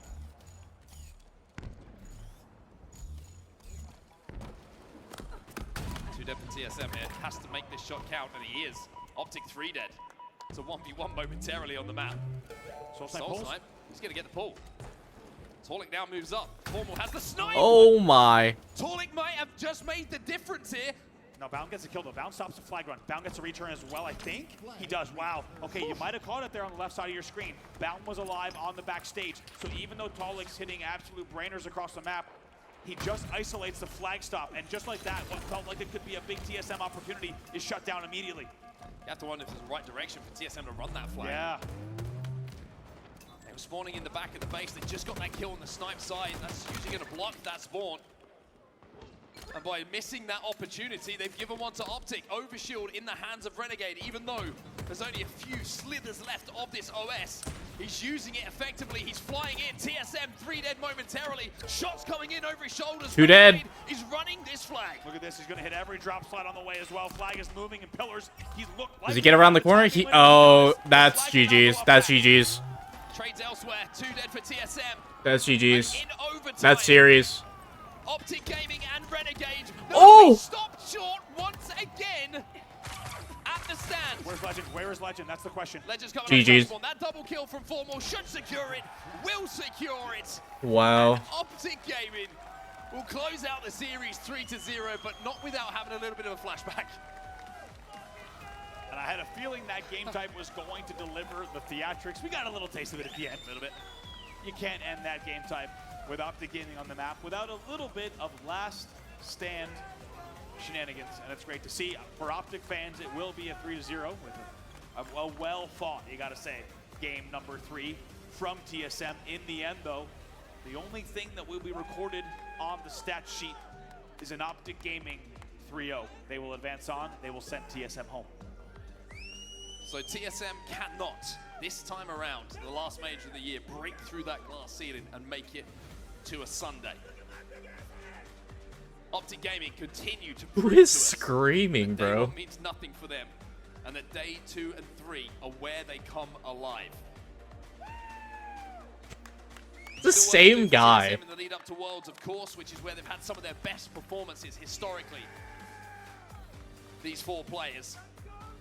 But for Optic, once again, you have to say the elimination bracket run, it's not ideal, it's not brilliant, but there's one man who seems to love it. Yeah. His name is Renegade. They really do. I got to also say, on the side of TSM, they were leading in each of those games, right? And I think when they go to VOD review, they need to remember that. TSM fans need to remember it too, because this was not a case of getting blown out by, you know, one of the favorites for the World Championship. This was a case of leading at least at one point in each of those games that they lost. So there's going to be a lot to look at. I think they have a lot to be proud of and to take a look at in terms of VOD reviews. But most importantly, as you say, it's Optic Gaming, and they continue on the elimination bracket run. Yeah, still alive, Optic Gaming, which is, of course, what they wanted to hear at the end of this day after a difficult morning. And you've got to give them a lot of credit, actually, for the way that they've bounced back. A lot of teams, regardless of your pedigree, you lose to a team, with all due respect, like Mindfreak, it's not expected to happen, right? It's one of the biggest upsets we've ever had. Is that Renegade on the stage? A team coming through the open bracket and beating the #1 team in pools and going on to score the #1 seed.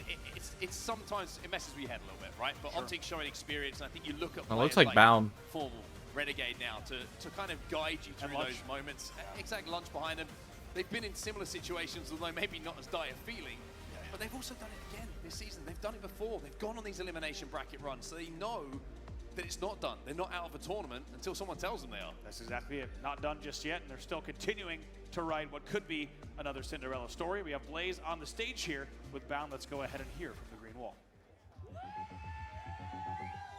All right, everybody, make some noise for Optic Gaming. looking good down here on the lower side of the bracket. And, you know, if I recall correctly, you guys got a high win rate down here once you make it to this point, okay? How are you guys feeling after these last few matches after taking that loss earlier? I mean, it sucks to lose pools the way we did and then, you know, play Shopify round 1 again. But, I mean, we've been here before. You guys know that, so pretty confident. They look confident on this main stage, right? Really confident. Now, you know, you got some big teams to go up against tomorrow, but I'm pretty sure you guys are going to be playing this one game at a time. You've beaten everybody in this tournament once before already. And as you guys get ready to get prepared tomorrow, the TSM squad on the stage, they fall hard, but just couldn't get it done against you guys. What was the game plan to take down them? Did you guys do anything differently, or you guys knew that you were finally, you know, hitting your point? You guys were on fire, you guys could take them out easily. Yeah, exactly. I think we can tell we're like hitting our stride. I can tell by the way that they just. Bro needs a haircut. Bro just needs to get rid of the mullet, man. We were getting really hot, so I knew it was going to be a good series out of us. I don't know who decided to bring back mullets, bro, but that shit needs to go. Coming to an end towards this season for a bit. You know, we have a lot of great moments going on throughout the event. You know, just as a fan of Halo, has anything out there been, you know, intriguing to you or, you know, happy for any teams? Or He pulls it off fairly well, though, I gotta be honest. Gunplexion, saw he finally made full play after 4 years. Did his last event, so shout out Gunny. You know, people like Gunny, so shout out Gunny.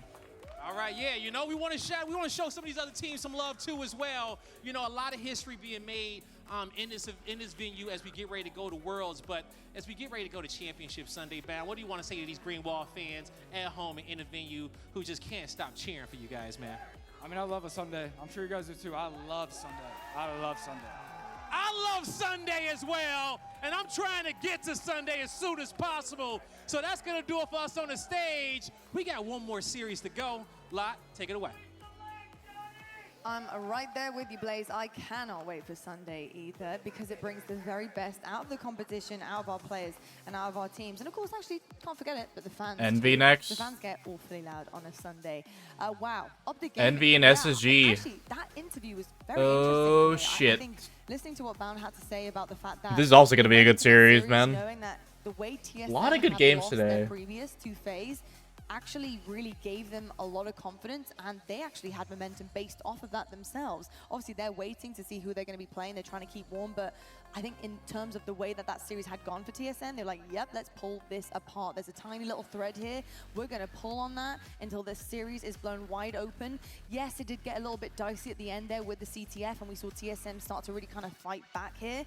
Maybe they were just feeling themselves thinking, guys, we just got to do it. It's now or never. But Optic Gaming, they always seem to have an answer, Snipedown. I mean, like, this is a team that we see fall short to teams that they should never, ever be up against in that kind of manner.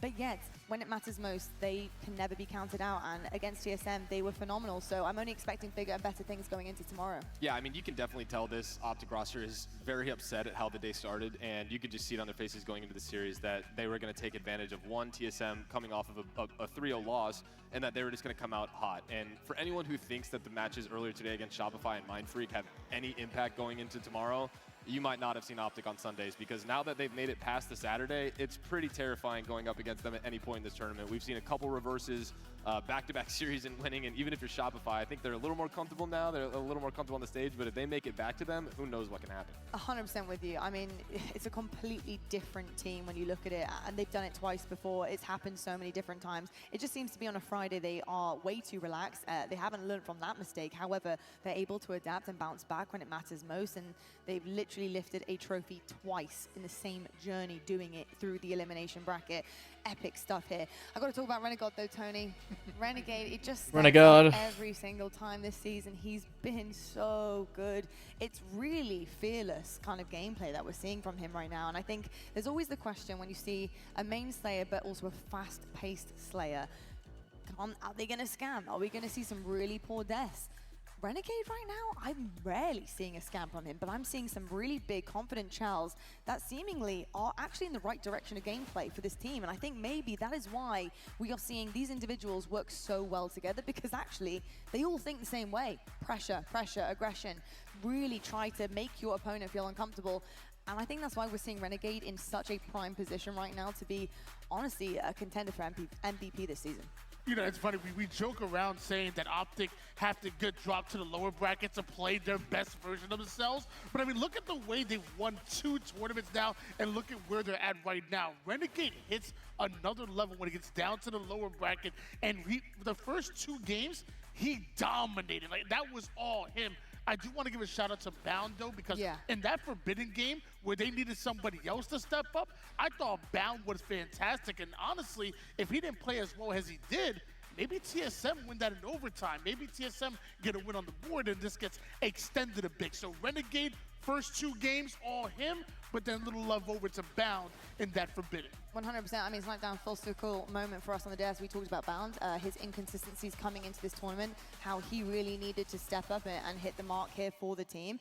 And he's done just that. May not have been in the first couple of series where obviously they went down to the wire and ultimately lost out going into that elim bracket. But since then, he actually has been super imperative to the success of this team and the journey so far in the elim bracket. Yeah, I mean, Bound not scamming and actually playing with the team and putting up the numbers that he did right there is a phenomenal for him. We heard him on the stage. He sounds very confident, very aware of the mistakes that they were making early on. Scamming is still such a silly term to me, bro.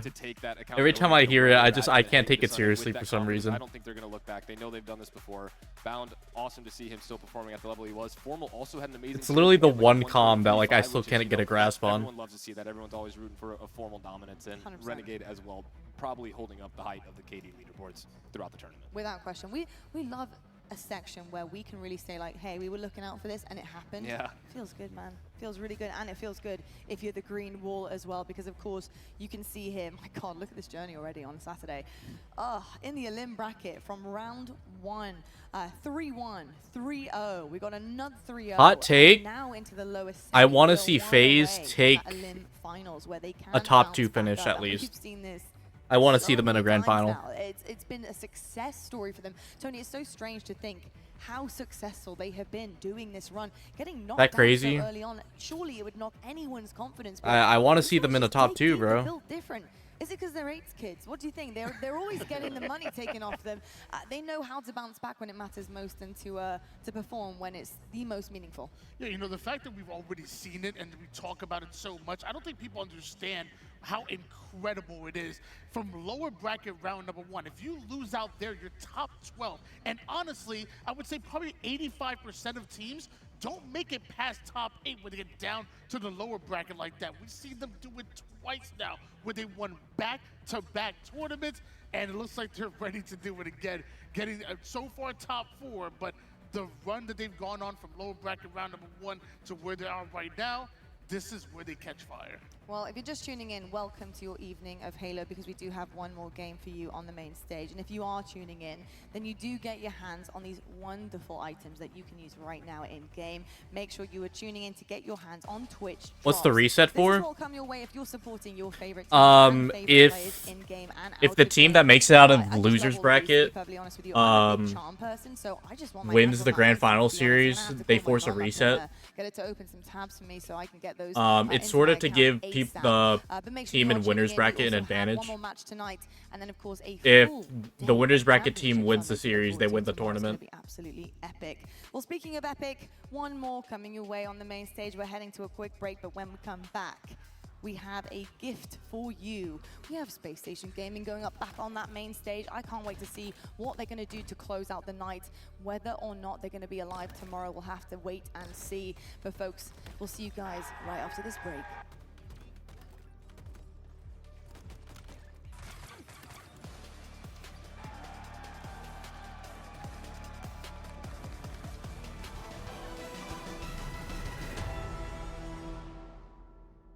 So say if Optic makes it out of losers bracket and they make it to grand finals, they have to win the series twice to win.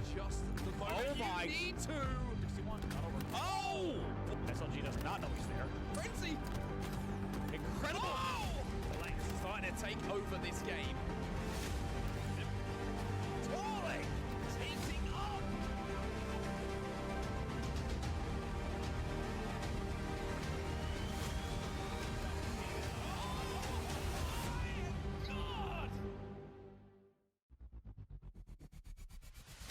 Want more Halo action? Subscribe to the Halo Esports channel for official HCS highlights, behind-the-scenes content, and player spotlights that take you closer to the pros. I'll never get tired of seeing that Lucid clip, bro. Halo Esports history in our HCS and community top 10 series. Don't miss a second. Subscribe now. Do that, guys. I'm running to the bathroom.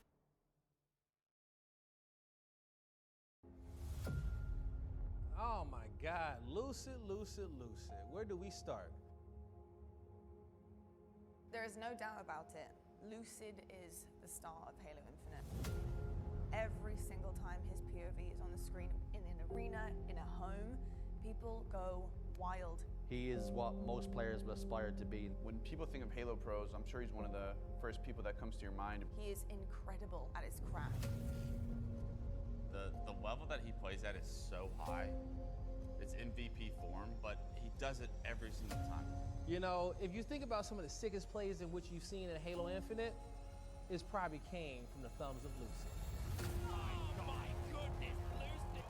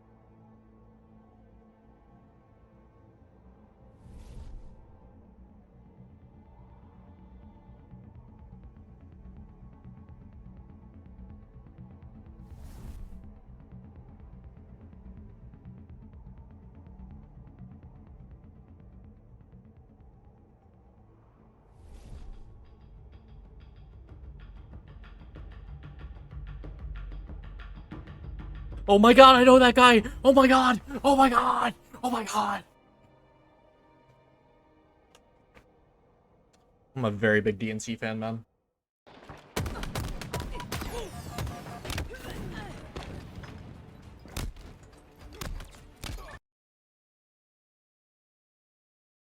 Was that DNC? That was DNC.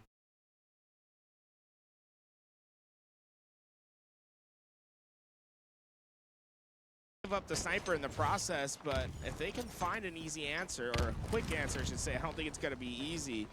They could get themselves right back into this hill and tie this one up. Looney does get a double kill, though, so that puts Noble and Johan on their own little excursion towards ice. 2v2 is happening in real time. Looney clears one, and in fact, they double up wins, so that's both of them down, and that's going to be more time. They'll be at least within about 10 seconds off the spawners from both people.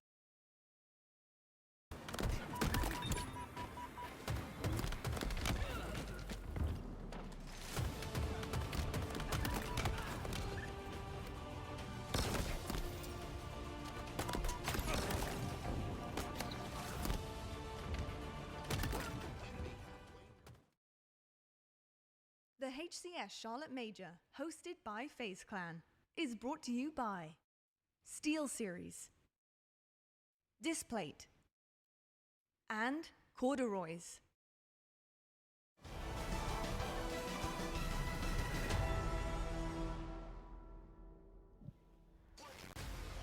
Well, good evening, Charlotte, and welcome back to your Halo Championship Series. Now, The sun might have gone away. It might have got a little bit chilly outside, but actually it's ice cold in here because these teams are going to have to ice up where it matters most and make their way through this elimination bracket. One of them is going home tonight, and one will continue their journey on tomorrow to face Optic Gaming in their semi-finals in the Elim bracket. Some big stuff on the cards here. It's late at night. Listen, you're gonna have to dig deep. We're all tired up here on the desk. I know the fans, their voices are probably struggling even worse than mine is. But right now, these players, they need to lock in. They need to remember why they are here, that everything has built up to this moment in time right now. And at this major, it is so important to get through this. And I think for both teams on that main stage, this hump would be huge for confidence going into tomorrow. I think we've had questions about both of them. Envy coming in, hopefully knocking on that top 3. Right now, that door knock is in the distance, so they're struggling just a touch. Last series was a night, I think. Actually exceeded expectations here, but they have fallen short where it mattered most. So how both of these teams will do is the biggest question of the night. Now, Space Station Gaming, they have had a dominant performance in the past with a different roster. 2 of them remain the same, Stellar and Eco, but of course they brought on Foul and Suppressed. Let's meet this team and see if they can do their business on the main stage.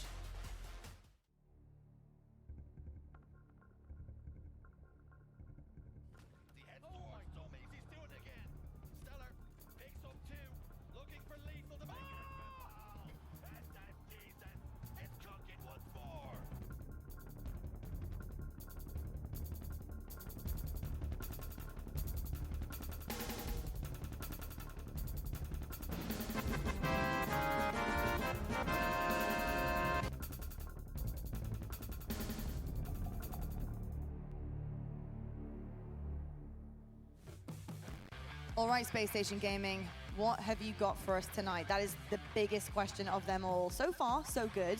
I really was expecting a lot more from a previous NV series. This is really like a revenge series right now. And NB, they want blood, but SSG, they had the answers last time. What's to say, Snipedown, they don't have them again? Yeah, I mean, this was, I was so pumped to watch this match of pool play, and now we're about to find out how much pool play really matters and tells you about these teams. What was that? That This is a good gonna question. Be a match, a rematch. You know, Envy had beat them a lot online, and now we get to see them match up where it matters the most. One of these teams are going home, and I think the question is, did SSG get their teamwork down from their lack of practice online? And did Envy shake off the rust from the pool play matches? So who's going to come out on top of this series? You know, is it going to be the new guns, or is the old guys going to come through with the win? 100%, and it really is versus. Hoping the SSG stays in Halo for the next game. I think they will. Had multiple championships under their belt, not to mention world championships as well. Will the entire roster stay? But again, making most likely not. They want to get even louder, of course, heading into. But Sunday. I think the org will Envy. stick around. Meet your roster. They're way too popular in Halo.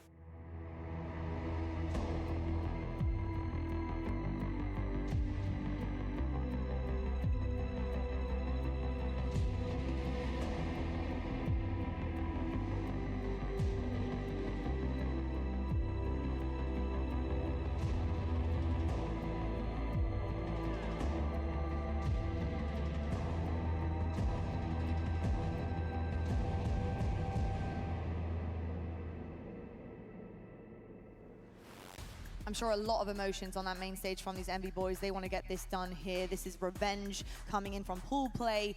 They want to make it count where it matters most, and it couldn't matter more right now than literally on the brink of elimination, getting kicked out of the tournament before Championship Sunday. Tony, I'm coming to you because I want to know, what is alive for them in this series? What can they bank on here in terms of the series layout? Is there anything that they can really muster up the energy to push forward for and try and take this one to the line? Yeah, it's going to be interesting. You know, game number 1, obviously strongholds, and both of the teams are 2-0 at the moment here in Charlotte in that game type. So obviously a great game type for Envy. Listen, man. Slayer, both teams tend to struggle, so it's Picky really is a hard handsome to guy pick who's gonna be the with a very favorite in handsome that one. personality. What really stands out to me is that CTF in game number 3. Right now, Envy are 4-0 here in Charlotte. Space Station Gaming have yet to get a single win in Capture the Flag so far. That game number 3 is going to be so important. Whether you're up by 2, down by 2, or tied up, that game number 3 is a glaring weakness in Space Station Gaming's repertoire. I'll tell you what, it's funny, isn't it, Snipedown? Those map 3s, man, they have chokeholds on some of our teams here, and Space Station, it's another one up there on the main stage, but can they get over that hump? That's the big question. Space Station versus Envy. Let's head on over to your casters. final one of the night, boys, and it's a big one. 2 of these teams are battling it out. One's going home tonight, and one will continue. Enjoy, have fun, lads.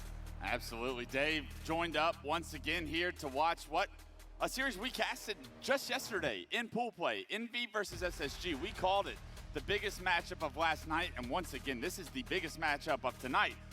These are the best 5 teams left in this tournament, but only 4 teams get to go on to Championship Sunday. And if SSG want to really prove they are the better team over Envy, they're going to have to beat them twice in one tournament, because it's all or nothing here for Championship Sunday rewards. Not going to be easy either.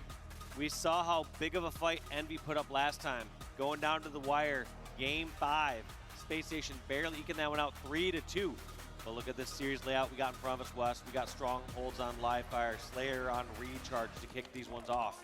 Stellar was one of the big-time players in that first series against Envy in pool play. It was individual performances, if you remember, that really stood out for SSG. Eco even shining bright in some of those moments. They kept making those individual plays, but SSG, are you going to be able to replicate that twice? Are the individuals gunning here in the elimination bracket? Descendant is going to be on screen with the first sniper of the game. It is Envy to start to score this early setup. And then AB hold as Camo comes up, Descendant trying to get eyes and has a lot of pressure in front of him as he takes down one. Yeah, we're going to see how these teams are faring later in the day. On one hand, you start to say, our team's running out of gas. They've had a long, strenuous day. Other times, I look at this as gamer hours, Wes. A lot of scrims aren't starting until 9 p.m. Yeah, it's the East Coast, too. These boys are used to gaming and grinding here, especially the ones on Envy, the young guns, the ones that probably had nothing better to be doing other than improving at their craft. Are those hours going to pay off? Because it's been 4 years leading up to moments like this. 2 tournaments left, 2 championship Sundays left, and one of these 2 teams is not going to make one of those championship Sundays. Eco with the camo tries to get an assassination, but can't quite get the angle. It is a double melee successful kill for him, but he's trading the camo, and that's a win for Envy to remove Eco what could have been a massive camo play. Yeah, 1 for 1 there. Not what you want to see from the camo, but we're going to see if Stellar can reconvert this B stronghold and finally stop these points going on the board for Envy. So now we're going to see the first points going on the board for him, but never mind, all strongholds are flipping. It's a stronghold sale out there. Huge rotation by Stellar to help his team get over towards A. There was one player from Envy trying to deny that A transition. Damn, he got melted. Maybe a little bit too fast on the next rotation, however, as Envy took advantage of the opportunity. They got over to B. They're able to take down everyone but Falcated. Falcated gets toes in the stronghold momentarily.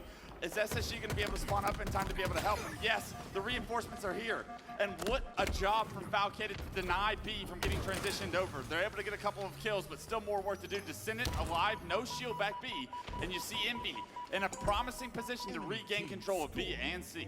Envy just always on top of this B stronghold. You've seen A and C flip a little bit back and forth, but one thing's remained true is it feels like Envy continually controlling the green stronghold. 2 down on each side right now. Control favors Envy. They continue to build this lead. Now up to about 70 points. Descendant finds a perfect route, finds a couple of kills as well. It's up to Stellar to try and push dummies, but he gets predicted on the route and eats that grenade. He does have camo, so able to play his life, relocate to bottom middle, but Stellar's got to be frustrated. He thought he might have a timing, is still getting hunted, and they keep track of where this camo player is. He does get taken care of Piggy, but you want to stay alive. You at least want to keep your teammate alive, and Stellar really can't manifest this into a positive result as of yet. Yeah, and once again, makes his way back on over towards B. It feels like we've seen him over here continuously. It almost gets insta-exploded, or I should say remote detonated there from that player over in the mud. Yeah, because he has a spike and a frag, he doesn't pick those plasmas up instantly and almost pays for it with his life. Fortunately, still alive, still able to impact the combat loop that's happening over at A. He's able to knock a player down, able to reset A. So big plays by Stellar so far here, but they need to finish off Precision. Precision back in the A stronghold with snipe in hand, and he lands a massive body shot on the Stellar. Precision playing his life out, plays Stellar, and that's going to be A and nearly B going in favor of Envy. It's a trip cap momentarily, but no, someone from SSG gets toes into B, and that saves them from a trip cap situation where they would have been in a lot of trouble. Also, can we just talk about the heads-up play there from Precision, just predicting exactly where Stellar's coming from? You just have this sort of time and this spidey sense that you build up in Halo that you say, all right, check this route. This person's not double backing here. Yeah. I need to watch my back from scoreboard side. It's year 4. Players have that timing in their head down to a pat.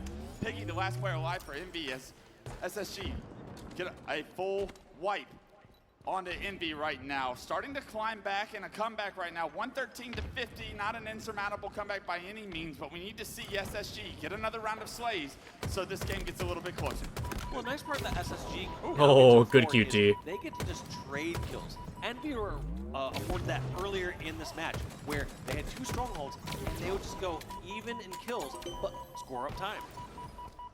Envy overextend from the dummy side over towards C. They're able to get C, but they lose A in the process. So a good job by SSG to flip the map. Eco did what he could with the Quantum, but also got out of dodge in order to make sure he doesn't lose his life. Bye, Piggy. Unfortunately, the push then from C comes in. Oh, and triple? With a triple kill that denies an opportunity for Envy after taking down Eco there. Well, you said when the score was 100 to 10, you said, how is SSG going to get back to this? I said when pigs could fly, and we saw Piggy going flying back and off at green. Off the map, and they are back in this game, nearly tied here. SSG on a 100-point-ish run. And a triple from Stellar, another individual brilliant performance, a moment that gives SSG some life. Can they continue that life? What can they do with it? Still with the BC hold right now, but they lose 3 players. Stellar, once again, the last player alive and forced to play his life. Precision making sure nobody from SSG is sneaking over towards A. As B gets converted towards Envy's favor, Precision now looks to be on the prowl with this camo. He wants to be aggressive. He wants to push the trip cap. It's going to be 1 more round of slays before he's able to do that. Like this play, taking his time, trying to see what push Space Station's taking. But at this point, they've already picked Piggy. You've gotten some ground here, but you still aren't in a position to damage. Precision now giving away his position. Yeah, really. What's going to happen to this? Takes down Eco from the side. Can't get traded either. Falcated couldn't get the kill as he turns the corner on that pillar. Yaxon's got your back. Precision kills going in their favor once again. Stellar has the snipe, can't hit the no-scope. And when Stellar misses the no-scope, he goes down. That's 3 down. Precision getting impact on every single player that SSG just went down. Was trying to attempt to get a kill, but Precision's relocation. He's playing perfect Halo right now, and he's rewarded with the snipe. What can he do with it next? There was points I was questioning the push towards tunnel. Was this the right play? In the end, does not matter. The way he executed every single engagement after that has gave his team this trip cap. It's a trip cap momentarily. A is going to be converted, but here comes Precision. Oh. And Precision is precise with the snipe. Rips the head off a suppress, puts it back in the respawn screen. Space Station still down 2 members. Envy jump right back into A. Now C. Precision stops C. Precision's doing it all on the main stage here Saturday night, 17-5-7, and continuing to play perfect Halo. This is the chance they're looking for. And one thing you gotta consider is a squad like Envy, after pool play, we're gonna look at this match. They're gonna say, what are the small changes we need to make in order to beat someone like SSG? Whereas there's a likelihood that SSG could have been looking towards the future saying, all right, let's focus on our round 1 bracket match. Yeah, and hey, Precision, if you can do me a favor, just not miss shots and kill everyone on the map. That's got to be a recipe for success, and apparently he's capable of it. Yeah, is that what his VOD review looks like? He's like, I missed a shot there. I shouldn't make that mistake again. I mean, that was a couple of my teammates back in the day. I was like, you got to be kidding me. But, I mean, hey, if it works and you don't miss, good things are going to happen. Precision and Descendant, the last 2 alive. It's actually just Descendant. Piggy and Yaxon coming off respawn here, and it's a trip cap for SSG.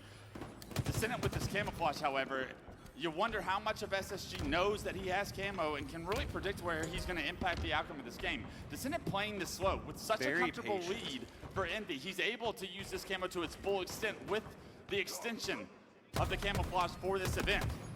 This is a massive play by him, but time is kind of up and he wants to push. Unfortunately, SSG shoot the plasma grenades and it reveals him, taking him down with not too much success with that camouflage. I liked the patience they had from Descendant. He's not just trying to overextend and potentially give up that death, but at the same time, maybe a little too patient. They had C secured. They were all towards that side, and then he pushes kind of solo over towards B. Yeah, because that doesn't go their way. Look how SSG are able to hold this. This is a winnable game all of a sudden for SSG. 188 and climbing, only down 40 points right now. A massive comeback for SSG so far in this game. A getting converted into Envy's favor, but the overextension from Suppress onto C allows SSG not to worry about A. Enemy team nearing victory. It's a smart flip by them, and look at this trap by Suppress. Gets the first one, gets a shot on the second player, He's got and just buying time, gets the trade. Wow, a huge big double. play by Suppressed to take out, what was that, Yaxon and Piggy. But where are the rest of SSG? Even though he gets a 2v1, successfully trades it out in his favor, it's still Envy that are able to convert B. They have C in their hands as well, and 245 and climbing. SSG have to go now. SSG lose, not one, not two, not three, all 4 members down, and Envy will create the upset here in game 1 of this series and take the lead. That's the kind of start you're looking for if you're Envy. You know you're capable of beating this team. You almost did in pool play. The game started to slip out a little bit towards the end. SSG started to get their foothold in that game. Started to claw him back in time. Such small margins are separating these two teams, and it was precision that was the difference maker.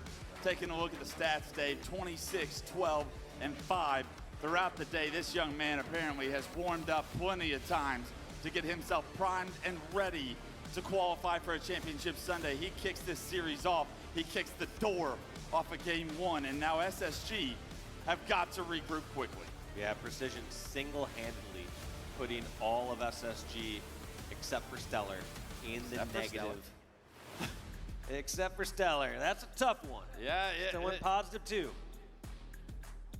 Such a close game still, however. Even though it felt like the ceiling was falling on SSG so much of that game, SSG doing such a good job of playing scrappy, of coming back and making that an opportunistic situation for what felt like 75% of the game. They were getting outplayed, didn't have the camos, didn't have the snipes. It was really all Envy in a lot of these situations, but SSG, we didn't see a ton of their point of view as it was Envy in a lot of the control.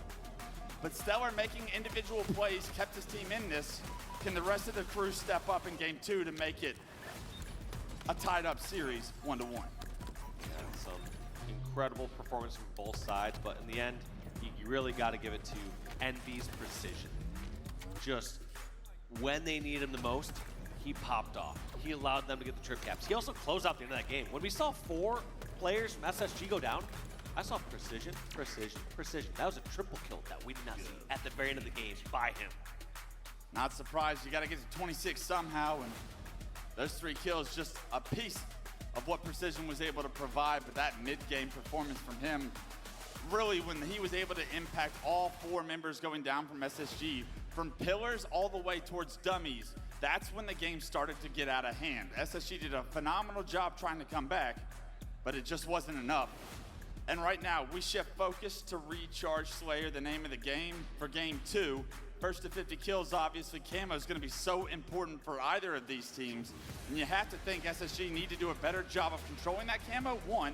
But 2, when they get it, they have got to make plays with it. And we didn't see a ton of high-level plays outside of the 1 camo that Stellar had where he was trying to get involved, but unfortunate events kept knocking into no shield, whether it was random grenades or trying to save Eco bottom middle or all sorts of different things that are just delaying his opportunity to really heavily impact the outcome of what was going on.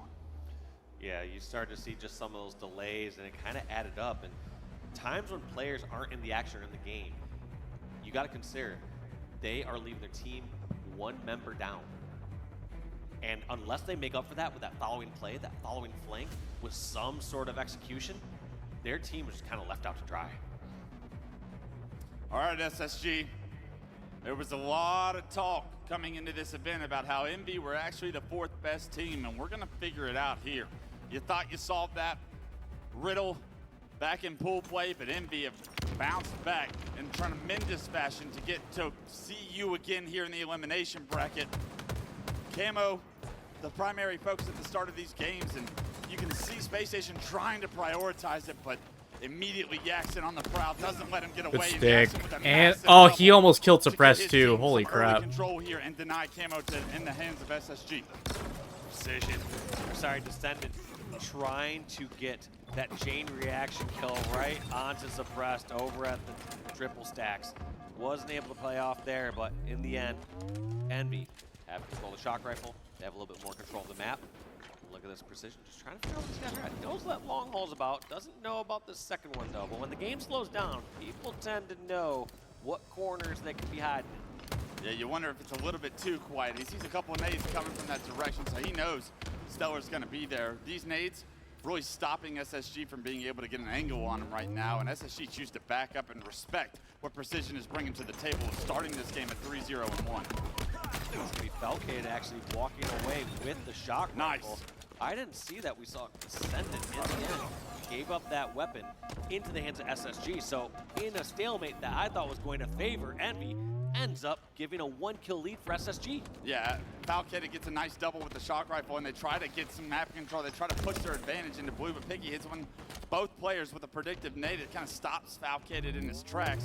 Falcade forced to relocate, now finds himself in the Mangler pit. Maybe not the best position to find yourself in. Does knock a couple players to no shield. Is anyone on SSG able to capitalize on that damage? The answer looks like no.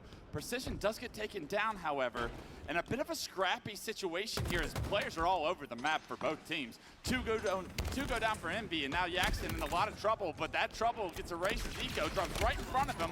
He gets two and releases all of the pressure Envy had playing. Nice like shot. That. Precision, though, oh my God, gets a double onto SSG. That's going to be 7 kills on the board for Precision. We talk about this being very much a team game, and don't get me wrong, all these players in Envy put in this damage, doing this sort of work, but there are these individual heroic efforts that can help carry a team over that finish line. 3 go down as Descendant, the last player alive. He gets spotted in the tunnel, uses the Shroud to cut off the sight line, trying to play his life back here, but I think that second camo just came up, and it goes into the hand of Suppress, so although Descendant stays alive, he has to give up that camouflage respect to Suppress, and now this is the challenge. Can you make plays with this camo? Shooting the player from top middle in the blue tunnel, a kill you're never gonna get. A questionable start to this camo play, but let Suppress develop. Can SSG figure out a way to get a few kills now that he can make a play? About half this camo's gone, though. He's gonna be able to get shock rifle in his hands, so let's see if he can make some more work with this one. But throughout this entire time, this exchange while camo is in the hands of SSG, they're having player after player drop. In fact, Envy is taking the lead throughout this camo. Uncharacteristic misses from Suppress there. Usually he is money with the shock rifle. He found nothing on Piggy right there. 3-shot opportunities, nobody home, and loses the camo, loses the shock rifle, and now guess who found that shock rifle on the ground? It's no one else other than the man that has been on fire so far throughout this series, Precision. 11 to his name, and now with the power weapon in his hand, starting to already do work. It's a killing spree, and he smells blood in the water. He wants to push. Ego gets taken down, a trade, but at 13, 1, and 5, Precision is leading the way once again for Envy. Wow. I mean, this is to get the championship Sunday, but Precision is making moves like it's matchmaking on a Friday night. You've seen what he is doing. He now has 13 kills. He's doing this against Space Station Gaming, one of the best teams in the world. He's hopping on triple stacks, going for shock rifles. At some point, if you're SSG, do you start prioritizing where Precision is on the map 100%. and hard focusing, making sure he doesn't continue to impact the game and the series the way he is so far? I mean, you rarely ever try to focus on one player, but there are instances. If someone's on fire, try to shut down that player as fast as possible. Try to call him out, saying, hey, this person's been hiding behind enemy lines.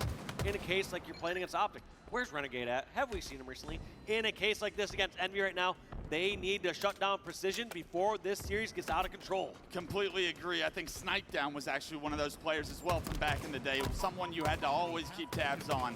But as I say that, look at how Space Station have rebounded here. Up now by 3 unanswered kills. They're starting to make some plays of their own as the rest of the crew from Space Station starting to pick it up. Suppress, Stellar, Falcade 7, 8, 9, and Eco along the way just with 4, but starting to play his life a little bit better now. Up 4, SSG finally feel like what it has to have control in one of these games so far in this elimination bracket. Both Eco and Precision Look at going that, for that 3 Eco dead. challenge across the map. And this is starting to go more in the hands of SSG. It was starting to look a little scary there. Starting to look like Envy were clawing back, and now we have a 7-kill lead for SSG with this camo. Another camo goes into Suppress hands. The first one didn't really find any success. Let's see how Suppress chooses to play this. Player bottom white, no shield, passes like ships in the night, but a good turn and a killing spree for Suppress will keep control of white. Suppress able to help us team across. Oh, the he map, just actually domed takes down Stellar, He bro. actually shot Stellar one time and killed him. Unfortunately, can't finish the one-shot grapple player, but still has some camo to work with. No harm, no foul, still up 5. That one's devastating. Those ones hurt so That's much me when you can't get that player by. Sorry about but that, bud. here comes the sneak behind here from Suppressed. Takes out Yaxon. Oh, that's but beautiful. has slipped behind Piggy. Piggy cannot find him.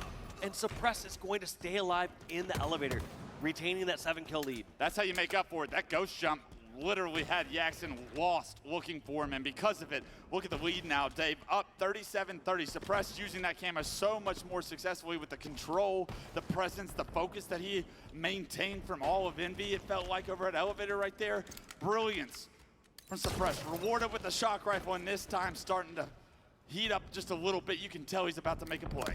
Yeah, I like his team. They give that confidence back into him. They say, hey, we don't care if you missed 1 or 2 early on. Or you killed me. You are our sniper in some of these situations. He didn't tell him about that, I'm sure. That's something you say after the series. Actually, I like it in the middle. I'm like, was that one of our nades? Who naded me? Can't quite find the trade, however, and that's Rip. an opportunity for Envy to get back into this. Not able to finish that one shot, tries to get the kill with the shock rifle, can't hit the headshot, and because he doesn't do enough damage with that shock rifle shot before the melee, he's not able to trade that kill. 38-36, all of a sudden, a 7-kill lead erased. 1 kill separates these two, make it a tied game, and Jackson with the shock rifle can gain his team a 2-0 series lead. He's only got 1 bullet, however. Maybe I'm jumping over the gun here with that 1 bullet. Puts it to use, though. Suppressed, that was your shock rifle at one point, now being used against you. 3 straight kills for Envy, and they take the lead by 2. Now they have the kill staggered. You just also see Piggy getting away with this camo. What route does he decide to take with this? He's got plenty of time with it. He just needs to find a smart fight.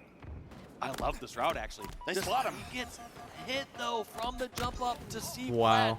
that is painful. He got sussed out hard, bro. 2 go down. 1 gets answered back from Descendant, but look, just a 2-kill game. What was a massive moment for Piggy and the rest of Envy. That camo gets erased. SSG with the camo eyes. They've been doing Them it since eagle eyes last are year. crazy. I swear it. You cannot move freely across the map, even if you are invisible. They will see you, and all of a sudden the game is tied up with a massive set of kills on the side of SSG.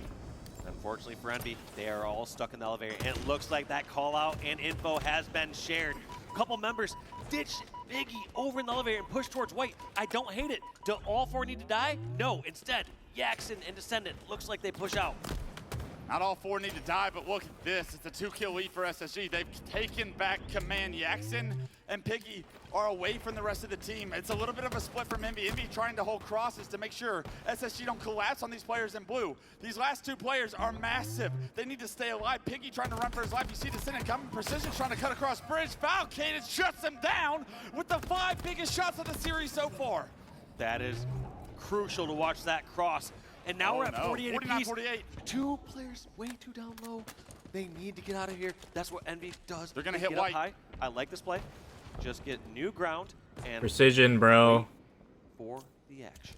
All of SSG stuck towards the elevator. Stellar in the pipes. Gets the player to no shield. He's got to be calling this out. This player cannot leave this door. Stellar eats the nade, but with the challenge, puts a punctuation and ties this series up. Stellar, that play was ballsy as hell, but you, my man, can pull it off, and you can get your team back into this series. You very well did that. And man, it doesn't get closer to that than that, Dave. What a swing of kills, both all the way through that game. It was Envy in the lead by 4. SSG leads by 7, make it 8. Envy come all the way back. They get the lead, they get the camo. SSG spot the camo. I cannot believe how close these 2 teams are when they match up, but it is so stressful to watch from the outside. Yeah, if we're this stressed watching, imagine the pressure these players have to be under in the middle of that game. And to have ice in your veins like that, charging a player in the pipes to saying, I'm ending it here right now, not sure if you're walking into a bait and switch, not sure if you're gonna walk right into that frag grenade and get embarrassed.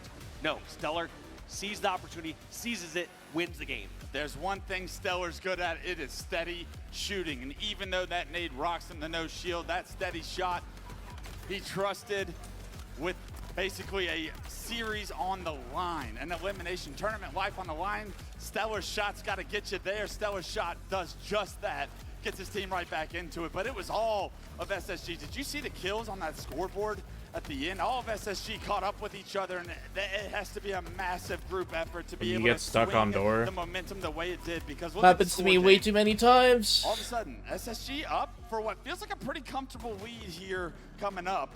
And then on top of it, Piggy gets that free camo, gets away with it. And you're thinking, this game's all she wrote. There's no way. But SSG crawl back. I'll be back, guys. I'm gonna get a drink. They get the trap at elevator, and all of a sudden, Stellar says, "I'll do it my damn self." Takes down Jackson for the 50th kill.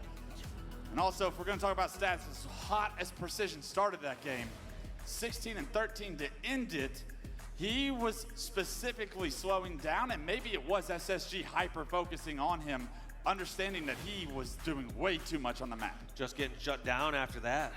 Those are some tough positions to be in. But looking up next, we have CTF Forbidden. Both these teams, I mean, we end up seeing one of the fastest Forbiddens we've seen in a while and kind of forever. I don't know. Yeah. But I'm thinking Origin, actually. Might be. I mean, what SSG are we going to get? 0-3 on CTFs and 4-0 here. That's right, yeah. Actually, wasn't it their Winners Bracket Series? It was an Origin CTF. Origin CTF, and it lasted about 2 minutes. I blinked. I actually went to go grab some food. I came back, and game one was over. SSG's got to throw that in the back seat. They can't be thinking about that right now. If you have Stellar and Suppressed on your team on a map that has 2 snipes spawning on it at all times, you have an opportunity to take the series lead back. And I'm also looking on the other side, Dave. Who are you looking at with that S7? I mean, outside of Precision, we know he's probably going to lead off the way, but there's got to be other players from Envy that can match that level if they want to cross the finish line here tonight and continue on to Championship Sunday. Yeah, I mean, I think we saw a little slower start there from Descendant in that game number 2, but at the same time, I feel like one player that's been flying a little under the radar, Jackson. Yeah. He's kind of consistent, solid Jackson, but he's also been making some incredible plays. I think the difference maker, though, it's not just going to be hitting these shots. There's no question on these players. Can they hit these shots? Is can they position themselves and make the right decisions on when they should push and when they should hold an angle? The thing I saw from SSG at the end of that Recharge Slayer is SSG would recognize, okay, we have all 4 of them trapped in the elevator. Let's put the squeeze on, get on both angles. They also at times recognize, all right, there's a couple of people over here at Hydro. We're going to send 2 or 3 at Hydro, and we're going to have one person watch the cross. They had Felkid watch the cross purposely to catch someone like Precision coming over from Needler or coming from batteries. And that was, like you said, it's everything. So it's just more of like this positioning, this patience from SSG saying, oh, we know the numbers game. We're going to move our chess pieces over here. We're going to have this person watch this angle, and it's all going to work out. It all worked out in game 2. It wasn't pretty, it wasn't perfect, but the job gets done. The series all tied up. Forbidden CTF's the name of the game for game 3. And I see Precision and Stellar. We always talk about the chess game that is Halo. I see Precision and Stellar right now moving as queens on the chessboard. I'm back. Impacting the outcome of both of these games at such hey, a Fluey, high welcome. level. And it's all Are you about talking about in-game? Queen in order to really give you an opportunity. Because if your items aren't in game yet, you might need to go to Waypoint and claim them there. The other snipes stay in Precision's hands, because I guarantee you, whichever one has the higher number has a better opportunity to get off to an early lead here in game 3. Yeah, and I'm curious to see, are we going to see aggressive sniping? You claimed him right off the rip? Okay. Play back a little bit. Is he I would just wait, I guess. Sometimes it takes like. See if he can cut off the angle and get a snipe. Yeah, I would wait 24 hours.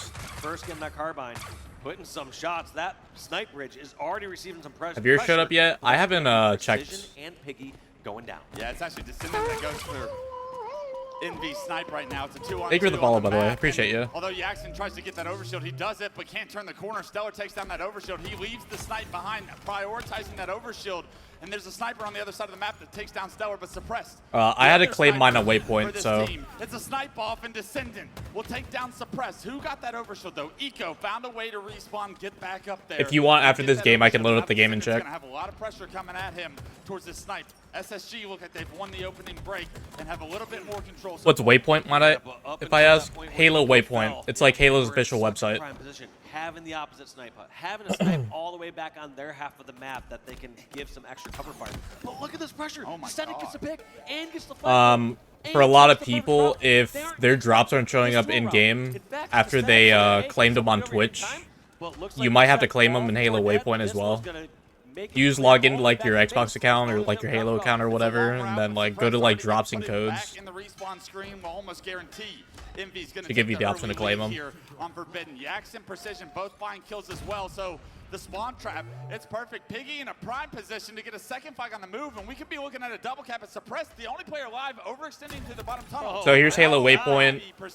You click on your profile, you go to Drops Code and Redemption, Twitch Drops, and all your drops will be here. This might have a claim button on it. So if you claimed them in Twitch, you still don't have your items in game, this is probably where you should go. They could potentially give up third cap. If they sit back too far, too dead. There's going to be time ticking off the clock. Too dead, and Dino's coming in. Flag getting pulled. Descendant does go down. A big kill from Suppress to delay that flag on the move. But a lot more work for SSG to do. They get another player down. But Overshield pops up. Envy and Piggy able to pop that into his chest. Is looking for these players from SSG. He's going to be by himself, but at least he denies SSG an opportunity to get that Overshield as they have the numbers on the map. Piggy able to get that Overshield. Maybe yeah, of course, bro. Happy to help. He plays aggressive with it, but I mean, you're up 2-0. Eliminating the win conditions like the power-ups and power. Make sure you link your Twitch account to your Waypoint account. Yeah, I don't hate the aggression. I think it's just a great push there by Suppressed. I mean, he was if you haven't done so already. People on both sides and able to help get the first finish on the Stellar, not able to get Suppressed. I hope no SSG fans went to the bathroom before this game because they come back and they find themselves down 2-0 in the blink of an eye. Wait, what the fuck? They are 2-0. Bro, what is up with them getting like straight creamed in these CTFs, man? Descendant, a ghost jump from Descendant gets them an opportunity to win that fight on the Stellar, and you're wondering how far can this flag go now that Stellar's been taken out. Just like that, predictive nade from Descendant, not able to take out Eco. Eco eventually falling though. Is this flag going to return? I don't see anyone in position for it. It's going to be either Falcated to run this, but I believe he's just going to keep some. Oh my. Suppress oh my. So focused on making sure Envy can't pick up that snipe. Able to get not just a headshot, but a body shot onto a second player. They might be able to run. That could open the floodgates. 3 dead. Here comes the response from SSG. Sniping. Yep, nice. Young man himself, Suppressed, starting to rip faces. 3 down, last player alive in the back of the base for Envy. That flag on the move. SSG that flag should be away. Able to make this a 1-cap game if Suppressed can hit one more shot. And that's got to be really annoying, despite that carbine unzooming him so frequently. Still able to hit that no-scope. Valcade is going to punch it in, 2-1. SSG respond. They weather the storm. They make sure this game keeps going. Overshield's up as well. Kills coming through, 2 down. This is massive. This could be SSG's own dub cap. I mean, they have the position, they have the weapons, they have the power-ups. Can they get these last couple kills? I like this, getting right in the action. Valcade gets a couple picks, continues the run into the sewers. Jackson, the only one alive, taking all 4 dead. Look at this, SSG, see your double cap. They give you one of their own.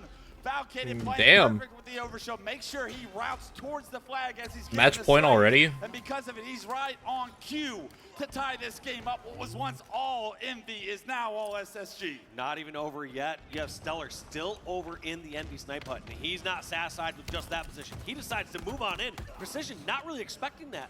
Both players who have the snipe hut like to hold that position indefinitely.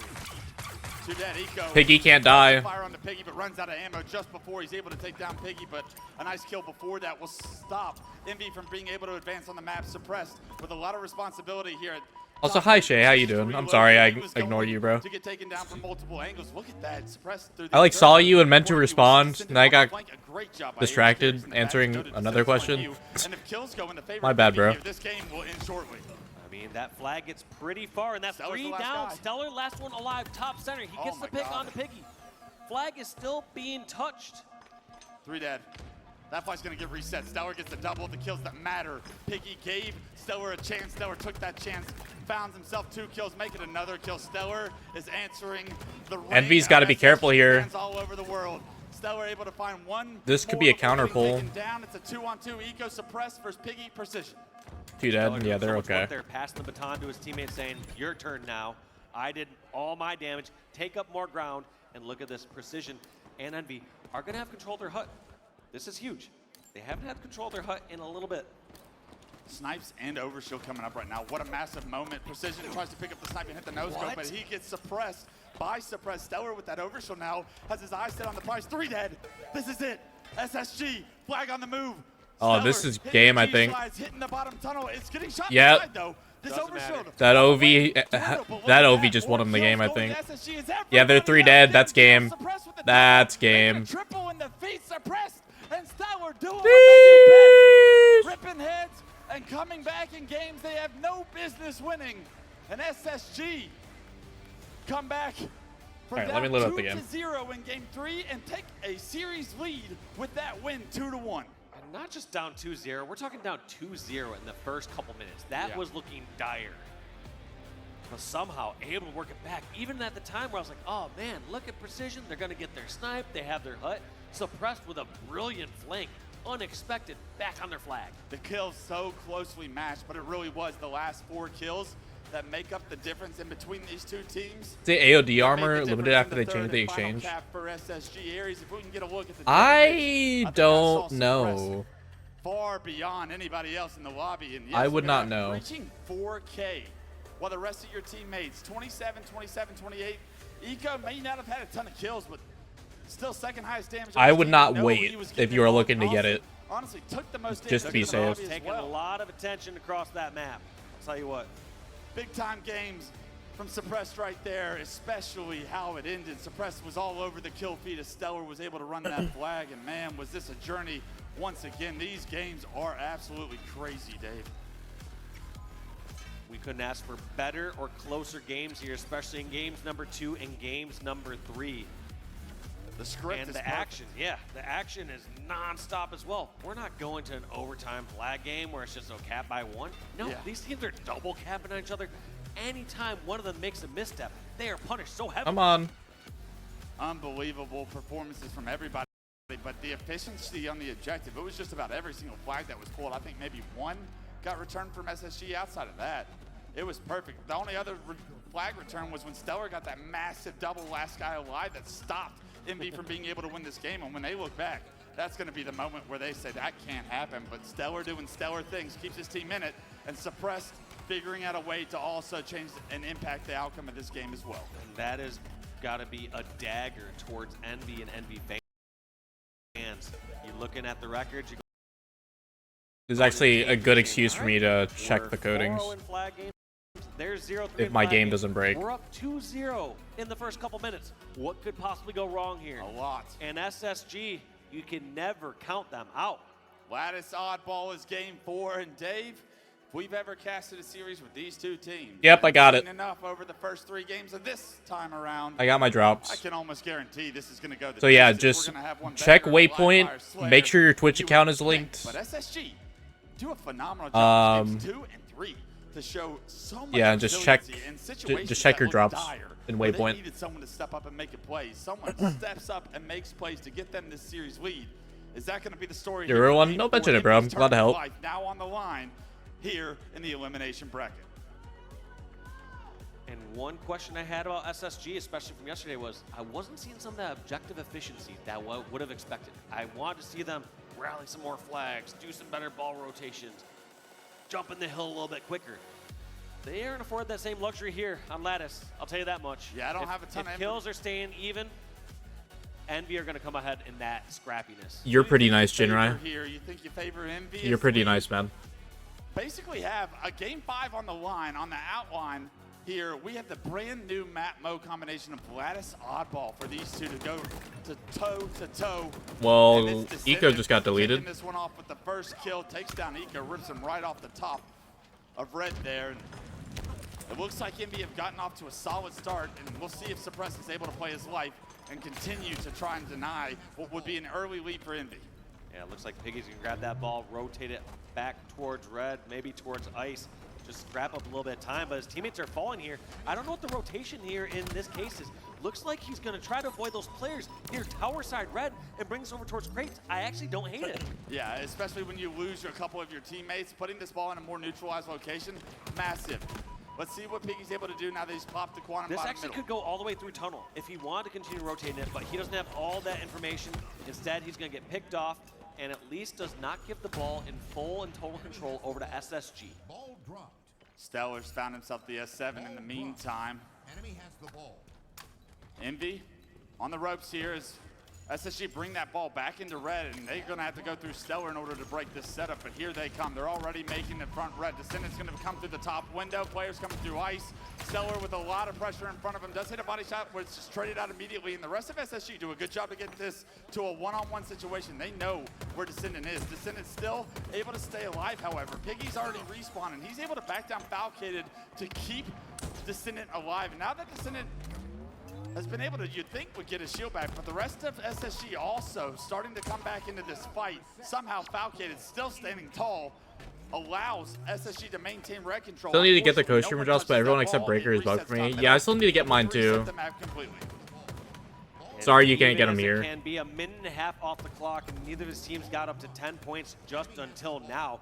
Shows that both these squads are heavily prioritizing the slays. They do not want to give up a full setup, a full control on this map. Yeah, if they go down, they want to go down with their gun up in the moment. Still 18-9 as SSG and Falcated on a killing spree right now. He's starting to step it up here in game 4. Starting to play his life as well. Being just such a nuisance, gets a lot of damage into another player before getting taken down, and that's all you can ask from the kid. A lot of damage, a lot of attention. All those moments where members of Envy were looking for Falcated, those are precious seconds that they aren't dealing damage to Suppressed, Eco, or Stellar. Look at this kid. Stellar just knocking left, right, and center players to no shield spots. Piggy trying to come out crates. Back to the death cam. Piggy watches the players spawn bottom white as well. So Stellar gets information on the last 2 players alive for Envy, and all of a sudden a 30-point lead for SSG as they try to rotate the ball over towards blue. Stellar just holding. He's the only one that has the notification for the drops pop up for me. Plowing through Envy at this point. Falcated, grabbing time. Had Eli stream pulled up at some point. Blue is still a threat, so in this case, they need to find out if the spawn. Well, it's tracking LVT for me. If Falcated wants to rotate this ball over towards his teammate at blue. And we already get an answer from your question here. Yeah. Perfect shots from SSG, but we get a great answer to the question you posed at the start of going into this game, Dave. I think the stream has to be like the main stream you have pulled up, that's why. That was one of the most beautiful rotations. If I had to guess. Bottom red ramp into blue from the SSG members. Not only did they get the kills, but they got a ton of time and now get to play from a massive lead. Stellar can't hit the headshot, loses the snipe. But look, 63-9. SSG in a dominant fashion here in round 1 so far. Yeah, once the kills started rolling in their favor, that time followed, and that's all I cared to see, and that's all I was worried about from the SSG side. You're making Dave Walsh happy, and usually good things are happening for your team, but Dave Walsh is happy about the Halo level he's seeing. Precision finds a star in the kill feed, but Eco trades him right back out. A big kill, and Eco, look at that. He's able to stay alive. 2 members looking at him, can't finish him as he turns the corner there. And let's see if Eco's able to get his shield back and come across top mid. Suppress finds 2. Still got to find Descendant, though. He can be such a problem with the snipe. Takes down Suppress with the body. Headshot with the snipe. Bandit. Ball still neutralized in this position, and this is a tough place to try and get the ball out of. Thrust, I love that, to be able to kind of use your momentum to get that ball in, but also keep your map control as well. Yeah, and also Descendant getting a lot of info from some of these footsteps, hearing players clomping all around him, banging a little too loud. Double? Sounds like my upstairs apartment neighbor. Just not being too quiet and giving away their position. My neighbors are probably saying the same thing when I'm gaming, so. We apologize on behalf of all the loud gamers out there. Stellar, when he picks that snipe up from Descendant, he's able to get a few more kills with it and really deny what was going to be a nice opportunity for Envy to come back in this game. It's still just a, what, 24-point game? So a good job by Envy so far through the mid-game to get right back into this round, but a massive deficit, still trying to create the comeback. And SSG are spawning across the map, and look at how aggressive Precision wants to be to stop and delay any SSG members getting towards his ball. Like that, creating some space. Obviously didn't want the trade in the end there, but he is trying to make sure his ball can get the play ball before Space Station close in on blue. I think I just saw 3 members from SSG top middle. They are using a wolf pack approach to get the rest of Envy flooded out of blue. And now that they have those kills, 3 go down for Envy. They're all spawning bottom red, and they're gonna have one push, Dave. 75 and climbing, ball in the back of blue. It's a trek for Envy to try and get back in this game. See how Eco decides to play this. He knows where the push is coming from, knows that they have to make it now. Good damage. They don't see even the absence of something. They get to deduce and say, hey, it's not coming here from crate side. You better be watching out over towards bridge or tower. What a read by Eco right there. Stellar picks up 2 in the kill feed, but Eco could feel that he didn't know enough information of where everyone on Envy was. He's got to assume someone's pushing the right side of the map. He actually meets Precision at the door, denies Precision from killing his ball carrier, and because he delays that, the rest of SSG swarm, and they're able to cut off any flank Precision might have had. Like this, Piggy Not tracking Breaker now. Gets taken out by the suppressed no scope. I don't think Envy are going to be able to get in position to stop these last few seconds of ball time. Precision desperately trying to get over towards the trench. Not going to happen. SSG led by Suppressed and Stellar. Who else? The main slayers on this team with 18 and 19. But it's really a cohesive effort. That ball rotation was everything for them to get out to a massive lead. This is the best of SSG I have seen. What you might have to do is just close literally every tab except the co-streamer. The best of SSG. Yeah, we're starting to see these teams really I don't know. shine as we get later into this tournament series. We're seeing FaZe really start to sparkle. We're seeing SSG shine. It's only going to be a matter of time to see who's actually going to walk away with this event. You always wonder, is the moment too big for some of the new young guns coming up in the scene? Is that's what's happening right now. SSG start this round very strong. 4 grenades denying Desperation grenades, if I'm being honest with you. At some point, it's okay to delay, but when you're throwing the 3rd or 4th grenade, it almost feels like you're. I don't want to close your stream. Hail Mary and do a kill across the map. Well, they have denied SSG from getting any ball I time, appreciate it, bro. Successfully, they knocked that out, but eventually Stellar gets that ball back into red. They are going to have to get a couple of kills for this setup to. Who knows, bro? Maybe if I'm lucky, maybe they'll give me drops like tomorrow or something. Jackson in the face right there as a melee I thrust almost never get them on day one, so. Gets his team a 2-man advantage here. Last 2 players alive, spotted and removed from the map. Last player alive, descended, teleports. Stellar, he's to your Am I gonna do a meal plan for my vegan diet? Considering I'm not on a vegan diet, no. Ball still neutralized, however. So although SSG doing a great job slaying in this second round, not a lot of time so far. Oh my. Stellar making things I can never be on a vegan diet, bro. I love putting meat into my mouth too much, bro. Really seeing that OBJ efficiency. I was kind of heckling a little bit those grenades going towards the ball on the ground, but maybe it's working. Maybe this got to delay SSG. Yeah, but it's on. You feel like it's only a matter of time. You need some more slays on the side of Envy. They've weathered the storm. Stellar hit a couple of snipes, but no ball time really acquired on the side of SSG.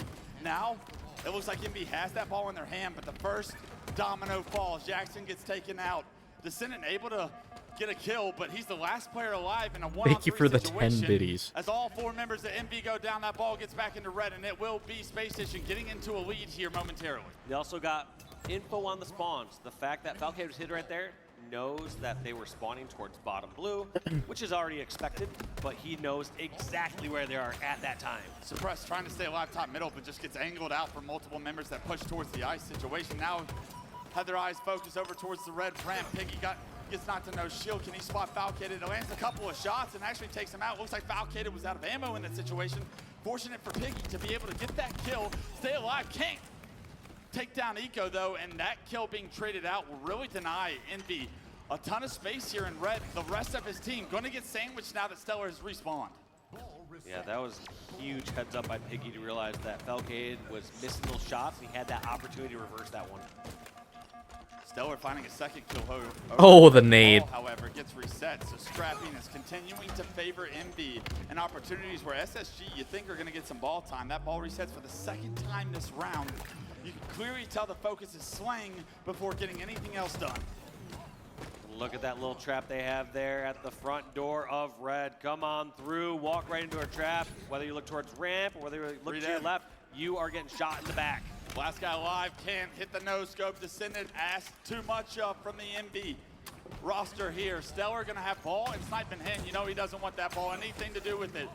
Multiple players already pushing across top middle. This game is so fast-paced, Dave. I'm going crazy with the play-by-play right now. Yeah, as soon as you feel like you see 2 or 3 down, you're like, all right, there's gonna be a pause. There's gonna be people waiting to respawn. They're gonna do a push together. No, these players are hitting. Oh my! Charging towards us. We have our 2. I am not taking care of anybody. I am not a babysitter. So maybe time becoming a factor here in the second round of this game 4. Remember, Envy's tournament life on the line. Falcated hits a no-scope on a player, can't quite finish him. Does anybody have a sightline from red? Yes, they finally take him down, but the ball carrier actually escapes towards the bottom ice river, and he's gonna be I am not a chaperone, I think that's what Jinrai said. Ran, I'm a 30-year-old man. Bro. Yeah, SSG gonna put a little more time on the board, but you're right, that's tough when they cannot finish off that sniper that they get to absolute That's one very shot. kind of you, Ran. Thank you for saying that, though. Getting those finishes are crucial.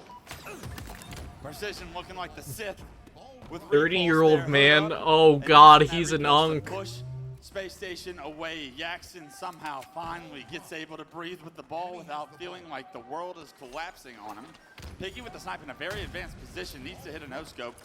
Can't quite take down Eco and gives his position away. Suppress gets taken down. A great job by Piggy to stay alive, get a ton of damage. 4 go down for SSG. And now finally, this should be some significant time going in Envy's favor here. Let's see how Piggy decides to play this. He knows the spawns are in blue, not gonna impact him too much. But once again, deduction. No information, no players pushing that way. Basically says where they are pushing. Right now, Piggy knows they're all gonna push tower / catwalk side. Thank you for another 10 biddies. Here, knowing that crates is no longer the threat. 2 of the dominoes fall for Envy as SSG is pushing across top middle, suppressed. Makes it 3 down for Envy. It's a Yaxin by himself. Finishes suppressed, but is forced to retreat and give up the ball. It's SSG with the ball in hand, but imagine if you were on a vegan diet, you have less weight and much healthier. You fat shaming me? Gotten there. Look at that. They bring the ball right back to red, and this round all of a sudden getting out of hand in Envy's favor. Yeah, and based on the time, Envy actually have an opportunity if they want to just play the slaying game. They got to slay for the first 3.5 minutes of this. Just go back and forth there. They have that option right now. And I'll have you know, you can still lose weight without being vegan. 33 points. Time becomes a win condition for Envy. As SSG lose 2 members, Envy pick up that ball. They want to get a little bit more time. They don't feel comfortable just playing time. All right, I got you. As this map, some of these spawns are so far away from the setup. If SSG were to play perfectly, it would be very difficult for Envy to try and come back. 74-35, it's a 40-point lead, and now I feel like is an opportunity to try and play time. Descendant does try to make his way towards the ball. 4 go down for SSG. Stellar the first to respawn, and he's nowhere in sight to be able to deny this ball going back to red. And I think Envy have every intention of getting to 100 points at this point. Yeah, I don't hate it either way. I mean, at one point you can say, all right, is it slave for 35? Is it hold the ball for 20? But in short, as long as they're holding this ball for longer, that's going to force SSG to play that much more perfect of a setup. They have to somehow get the kills, get the ball, and hold it for 70 seconds straight or 60 seconds straight. This Shroud's making it so difficult for Suppress to continue to impact. He gets 1 kill, but that Shroud really denies any sightline Suppress would have had on a few more players. Suppress rips the face off this Descendant. I mean, nice shot, man. Across the map. It's going to be 2 down. SSG with ball in hand. 14 seconds, though. You nearly have to be perfect. These snipe shots have to all find the heads of Envy, and Suppress so far back is going to allow Envy a lot of map control here. Yeah, and let's see how Suppressed and SSG decide to play this one out. They're gonna be gunned down this entire time, and that's no Stellar fully in the action. That's gonna be Stellar trade out 2 melees. Counting down that time, you know, Envy are just gonna slay, slay, slay. Here come the last few seconds, and that's gonna be a tied-up oddball game. A resilient form from Envy here. His precision marks his 28th kill there. He's just even on the map. That's as dominant of a round as SSG had previously, but we saw an equally dominant round, I feel like, halfway through and on from Envy. SSG had what felt like control early in round 2, but wasn't able to get any objective time. Props to Envy for that, but round 3, what do you have in store for Stellar? On his way towards the snipe. That snipe, however, is gone in the hands of Descendant, and now Stellar gets taken down, overextending. See what Descendant tries to do here. Not really as much of a threat to have to move out of here as long as ball still sitting on the map. Now with 3 down, looks like he's going to try to follow up his teammates and bring that ball towards red, but now with Envy also with 3 down, Descendant has to go back to the defense game. Yeah, this is a tough place to be because you don't want to lose this snipe to anybody on SSG. They are clicking on all cylinders when it comes to the S7. Stellar actually just picks up that ball. You had Snipe watching the ball, and somehow the window, the opportunity, Stellar finds it Gamer perfect. timing. It happens to the best of us. Happens to your matchmaking games. Happens to the top pros. You look away for that 1 second. That's the time they round that corner and take advantage of it. Descendant has not died in this round, and yet all of SSG are able to get the ball back to red, and they're going to have a lead. Descendant is watching this game escape his control without impacting any of it. He's able to hit a couple of these shots, but you got to get more involved.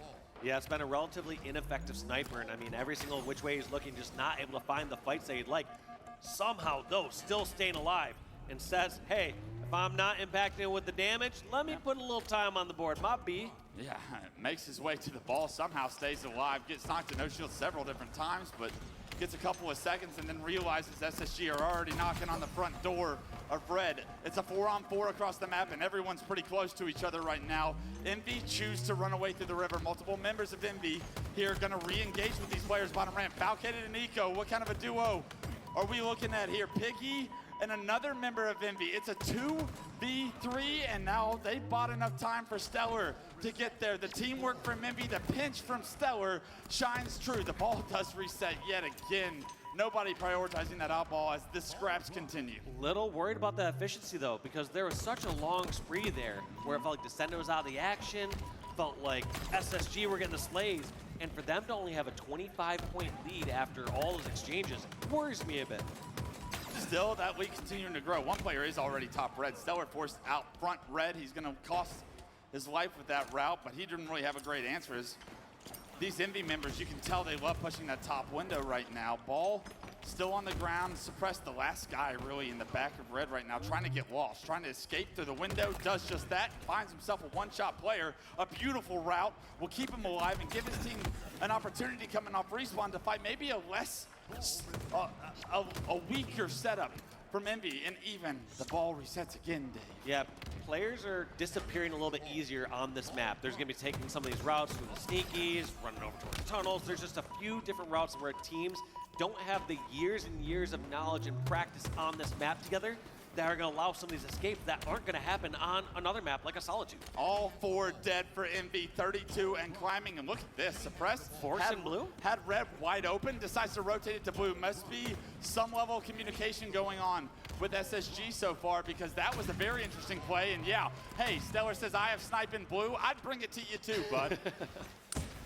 Well, it looks like throughout those spawns, it kind of worked out well for Envy. It feels like they got Crate, it feels like they got towards Red, so almost naturally has a little bit of a flank. Rather than all 4 of them spawning in one spot at Blue, they spawned out in 2 different quadrants, and now SSG have 2 members. Scary shit. Yeah, even Stellar gets that first pick. There's still so many more members of Envy. You kind of ran it towards the half of the map that they were spawning on. An ambitious rotation from SSG does not benefit them for now, but that ball once again resets. Nobody able to get control of that ball into Blue. Piggy gonna find himself top middle trying to deny this ball. He is the last player alive, just nading the ball once again to try and stop SSG from getting it into Red, but it's too little too late. The body shot's not gonna matter. That nade is money though, so a good job by Piggy to get that kill. But ball has rotated. Now it comes down to can Yax and Envy take up some ground here on the Red side. Look at this though. Falcated, Suppressed, and Crew, they aren't treating it as if they're holed up in Red. They are pushed outside of Red. They're guarding over near QT, near Tower. And now they rotate the ball back towards Red once they have the area secured. It is 42-6, and there is a minute 17 left on the clock for Envy to decide if their tournament exists, their tournament lives exist further. Good nade shot. Oh, Suppress almost does it to Yaxon, but the Jesus. have to think a double kill for Stellar. Oh. 3 down for Envy. I think he got team naded, bro. He teleported into a team nade. And Space Station continue to build what is now a 40-point lead. Now have an opening though with that first pick onto Falcated. You know, Piggy, Precision, and Yaxon are flying across the map. They're trying to outrun Falcated before he spawns. Now, is Falcated spawned with them at Red, or does he get the flank spawn at Blue? Either way, Envy are trying to get away before Falcated becomes a factor in the fight. 3 dead, last one alive, Precision, and his location is known. He's back Red. He doesn't have any help for the moment, and this lead continue to extend, but more importantly, Dave, look at the clock. 34 seconds, and it's ticking down. SSG will start to play time at this point, up 44. SSG trying to slay. Do or die here for Envy. 3 members going down. People are not buying enough time, and that's going to be Descendant, the last one alive. He is near ball, but not much he can do. He needs to wait for some reinforcements. And Envy's got to make a play. Envy has to get around the Slays. They're not able to. Precision, the best player on Envy so far throughout the series, gets taken down. Piggy able to get a kill, but Stellar answers it onto Yaxton. The ball makes its way down the river, so they do have ball control. They are going to be able to stop the clock momentarily, but Falcated and Eco able to get there. It's Eco. Wait, what the fuck? Somehow sends Descendant flying. I have no idea what just happened, but multiple players still from Jeech. Envy are here to try and get the time. They're not able to get the ball. And oh my God, that was pure warfare. But SSG Team Envy bows out. Done. A And top probably 6. the most chaotic Halo Infinite game I have ever casted in my life. SSG come out on top and do just enough to get to Championship Sunday. That was wild. I mean, Envy had their chances. I mean, to be honest, they had the win in the palm of their hands earlier on in the series. Barely losing that game number 3 after that double cap scenario. Game number 2, game number 3, game slipping away from the young guns. You have to wonder, is it just reps that they're missing at tournaments? Is it those moments? Are the lights getting too bright on Saturday night? It just might be the answer, but someone who always steps up when the lights shine brightest, Stellar, once again with a hell of a performance in that game. I mean, look at these kills, Dave. 44 from Suppressed, 42 from Falcated, 40 from Stellar. Eco with 29, and I mean, Jesus Christ, he had 33 assists to pair with those 29 kills, so there's a reason everybody else has 40. But I mean, that was the highest kill game I've ever seen in my life. You know, they heavily outslayed. They decided that was their win condition. Getting in As the that 40s, game bro, went that's on, they crazy. said they need to frustrate Envy, need to force them into bad positions. And you saw it start to work. Early on in the series, you saw members of Envy being up towards Catwalk. They're over towards Top Tower. They're holding sneaky ledges on red. Towards the end of that ball game, you saw Envy all on the ground, hiding down near QT, down in the tunnel, down in the trench, hiding behind a box. No reinforcements above to give support fire. Eventually, I feel like the firepower from SSG just became too much. Their idea of slaying until the job gets done, it pays off there in that series. I mean, if you're SSG, you are thanking Christ that you got away with bloody murder games 2 and 3, but you punch your ticket to Championship Sunday. You get an opportunity to play Optic in the elimination semifinals. The Green Wall have been watching that, and they're like, Jesus, I hope I don't have to go to war like that tomorrow. I guarantee nobody wants to do that again. The only thing you learn there is SSG is never out. You could have them dead to rights. You're up 2-0 and flag in the first couple minutes. SSG, they'll bring her right back if you give them an opportunity. You could be up in Slayer. They'll close out the game 50-48. Does not matter, never out. I do want to say commiserations to Envy. A hell of a couple of series we got to cast from them against SSG. They're going to be kicking themselves, but the World Championship is right around the corner. Those boys can hear anything we say tonight. The biggest is yet to come, and you can still shine as bright. I think there's a lot to learn for them. I'm hearing that there's an interview on main stage. I didn't hear the name, though, so maybe Guy Blaze can help me out there.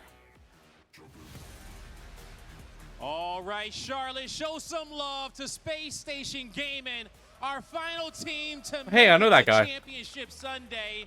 And just initially, man, how does that feel for you guys to make it back to another Sunday to prove that, hey, you guys still got what it takes to hoist the trophy? I mean, yeah, it feels good for us, like trying to prove it to ourselves. You know, we're just trying to keep getting better every time we play. Yeah, we can get a lot better. So we're just grinding it out. Grinding it out indeed. And I love how you said, man, we're here to prove it to ourselves, not anybody else, because we know the skill that we have on our team. We know what we are capable of. Now, last event, you guys were more of a fresh team. You know, what are some things that you guys really worked on to really kind of hit your full form here? Because you guys look better than you did before. Like I said, we're still working on it. Like I said, you know, just getting comfortable with each other more, I think, is probably the answer. I mean, yeah, we just got to keep playing together, play catch up. And I think that's a great answer, okay? Because like I said before, you guys know the game, okay? It's just comfort, understanding those timings and those speeds. Now, when it comes down to speed, Envy, this was a fast-paced matchup, okay? Back and forth, you know, you turn away, you may miss a big play right there. First series went game 5, this one goes game 4. Still look close, but what did you guys want to change in that first series against the boys in blue to take them down? Because you know that they wanted that revenge against you. We just wanted to keep working together. I mean, those guys like are a really good team. Like they use a lot of teamwork, so we can't be caught lacking like doing our own thing, or we'll just lose, kind of like we did for Shopify. But yeah, you know, use teamwork. Teamwork indeed. Definitely a match to get you guys ready for Sunday. Now, what do you want to say to the Space Station fans in the venue and at home as you guys prepare for yet another championship Sunday? Yeah, if you're rooting for us, shout out to you guys. You know, we're on our way. We're on our way, everybody. On our way to Championship Sunday. And that's going to do it for me and Eco on the stage. Lot, close it out.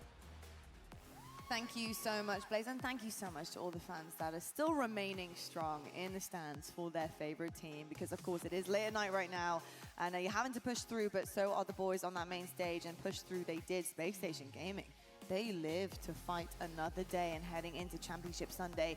And honestly, yeah, same sentiments as Clutch over there. Commiserations to Envy. Great fight out of you guys. And yeah, you made that oddball very interesting. That really was one of the highest kills in terms of the lobby. Yeah, damn. I've ever seen, ever. It was a real All right, battle. let me see this clip.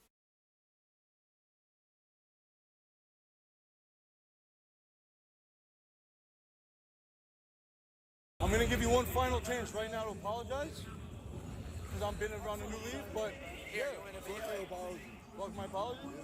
Go clip grandma again, bro. Come on, let's go. Fucking clip grandma again, bitch. Come on, bro. What do you got? What do you got, Mikey. Come on, get the fuck What? Get outside, bitch. That's what you do, bro. Get the fuck out. Come on, fucking clean the coma, bro. Clean the coma, bitch. What's up? Let's go outside. Come on, let's go. We're going. Just slap your bitch ass back. You ain't slapping shit, bro. Go make more grandma clip videos. Oh, we're going outside. You didn't slap anything, bitch. He's a little bit Yo, come on, y'all. Come on, yo. Y'all niggas dumb as shit, man. Come on, man. Come on, man. Y'all got the elderly black women that doing this shit when they're retired over the weekend and giving them stress, and they watching all y'all doing this. Come on, man. APG, bro. Why are we fighting at Halo events, bro? Why are we fighting at Halo lands, bro? What are we doing? What the fuck? Bro. I mean, look at your competition. I mean, you're going to get some very angry Optic Gaming rosters. So, you know, although I liked what I saw from Space Station Gaming, I think the key factor was getting Stellar activated in the series. It felt like Falcon and Suppress were doing so fantastic on, you know, Friday and even early Saturday. When this team plays its best, when Stellar's leading those slaves, when Stellar's really Nothing surprises me anymore, man. Jesus Christ. Also Suppressed with the highest KD as well, but that's an angry Optic Gaming roster and a very tough one. The journey's not done yet here for SSG. Slidedown, I see you pointing at the stats here. What do you make of this when you're reading across the board? What happened? Yeah, I mean, Some people were fighting at the fucking event, bro. It was impressive, just the stat line and the objective that he was doing all around. But I mean, Descended is absolutely the noticeable. Old elderly black woman had to break it up, bro. Pretty much every single series I watch of that team, him. There's probably gonna be one at Worlds. You know, little in the back. Hey Simone, good to see you. I hope you're well. Maybe what happened in the series. For sure. I think sometimes when you're going into a series, Is that the you're just not Spiteful? I don't having fucking know who it was. Performance that you're expecting out of some of your main slayers, it can be awful. Regardless of who it was, bro, that's goofy as fuck. Some things I really did like. What are we doing?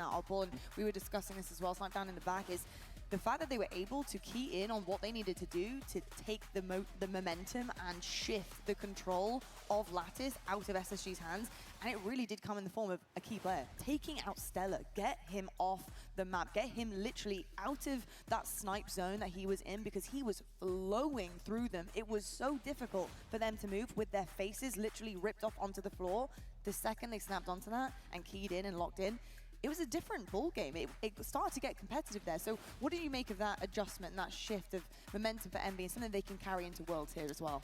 Yeah, There's for sure gonna be people fighting in Seattle. Yeah, They probably. lost to SSG twice, so I mean they're obviously right there. SSG's top 4, they've been top 4, so they're right there at that threshold. And I think this, you know, maybe hopefully before they get to Worlds, this was just a little bit of nerves and just kind of Only in the Halo community, man. Before the last event where they can get over it. But one of the biggest things that impressed me with SSG, and especially in that oddball game, was their ability to realize when they needed to like hug the back of the map and stay alive. Well, my drops the buy time progress for their teammates co-streaming as is well, so almost the other done. team didn't get ball time. We didn't really Thanks, see LVT. the 100 points to where you go to the next round. It was a bunch of defense constantly, just staying alive and buying time for your teammates. And I think that was one thing that impressed All right, me. I'll be right back, guys. Amazing I gotta stuff. talk to my Honestly, mom about I'm something. very impressed with everything that I had seen today.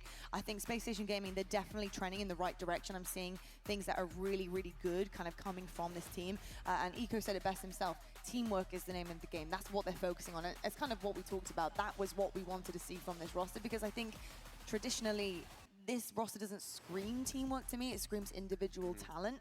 But the second you can get that together and get the team chem on point, you're going to be unstoppable. If you have that individual skill and it does work in your favor as a machine, then you're going to be a scary team. My big question coming into tomorrow is, can you get it together in time? I think that's something that we're going to have to watch out for. And hey, look, that was a convincing 3-1 for me. So Space Station Gaming, you live to fight another day. We'll have to find out what happens to you guys bright and early.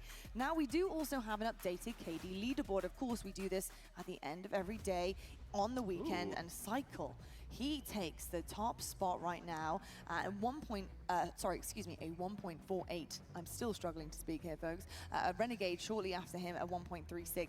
Really good KDs on this leaderboard. Okay. Currently, especially heading out of a really competitive. Dude, not gonna lie, kind of want to I shoot the also just love gun. to see Sab on this as well. Cloud9, Tony, Sab, he was turning up for Cloud9 here. I didn't get to see many of Cloud9's games. I am probably gonna play some shoddy snipes for a bit.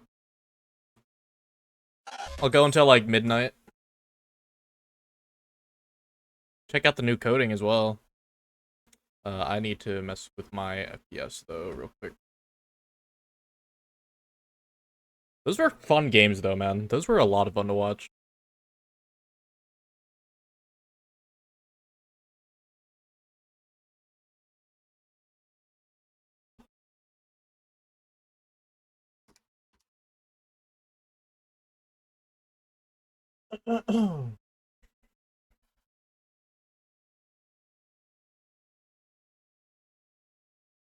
Sunday is about to be a movie, bro.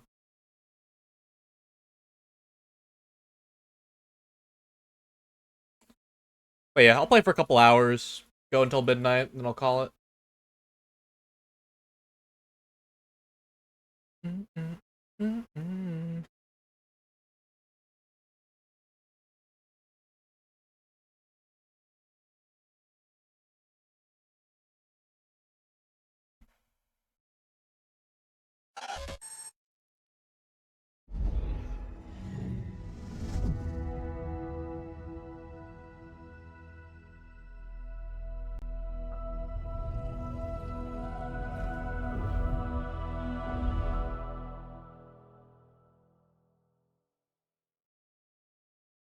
Okay, but no, seriously, why are we throwing hands at land, bro?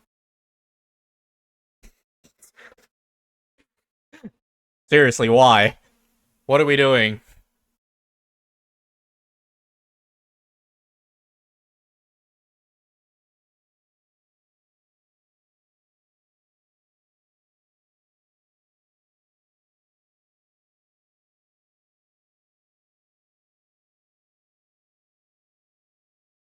Who was fighting? I don't know who it was.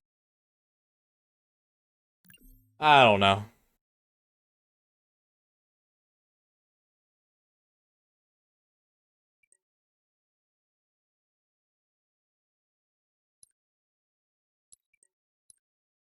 Wonder if I'll find games.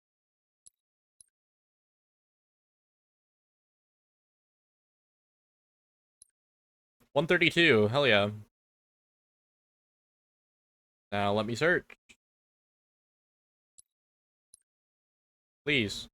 Thank you.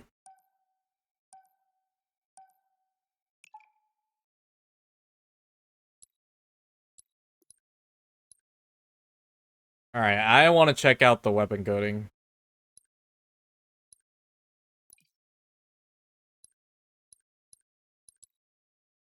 That looks pretty fucking dope, actually. That's cool.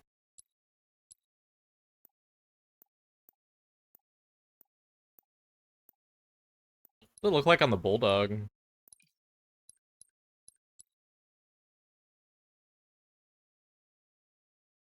Wait, it actually looks really cool on the Bulldog.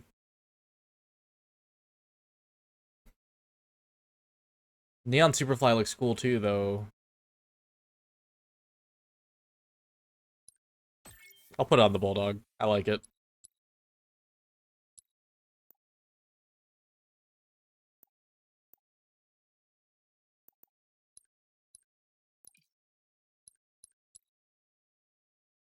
Wait, this actually looks so good on the Hydra.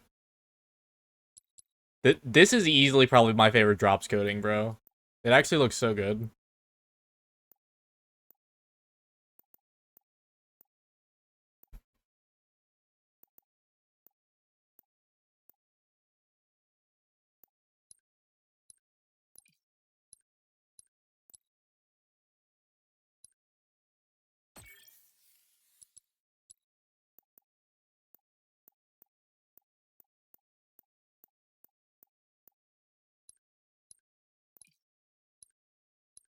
They went hard for the drops this event. Hell yeah, bro. I love it so much.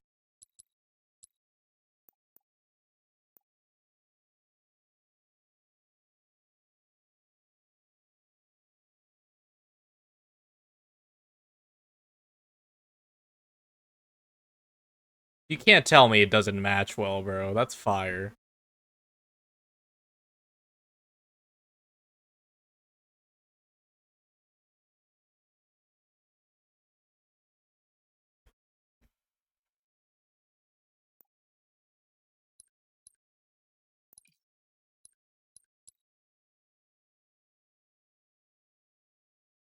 Okay, it's pretty fugly with this coding, bro. I can't even lie.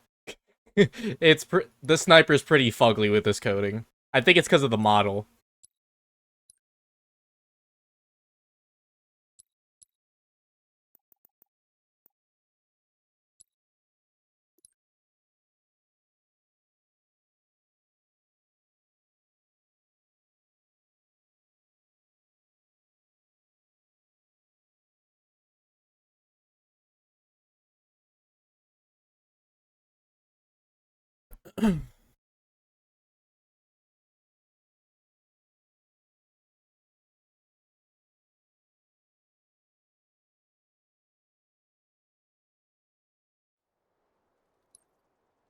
Slayer.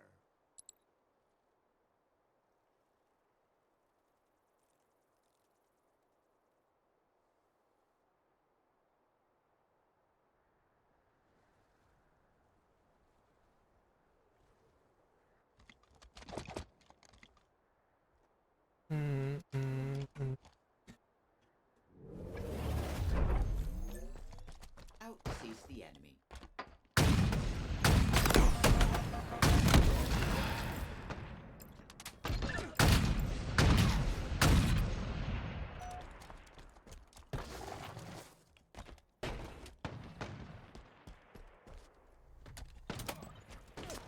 Please remain.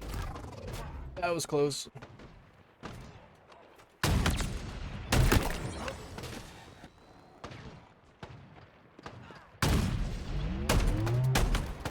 Anyways.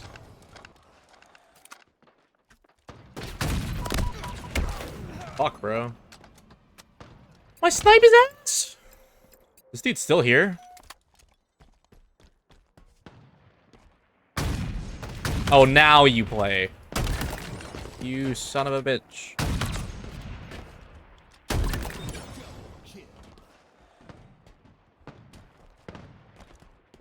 Invite? Just join.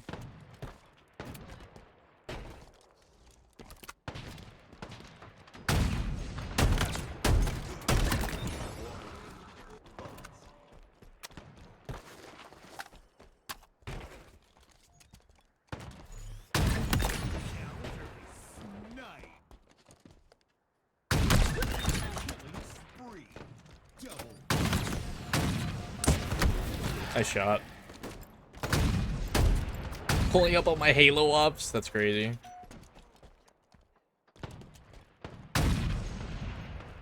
Bro, just because I'm better than you doesn't make me an op. I want you to know that.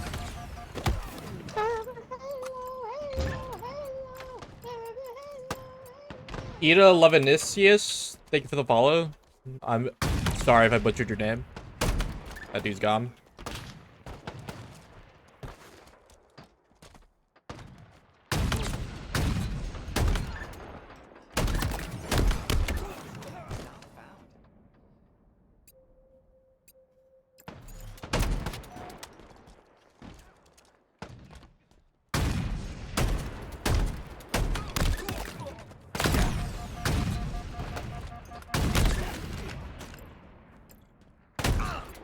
But yeah, bro, just because I'm better than you doesn't make me an op. Just this. Wow. This is a remake of Rig? Yeah.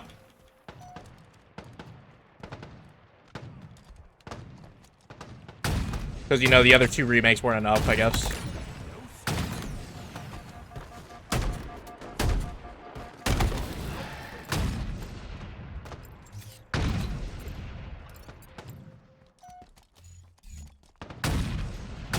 I'm at. I don't want to talk about it.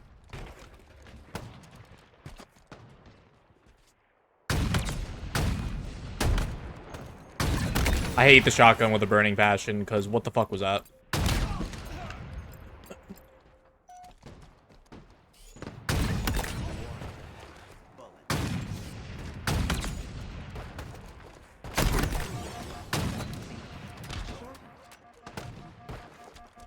Love how I didn't get my drops when I watched all day. Yeah, drop progress is really fucking stupid sometimes. Which series is this? Encore. It's the Encore series. Crappy. How you doing?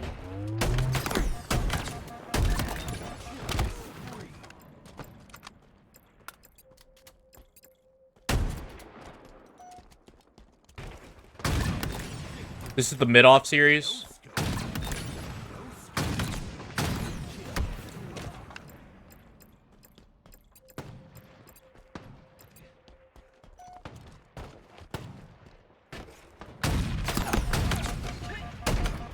I hate the shotgun.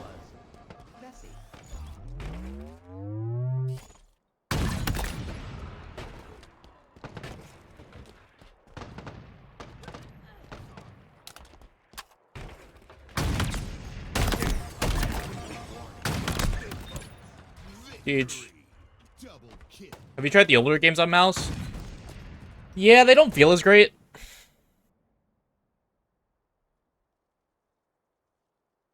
I can't do... Reach I could probably do with the mouse if I tried. 3 is not gonna be great. I still play all the older games with a controller.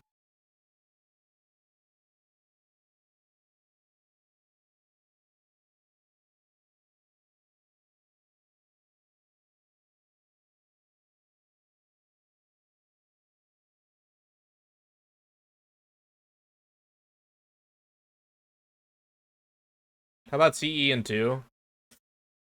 CE you could probably get away with, because you could play CE on a computer originally. Same with 2. I feel like those two probably won't suck too much.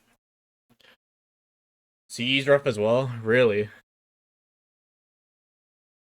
That assist, the infinite BR feels identical to 3's. Yeah. No aim assist on a mouse in this game just feels horrible. And like, it feels slippery and like, yeah, I do feel like I get a lot more blanks.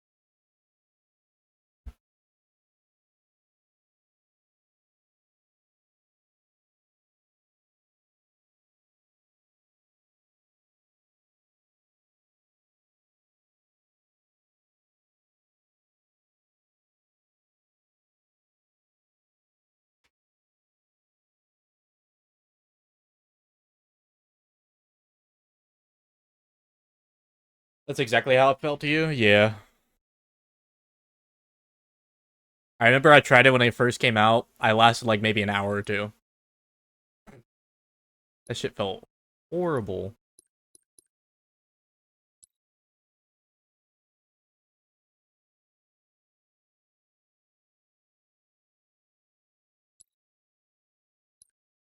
Damn, Contrarian's MMR is so low, bro. I can't find games now. Thanks, man. Yeah, that's true. It is pretty bad.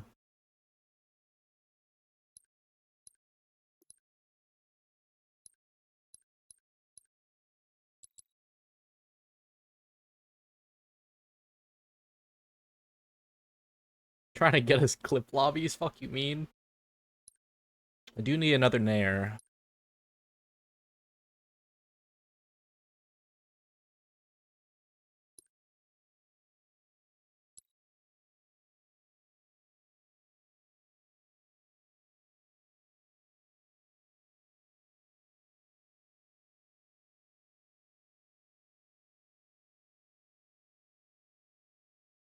Original games didn't have multiplayer on PC, I don't think. You never played online multiplayer then?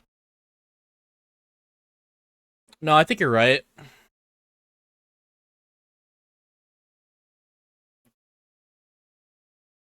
Multiplayer, definitely not. Campaign, yeah, probably.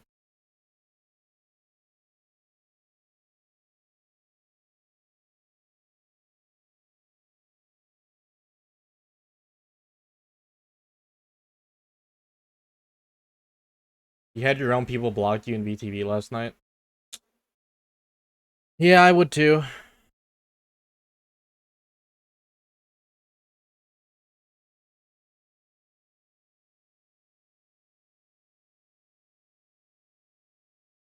OG CE and 2 for PC had multiplayer. CE didn't have multiplayer, period. I thought. At least, online multiplayer.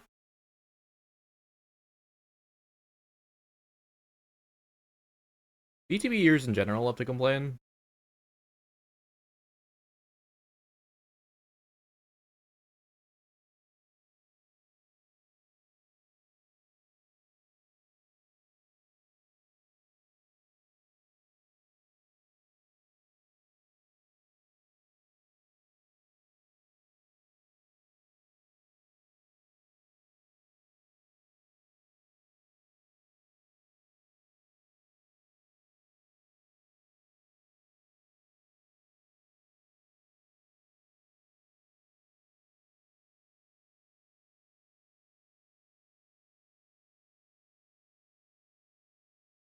God damn it, Twitch, give me my drops!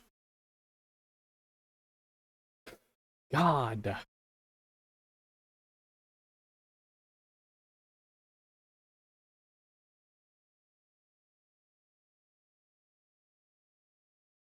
You had to use a GameSpy client? Oh, I see.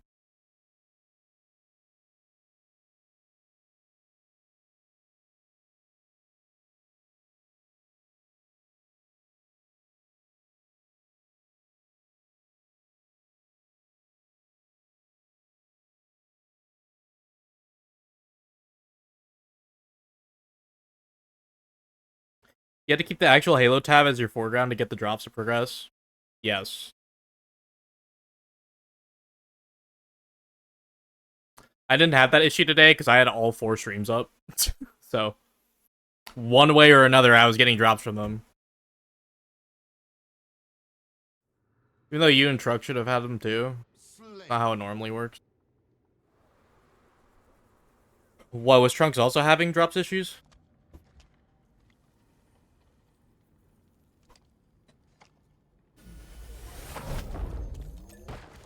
Out to seize the enemy. Had all your streams open both days.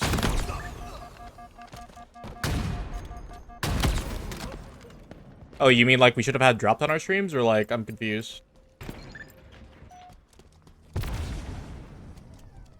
Only the main Halo one progressed them. Well, I don't have drops, period. Trunks has different drops. That's probably why you weren't progressing like the main ones.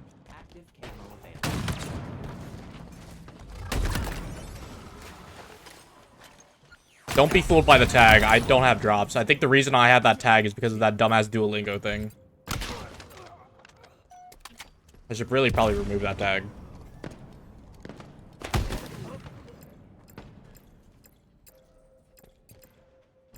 You got the secondary ones? I thought those were the LVT thing. LVT and any co-streamers. The Halo streams are the only ones with the main drops.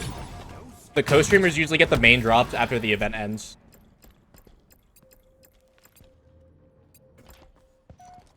But for now, all the co-streamers just have like the side drop.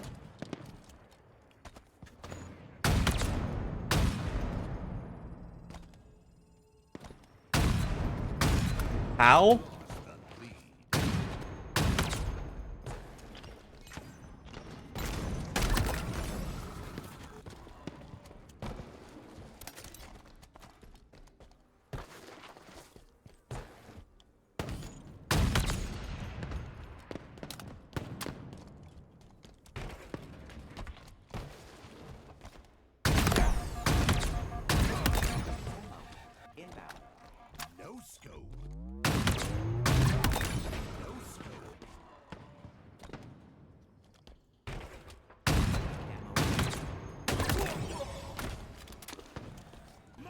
Yo.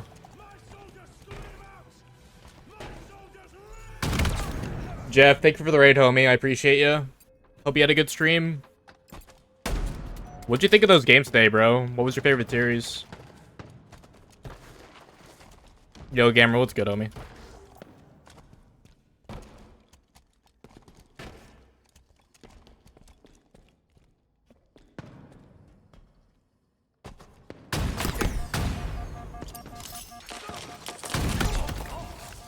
You like the part where the team won? Hell yeah, dude. That was pretty solid. I know exactly which part you're talking about.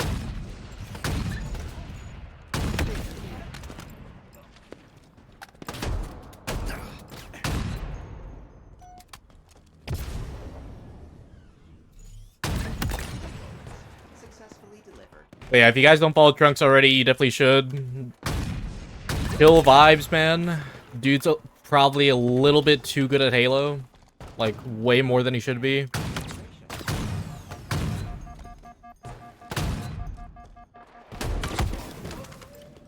Definitely drop him a follow, bro. He's good vibes. Enemy halfway to victory. You know, allegedly, he's also stupid handsome. Like, allegedly, you know? Allegedly.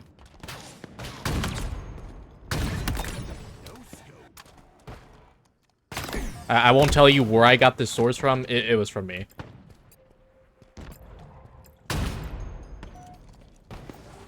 Active camo. Inbound.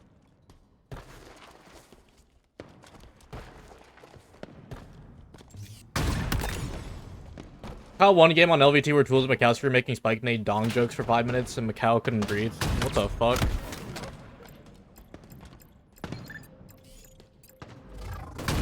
Yeah, penis jokes are like a regular thing here, so probably would have fit right in.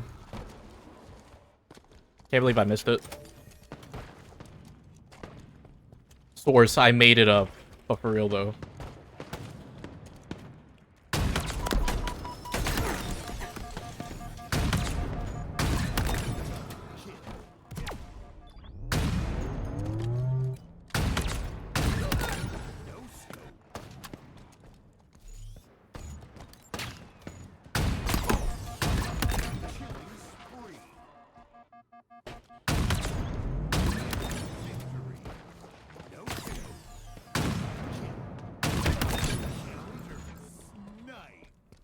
Triple kill.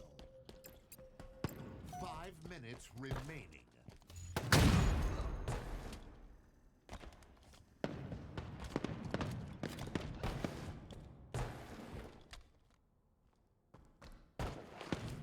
Nobody?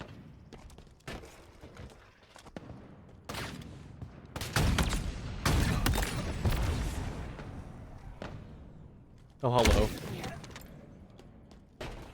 That dude took his time lining that up, bro. I just stared at him.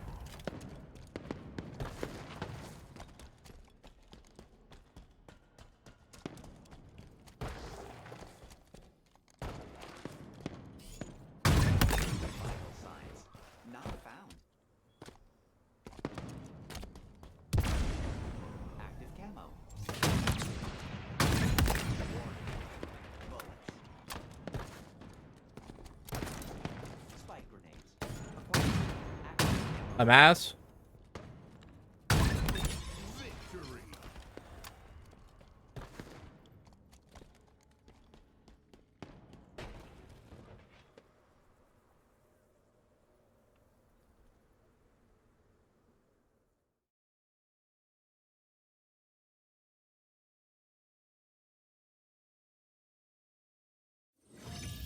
You hard Halo? Halo's pretty okay. What the fuck are those emotes?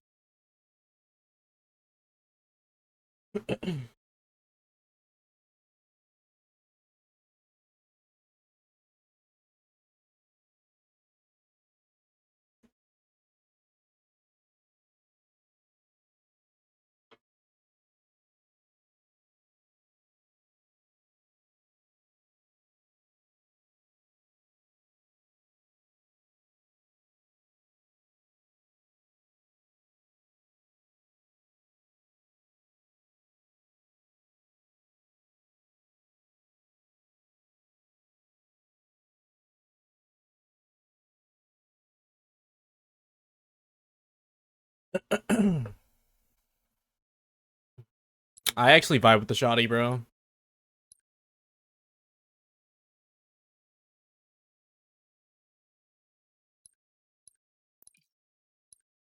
It actually looks so good on the AR too, but I can't bring myself to replace the AR. I gotta flex my watchdog somehow, bro.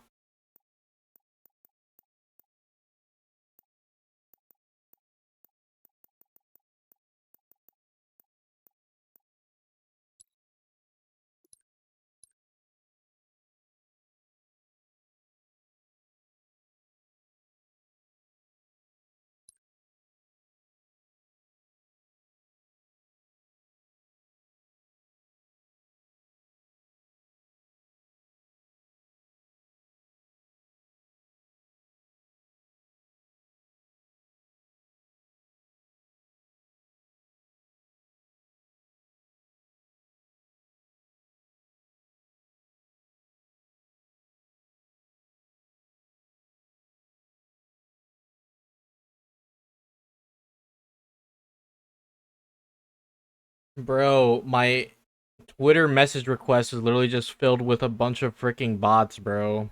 All of them saying, yo, trying to be friends, or yo, you trying to fuck? Like, bro. I have like hundreds! What the fuck? How is anyone supposed to find anything in message requests?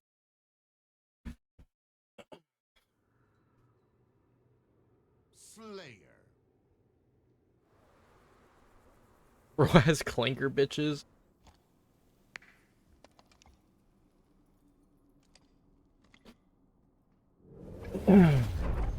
Again? Earn the most kills to win. Then contact the opponent. Life expectancy shortened.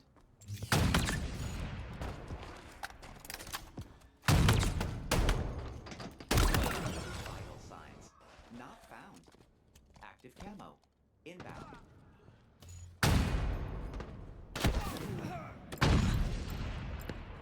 Yeah, I must have like hundreds of message requests, bro, just from bots. Bro, I just started scrolling and it just kept going, like, deadass. That shit was actually diabolical.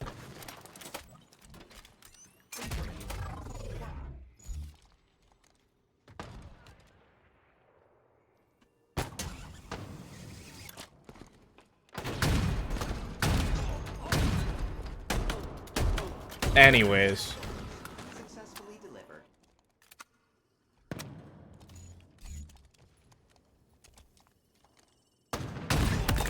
No scope.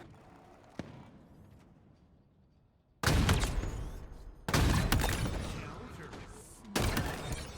Double kill. Pride and adoration. Killing spree.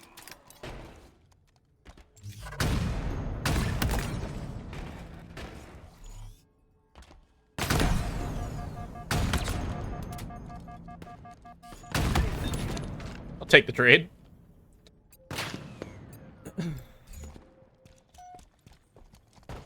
You gotta do the chow, man. You gotta chow. Wait! What are we doing? Active camo available. Toxic fuck?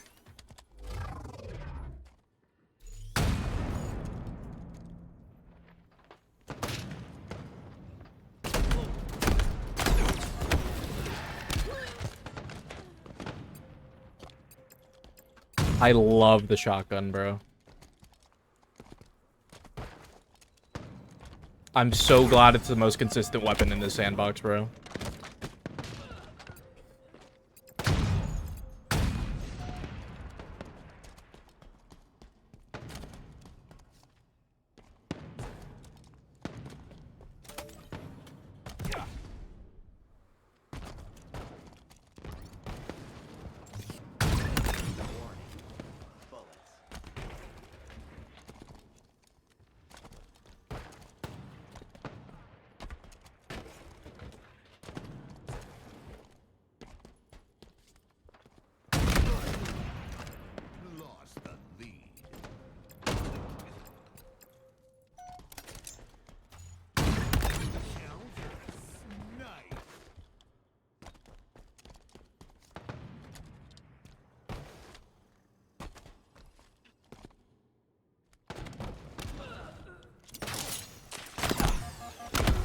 Motherfucker. I hate this map. Get me off of it.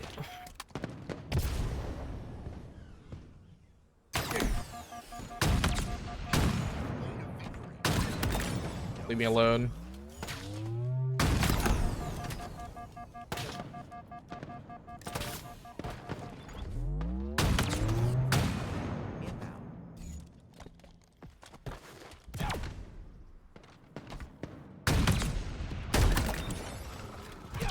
Active camo available.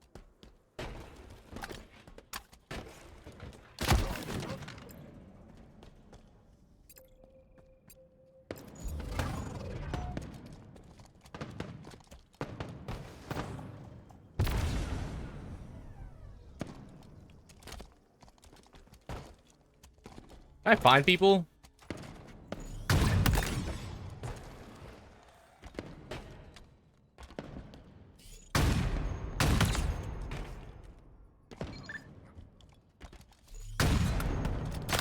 Holy fuck.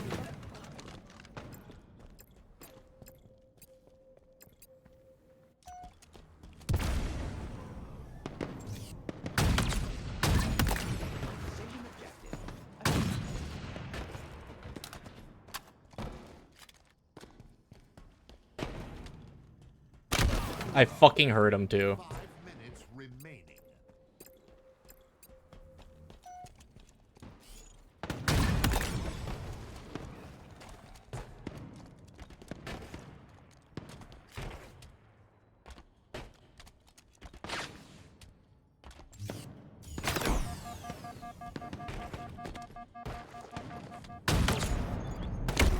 Nice.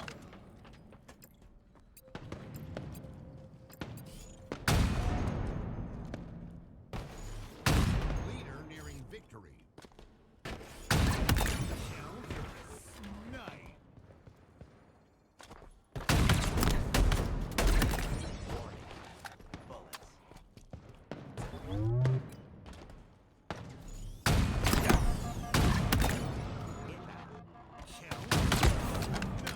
Orc. The bot beamed me. Bro, this is so winnable.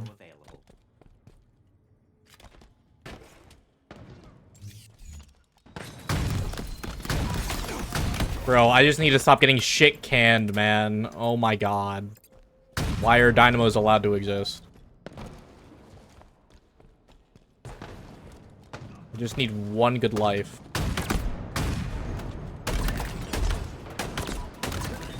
Thank you. Double kill.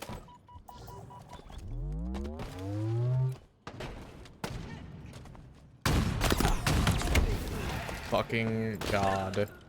Where is this dude?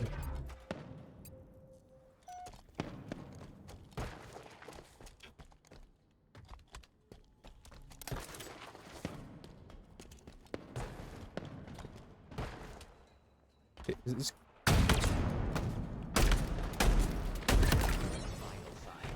Not found.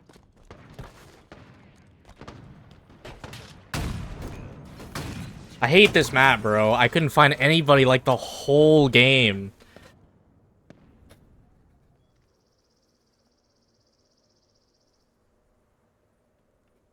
Snooze fest? Bro, I couldn't find anybody.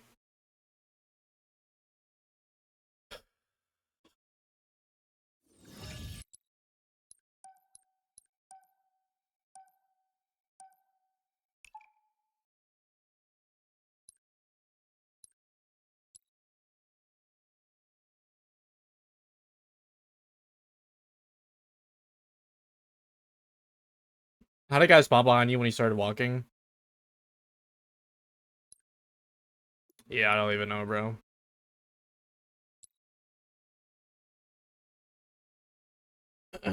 That's FFA, bro. You can find literally everyone or no one.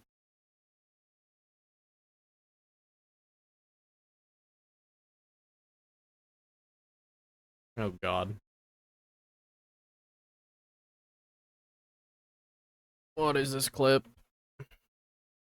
Just the fucking... Dude, he he had a massive. Oh fuck! Believe he's gonna.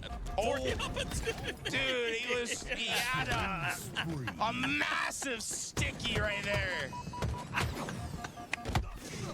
Massive indeed. Man, that had to be a foot long. And the lead is growing. 45 and rolling to nothing for Mind Freak. That thing was swinging.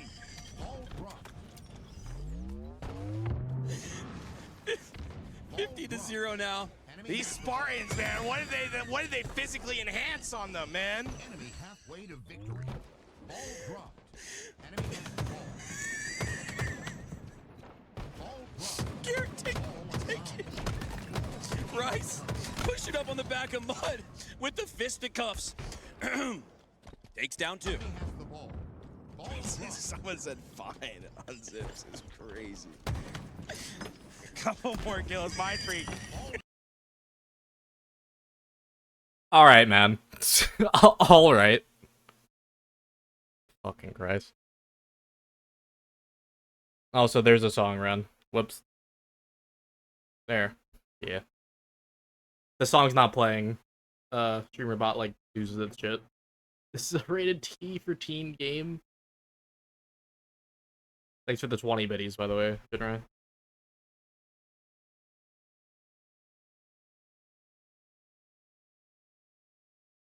Yeah, I don't need to take I don't need to take care of a grown ass man, bro. Bro, that's funny.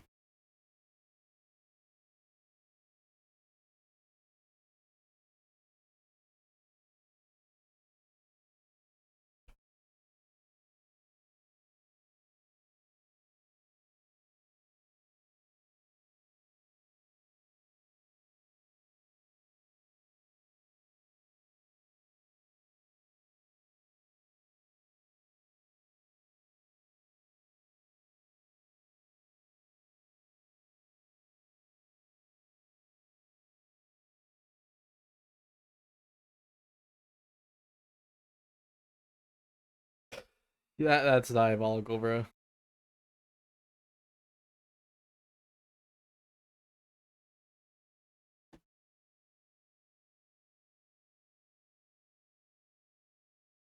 Rand, you literally just said I don't need to take care of a grown-ass man. Why are you telling me to take care of a grown-ass man?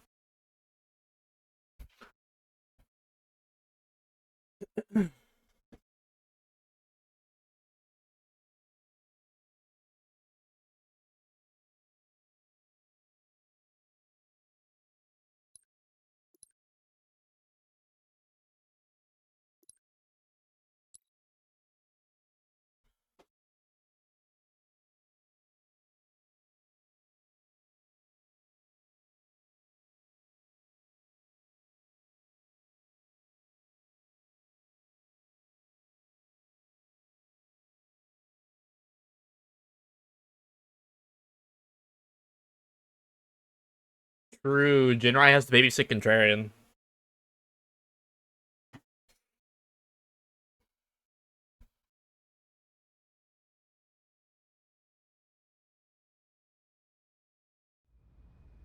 Contrarian needs to be supervised at all times, bro.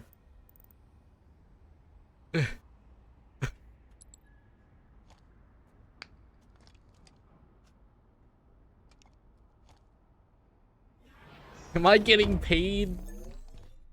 You're getting paid with tolerance. I'll tolerate you. Nice.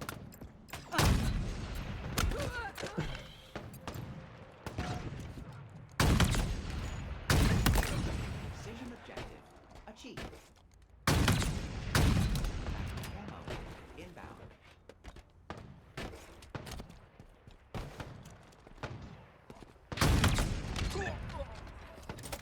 Active camo. Am I good at babysitting? I don't know, bro. I feel like I have to babysit Twitch chat every night. Am I good at babysitting, chat?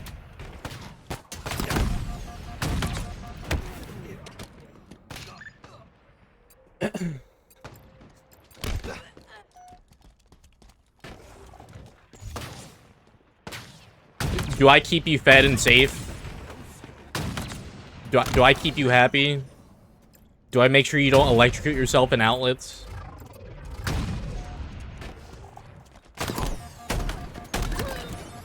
Wow, you just got shit on.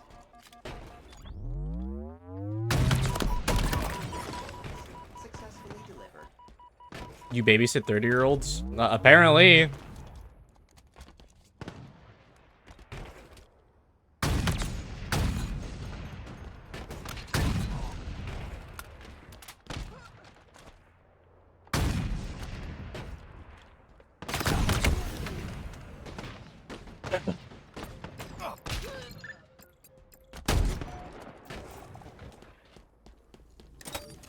Threat sensor. Can I throw this at? Hey, man. What? Active camo. Inbound.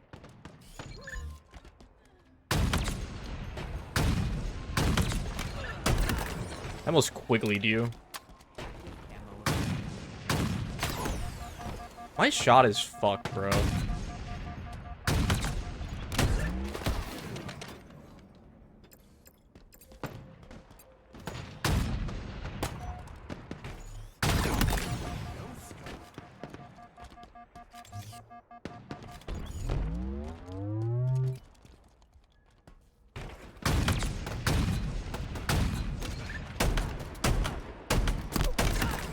I'm not having a good night.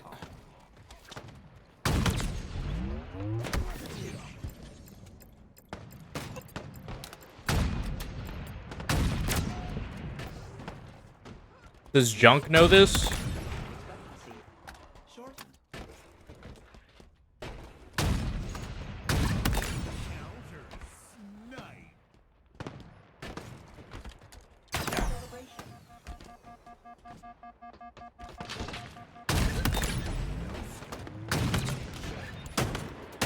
Come here, bitch. Successfully delivered.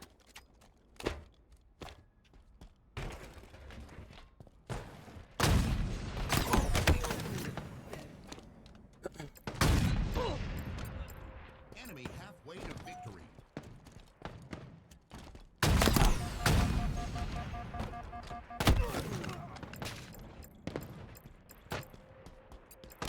Do I use an Apple? You sure? Maybe I use a Windows phone, bro. You don't know. Maybe I'm still using a BlackBerry. You never know.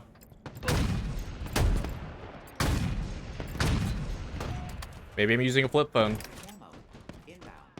Maybe I don't own a phone.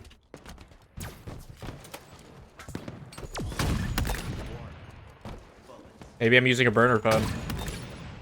Because I'm Walter White. Bro has the old Nokia brick. What, Prometheus said he had the Nokia Lumia earlier? It was funny as hell. A key to the city.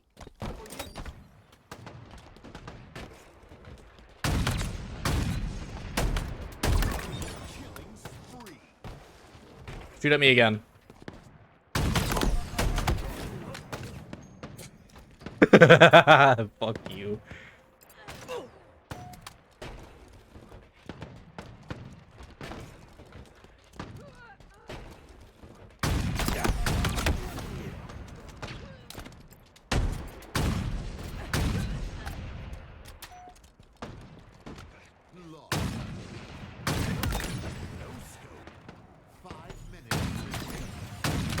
Holy fuck, bro. I'm joking.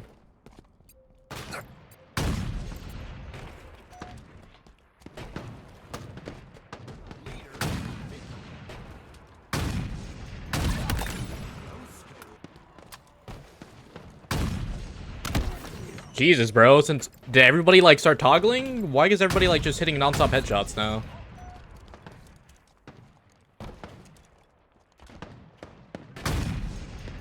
Fucking hail.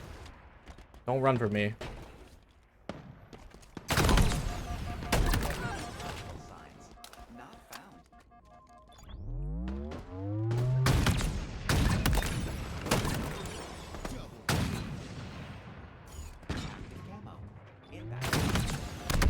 Fuck me sideways and call me fucking Charlie. Please kill him. Please kill him. Please kill him. Please kill him. Please kill him. Please kill him. Please kill him. Fuck!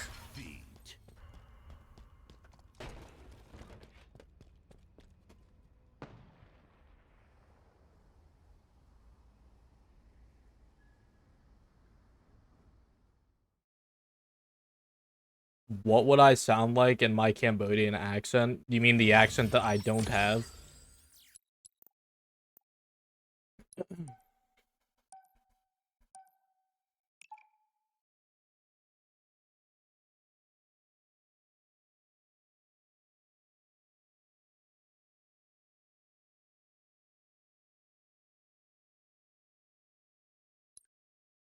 That match was some bullshit, bro. My shot is like really bad. I don't know why.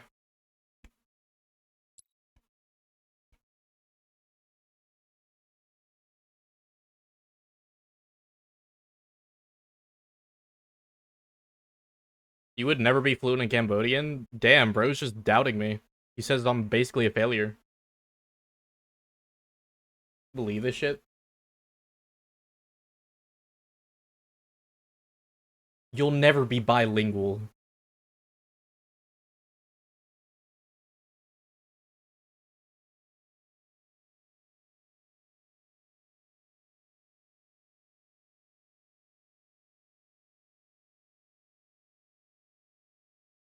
Bro said do your best Asian accent.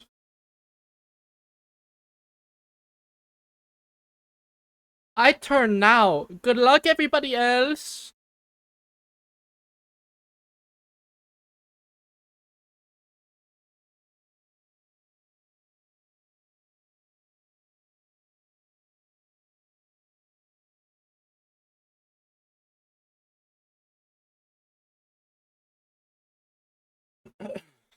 I'm Asian, man. It's okay. It's okay. No harm, no foul.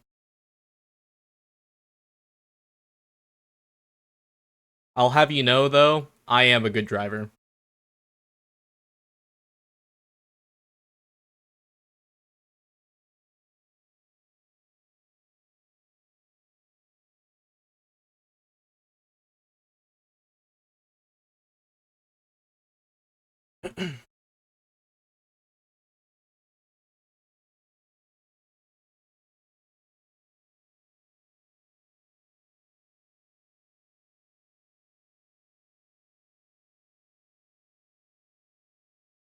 Be honest. Do I look Asian?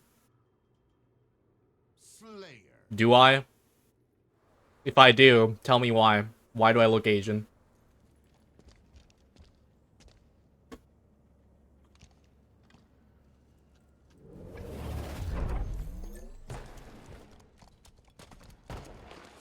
Trying to cancel somebody real quick. Well, that guy got fucked. Well, I just got fucked.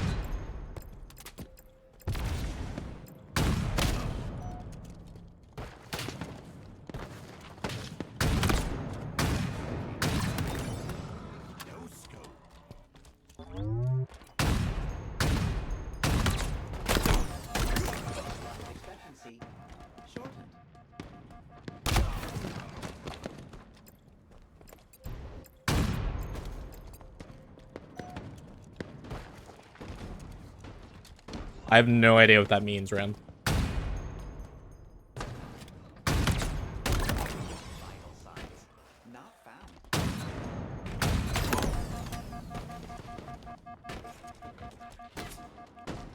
Bro, chasing me with a shotgun and you lived?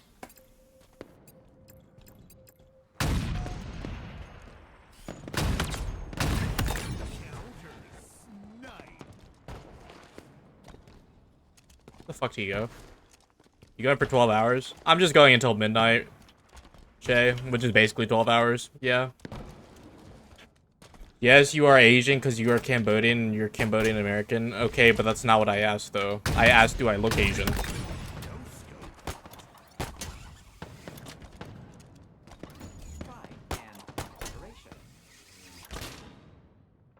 And judging how nobody chooses to answer me, man, y'all are fucking scared.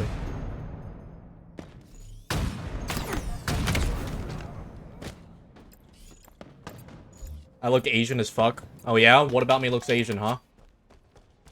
What about me? Huh?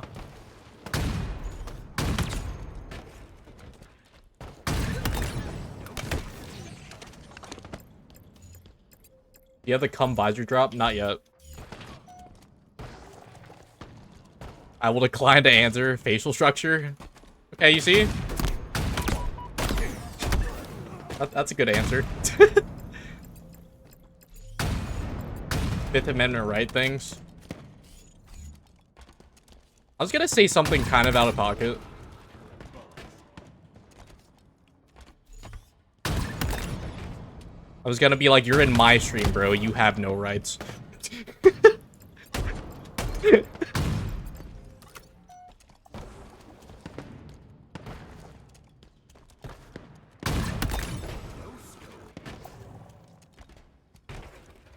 I ain't even American. It's okay, I still love you.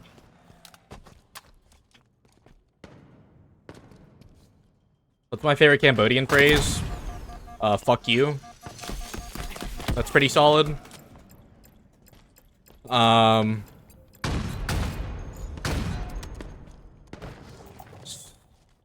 Suck cock.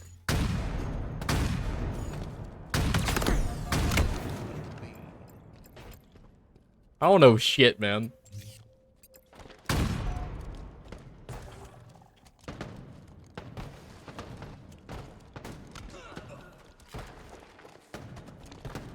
Enemy halfway to victory.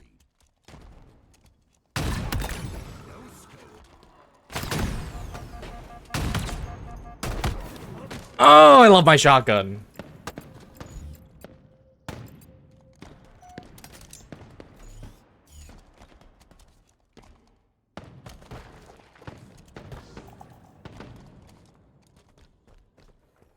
Not this motherfucker saying ooh woo. Okay, who wants mod? Who wants Mega's mod? Bro is about to be the literal shortest lived mod in my stream.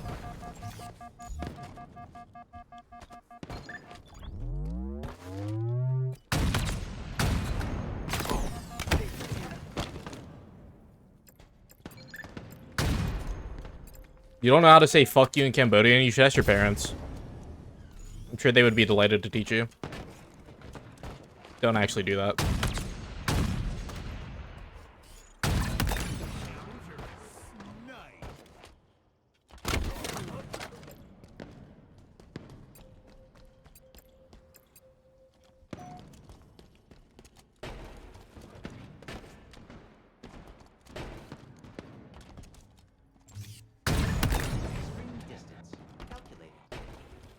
But no, seriously, who wants Mega's mod, bro? I'm sick of this shit.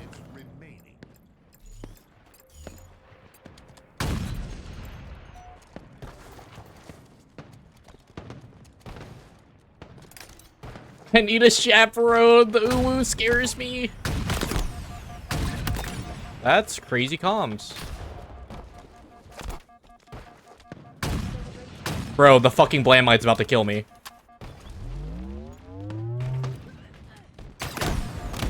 Holy fuck. My favorite Cambodian food is sweet and sour soup. Do I know this?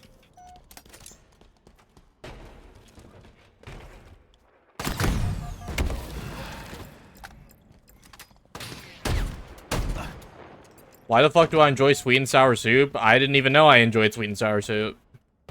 Alert. Translocator available soon. I can't hit shit, bro. I actually don't know what's wrong with my aim.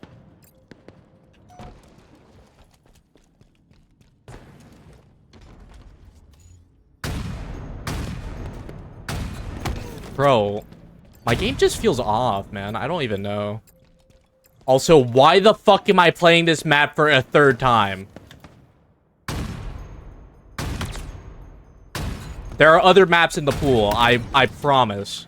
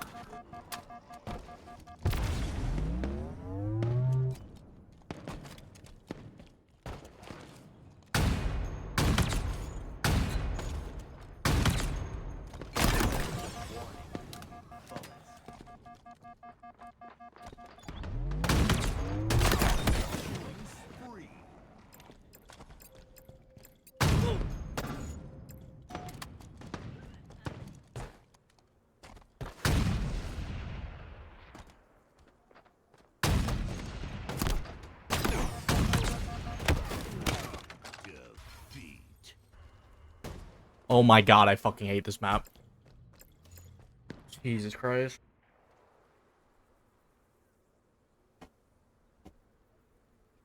Did I enjoy eating Cambodian food when I was little? I don't even know what the fuck actually classifies as Cambodian food, bro. Why am I playing the same map 3 times in a row, bro? Basically 3 times in a row. Dude, there's like fucking 16 maps in this playlist. Lock in.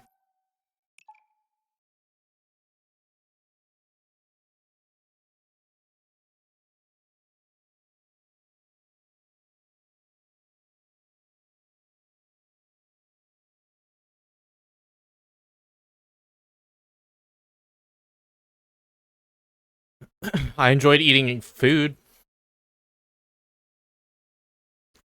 You know, when I was little, dude, I thought food was fucking fire.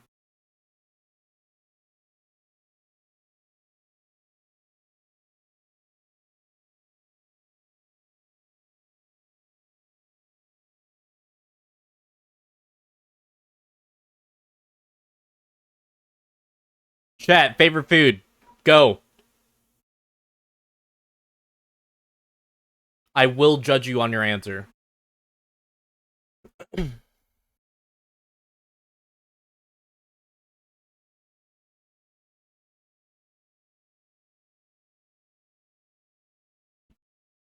Sweet and sour soup. My mom's asada quesadillas. Good answer. Sticky rice, banana cake, tofu. Did I enjoy eating 7-Eleven pizza when I was young? Dude, deadass. We didn't start like ordering 7-Eleven pizza until like 2 years ago. Like a year or two ago. Chicken pad thai? Okay, all of you pass. Except Rand, bro. Because fucking tofu? Are we... No, I'm kidding.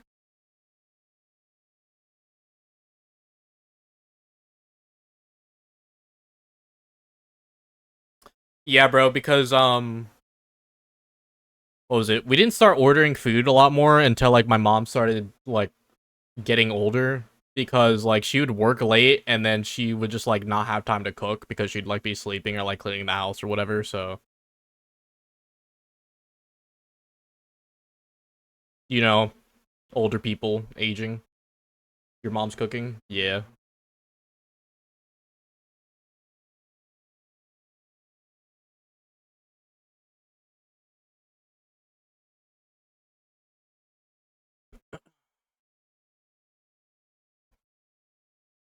Sweet and sour soup is good, but I'm not necessarily, like, a soup guy.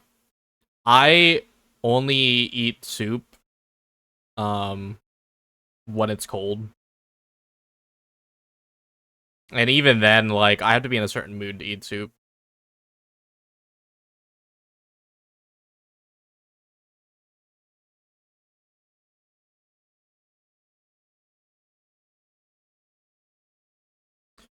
What the fuck is sweet and sour soup? What's in it? So, it's like this fish packet. Where is it? I could probably find it.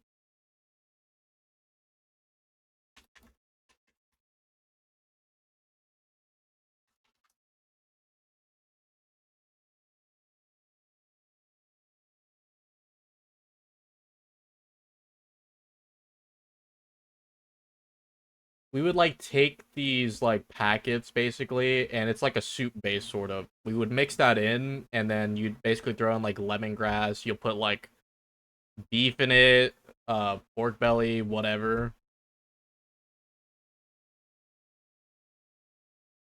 It's good. But it's like a fish base, like packet broth.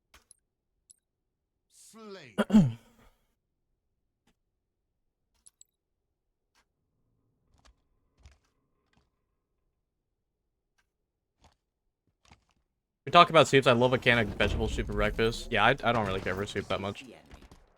But yeah, that's how my mom makes it. There's like this special, like, yellow, like, fish, like, powder, like, that we use as, like, a soup base, basically. And we'll throw in, like, lemongrass and shit like that into it as well. Pretty good. Like I said, though, I'm not usually, like, a big soup person though, so I don't eat it too often. But I always enjoy it whenever I do.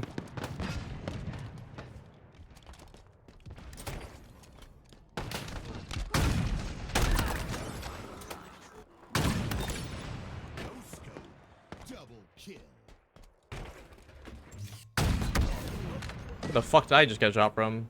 Oh. You like clam chowder soup wise? I'm not gonna lie, I haven't tried that many soups.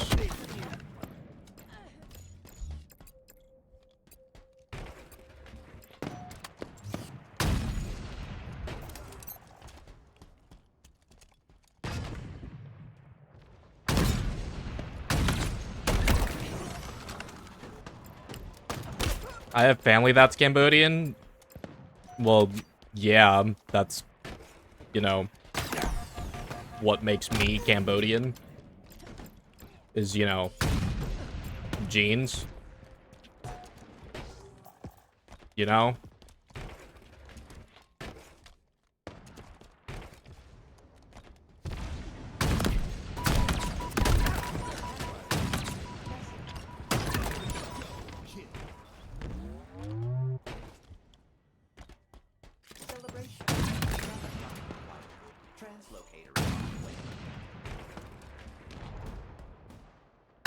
You only have one viewer that's Cambodian? Not true, actually. Translocator available for. I forget who, but definitely have multiple.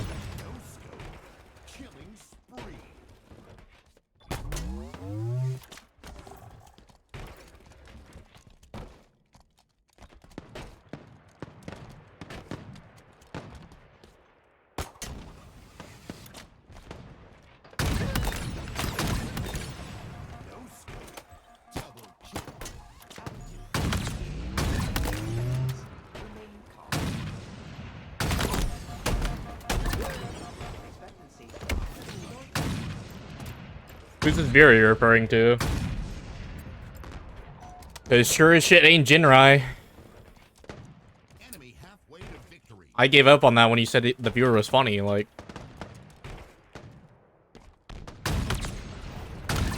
Idiot.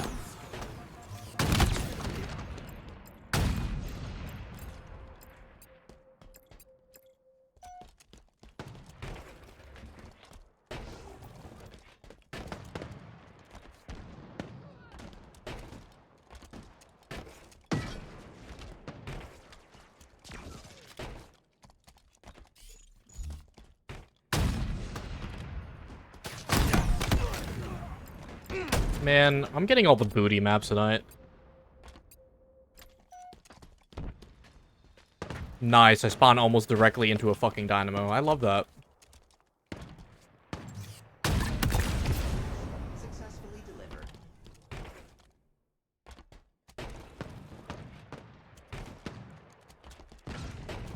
Alert. Translocator available soon.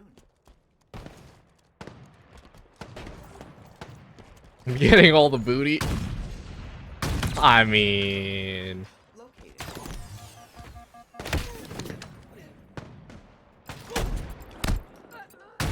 I plead the fifth.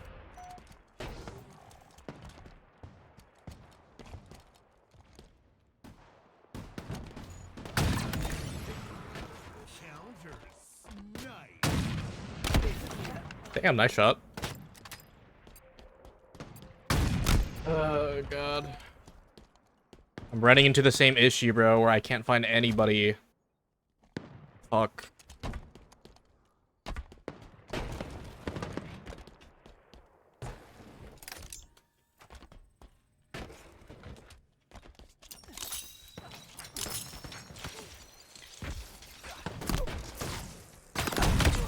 Fuck's sakes.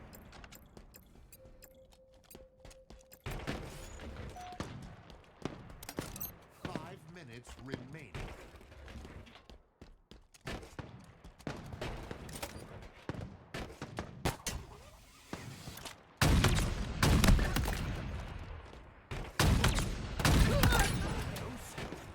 Double kill. No scope. Triple kill.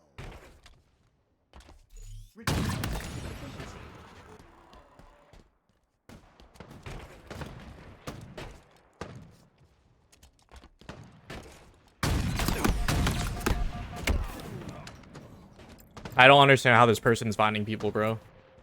I've not been able to find anybody until, like, now. Fuck. Damn it! Remember when the song first came out with the VR version on mobile? Got a cardboard headset just for the music video, and it was pretty cool.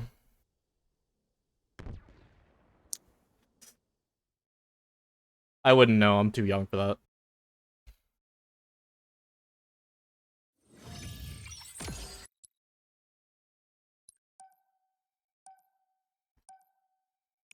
New Gorillaz album comes out next year, though, I think, in, like, March.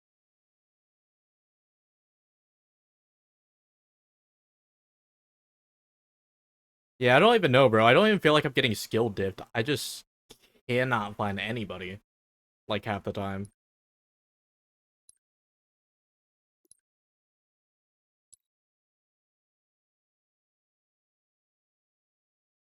Yeah, I don't know, bro. I'm just pretty sick of the boomer maps.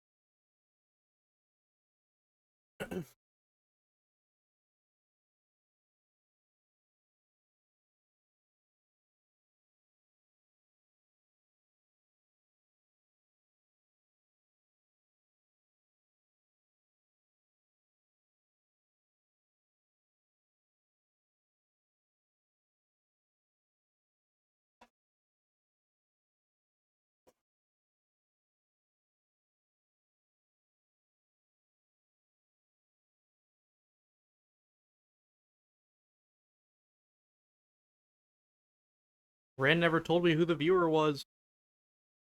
I got egoed.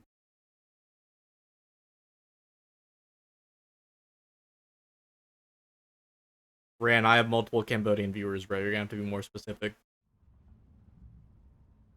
Slayer.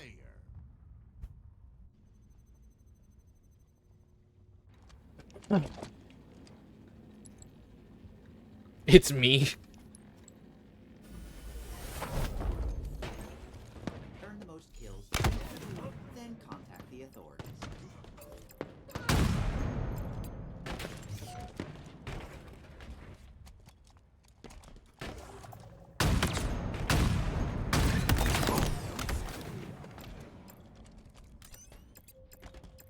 Wait, that shouldn't pop? Crazy.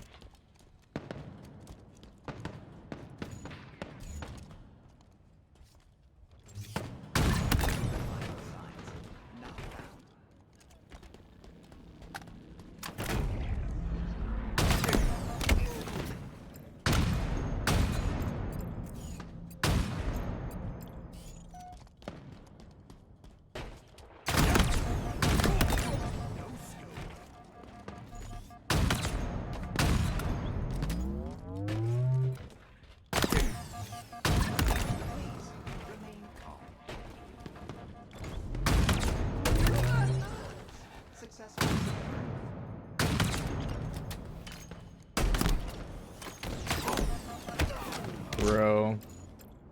Shotgun should have killed him there, man. I'm telling you. Eat this shit. Bro, how many times have I just lost kills or died because my shotgun just does not do its job? Like, tonight. How many times, bro?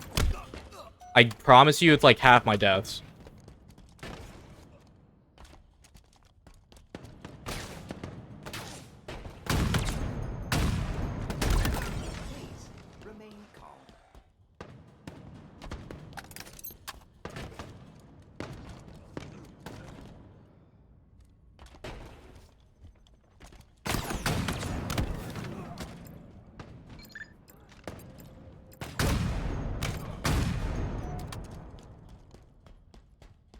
Overshield available. Holy fuck.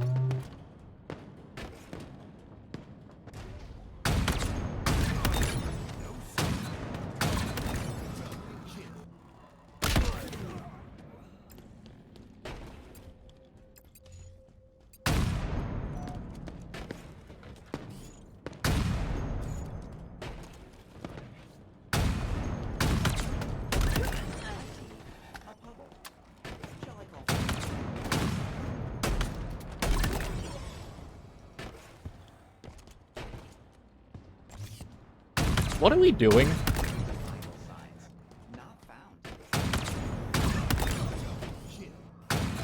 Wow, being weird gets you killed. Crazy.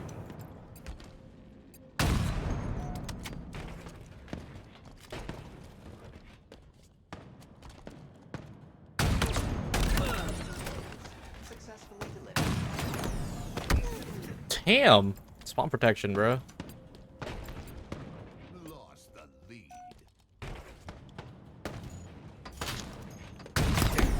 What the fuck is that spawn?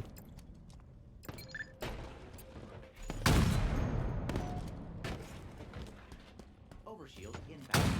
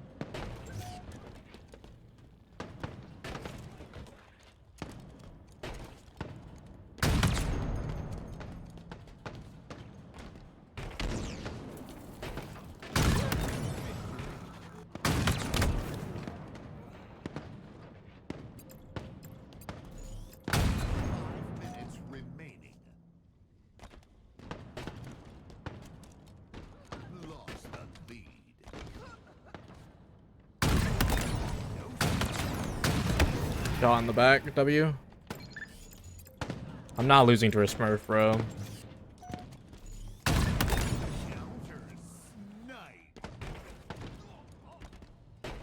Galactic holiday.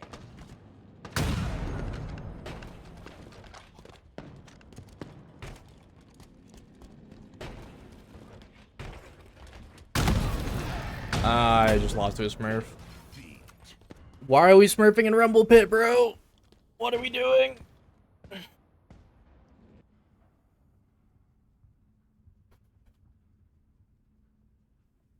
I'm just not having good luck tonight.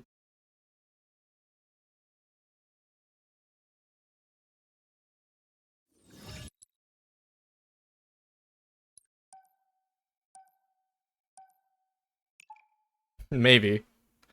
I don't know, bro. I'm just having terrible map luck. Terrible, like, spawning luck.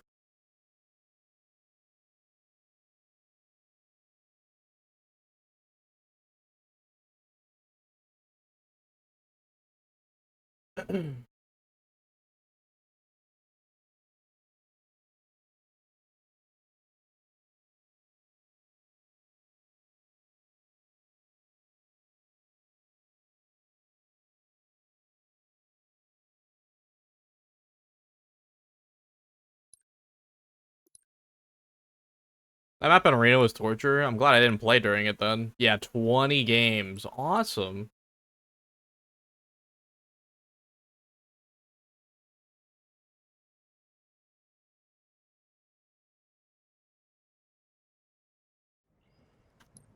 Slayer.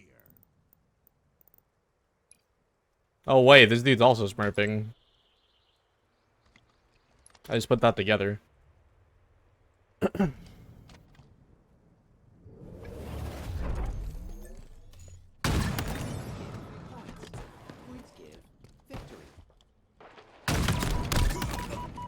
Thank you.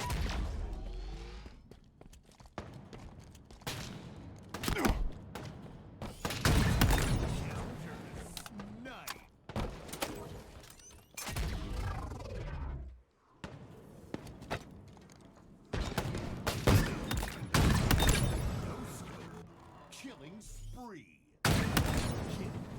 Triple kill.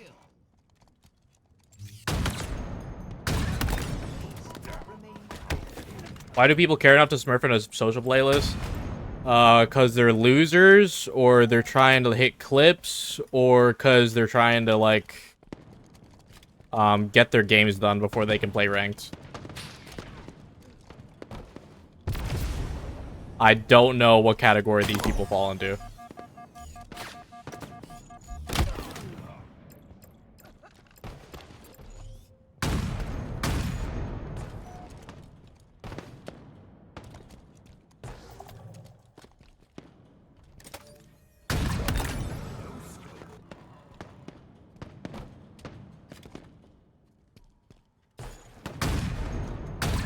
I don't know, considering how he's playing with a friend who I assume is also, like, on a Smurf or something, I want to give him the benefit of the doubt and just, like, you know, think they're playing, or they're trying to play ranked together or something. I don't fucking know, bro.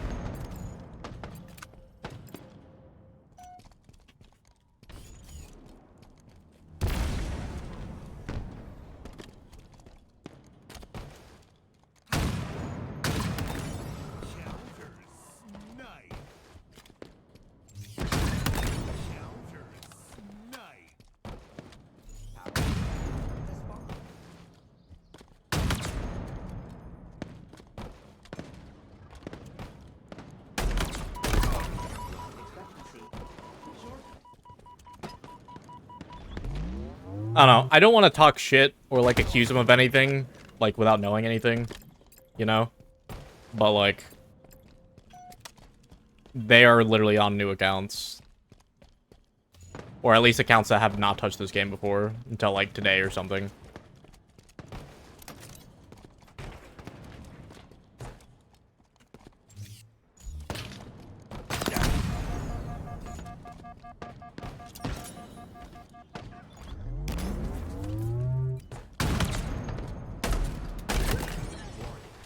Bro almost...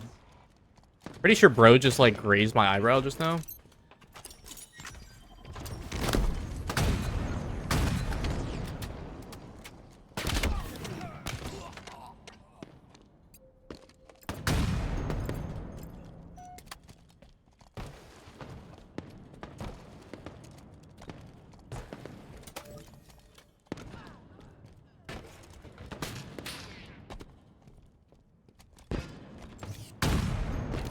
But yeah, I don't know what kind of people these guys are, so... I'm just gonna refrain from making any comments, I guess.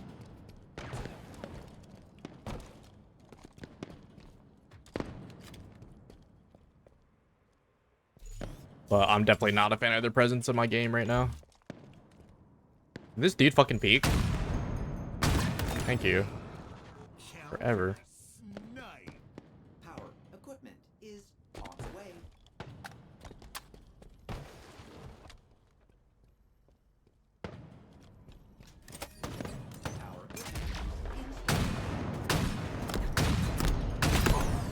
You're such a fucking loser, bro. Oh, man. What's even more tragic is I couldn't hit a single shot, bro.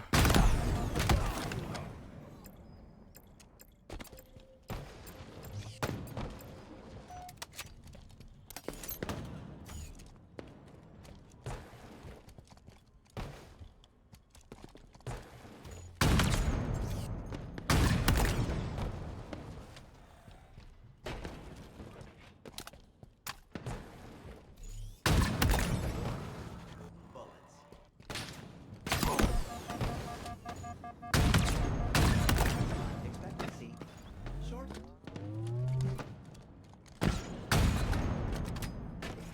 Leader nearing victory.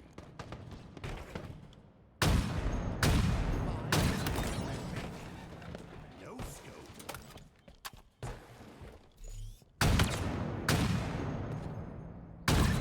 Killing spree.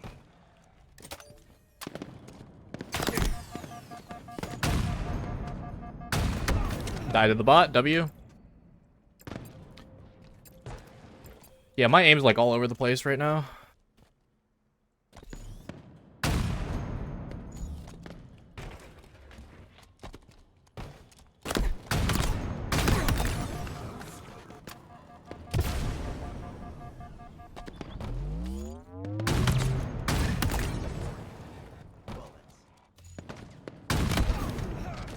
Might lose.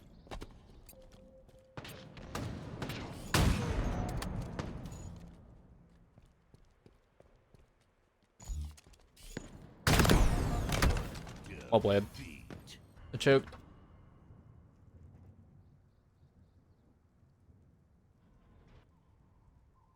I'm going through the blender tonight, brother. I'm getting fucked.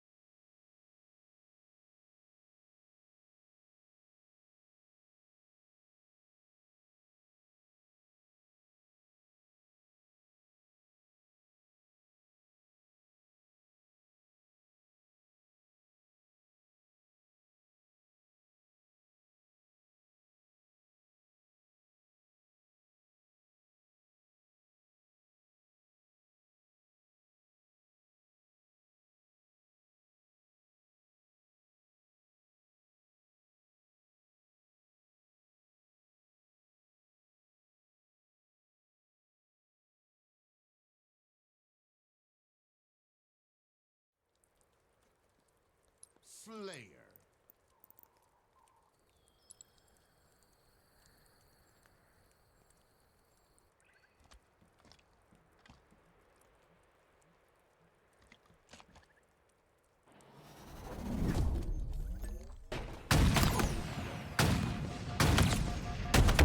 Shotgun doesn't do shit. Love it.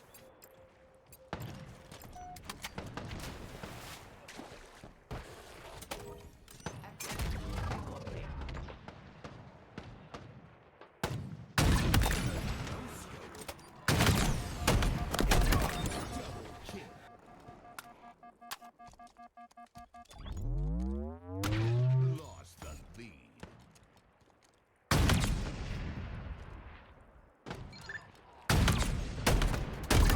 Please remain calm.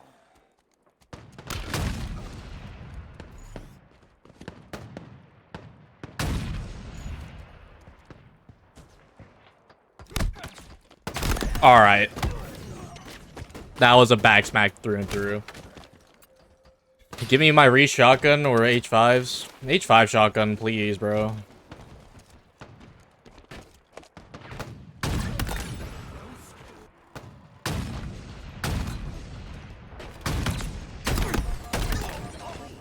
Remain calm.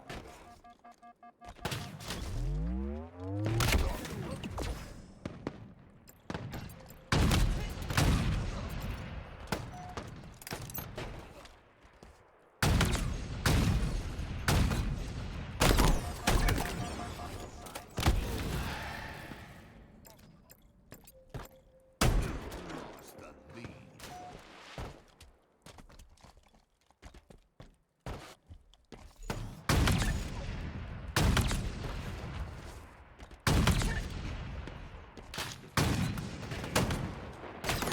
Bro, I'm sandwiched between 3 different people, man. Holy fuck.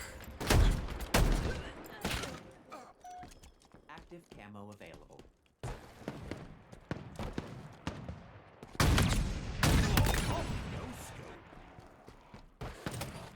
Hopefully the new Halo game shotgun is good. Well, I mean, if it's a CU remake shotgun, bro, it's gonna be fucking godly. You already know.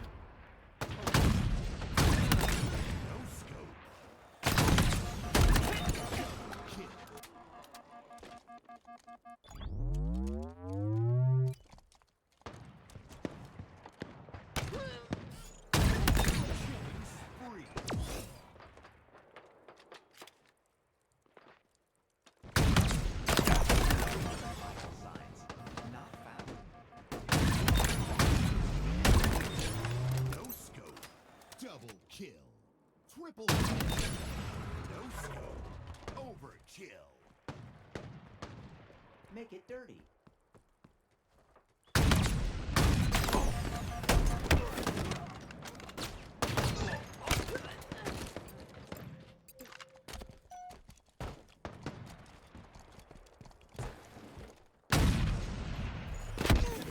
What? You think if it's a Siri remake, they will keep the Magnum busted? They better, bro, or else it's not a CE remake.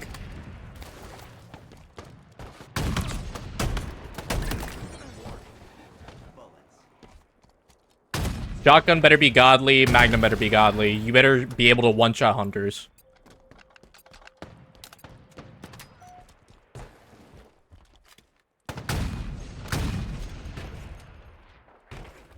Those kind of quirks, bro, is what gives that game its identity, literally.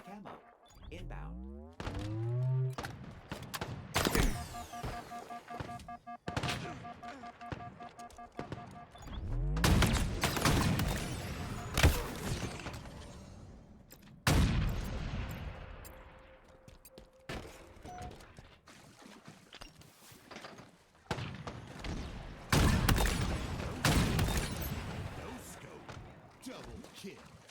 Nearing victory.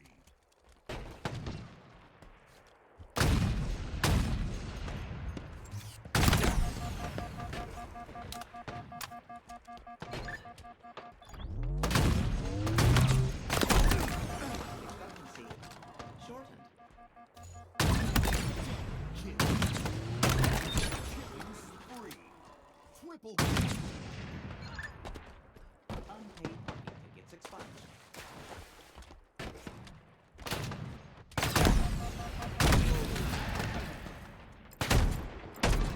I don't know, bro. Bottom line, I just don't want to see E remake, period.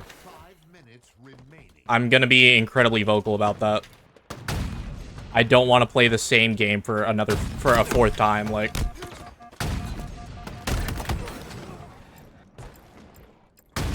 It's so fucking pointless.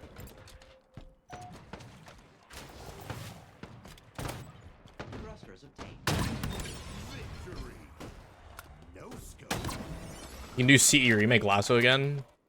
CE Lasso wasn't actually terrible. The good thing about the older games is there's plenty of skips you can do.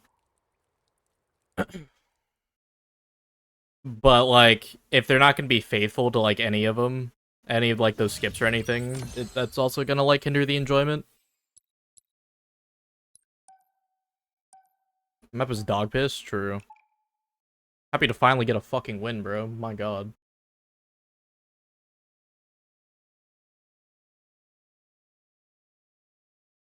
That map I've gotten a lot more comfortable with.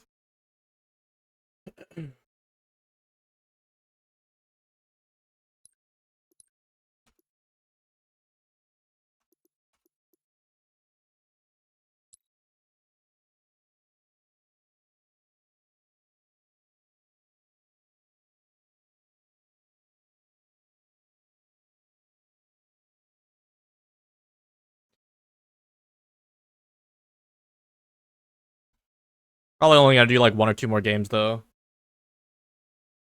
I've been live all day.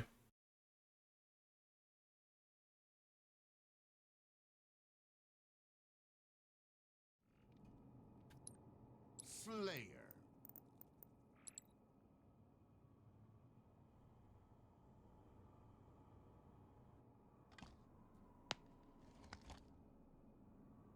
Alright, I gotta look snipe and then I gotta look spawn immediately, like, come on, bro.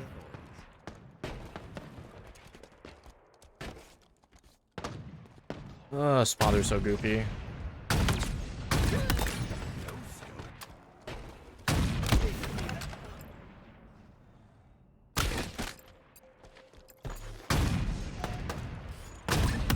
You know the spawns are bad if I'm able to predict them, like, that hard.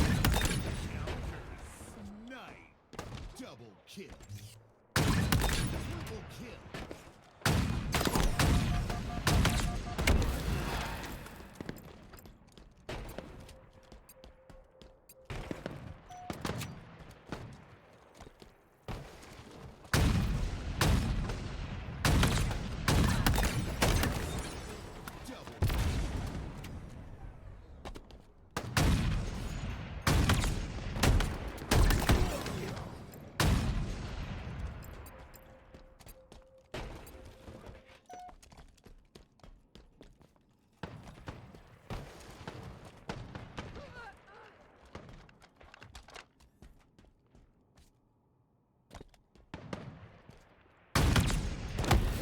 Good shot. Wow.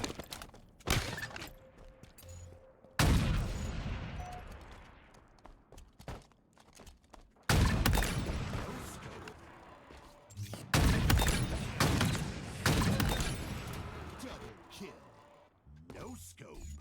Triple kill.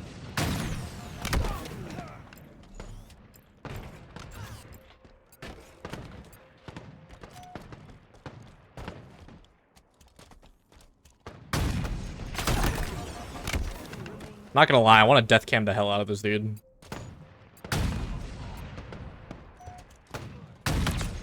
That is an amazing spawn. Wow. Successfully delivered. Halfway. That wasn't bullshit at all. I accidentally scrolled. Fuck.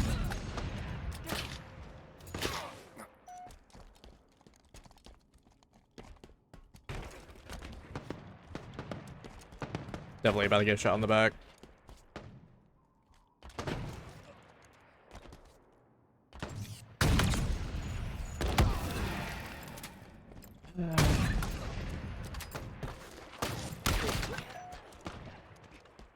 Jesus, bro.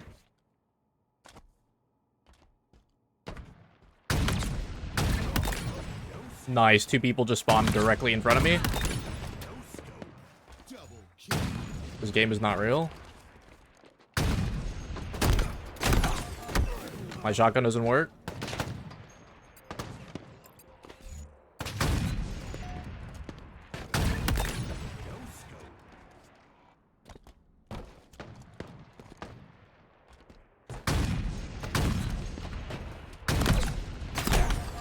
Bro, I'm gonna fucking lose it with this shotgun, bro. Fucking hell.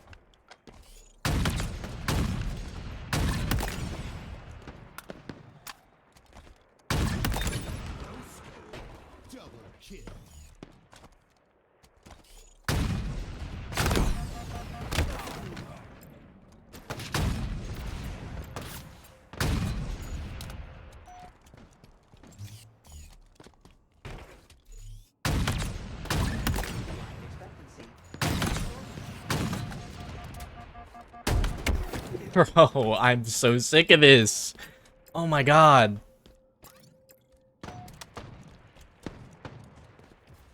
Trying really hard to just not rage. But Jesus, that's so irritating.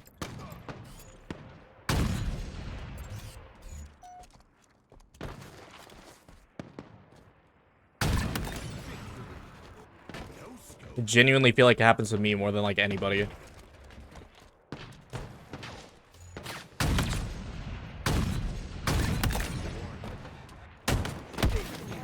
Wow, nice shot.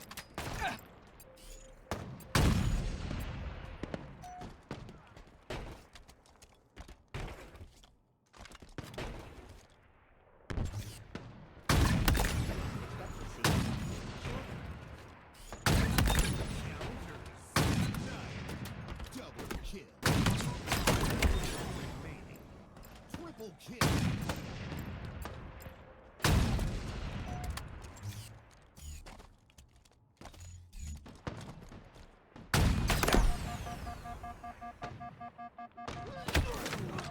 Of course.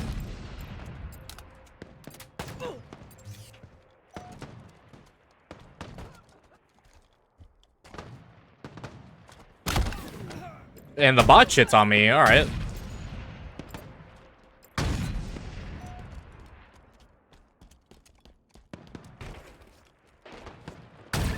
Well, that was horrendous.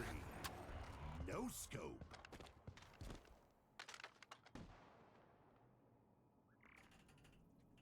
Don't sleep on them bots, bro. They're crazy.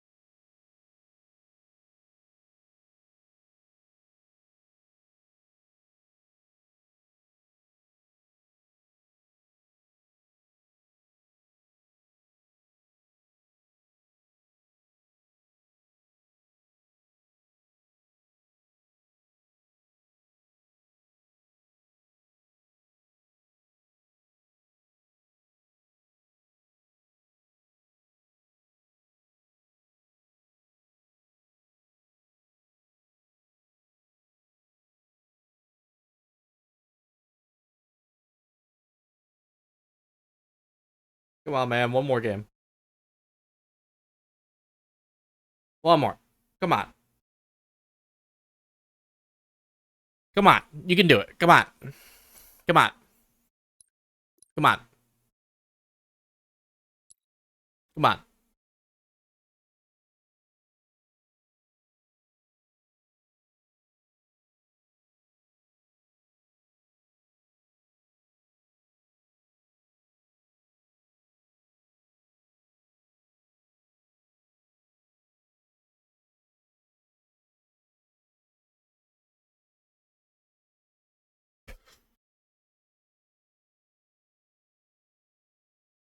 Need live fire bad. True.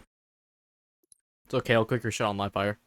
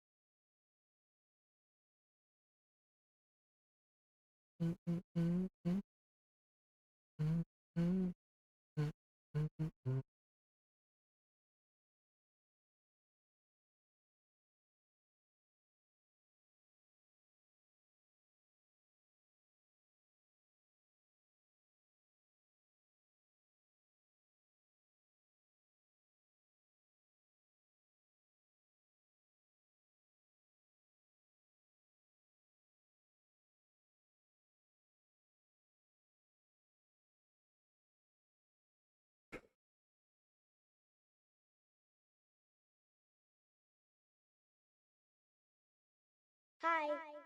Who dat? Bitch! Alright, man. Crazy comms. Hey, Mega.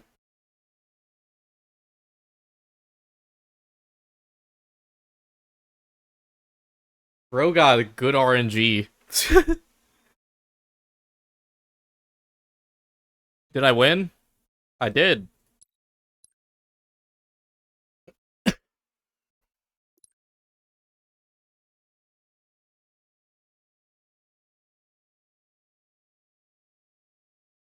Your try, Scud. Thanks.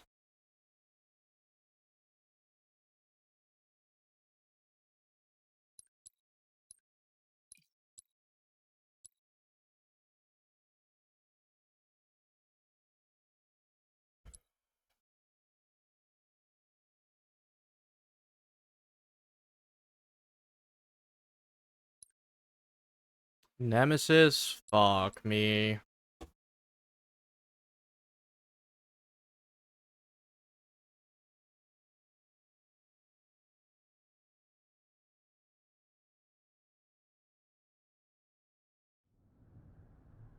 Slayer.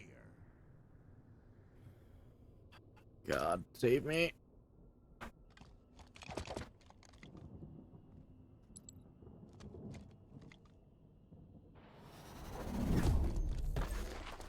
Fatalities give points.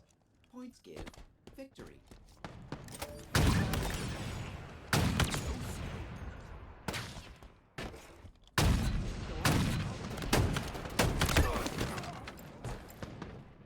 Your therapist knows everything about me. Glory for me.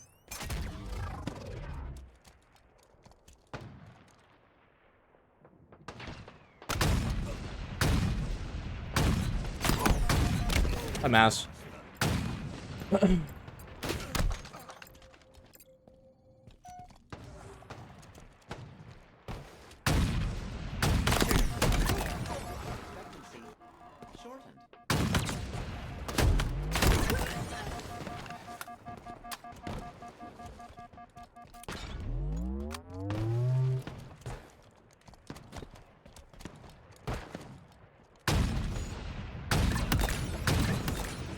Double kill. Wow, my shotgun actually worked? Holy fuck, bro. Am I tripping balls? What fucking year is it?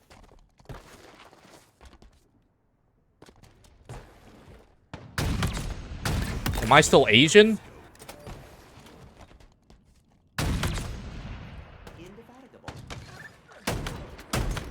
Do I still have a big cock? Damn. It actually worked.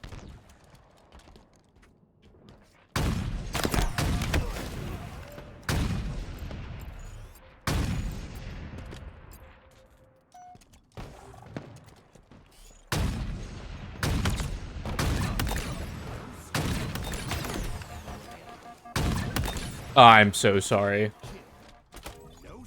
5 years? Oh my god. 5 years almost to the day, bro. You're a day late.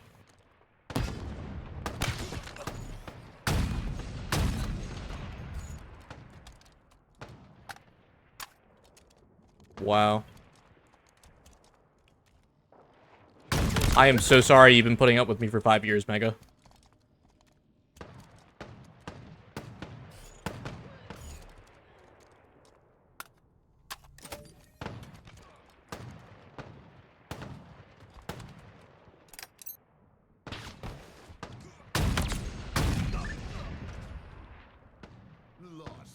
Can I fucking find people? Jesus fucking Christ. Literally just wasted that entire camo trying to find people to kill.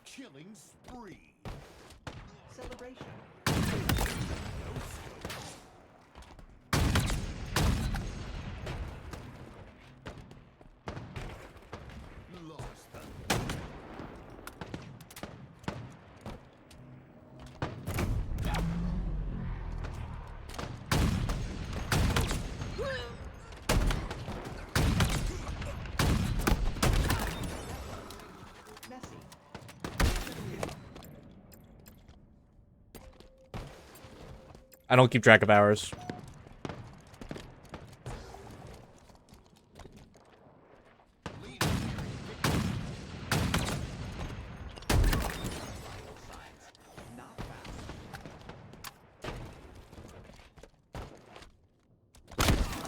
Dude, this Dihil guy is just better at finding people than me, I guess.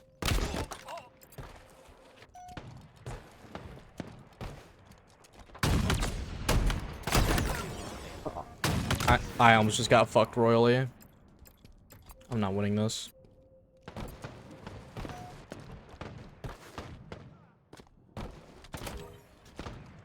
Fuck, bro. Alright, I need to end up on a W, or I'm gonna like, lose my shit.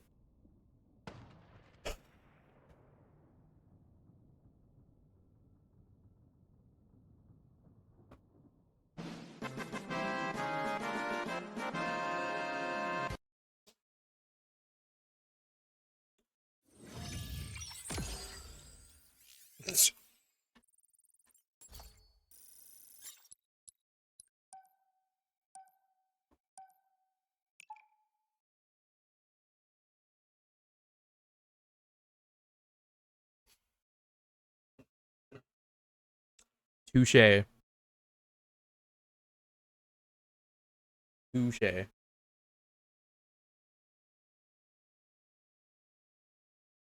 Touche, man. Touche.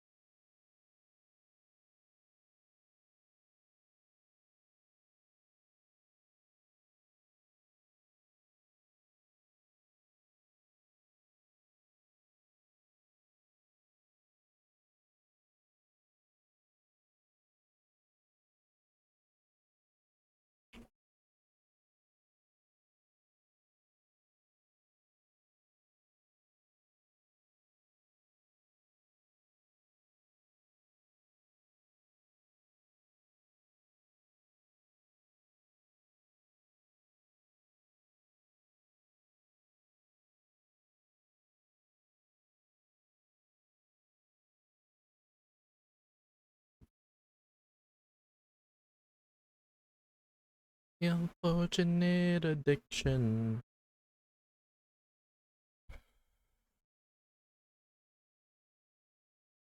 Real map, please. Again?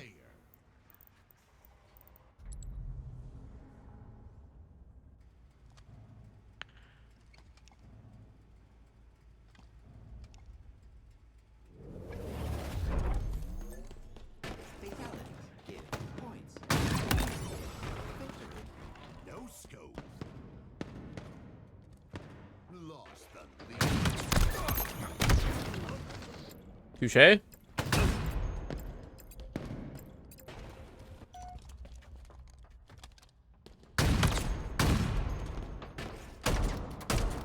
Bro, fucking please.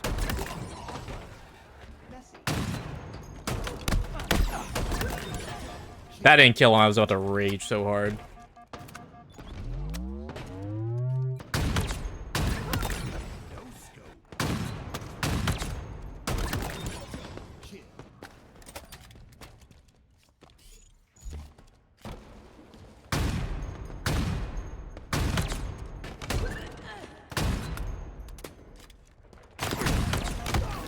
Okay.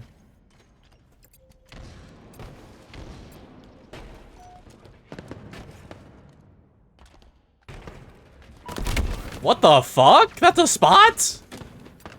That scared the shit out of me.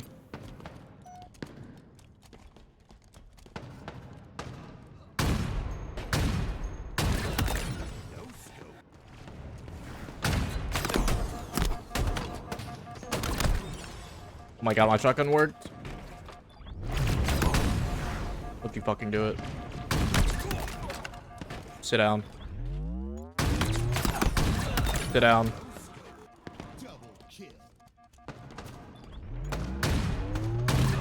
Sit down.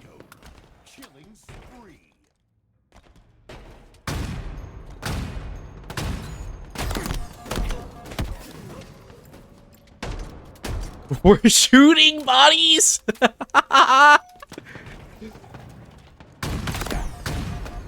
Oh, somebody's angry. Oh.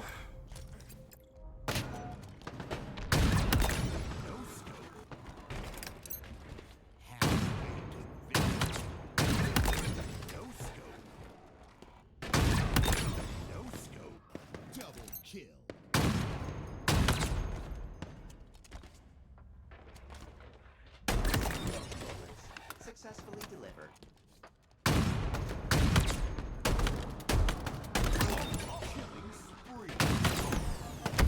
Nice shots.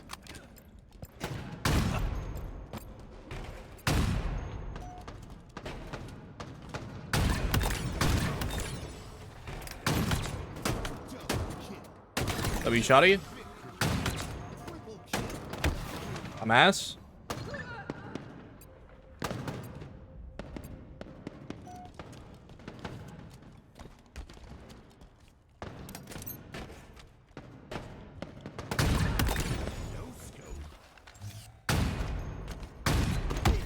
Nice shot.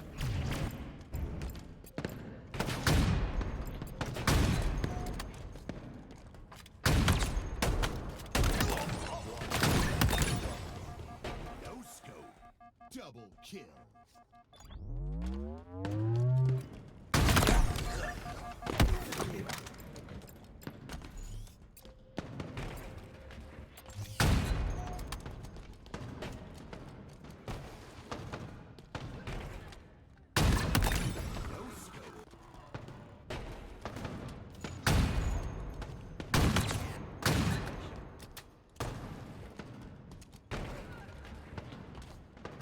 GG.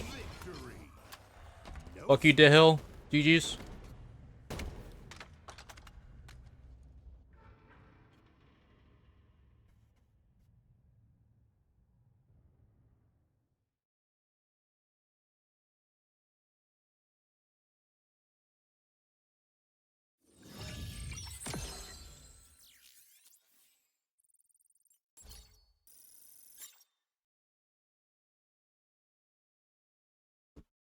Alright, that was my last game for the night, guys.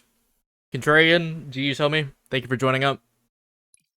I wish you luck in BTB, where you will probably eternally suffer.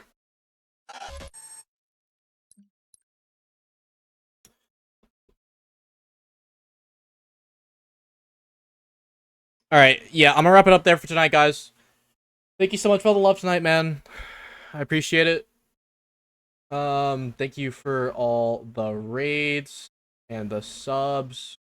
I appreciate you and the follows, bro. Thank you for the bits, the subs, the follows, the raids. Appreciate you. I will see you guys here. Do they post when they're going live tomorrow? Check actually.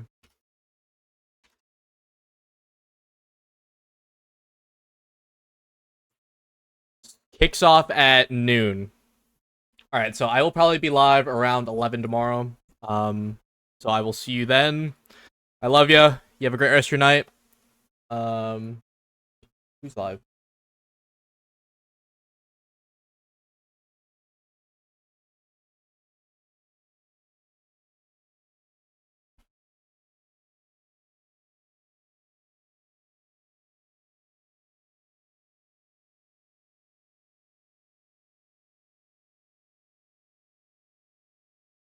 All right, I'm gonna drop Rachel with a raid. She's live.